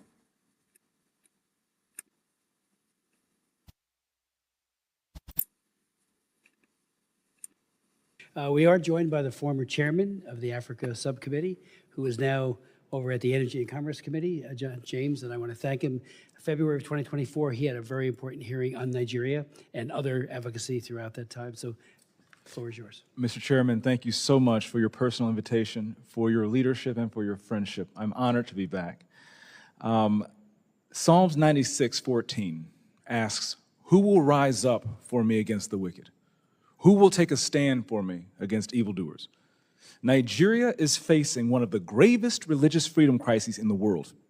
As the former chairman of the House Foreign Affairs Committee on Africa, I have visited and have seen firsthand the direness of the conditions in what is now the deadliest place on earth to be a Christian. They are targeted, displaced, and killed simply for their faith. The ancient plea, "Is there no help for the widow's son?" still echoes today. Since 2019, nearly 17,000 Christians have been killed. In the first 7 months of this year alone, hundreds more were murdered. On June 13th, during the Yellowater massacre, more than 280 Christians were slaughtered in a single day. These are not isolated tragedies, but a sustained pattern of religiously motivated violence, often ignored or even enabled by the Nigerian government. Extremist groups like Boko Haram, Fulani militants, and ISIS West Africa attack often without any meaningful intervention from authorities. The lack of response has created an atmosphere of impunity where Christians continue to live in constant threat and fear. The United States has previously recognized this crisis. President Trump not only designated Nigeria as a country of particular concern during his first term, but redesignated it again in his second term after President Biden inexplicably removed that designation. Religious persecution is tied to political repression and weakening institutions in Nigeria. Example, the detention of Mazi Nnamdi Kanu is a clear example. In 2022, Nigeria's Court of Appeal struck down the charges against him and ordered his release. The UN Working Group on Arbitrary Detention has also called for his unconditional release. Yet he remains in solitary confinement, in deteriorating health, and recently had to represent himself in court. Nigeria has signaled that the law is optional and targeting Christians is fair game. Just hours ago this morning, despite the pleas and cries of the Nigerian people and many Nigerian lawmakers, Mazi Nnamdi Kanu was convicted on all charges. For fiscal year 2025, the U.S. has requested nearly $8 billion for sub-Saharan Africa. But when Americans see political prisoners, judicial defiance, and the slaughter of Christians, they understandably ask as they meet their own struggles, why should our tax dollars support governments that refuse to protect their own people? Is our aid aiding a genocide?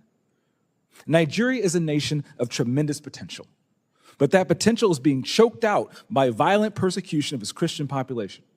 No country can build a stable future where churches are burned, believers are killed, and communities live in fear. The United States must stay engaged, and Nigeria must change course now.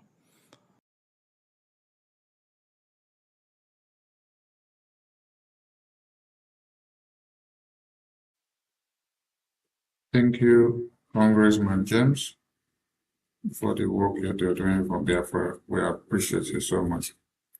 Please, we don't have much time for calls tonight. The Prime Minister of the Biafran people will be live tomorrow on Voice of Biafra TV. So please, make sure you partake in this very emergency briefing that he will be giving tomorrow. It's gonna be in the night of Biafra time. So stay awake so that you can listen to the press briefing of the Prime Minister tomorrow. Do not miss. I appreciate all of you. And do not forget that the Biafran people must continue to front their freedom in every way possible. For us to have had Dr. Michael Rubin testify in Congress yesterday for Biafra, and for us to have had the work of Congressman James speak for Biafra in Congress, there must have been a series of engagements. So all these are done with sacrifices. The works of the lobbyists and the attorney, the prime minister, and the government. General Lubosi said he was donating his 10% of his books and process to support Biafra governments of the children of God so that they can get Biafra. And he admonished all of you to do so. So that means we cannot achieve anything without money. So please, wake up Biafrans and support your freedom. Thank you so much. And it's good to have been with you on Voice of Biafra. See you all tomorrow. Remain blessed. Strong and unshaken, both for all to see, broadcasting the future. Voice of Biafra TV. There is only one broadcaster network. Voice of Biafra TV, the first, the best, and the last. Voice of Biafra TV. First to speak, best to watch, last to ever. Voice of Biafra TV. Voice of Biafra TV. Holy war, holy war. Voice of Biafra TV.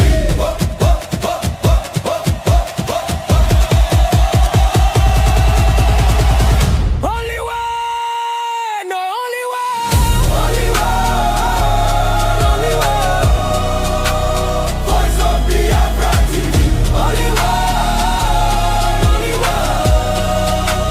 Voice of Biafra TV. Only one, only one, only one, only one, only one, only one. Voice of Biafra TV. Only one, only one, only one, only one, only one, only one. Hear the people sing at last. Voice of Biafra TV.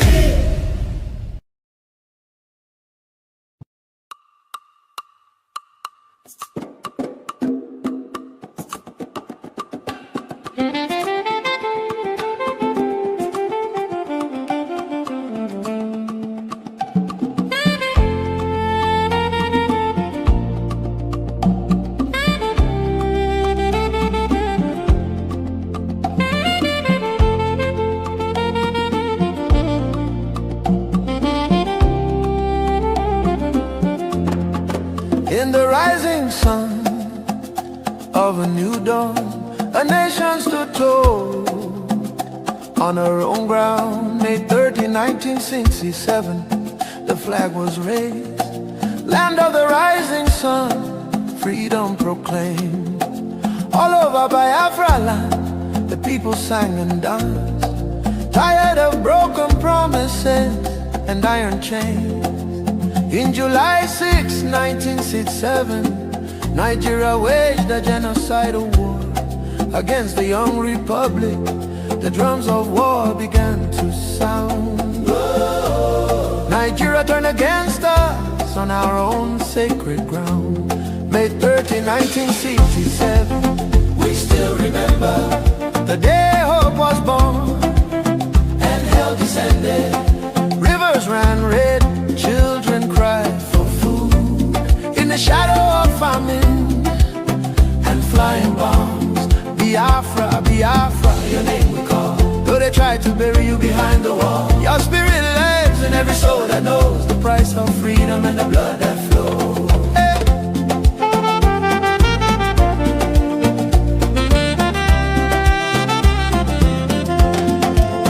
Blockade and hunger became their sword. Kwashako scars on bodies of the young and children. Women buried babies in shallow graves, while the world watched and looked the other way. From Ulias Street to the starving fields, a million souls crossed into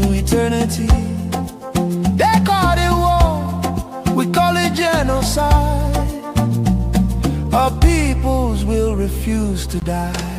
May 30, 1967, we still remember the day hope was born and hell descended.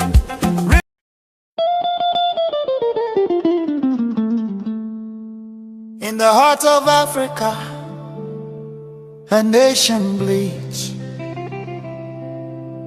not from a single wound, but from 1,000 cuts,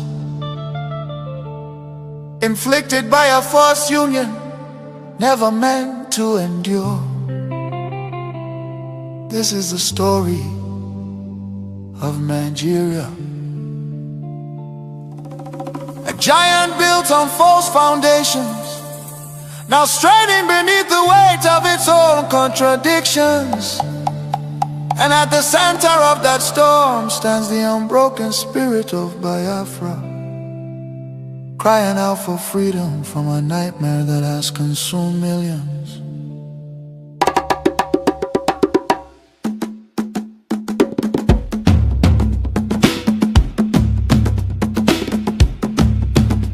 It began with the rivers of blood in 1966. Thousands of Biafran men, women and children, professionals, traders, students and families who had built lives across the Federation became targets in the northern city, fueled by ethnic hatred and religious hostility. Mobs descended upon innocent civilians. They were slaughtered in their homes, in crowded markets, and aboard trains carrying desperate families back to the east. Streets were littered with bodies, rivers choked with corpses. Survivors returned to the east carrying trauma, grief, and the painful realization that they were no longer wanted in the Nigerian Union. Biafra, Biafra, voice of truth and freedom. Biafra, Biafra, the rising sun will rise again. Then came May 30th, 1967, a desperate act of survival. What followed were 30 months of unimaginable devastation. The Nigerian military, armed and backed by foreign powers, including Britain, Russia and Egypt, surrounded the young republic. A total blockade was imposed. No food, no medicine, no escape. Starvation became a weapon of war. 5 million, mostly civilians, many of them children, perished during what was not just a conflict but genocide against Biafra. Bombs fell on markets, hospitals and villages. Communities were razed. The world watched in silence while famine hollowed the faces of innocent children. Some nations spoke out, but many turned away. The war officially ended in paper in 9Geria Nti, under the declaration, no victor, no vanquished. Yet for Biafrans, the suffering did not end. Their properties were confiscated, careers destroyed. Biafrans were given only 20 pounds, regardless of how much they had. Entire families struggled to rebuild shattered lives. The promise of reintegration faded into disappointment.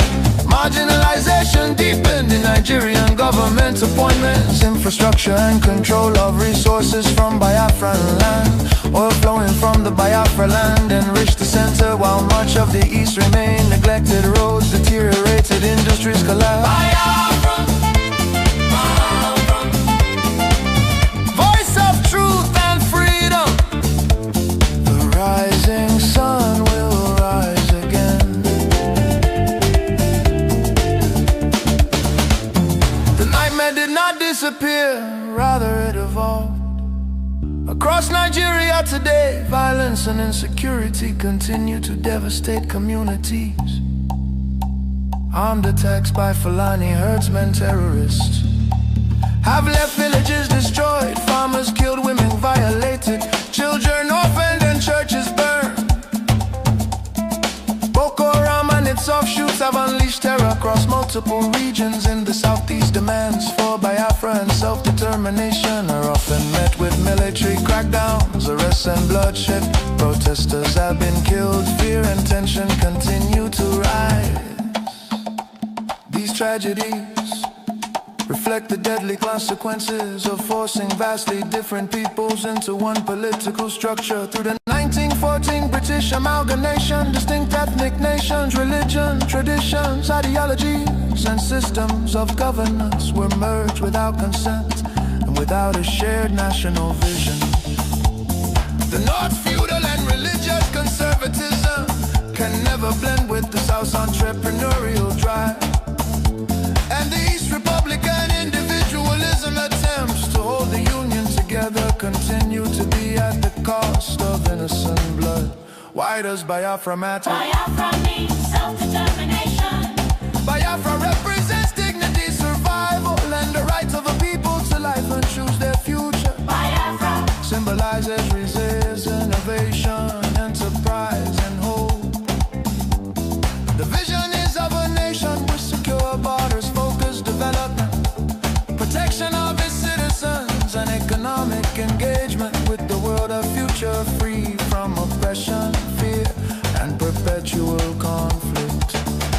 The solution is not endless political conferences, military force or federal quota system, but a peaceful separation based on shared values and voluntary association. History shows that artificial unions often fracture violently, while honest separation can allow wounded nations to recover. Biafra is not dead, Biafra lives. It lives because the desire for freedom cannot be extinguished. Nigeria's ongoing crisis, corruption, insecurity, poverty, and division are proof that one structure cannot hold people with dangerous diversities together. For the million already lost, for the children yet unborn. Biafra, Biafra independence is non-negotiable. Let Africa remember that true unity cannot be sustained by force. The world must listen before more lives are lost. Biafra, Biafra lives, freedom calls. God bless Biafra. God bless the land of the rising sun. God bless Biafra, Republic government in exile, led by Prime Minister His Excellency Okechukwu, for standing tall in the pursuit of Biafra independence. Biafra, Biafra.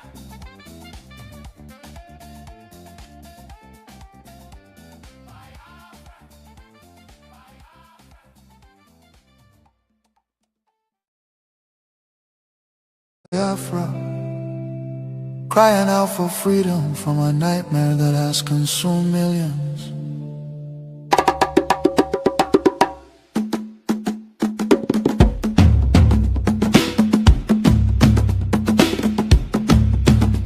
It began with the rivers of blood in 1966. Thousands of Biafran men, women, and children, professionals, traders, students, and families who had built lives across the Federation became targets in the northern city, fueled by ethnic hatred and religious hostility. Mobs descended upon innocent civilians. They were slaughtered in their homes, in crowded markets, and aboard trains carrying desperate families back to the east. Streets were littered with bodies, rivers choked with corpses. Survivors returned to the east carrying trauma, grief, and the painful realization that they were no longer wanted in the Nigerian Union. Biafra, Biafra. Voice of truth and freedom. Biafra, Biafra. The rising sun will rise again.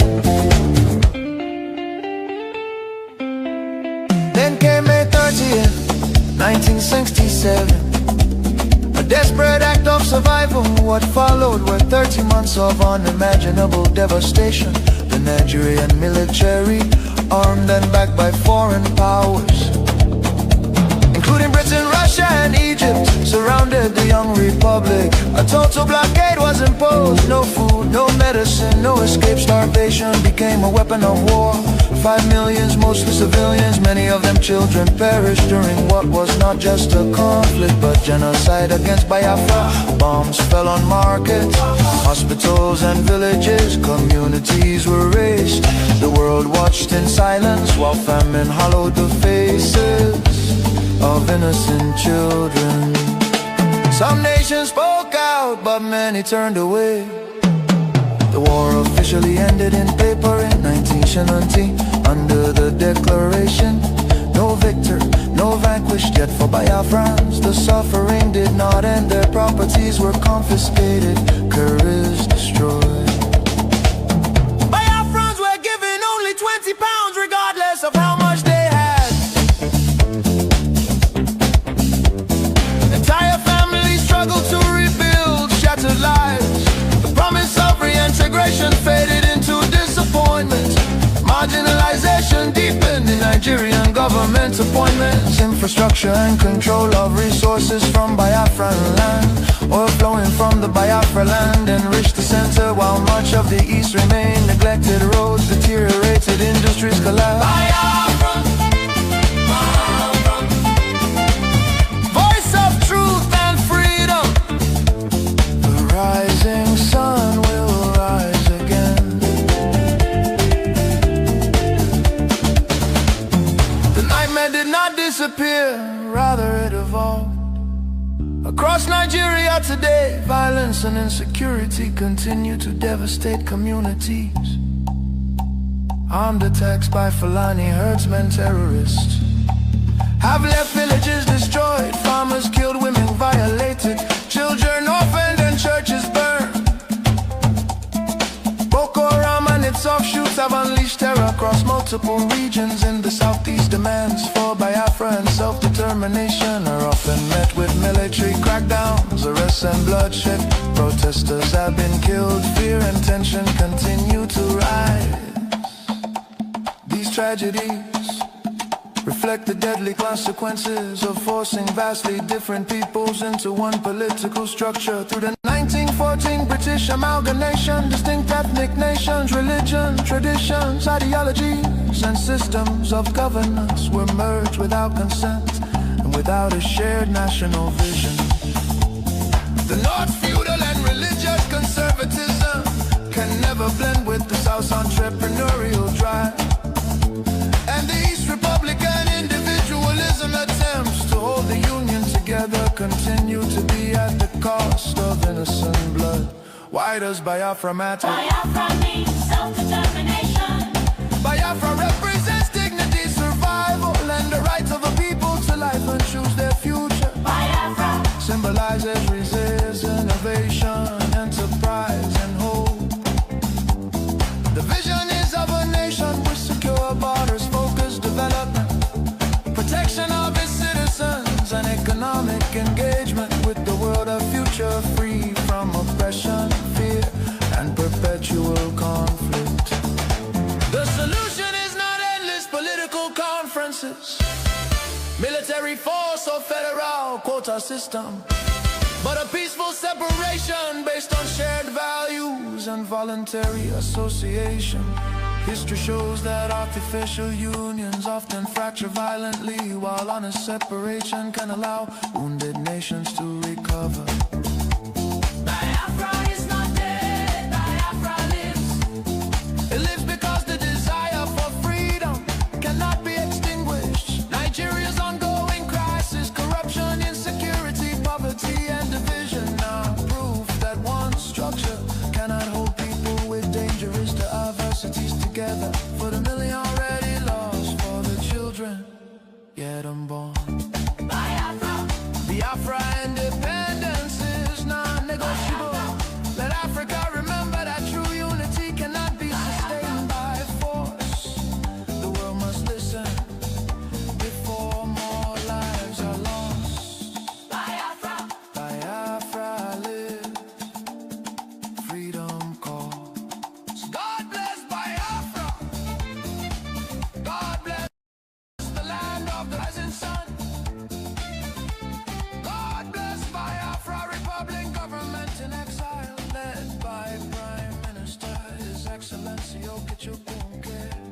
for standing tall in the pursuit of Biafra independence. Biafra, Biafra.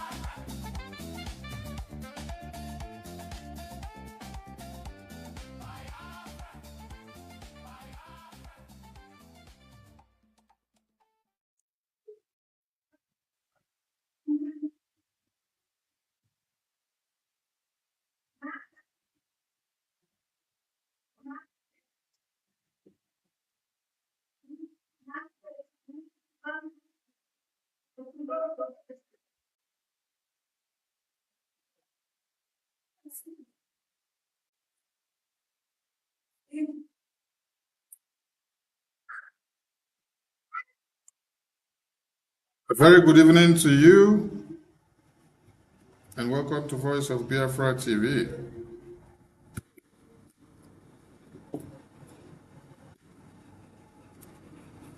The quest has become a must talk about issue. If you're not aware of what is happening in the Biafran circle, then you are not correct. Welcome to Voice of Biafra, the voice of truth, the voice of freedom, the voice of justice, and the voice of the people. It is Friday night, live on Voice of Biafra television. And I will be having a special guest in the house tonight that will be joining us all the way from Washington, D.C. And while that is in the pipeline, I welcome you all to Voice of Biafra television.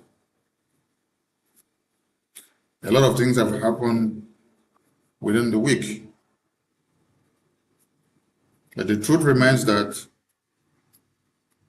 and the fact of the matter is that, Nigeria is breaking into pieces. And Biafrans are getting ready to walk out with their victory of Biafra. Because the whole world is fixating their camera on Nigeria now.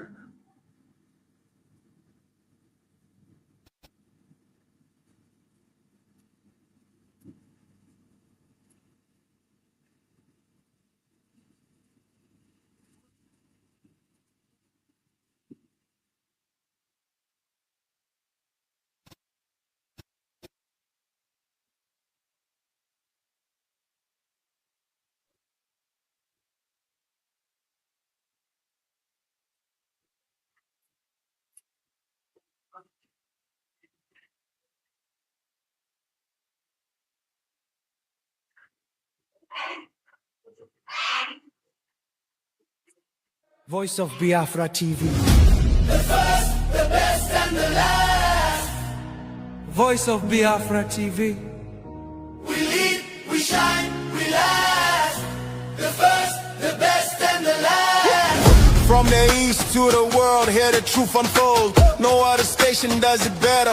Truth be told, real stories, real power, real Biafran soul. Every day, every hour, we taking control. Breaking every silence, letting voices rise. Standing for the people, opening their eyes. Strong and unshaken, both for all to see. Broadcasting the future. Voice of Biafra TV. There is only one. Only one broadcaster network. Voice of Biafra TV. The first, the best, and the last. Voice of Biafra TV.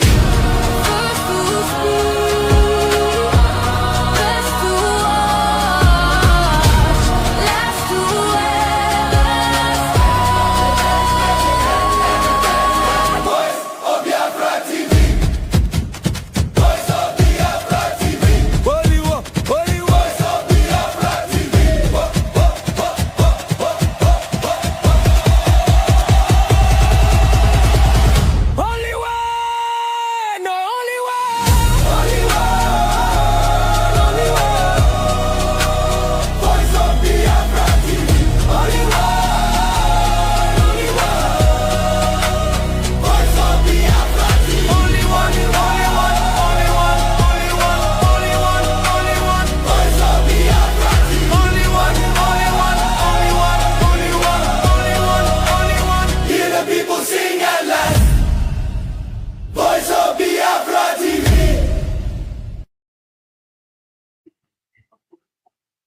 A very good evening to you all from here, and welcome to Voice of Biafra TV.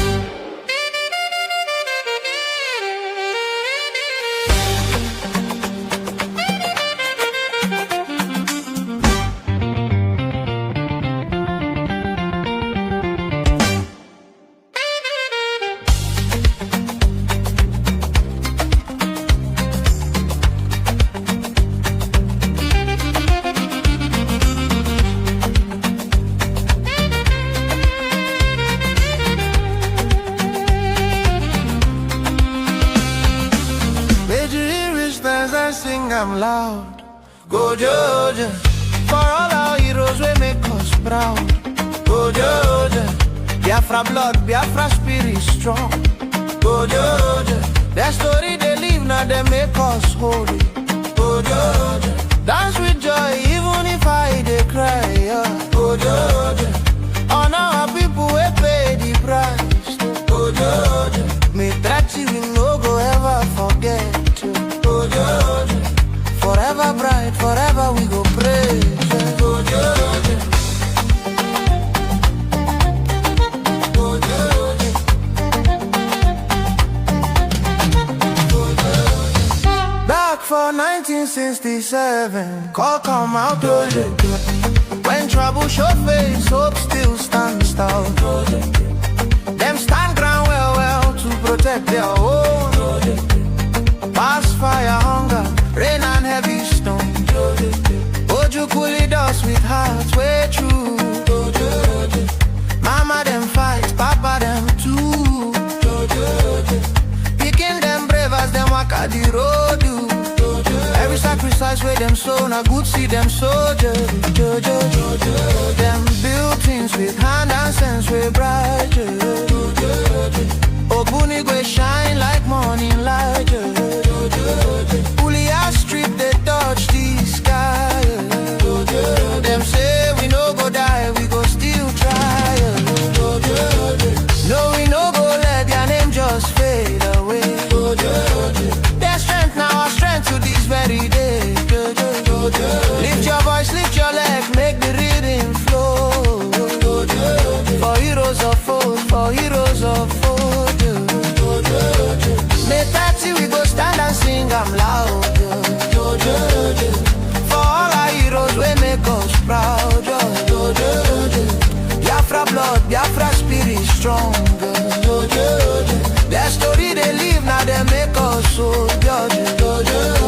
Dance with joy even if I they cry. On our people we pay the price. May 30 we no go ever forget you.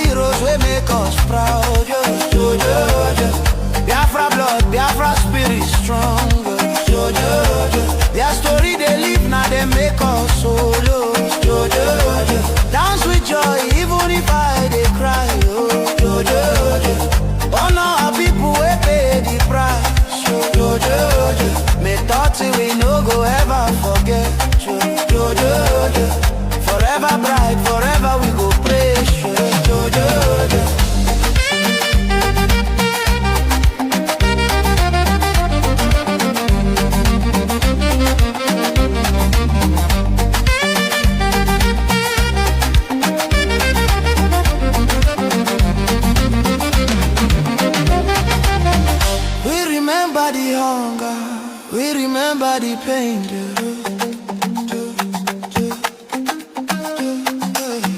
We remember the victory, we come out from rain.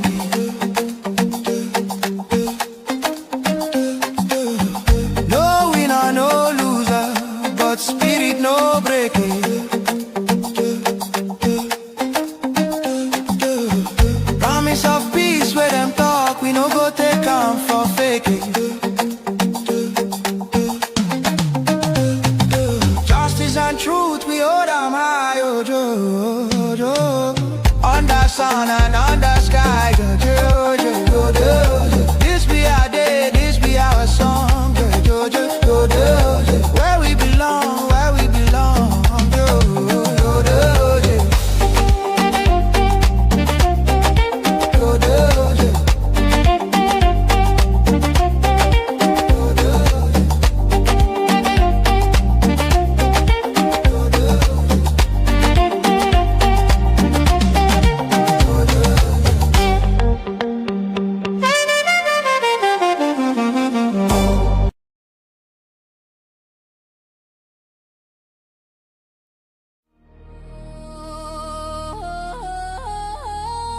Voice of Biafra TV, the voice of truth, the voice of the people. There is only one broadcasting network. Voice of Biafra TV, The first, the best, and the last. Voice of Biafra TV, We lead, we shine, we last. The first, the best, and the last. From the east to the world, hear the truth unfold. No other station does it better. Truth be told, real stories, real power, real Biafran soul. Every day, every hour, we taking control. Breaking every silence, letting voices rise. Standing for the people, opening their eyes. Strong and unshaken, both for all to see. Broadcasting the future. Voice of Biafra TV. There is only one broadcaster network. Welcome back to Voice of Biafra TV. And we shall be joining Washington, D.C. live from here to relay the Prime Minister of the Biafra Republic government in exile to the entire world. Prime Minister, can you hear me from here? Yeah, am I coming out? Yes, I can hear you. It's good to have you once again on Voice of Biafra Television, live from Washington, D.C. And you're welcome again to Voice of Biafra. It is Friday night. Biafran people await your presence. Thank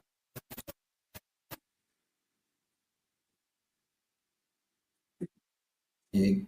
Great work you're doing for Biafran people. We really appreciate it. Good afternoon from here, my fellow citizens. Greetings to all the honorable ministers of Biafra Republic government in exile and also de facto government. I greet you all. And to our allies, our friends, we say thank you for supporting us and to hear our voice. Also in ways to help us. It's true that we are facing difficulties in this troubled time, a lot of challenges, temptation here and there, but that will not prevent Biafra from coming. It is already destined by our God, Chukwu Okike Abia, the creator of the heaven and earth, Jehovah God, for us to be free. He created us as freeborn, as free people, and we must be free. Our land is being occupied by the terrorist state of Nigeria after the genocidal civil war. They reannexed Biafran territory. And since then, the inhumane treatment did not stop. They intensified to make sure they Islamize Biafran people. They try everything they can to chase us out of our land. Thank God that we Biafrans are resisting because we know who we are. We can never be Islamized.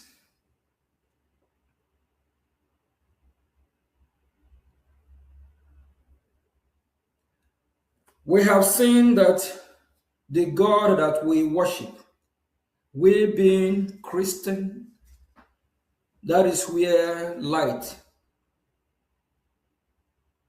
that is where our salvation is coming from. That is where the light of God will shine upon us. From the teaching of the Holy Book, for us to love our neighbor as we love ourselves.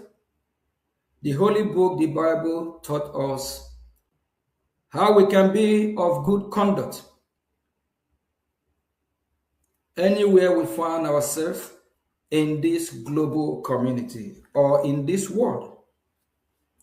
We can't leave the teaching of our God and embrace Islamic jihadist terrorist teaching, of which their God, Allah, taught them how they will kill Christians, how they will behead women, children, how they will rape women, goat, cattle.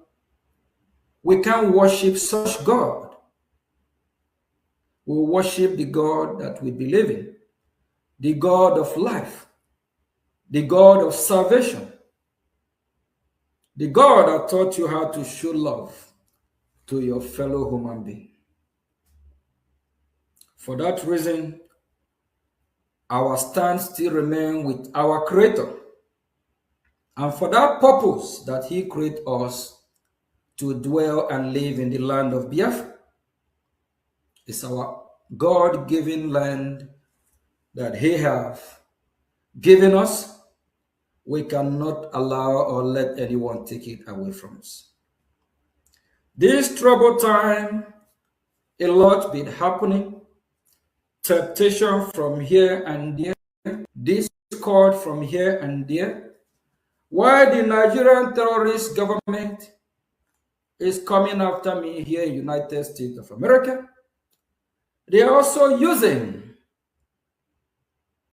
some Biafrans to work against freedom of Biafra. It's heartbreaking. It is expected because this journey will not be easy. We can't get our freedom in a platter of gold. Everything in this life is full of challenging, but if you resist, stand your ground, at the end, you will be a winner. At the end, you will receive a reward for your hard work. Biafra Republic government in exile is here to stay. We're going nowhere. This is the government of the people, by the people, for the people. This is the government of Biafra. It is the legitimate government recognized by United States of America.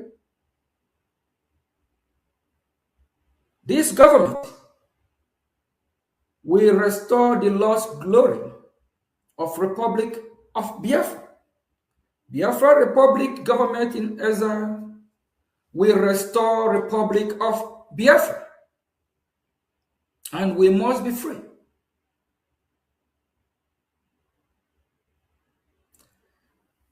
Please, I will use this opportunity.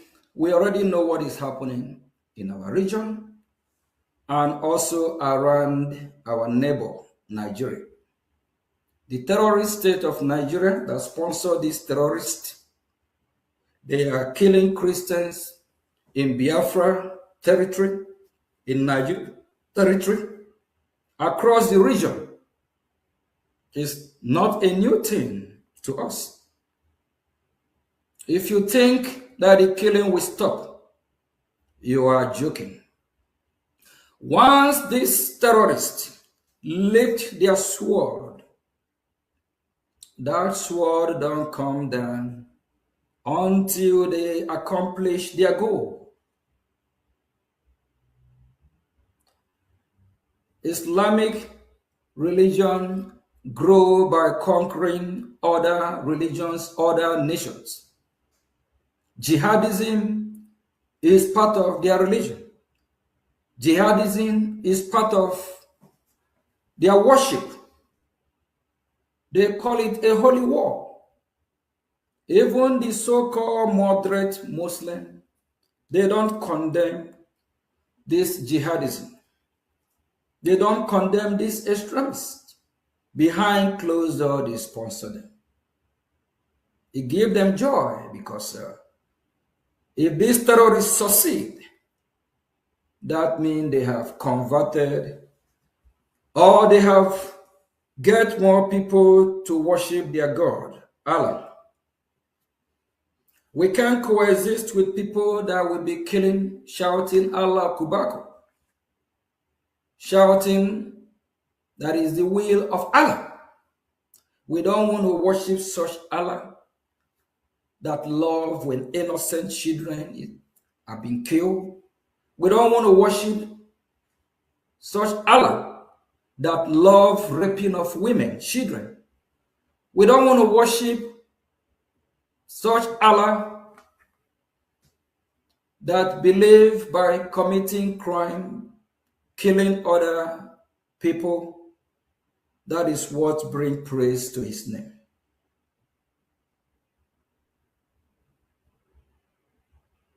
A lot of Biafrans have been massacred daily. By who? By Nigerian terrorist government. The same government that sponsors insecurity in Nigeria. By extension, in Biafra land. Because they are still occupying our land. We will fight. We will do everything we can to chase them out of our land. Because it is our land. It is our right to defend ourselves. And our freedom we must get. Please, if you see what is going on within the Biafran struggle today, don't be surprised. It is expected. It happened in India when they were fighting for their freedom. It happened in South Africa. Why the group of Mandela have the upper hand? Because the group of Mandela form a government in exile. Why you have other groups also agitating? Please, if you're part of Biafra Republic government in exile, government, you remember you are in a government of Biafra. Serve your people with all you have. Do everything you can. And serve with honesty, dignity, and with respect. Don't undermine other groups. Here in United States of America, you have the government of America.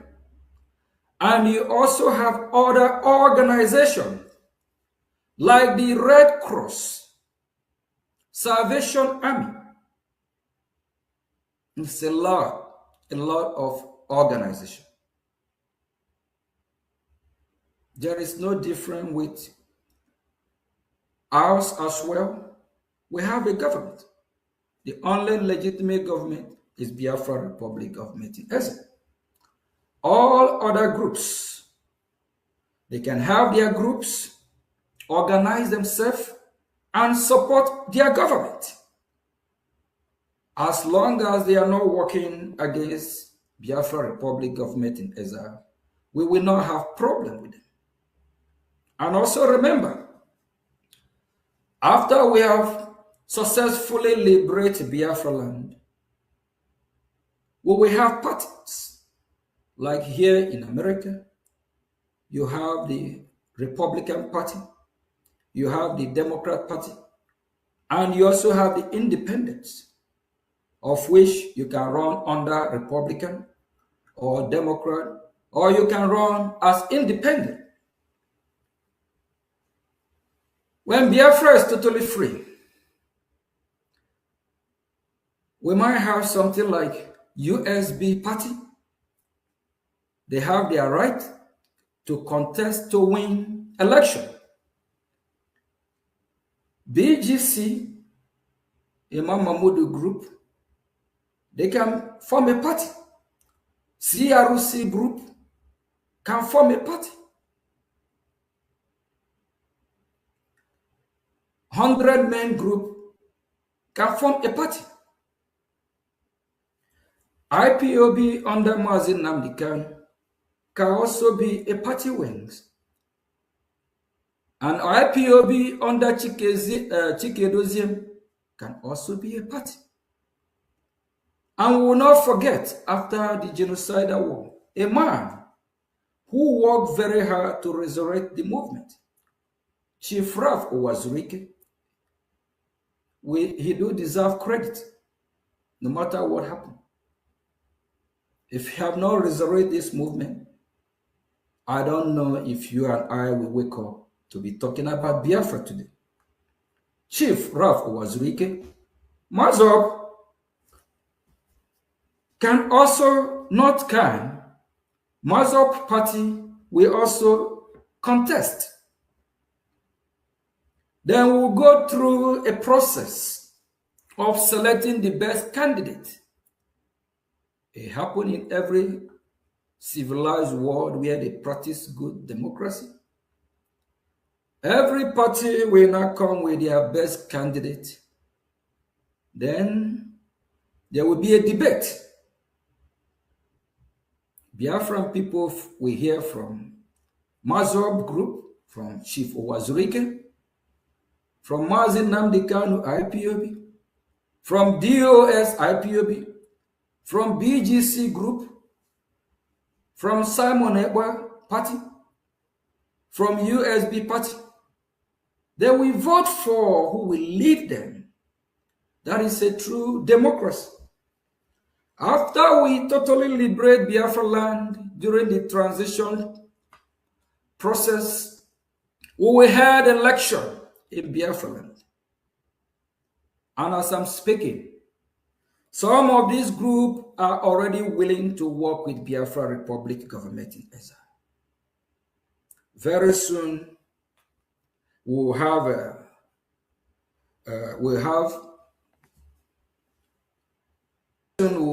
let Biafran people know these groups.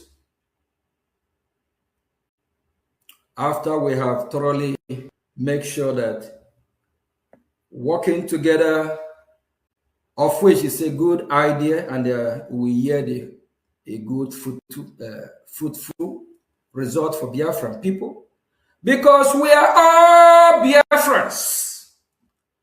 No Biafra is greater than any Biafra. Nobody owns Biafra.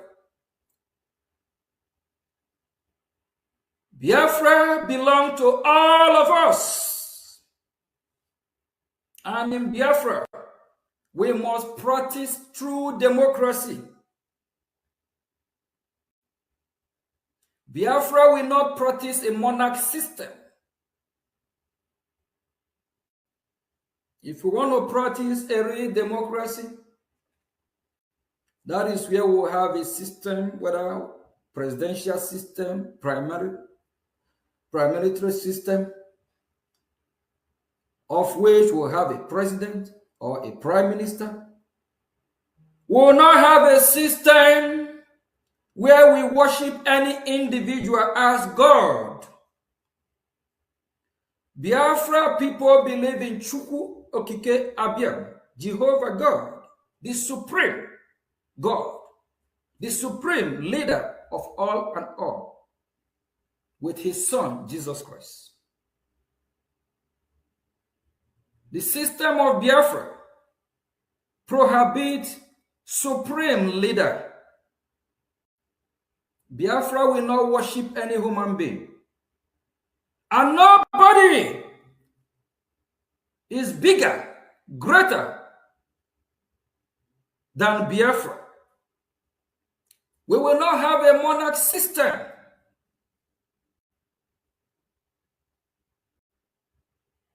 If we have made mistake in the past, that is a mistake. Every day, the jungle get matured. Every day, we correct our mistakes. We learn what we don't know. Our ear are wide open to listen, to get advice from the experts. Biafra will practice a true democracy. Biafra can never be my business. It can never be a family business. It can never be a community business. It can never be organization business. It is business of all of us. That is why in Biafra, we will not have anything like supreme leader. Our supreme leader is Chukwu Okike Abiyama, Jehovah God. Please, if you're a Biafran and you mean well for Biafran people, be truthful to yourself. Stop deceiving yourself. In the history of Biafra, fighting for Biafra freedom, starting from 1967 to 1970, our presidents have never been in Washington, D.C. like today. You and I, under Biafra Republic government in exile, make it happen by the support of Biafran people that have elected us to serve them. We are servants of the people. You cannot be a supreme over people you serve. We serve with humbleness, humility, like what is happening in this disgraced country called Nigeria today. The president of Nigeria is above the whole nation, the whole country called Nigeria. Instead of them serving the interest of the people, they are serving their own interest. That is why you see all this looting of Nigerian fund that meant to serve the people, fund that meant to have a better hospital, better clinic, to build better road infrastructure, fund that is designed to make sure they have a functionable airport, seaport, fund that are allocated for energy, for electricity. This government, they embezzle the fund because they care less for the people they serve. Instead of them being the servant of the people, they now turn the people to be their slave. Because of the system of supreme leader, because they are above the people they're supposed to serve. We in Biafra Republic government in exile, we are your servant. We will serve you with the best of our knowledge, with humbleness. We are not your supreme leader. Nothing in history of Biafra like supreme leader. We're not going to practice a monarch system. In this 21st century, true democracy is not the system of Omunna back in the days, where you have the Eze, then you have the Elders Council, What are we talking about? Are we going back to 1500 years ago? Or are we moving forward? We can't have a system where we have a supreme leader, elders council. What kind of system is that? That is why I encourage every group to work with Biafra Republic government in Ezra. You have your own part to play. Come to your government. Bring your expertise. Bring the best you have. We need you on board. We cannot do it alone. That is why I'm calling on all these groups, especially these groups that are fighting themselves on social media, disgracing themselves. The government of Biafra is not happy about it. IPOB under Mazin Nnamdi Kanu, shield your sword. Reserve that sword, you need it to fight your enemy. IPOB under Mazi Chike Doziem, shield your sword.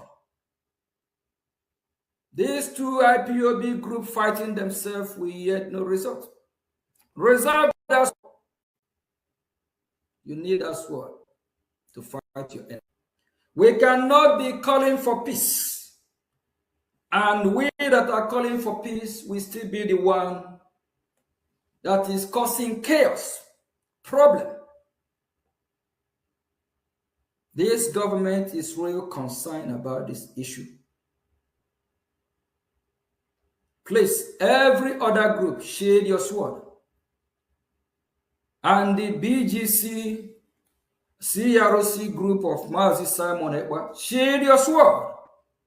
You can be calling for peace and you suing the government of Biafra, of which Mazi Simon Ekwa confesses and realizes that Brgie is the government of Biafra, of which he's part of Brgie at the time, before he chose the side he want to work with.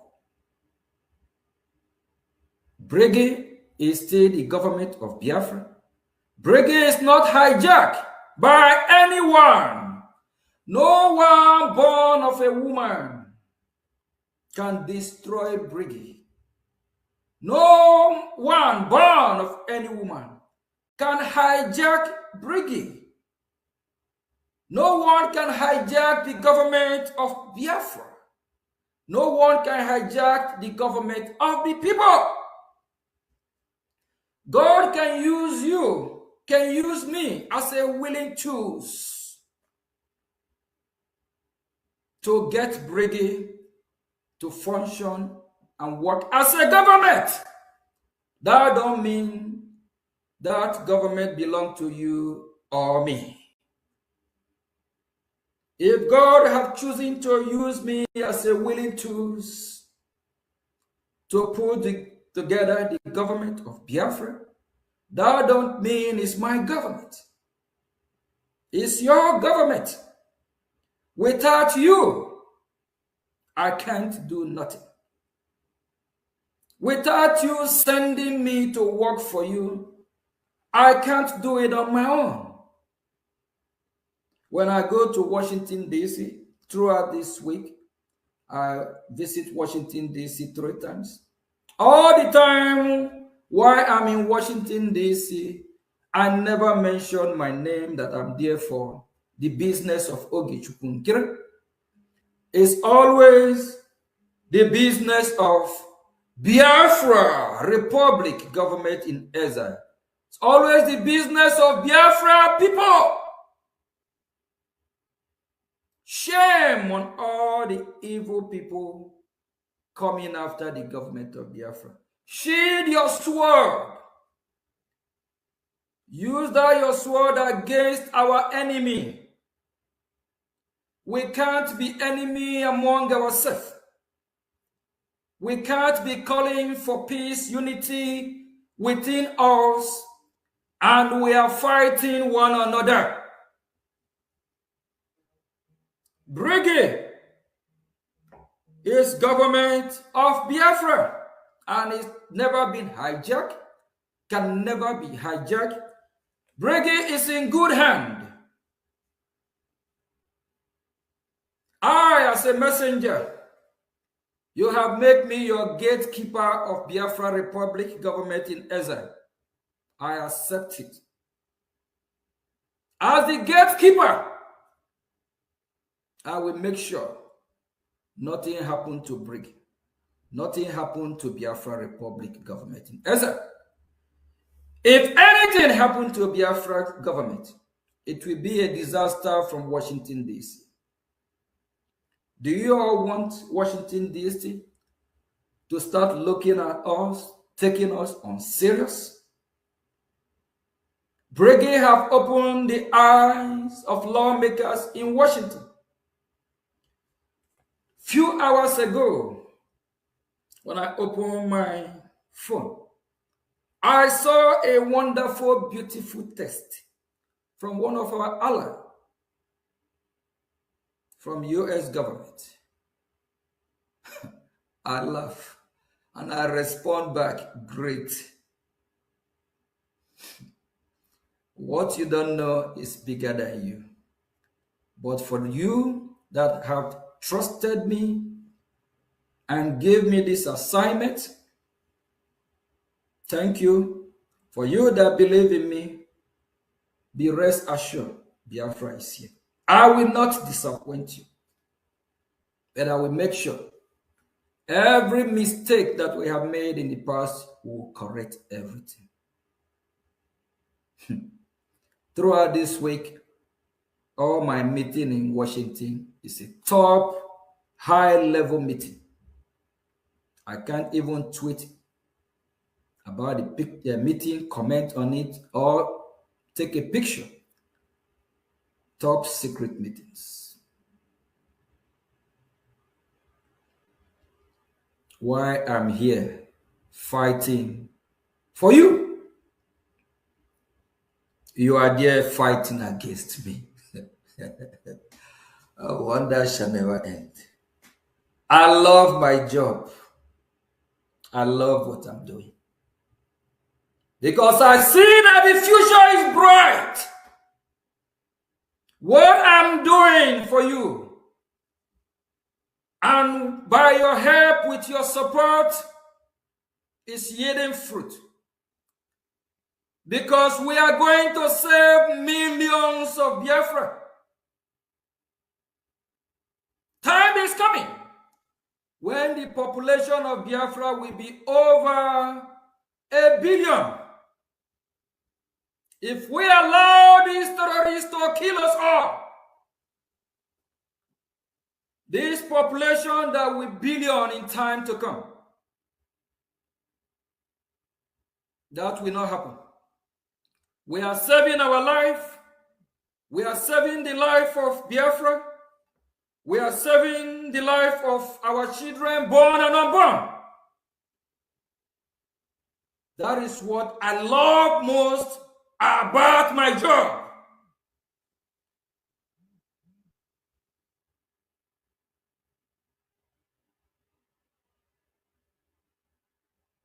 What gives me the power to keep fighting, to keep doing what I'm doing? I know I'm representing the one who created the heaven and earth.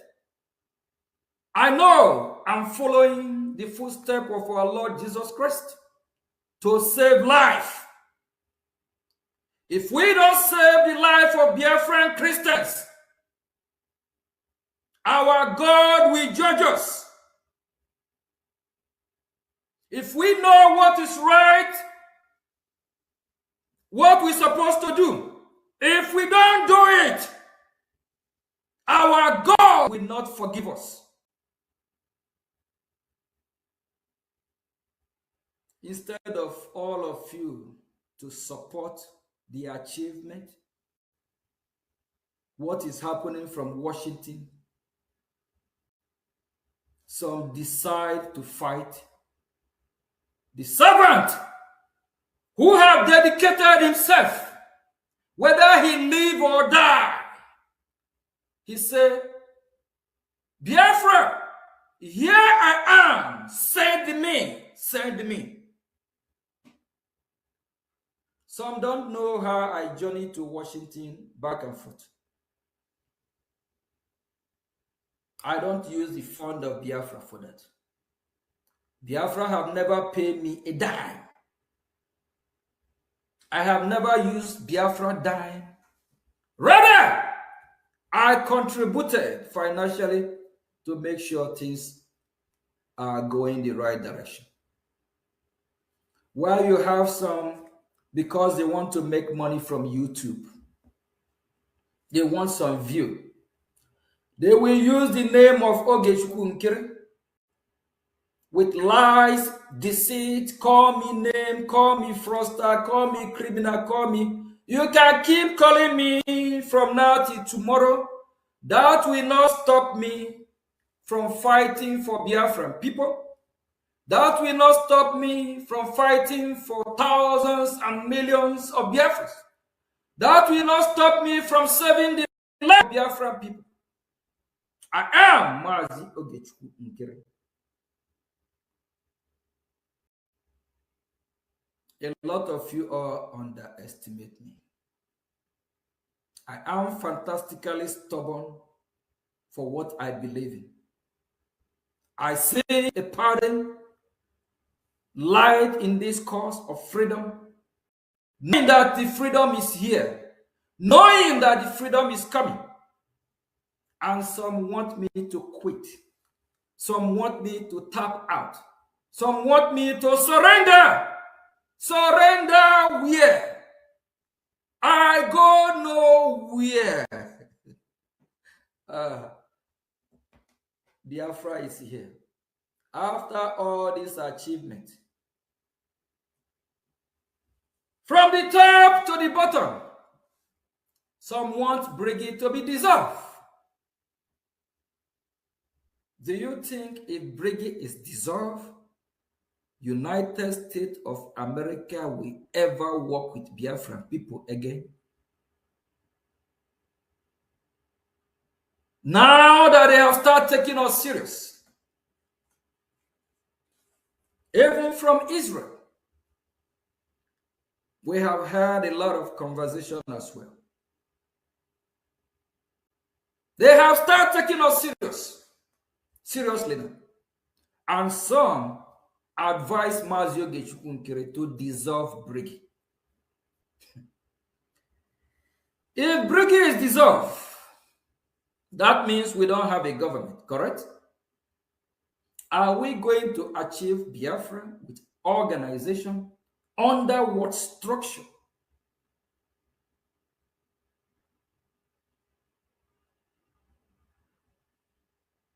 Biafra Republic government in exile is here to stay, and that is final.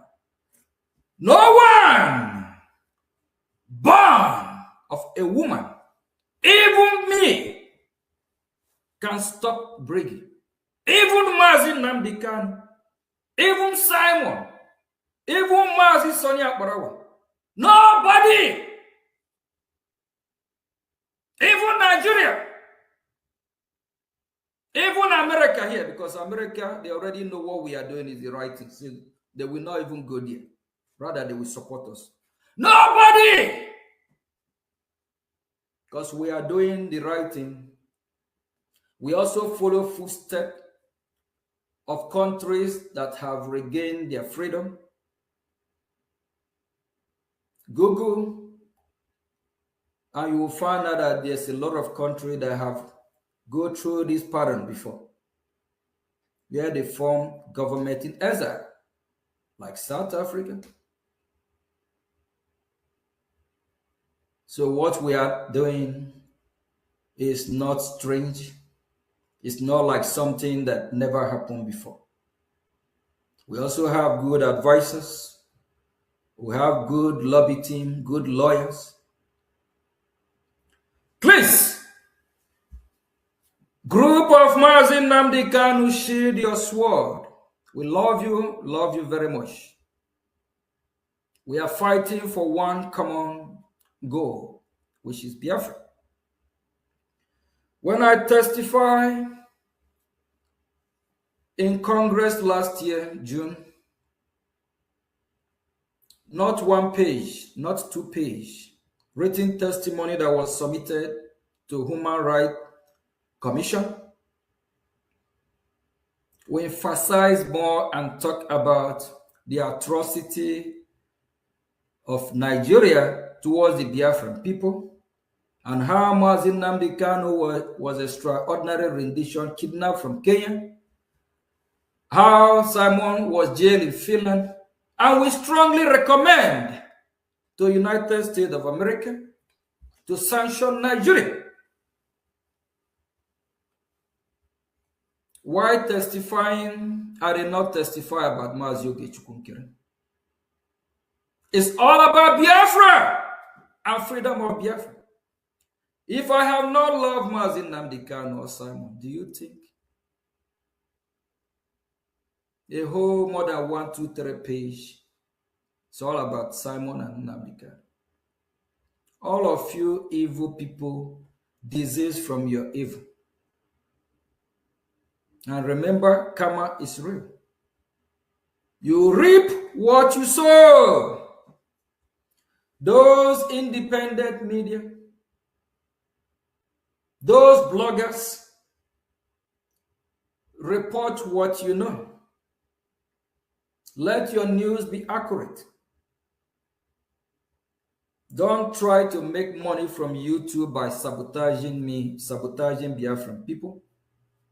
Because whatever you do, in the long run, it will affect you and your children.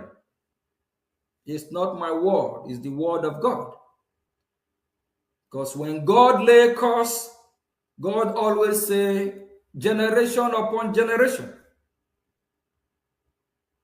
Whatever you do, it will affect you and your children, remember. And the land of Biafra that we are fighting for will not bless you. When things will be happening in your family, you will wonder how, not knowing, because you have lied against an innocent man. Not knowing, because you have offended the land of Biafra. In social media, I saw a lot of lies upon lies against me.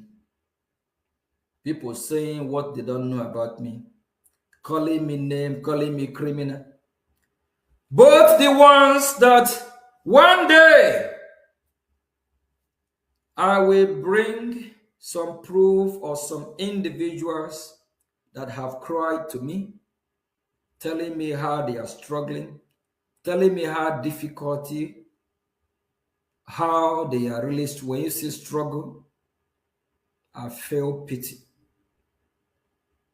I start to help some as much as I can. And there's this very one individual who I took like my brother. If I count how I have helped this person, it's in thousands, not one today, make me his worst enemy. And everything he have said about me is not true. But he don't know that, he don't know the repercussion of what he's doing. He don't know that that will affect him. If he's, I know he's listening and he's watching this program. That will affect him and his family. He's laying a serious curse on himself. This is somebody when he don't even have money to pay a bride price. He cried to me. I sponsor him to make sure, because see, wise decision he made to marry and settle down and have a family, which is a beautiful thing. It's one of the commandments of God. Go to the world, multiply, be fruitful. The money that I work very hard for, I send it to this individual from the bottom of my heart. He sent me a video when they were paying the bride price and everything he pushes.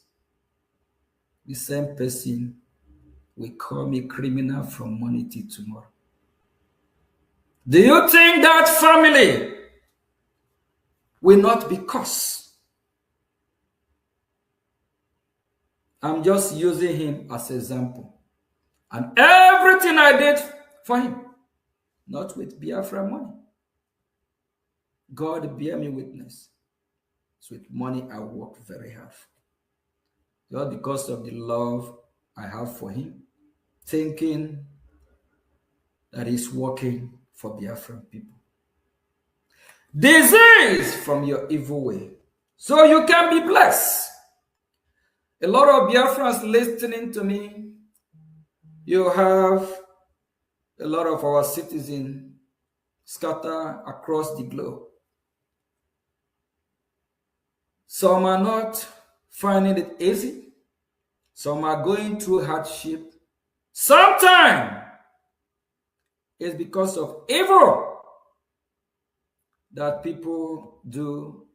That is why they are suffering. That is why what is happening to them is happening. And this young man in question, living abroad for over probably 10, 15 years, he's still broke, still a beggar. He asks himself question, why is he not prospering?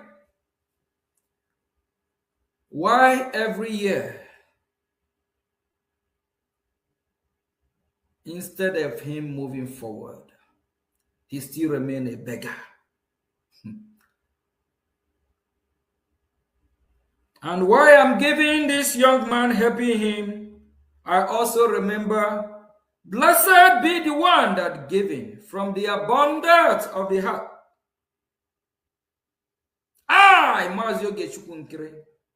I will always be blessed.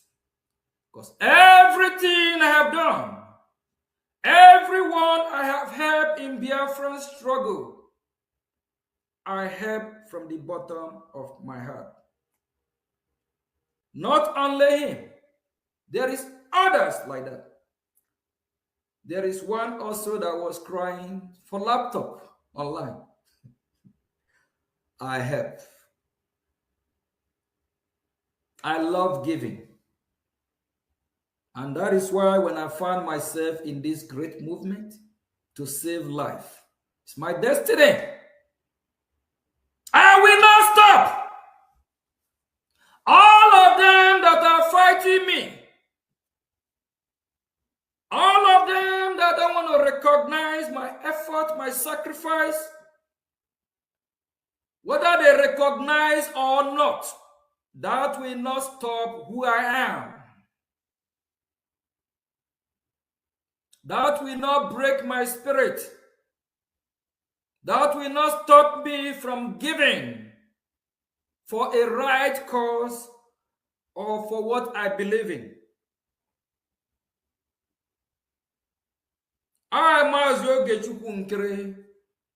I go nowhere. I'm going nowhere. I will be with Brgie until Republic of Biafra is totally restored. And Biafra Republic government in exile will never, by any means, be transferred to anybody. The Biafran people have made me the gatekeeper. And I have do what you call key and lock. Lock and key. When they try to destroy this government, I see it coming. I knew what is going to happen. I said, under my watch, the same Biafra Republic government in exile that the people of Biafra have mandated me to register.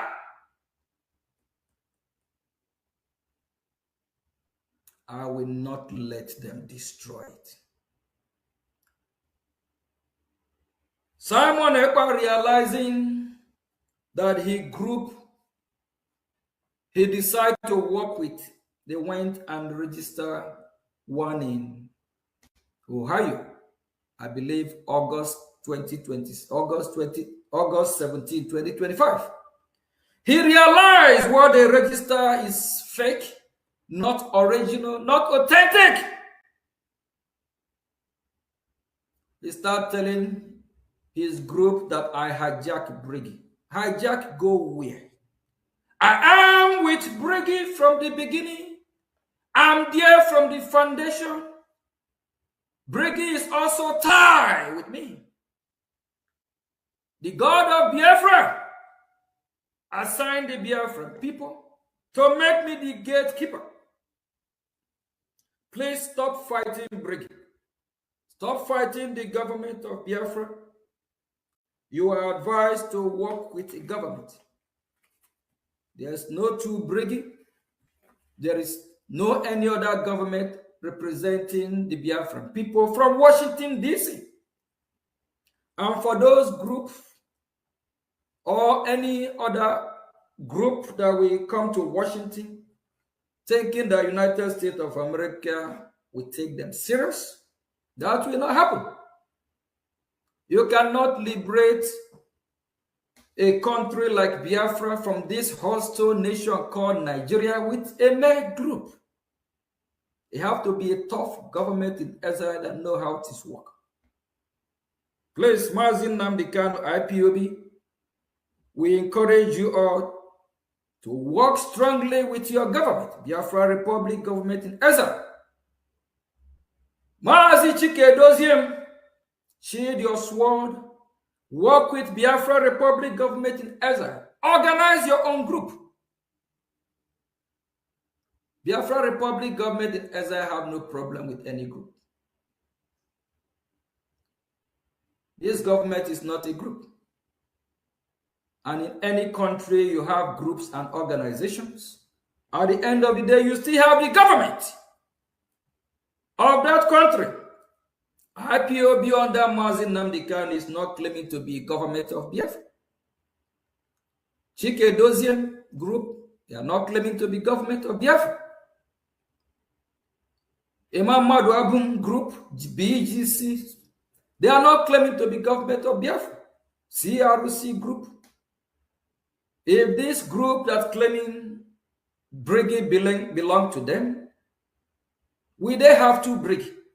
We they have the Brgie they register in Ohio, and they are suing Biafra Republic government in Israel that it belong to them. That means they have no government. The mantle is in BROGIE. The mantle is in Biafra Republic government in Israel.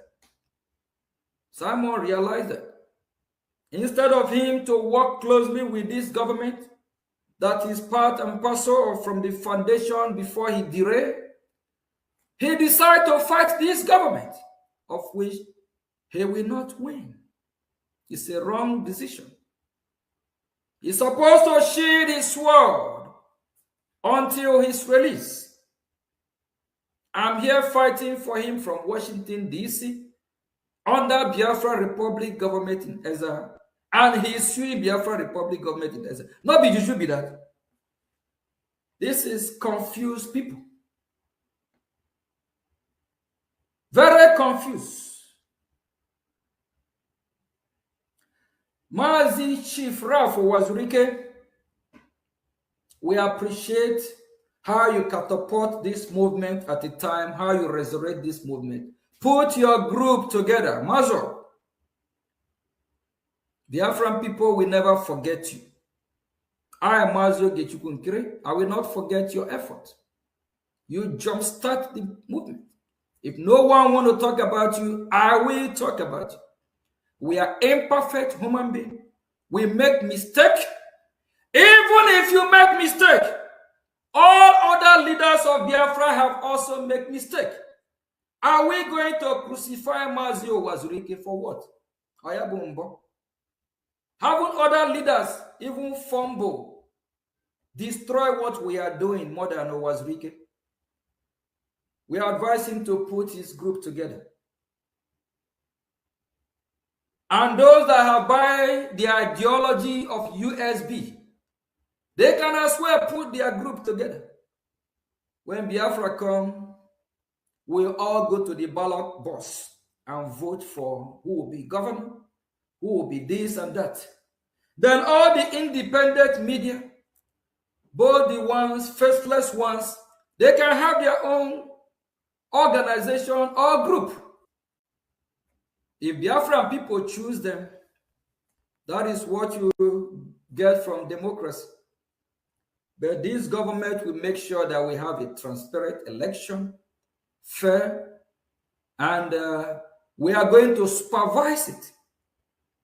And remember, our allies as well will be invited on board to help us as a new nation to organize and put Biafra together. That is why very soon we will be adopting the system of United States of America, because now they are our #1 ally. And if you have America as your kush, you have to be like that kush. And as well, Biafra was redeclared in Latin Finland, December 2nd, 2024. The ratification is still ongoing. Very soon, very soon, we'll ratify our redeclaration in Washington, D.C. Very soon, we'll ratify Biafra freedom in D.C. We'll ratify our freedom in Washington, D.C., of which we'll have some U.S. official to be in our midst in that very beautiful day. And I also want to let Biafran people know, please, Biafra Republic government in Ezra is not currently issuing any ID card or any passport. Please, don't spend your money.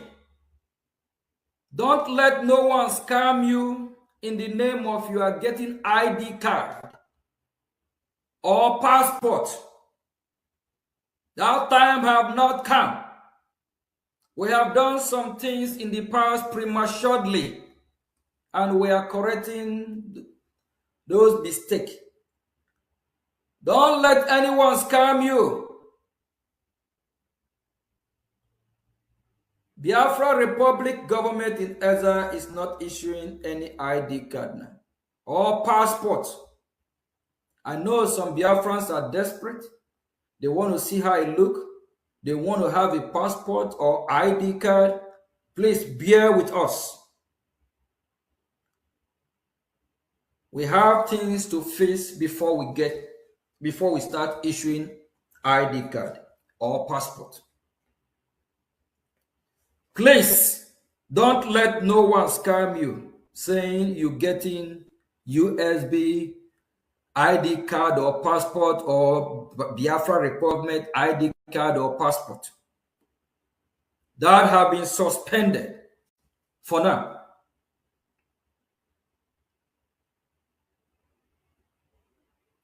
Thank you very much. Please, all groups are welcome to join Biafra Republic government in Ezra. Work in hand with your government. Don't fight this government. Don't fight Biafra Republic government in Ezra. You will have injury. A serious one for that matter. Shield your sword. And all these groups I have called, please, stop disgracing yourself on social media. Shield your sword.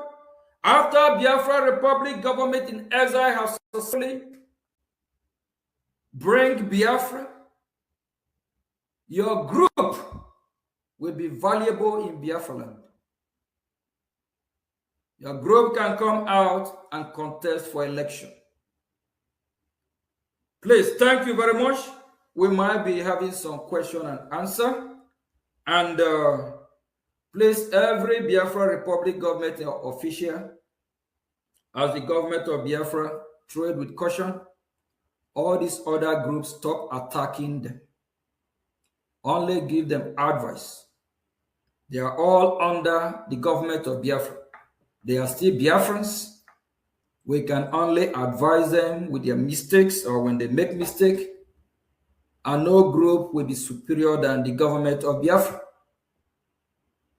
And in Biafra, we will practice true democracy. We will not practice any monarch system. We don't have any supreme leader. Chukwu Okike, Abiam, Jehovah God is our supreme leader. If you know what the word means, or supreme leader, just like I, Mazioge Chukwu Nkere, let's say I'm having meeting with any member of Congress tomorrow, I will say I'm the supreme leader of Biafra. They will look at you. Is this another supreme leader from Iran, the Ayatollah family, or is it the supreme leader from North Korea? Dictatorship.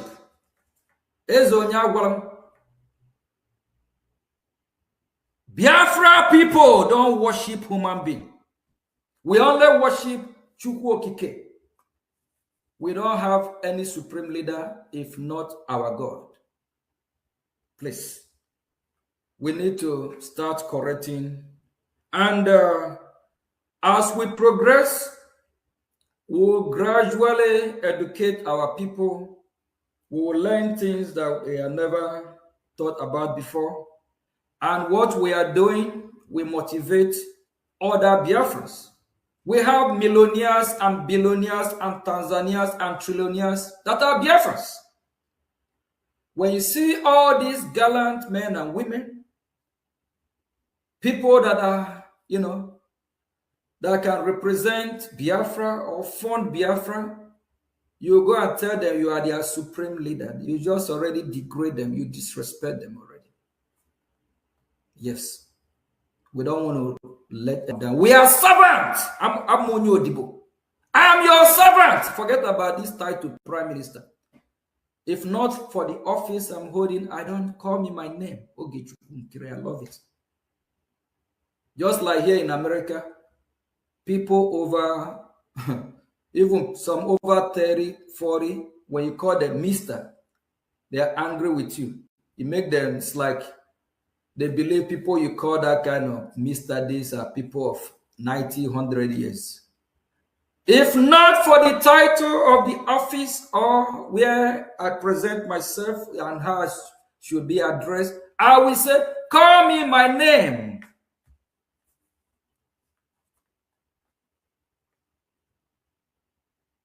Thank you very much. We'll be having some, I think, Mazi Sonny. This program, I think, is for question and answer, correct?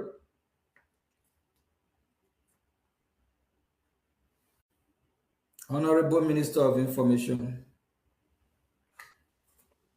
Thank you, Prime Minister Thank you very much. of the Biafran people. It's been a wonderful one, and we appreciate your time. And Biafrans, please, if you want to contribute to the cause of Biafra under this very government that the Prime Minister has spoken, please follow the website that is running under the screen, www.biafrarepublicgovernment.org, so that you can contribute your quota to support the government of Biafra.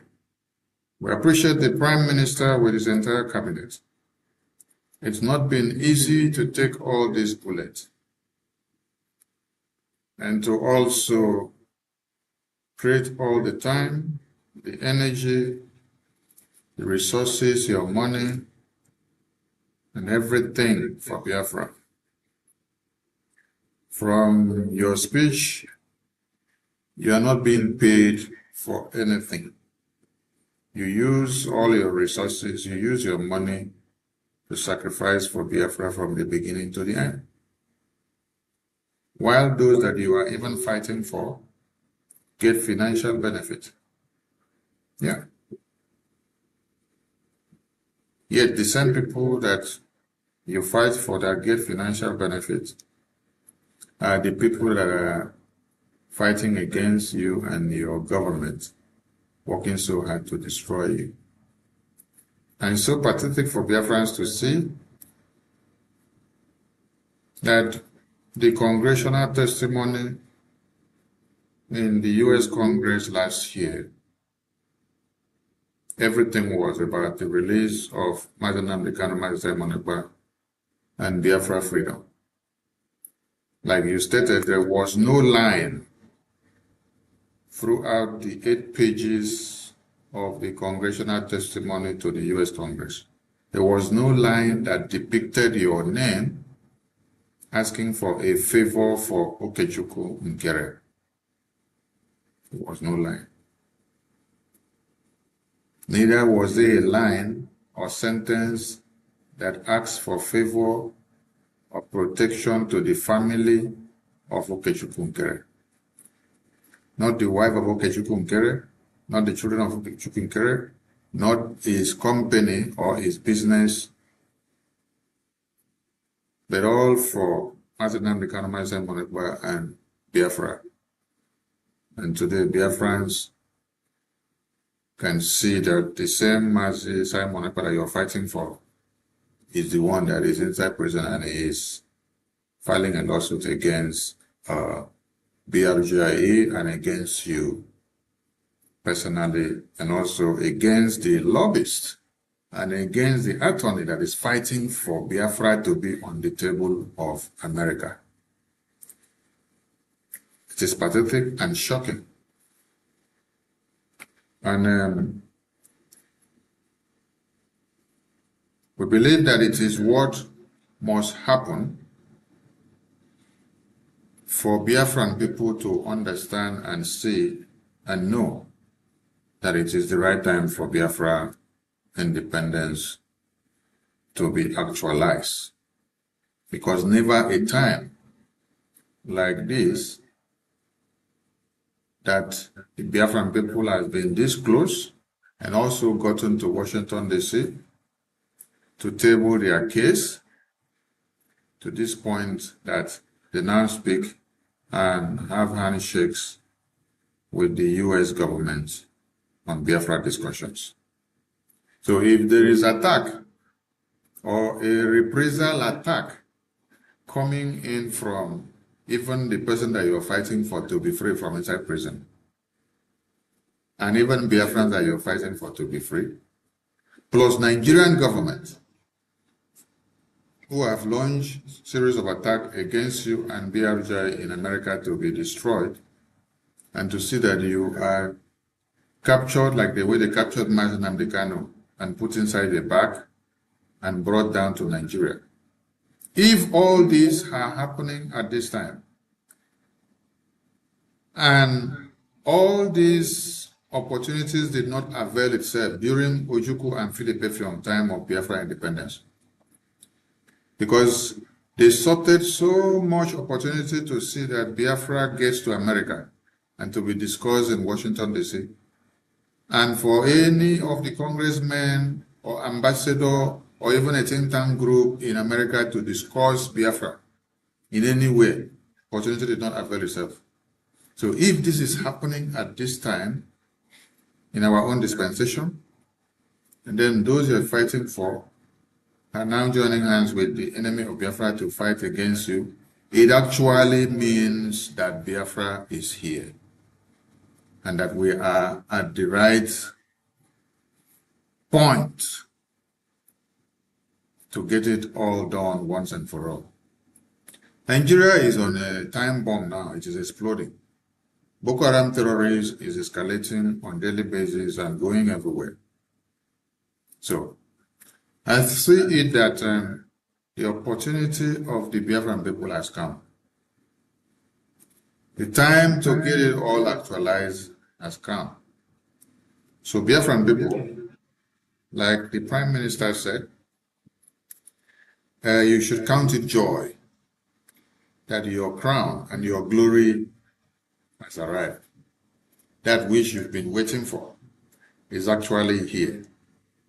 So it is incumbent on you to join your hands and deliver your Biafra independence. We'll take a short break, and our lines will also be on, and then we will have a chat out with the Prime Minister for some minutes. Later on, the line will be open for those that want to call in to air their views and also to ask some questions. The Prime Minister is here to answer questions from everybody today. You can throw in your question from any angle. He will select the one that is best to answer to the public interest. The one that is not suitable, he will know how to handle it. So avail yourself of this time and make it happen. We take a short break and we continue when we return.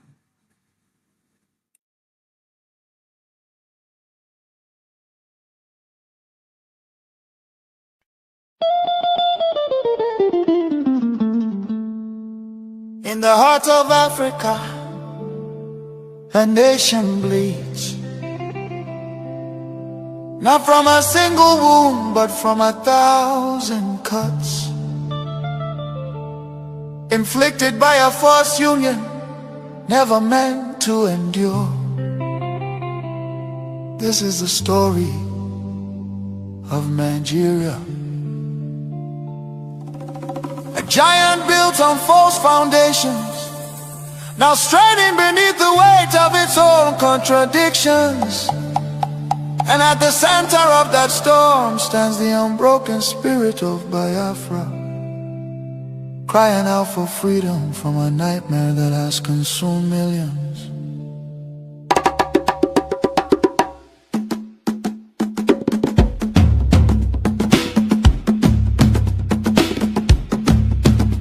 It began with the rivers of blood in 1966.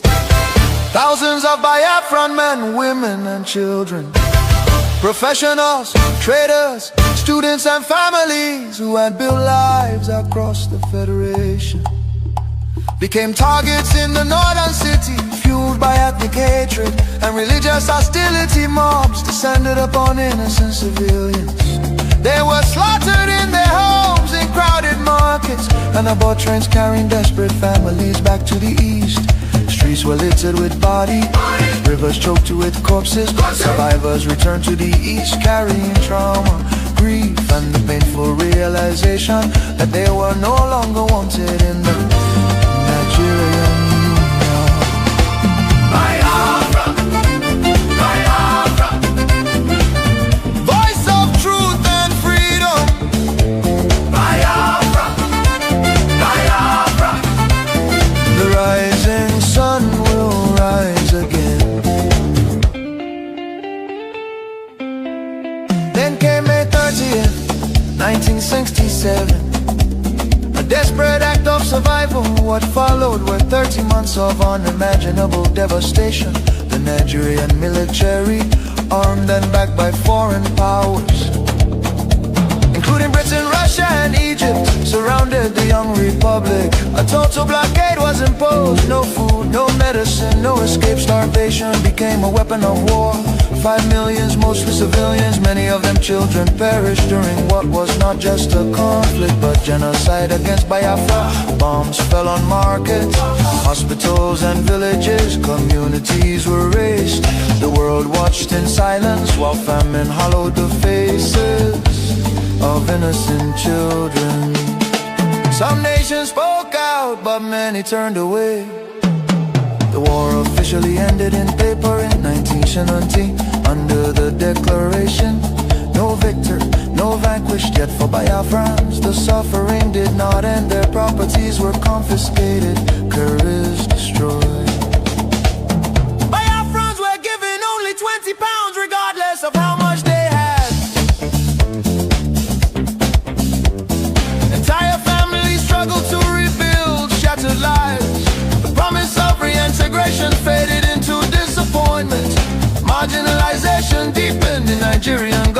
government appointments, infrastructure and control of resources from Biafran land. Oil flowing from the Biafra land enriched the center, while much of the east remained neglected. Roads deteriorated, industries collapsed. Biafra, voice of truth and freedom. The rising sun will rise again. The nightmare did not disappear, rather it evolved. Across Nigeria today, violence and insecurity continue to devastate communities. Armed attacks by Fulani herdsmen, terrorists have left villages destroyed, farmers killed, women violated, children orphaned and churches burned. Boko Haram and its offshoots have unleashed terror across multiple regions in the southeast. Demands for Biafra and self-determination are often met with military crackdowns, arrests and bloodshed. Protesters have been killed, fear and tension continue to rise. These tragedies reflect the deadly consequences of forcing vastly different peoples into one political structure. Through the 1914 British amalgamation, distinct ethnic nations, religion, traditions, ideologies, and systems of governance were merged without consent and without a shared national vision. The North feudal and religious conservatism can never blend with the South's entrepreneurial drive. And the East Republican individualism attempts to hold the Union together continue to be at the cost of innocent blood. Why does Biafra matter? Biafra means self-determination. Biafra represents dignity, survival, and the right of a people to life and choose their future. Biafra symbolizes resistance, innovation, enterprise, and hope. The vision is of a nation with secure borders, focused development, protection of its citizens, and economic engagement with the world, a future free from oppression, fear, and perpetual conflict. The solution is not endless political conferences, military force or federal quota system, but a peaceful separation based on shared values and voluntary association. History shows that artificial unions often fracture violently, while honest separation can allow wounded nations to recover. Biafra is not dead, Biafra lives. It lives because the desire for freedom cannot be extinguished. Nigeria's ongoing crisis, corruption, insecurity, poverty, and division are proof that one structure cannot hold people with dangerous diversities together. For the million already lost, for the children yet unborn.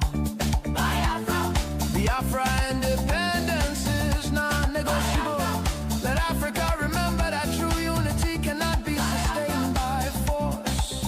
The world must listen before more lives are lost. Biafra, Biafra live, freedom calls.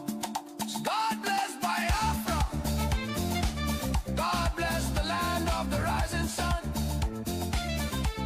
God bless Biafra Republic, government in exile, led by Prime Minister His Excellency Okechukwu, for standing tall in the pursuit of Biafra independence. Biafra, Biafra.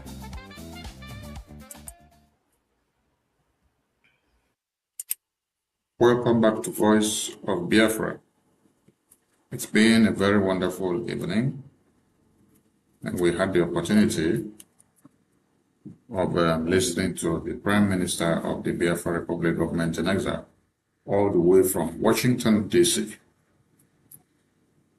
And we're back to the studio after his speech, and he will be available few hours available to him based on his schedule for us to discuss and for the line to be open for Biafrans that want to call in and to also aid their views. So Biafrans, You have a phone number that is displayed on top of the screen. So please get your phone and save the number in your WhatsApp so that you can call when the line is open. We decided to display the number now so that it will be visible to everyone.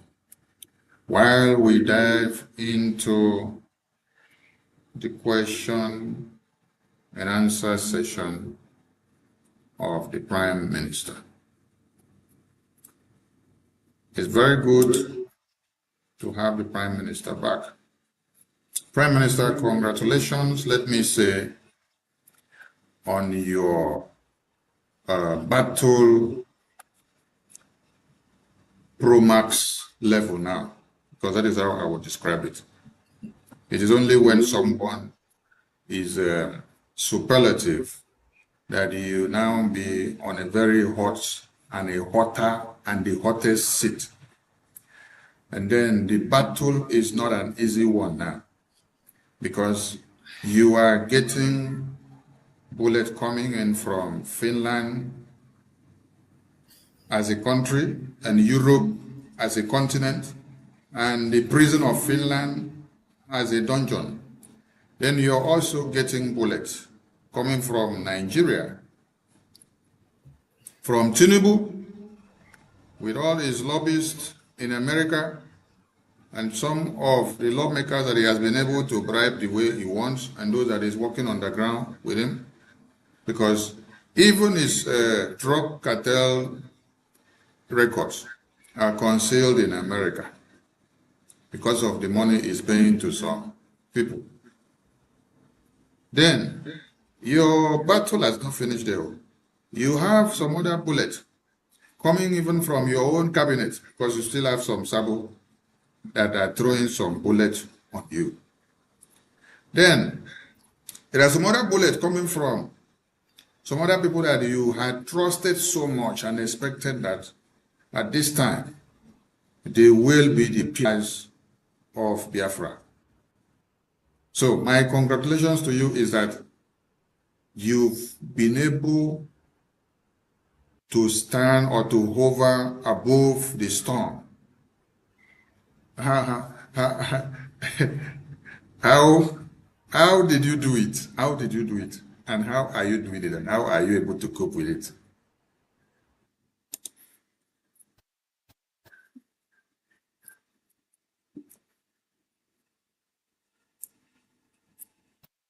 For freedom is not a joke. Freedom is not given, it's taken. You have to be ready. You have to prepare yourself mentally, physically.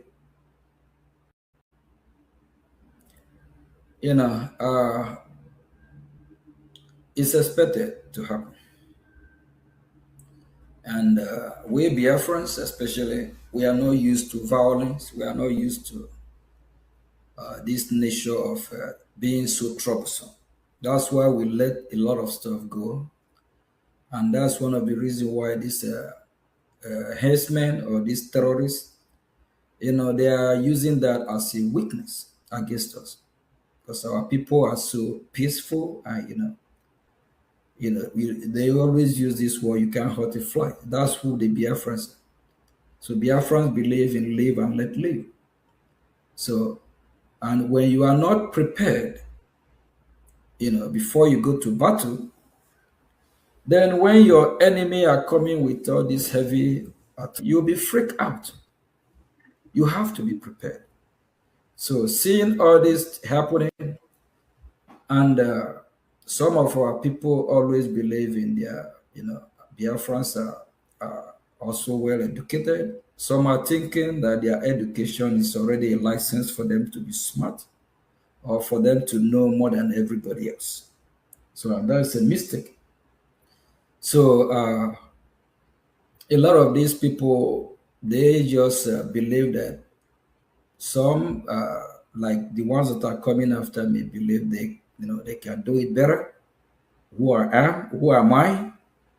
I can't do nothing. I can't achieve nothing. But at the end of the day, since 2020, before 2023, when the government was, formed. I have been doing a lot, even behind the scene. So Thank you, Prime those Minister. are Thank you, Prime Minister. I have more questions for you.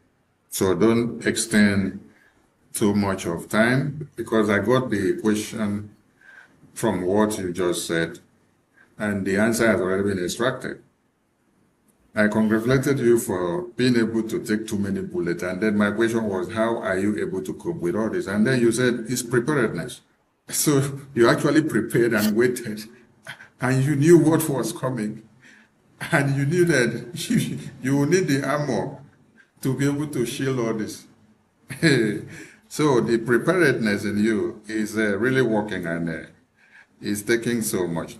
So we appreciate you and congratulations once again. So my next question goes like this. Tinubu goes after you. And it means entire Nigeria goes after you. And then, being the top figure of, and the spokesperson and the leader of the Biafran people, it means Biafra is on the spotlight.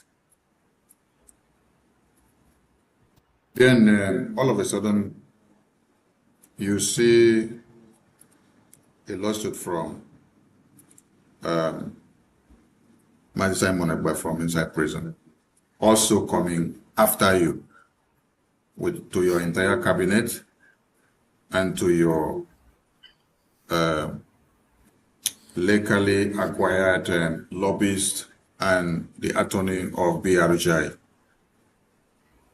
How do you respond to this and how do you feel seeing that this attack is coming from Tinubu government with so much money that has been paid, and also from even Simon Ekpa that you went to Washington, D.C.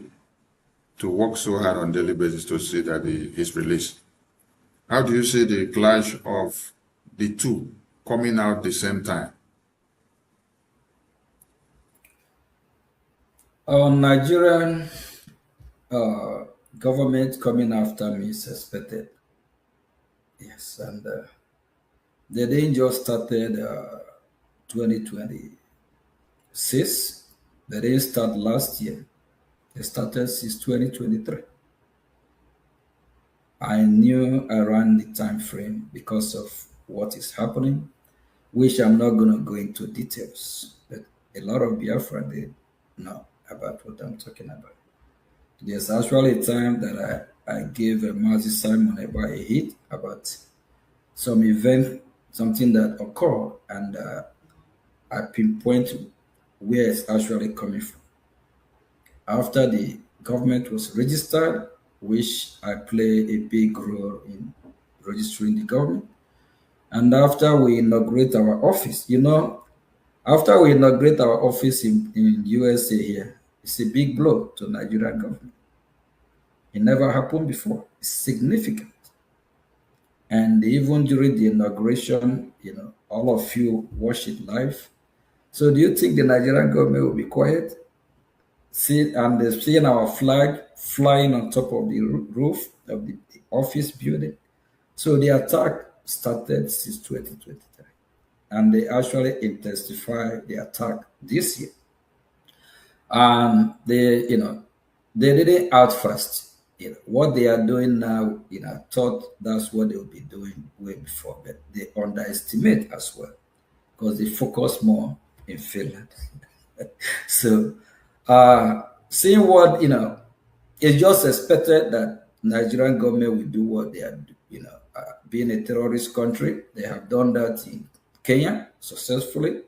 They kidnapped Mazi Nnamdi Kanu, extraordinary rendition him.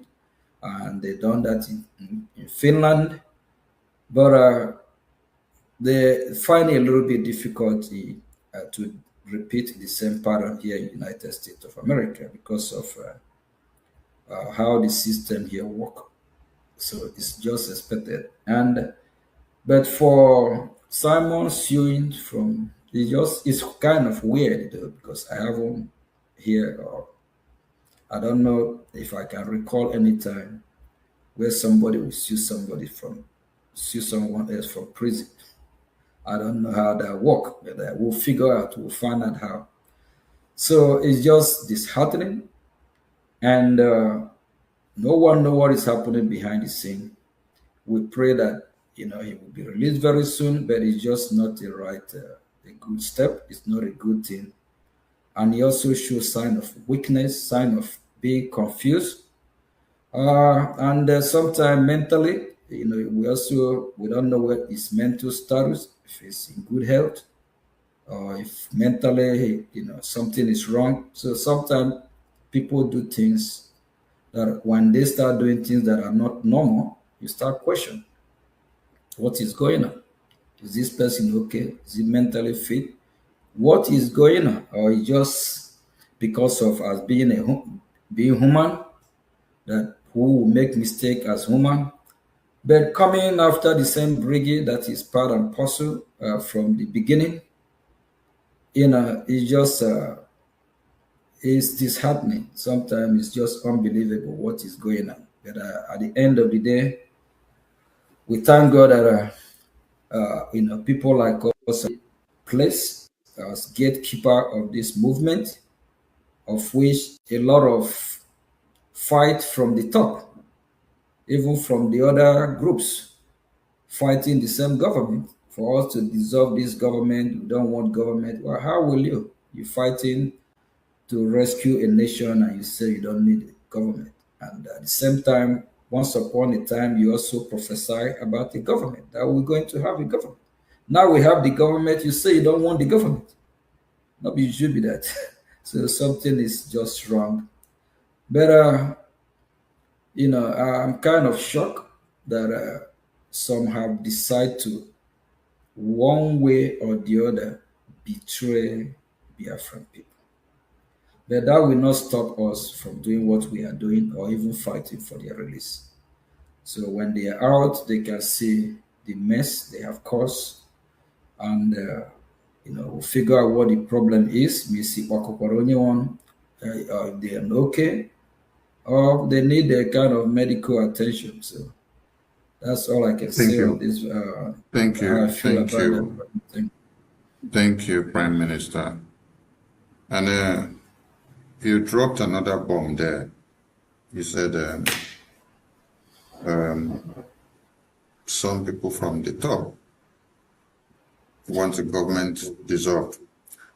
I leave that clause for the Biafran people to go and ponder about. Biafrans want people from the top. They want the Biafran government in Israel to be dissolved. So go and ponder about that very clause. So, Prime Minister, thank you so much. You've answered that one very well, and I believe the audience are catching up with this very question and answer section.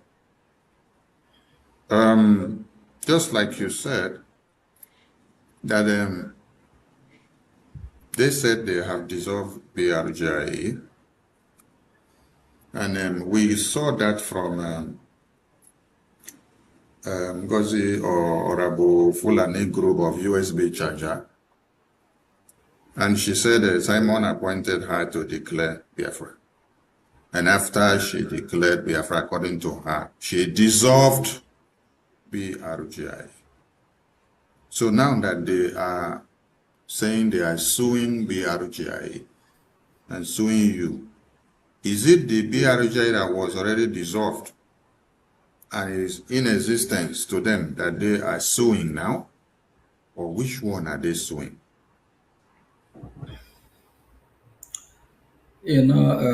Minister, our struggle every day is getting tougher, harder, and also enjoyable. Because if you followed how we're progressing, that will give you joy. Like the test I received today is very important. And this a top official at high level. So when I say high level, it's very high level. So years ago, if somebody even whisper on our ear that our time is coming, will be getting a message to meet here, to meet there, this department. You will say, how do we? Hey. So it's enjoyable in the sense that upon all this difficulty, we're still achieving a lot. With little we have, God is on our side, knowing that He needs to support His people. So seeing what Simon and some others are doing, at a time they play a big role, there's sometimes they can derail. So don't mean that we will not remember them for the good side they have done. But like I mentioned of Owazurike before Mazin Namdi Kanu kickoff, it's from Owazurike. So Owazurike have not resurrected the movement. So we're also going to remember Owazurike, the good side and the bad side. So we are now seeing the bad side of Simon and these other groups there. So it's as human being will always make mistake. You cannot say you appoint somebody, you surrogate somebody, your surrogate say that they dissolve Brgie, and the same Brgie you dissolve, and the same Brgie, there's they only confuse people. Somebody who is confused or don't know what he's doing, mentally unstable, we go through that pattern. You cannot dissolve something and you suing what you dissolve. It's not adding up. It's not just, it don't just sound right at all. But at the end of the day, I think those that have been on space, I haven't seen them on space for some time now. They always say BGC, Brgie, the original Brgie, the original Brgie. They haven't shown up for almost how many months now. They have heard from Simon that the Brgie, the original authentic one, is the one that is piloting the affair of Biafran people. And the lady that actually visited Simon told this lady that I hijacked Brgie. I never go nowhere. We are here. The same office of Brgie is still the same office where I'm speaking from right now. So with Brgie is always where Brgie, the office still remain the office 7200. Belarus never changed. The article of registration we did not the same thing. The work that I was even doing when Simon is here going to Washington, nothing have changed. I'm still the Mazio Gechukunkere. Nothing have changed. Brgie have not changed and it have never been hijacked. So now, I believe Emma and the group will really be ashamed of themselves without nonsense. They registered in Ohio, August 27 last year, knowing that what they are working with is the fake and not authentic Brgie. So, with what... you're invariably telling me that this process of Simon Ekpa suing BRGI and your cabinet and your entire team is a validation of authentication of the real BRGI. Yes, you heard me right. And since then they have a lot of this. Since then they have a lot of their mad dog that always want to say they are the original Brgie. They haven't showed up since I don't know where they are. So please, my advice to these people, they need to sheath their sword. We can't go nowhere with division. We can't be on social media constituting news. The world is watching. Washington, D.C., take us more seriously now. And the state of Israel, they are weighing in our activity. So they haven't really taken us serious before, but it's not something I will be discussing here, but they are watching. So Brgie remain the government. And like other groups that I talked about today, as long as they organize themselves as group, they are not interfering in the government affair, we will recognize them as group. They can work together with the government, we will achieve a lot. And when Biafra come, these groups will delegate who will represent them either in a presidential, as a presidential candidate or a governorship or whatever. So Biafra belongs to all of us. Everyone need to shield their sword and get this straight. The only government that is making things happen is now in United States of America is Biafra Republic government in essence.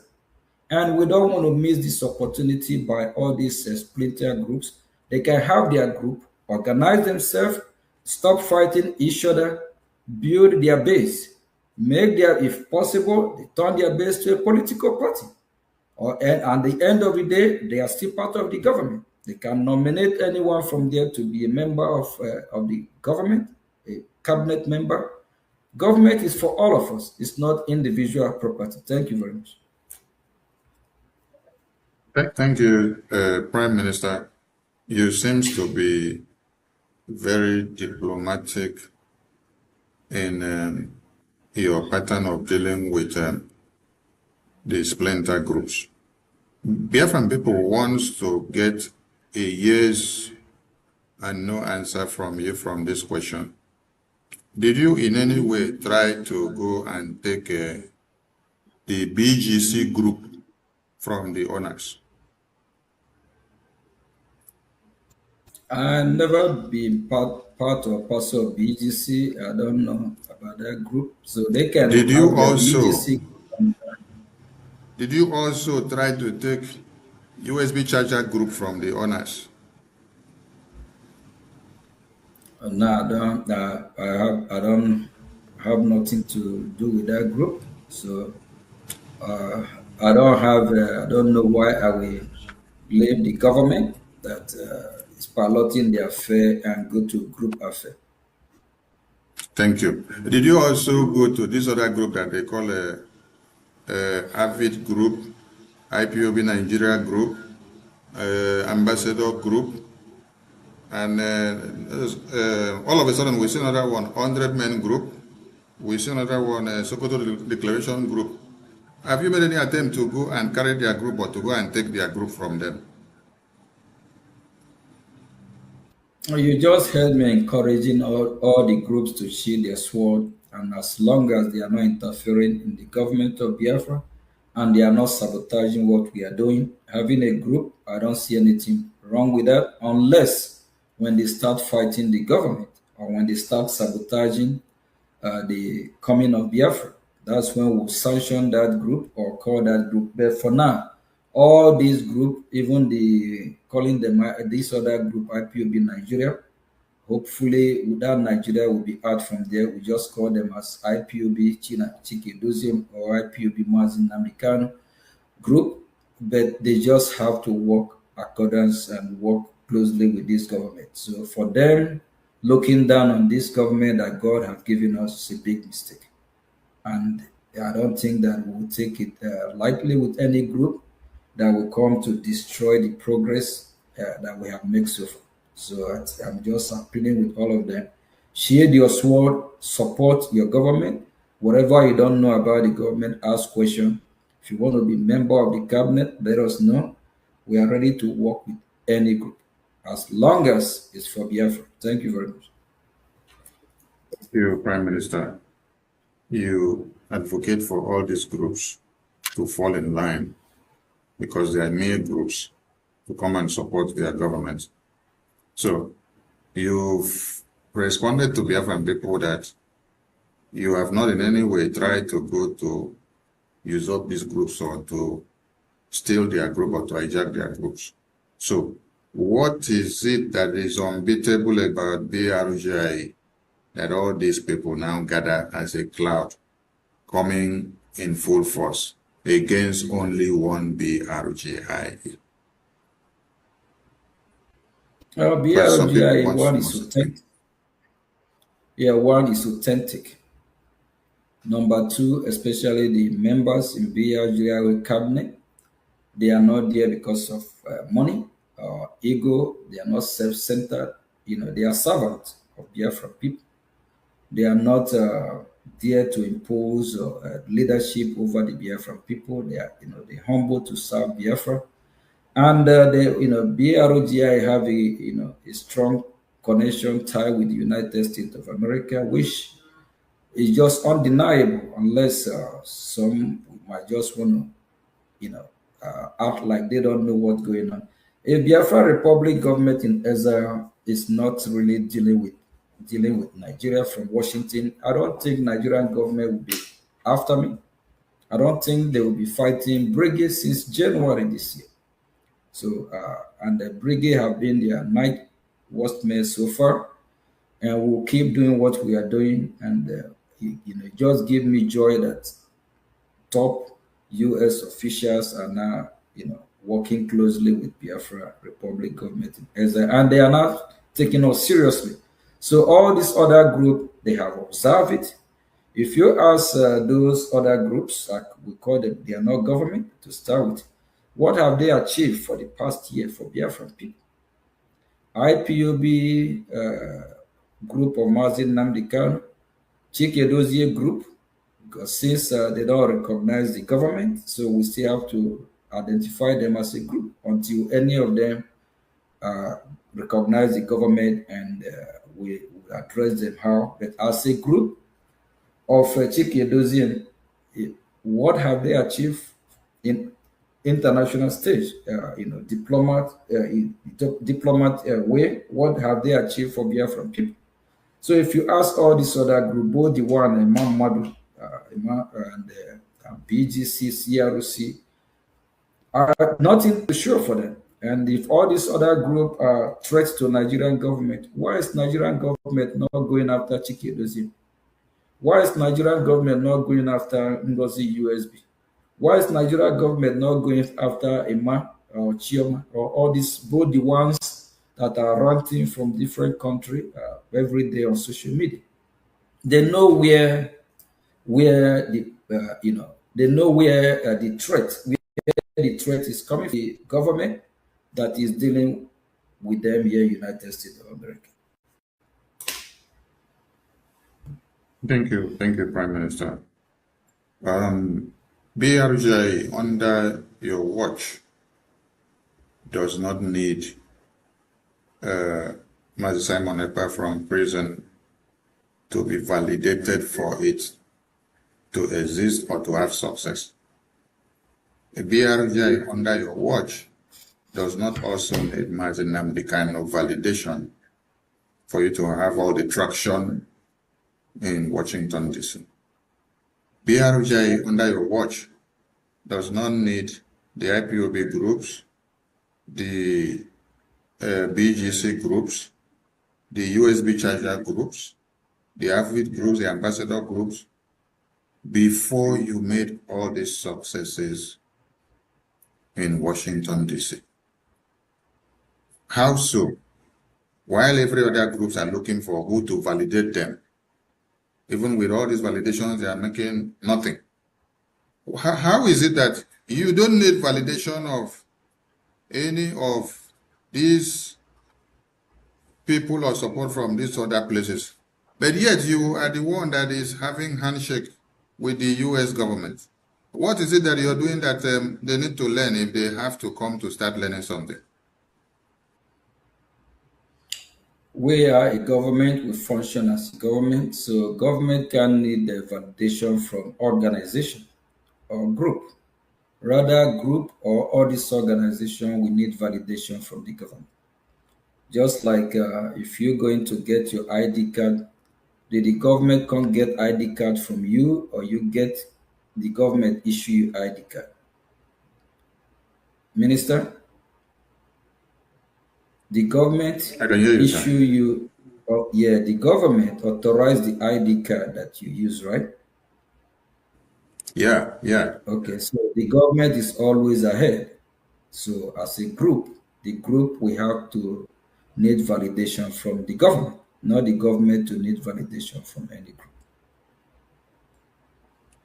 That is interesting, sir. Thank you so much. Now, we now understand the secrecy of your successes in Washington, D.C. because there have been several groups that have existed for years and they couldn't make any traction in the U.S. Congress for Biafra. But your own pattern and template has turned the table around. that the US congressmen and women can boldly pronounce Biafra now. We commend your efforts and we commend Brgie under your watch. So, coupled with all this and the recent activities that is happening in the media within the past 48 hours, we see Mazi Nnamdi Kanu going on lockerheads with his IPOB group. And we now see the group also going on lockerheads with Mazi Nnamdi Kanu groups. It's quite interesting to watch. But, from your speech, I extracted something. You said you want all of them to sheath their sword, that they need the energy for something that is coming. Please enact those words again to Mazi Nnamdi Kanu and to the IPOB group so that they will get it very well again. Your advice to them at this very time. My advice to this group is that we have passed the stage of what they are doing. Respectfully, they just need to respect themselves so that the world will take us serious. It's being too childish. After how many years? Not 1, 2, 3, 4, 5, 10. We have IPOB as a group. Till now, they haven't matured enough. They still act like babies. They need to sheath their sword. We are in a serious time now, especially now the United States of America. We are working very closely with them. And at them as group, as long as they are not coming to Washington to make joke of our effort, that's where we have problem. A very, very big one. I don't care who it is, we'll go head to head. They can do whatever they are doing where they will do it, but don't come and destroy the progress, what we have achieved. Then the next thing, the US lawmakers will start backsliding again, looking at us like the way they treat Ambazoni. So they just have to be matured and be civil. They need to respect themselves. The leaders of both groups, they are adults, they are not kids. They need to stop this nonsense, what they are doing. And, it's just, I believe that the Nigerian government, look at these people, how they are jabbing themselves. That's why I said, please, every Biafra Republic government official, don't go and start, just respectfully, if you have any advice to advise, do that. But we don't want to escalate what is going on. We are Biafrans. Killing ourselves, destroying ourselves, fighting ourselves, it's not the answer, it's not the result. So there's this say that follow him that know. If Brgie is the one in the success, it's not my success. It's success of every. If we achieve our freedom through Biafra, it's a welcome development for all Biafra. When Biafra comes, all of us will still enjoy Biafra when it comes. So they have to stop this nonsense they are doing on social media. I saw Sahara Reporter. They have seen the kind of news they want to carry. That Mazi Nnamdi Kanu group fight Chike Edoziem. Chike Edoziem fight Mazi. It's mockery. And it's not going to look good for Mazi Nnamdi Kanu, because he also the victim. He's the one suffering in jail. He's been there 2 years before 2021. Now he's still there for how many years now? I don't know if he loved being there, but he need to do and come out and face, what he's facing us. He just need to respect himself and also know that as a prisoner, you can't be there and be dishing others and causing more problem. If he's preaching for unity, he need to sheath his sword, and until he's released. Then when he released, even the other group of Chike Edoziem, upon everything they are doing, I'm not here to judge them, they still call him their leader and all that. So I don't really want to dive into it. All these groups just have to grow up, be matured. They supposed to be groups we supposed to even learn from, because groups that have been there for years, but upon that, it's just too childish to watch and see what is going on. They need to share their sword and respect themselves, because Biafran people are watching. With this, Biafrans will start asking questions. Both those that don't want to disrespect Chikedozium, they are disrespecting Chikedozium today. Both those that don't want to disrespect Maziun Namdekan, he have given them, he opened the door, the privilege for them to disrespect him. He have suffered enough, and he just have to respect himself, share the sword, and know that him as a prisoner is not a best or wise decision for him to be giving order, dishing order from there. They can as well use that against him. The new group that he's instituting now, if any of this new group do anything, the Nigerian government, if they charge that new group, that will be additional charge. They will charge him. So I don't know where he's getting his advice from, because I knew P2B said he's getting his advice from a madman. Mazin Namdekan, I don't know where you get your own advice, but he need to do what is right. Thank you. Thank you, PM. So I pray the advice is not from a madman, because there are some advice from madmen that are very disastrous, while there are some that will save your life. But in this very case, this one is unbecoming and so condescending. Prime Minister, thank you so much for your time. Biafrans, the line is open. You can call in after the two questions that will be thrown to the Prime Minister. I appreciate your time, Prime Minister.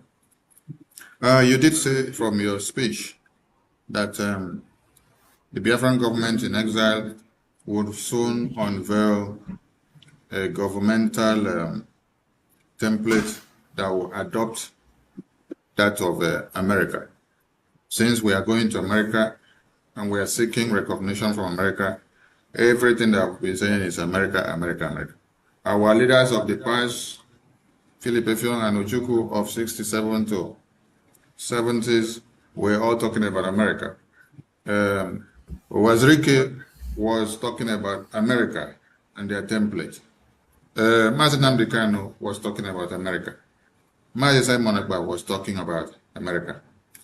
I don't know if it is only Asari Dokubo during his time of fighting for Biafra that I did not hear him pronounce that we need to go to America.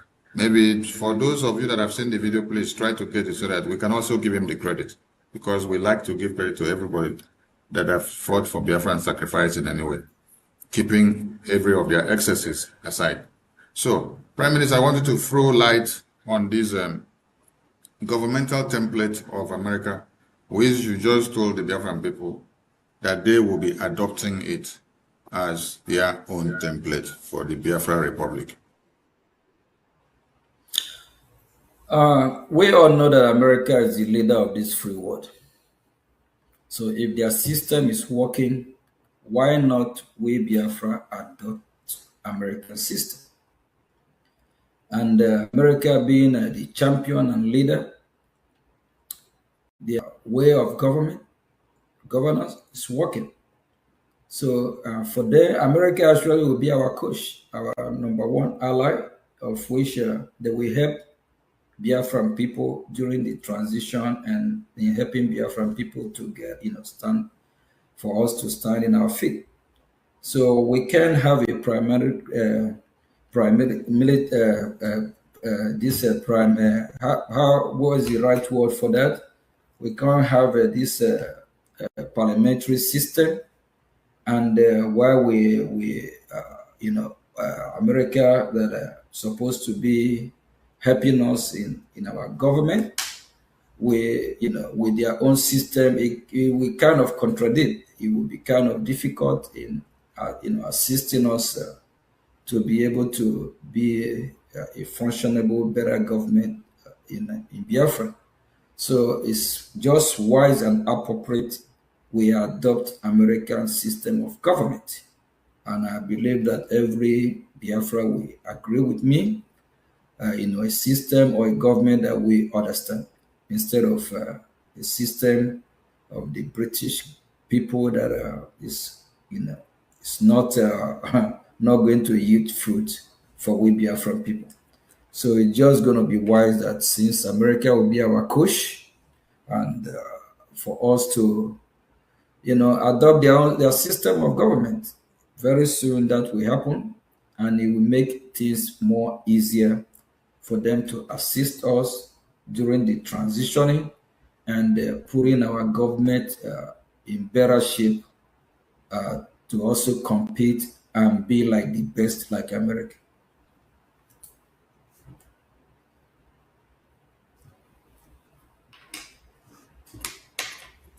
Thank you, Prime Minister, for the response. Thank you so much. I appreciate your time. And you also did talk about ratification of the Biafra Declaration. And this time you said in America.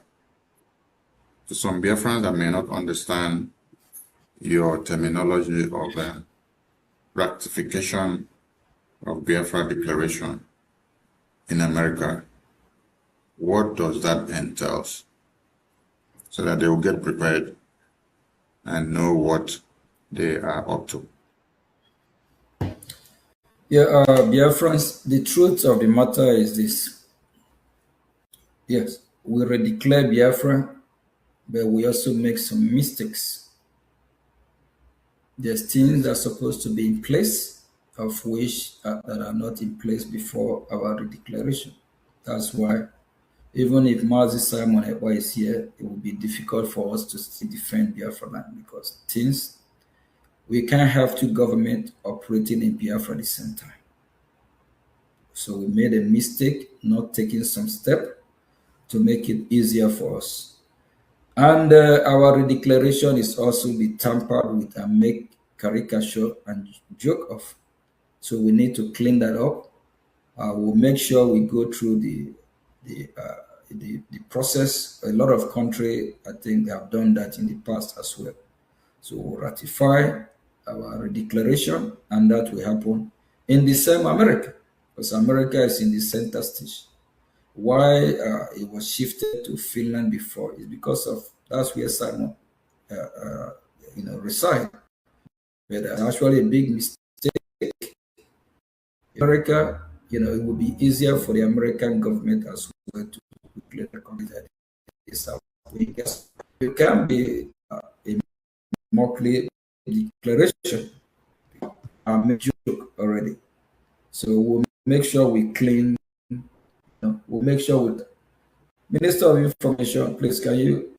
It's like Prime Minister, we are having difficulty hearing you properly. So we take a short break and you refresh your network, and we continue when we return.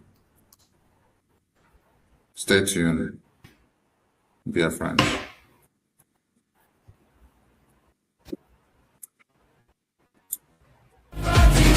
The first, the best, and the last. Voice of Biafra TV. First to speak, best to watch, last to ask. Voice of Biafra TV. Voice of Biafra TV. Holy Voice of Biafra TV.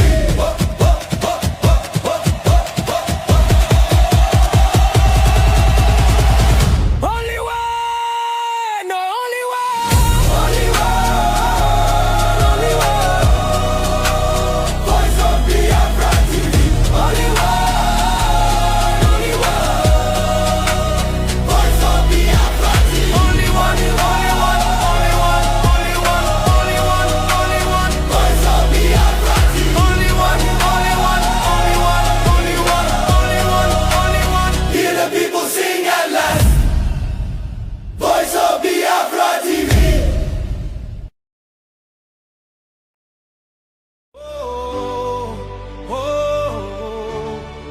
Voice of the East. Hey, hear our voices rise. Hey, land of the rising sun, shining bright for everyone.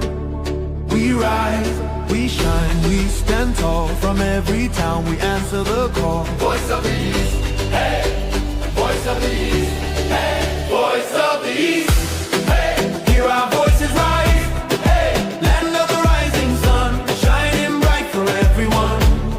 We rise, we shine, we stand tall. From every town we answer the call. Voice of the East, voice of the East, From the rivers and valleys to the hills so high, our dreams keep growing beneath the sky.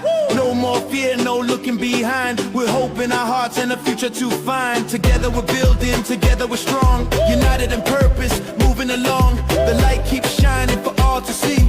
A people of courage and dignity. voice of the East, hey, Hear our voices rise, hey, land of the rising sun, shining bright for everyone.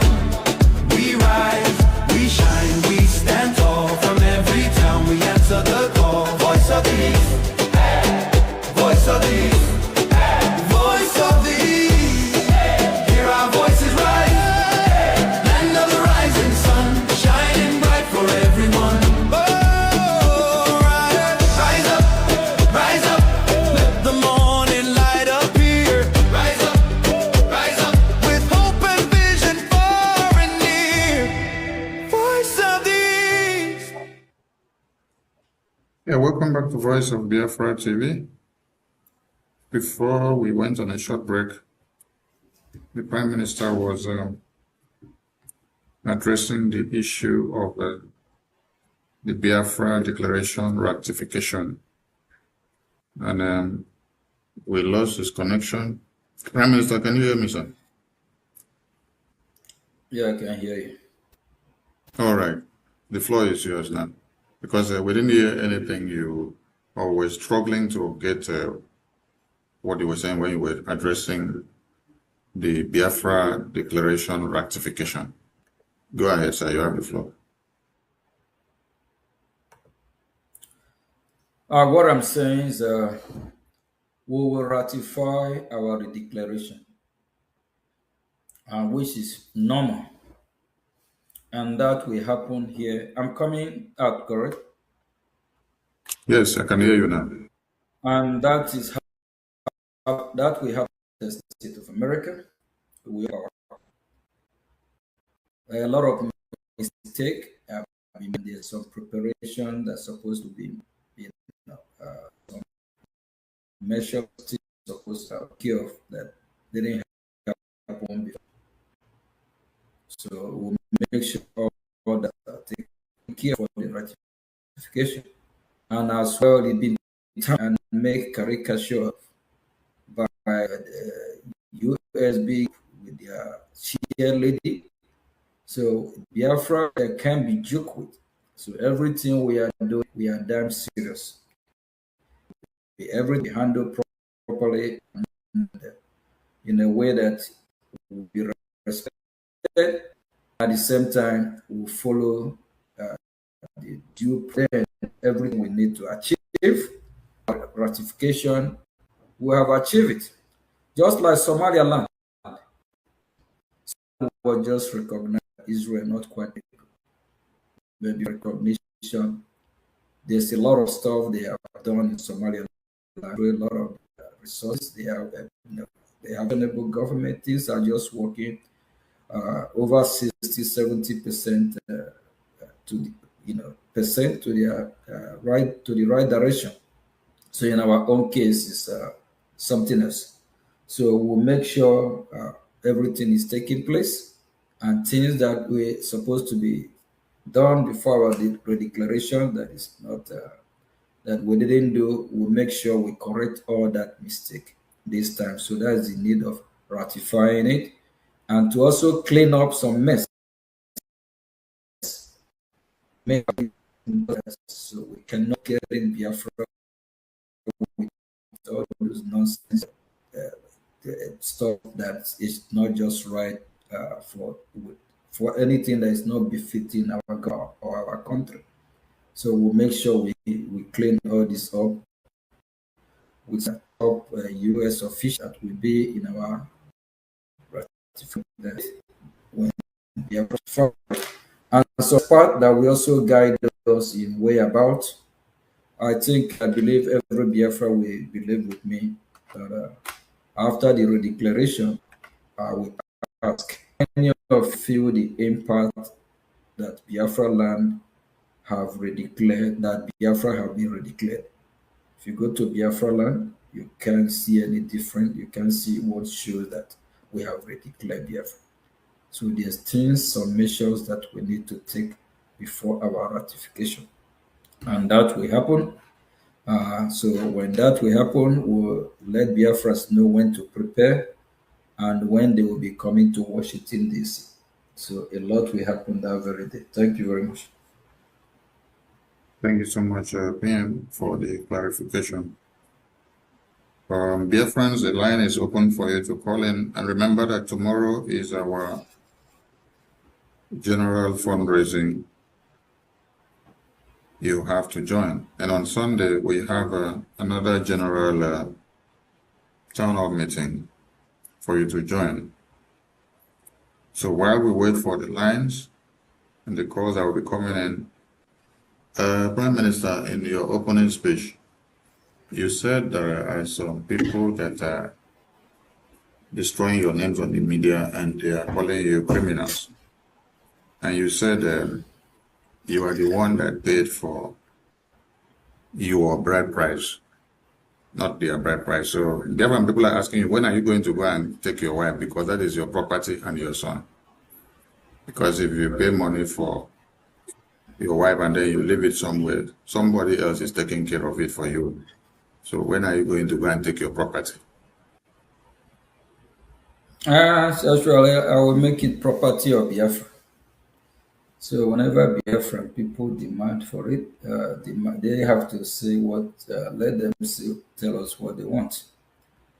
But I also want to send a strong message, to Biafrans.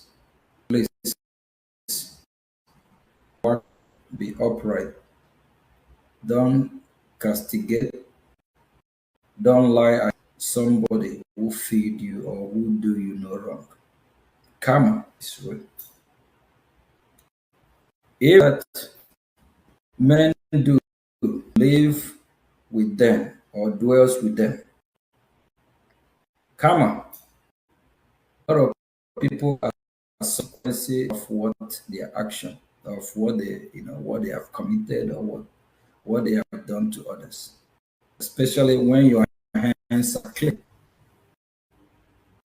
Pilate, when they brought our lives to him to crucify,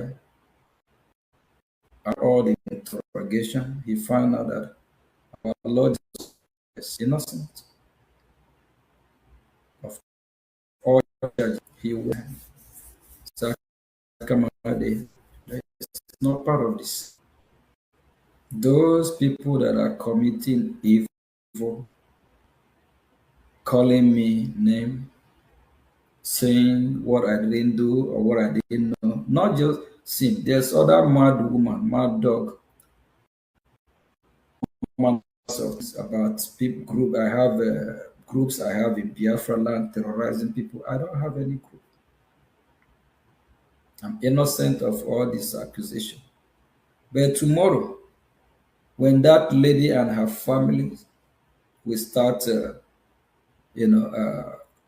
bearing the consequences of her evil action, she will start calling God, why me?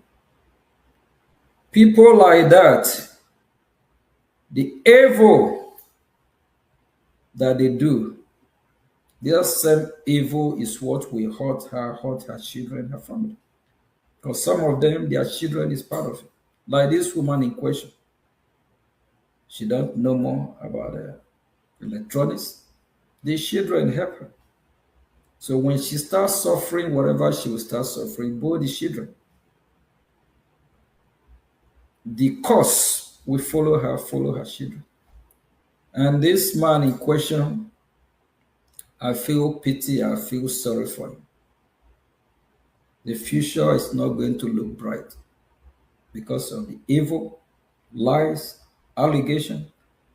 It's heartbreaking, but that's what it is. But people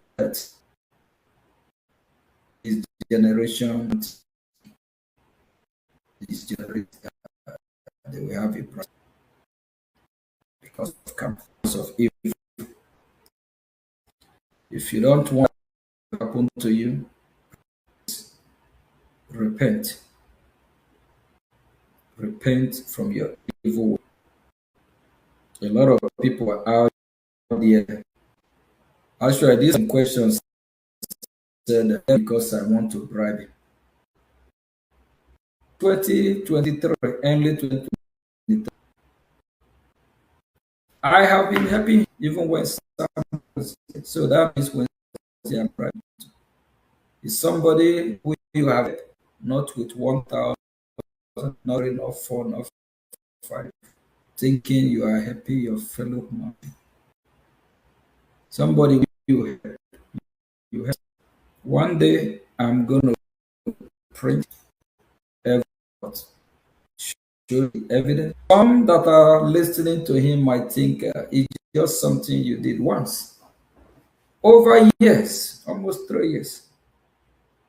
Whenever I call you with him, the first thing, before you do, we say, Udugu, Oga, you are forgetting us now. That you haven't helped. I haven't helped them. But God is watching. Evil that men do live after them. He should remember he have children, he have family to take care of. He should pray so that his evil will not affect his children that might be innocent of this. Please, all you, if you are listening, keep your hand clean. Stop committing evil. Because what you do affect your children. And that cause will turn to generational cause. And for what we are fighting for being Biafra, the land of Biafra might not forgive you and your entire generation. Thank you. Thank you, PM. The line has been jumped.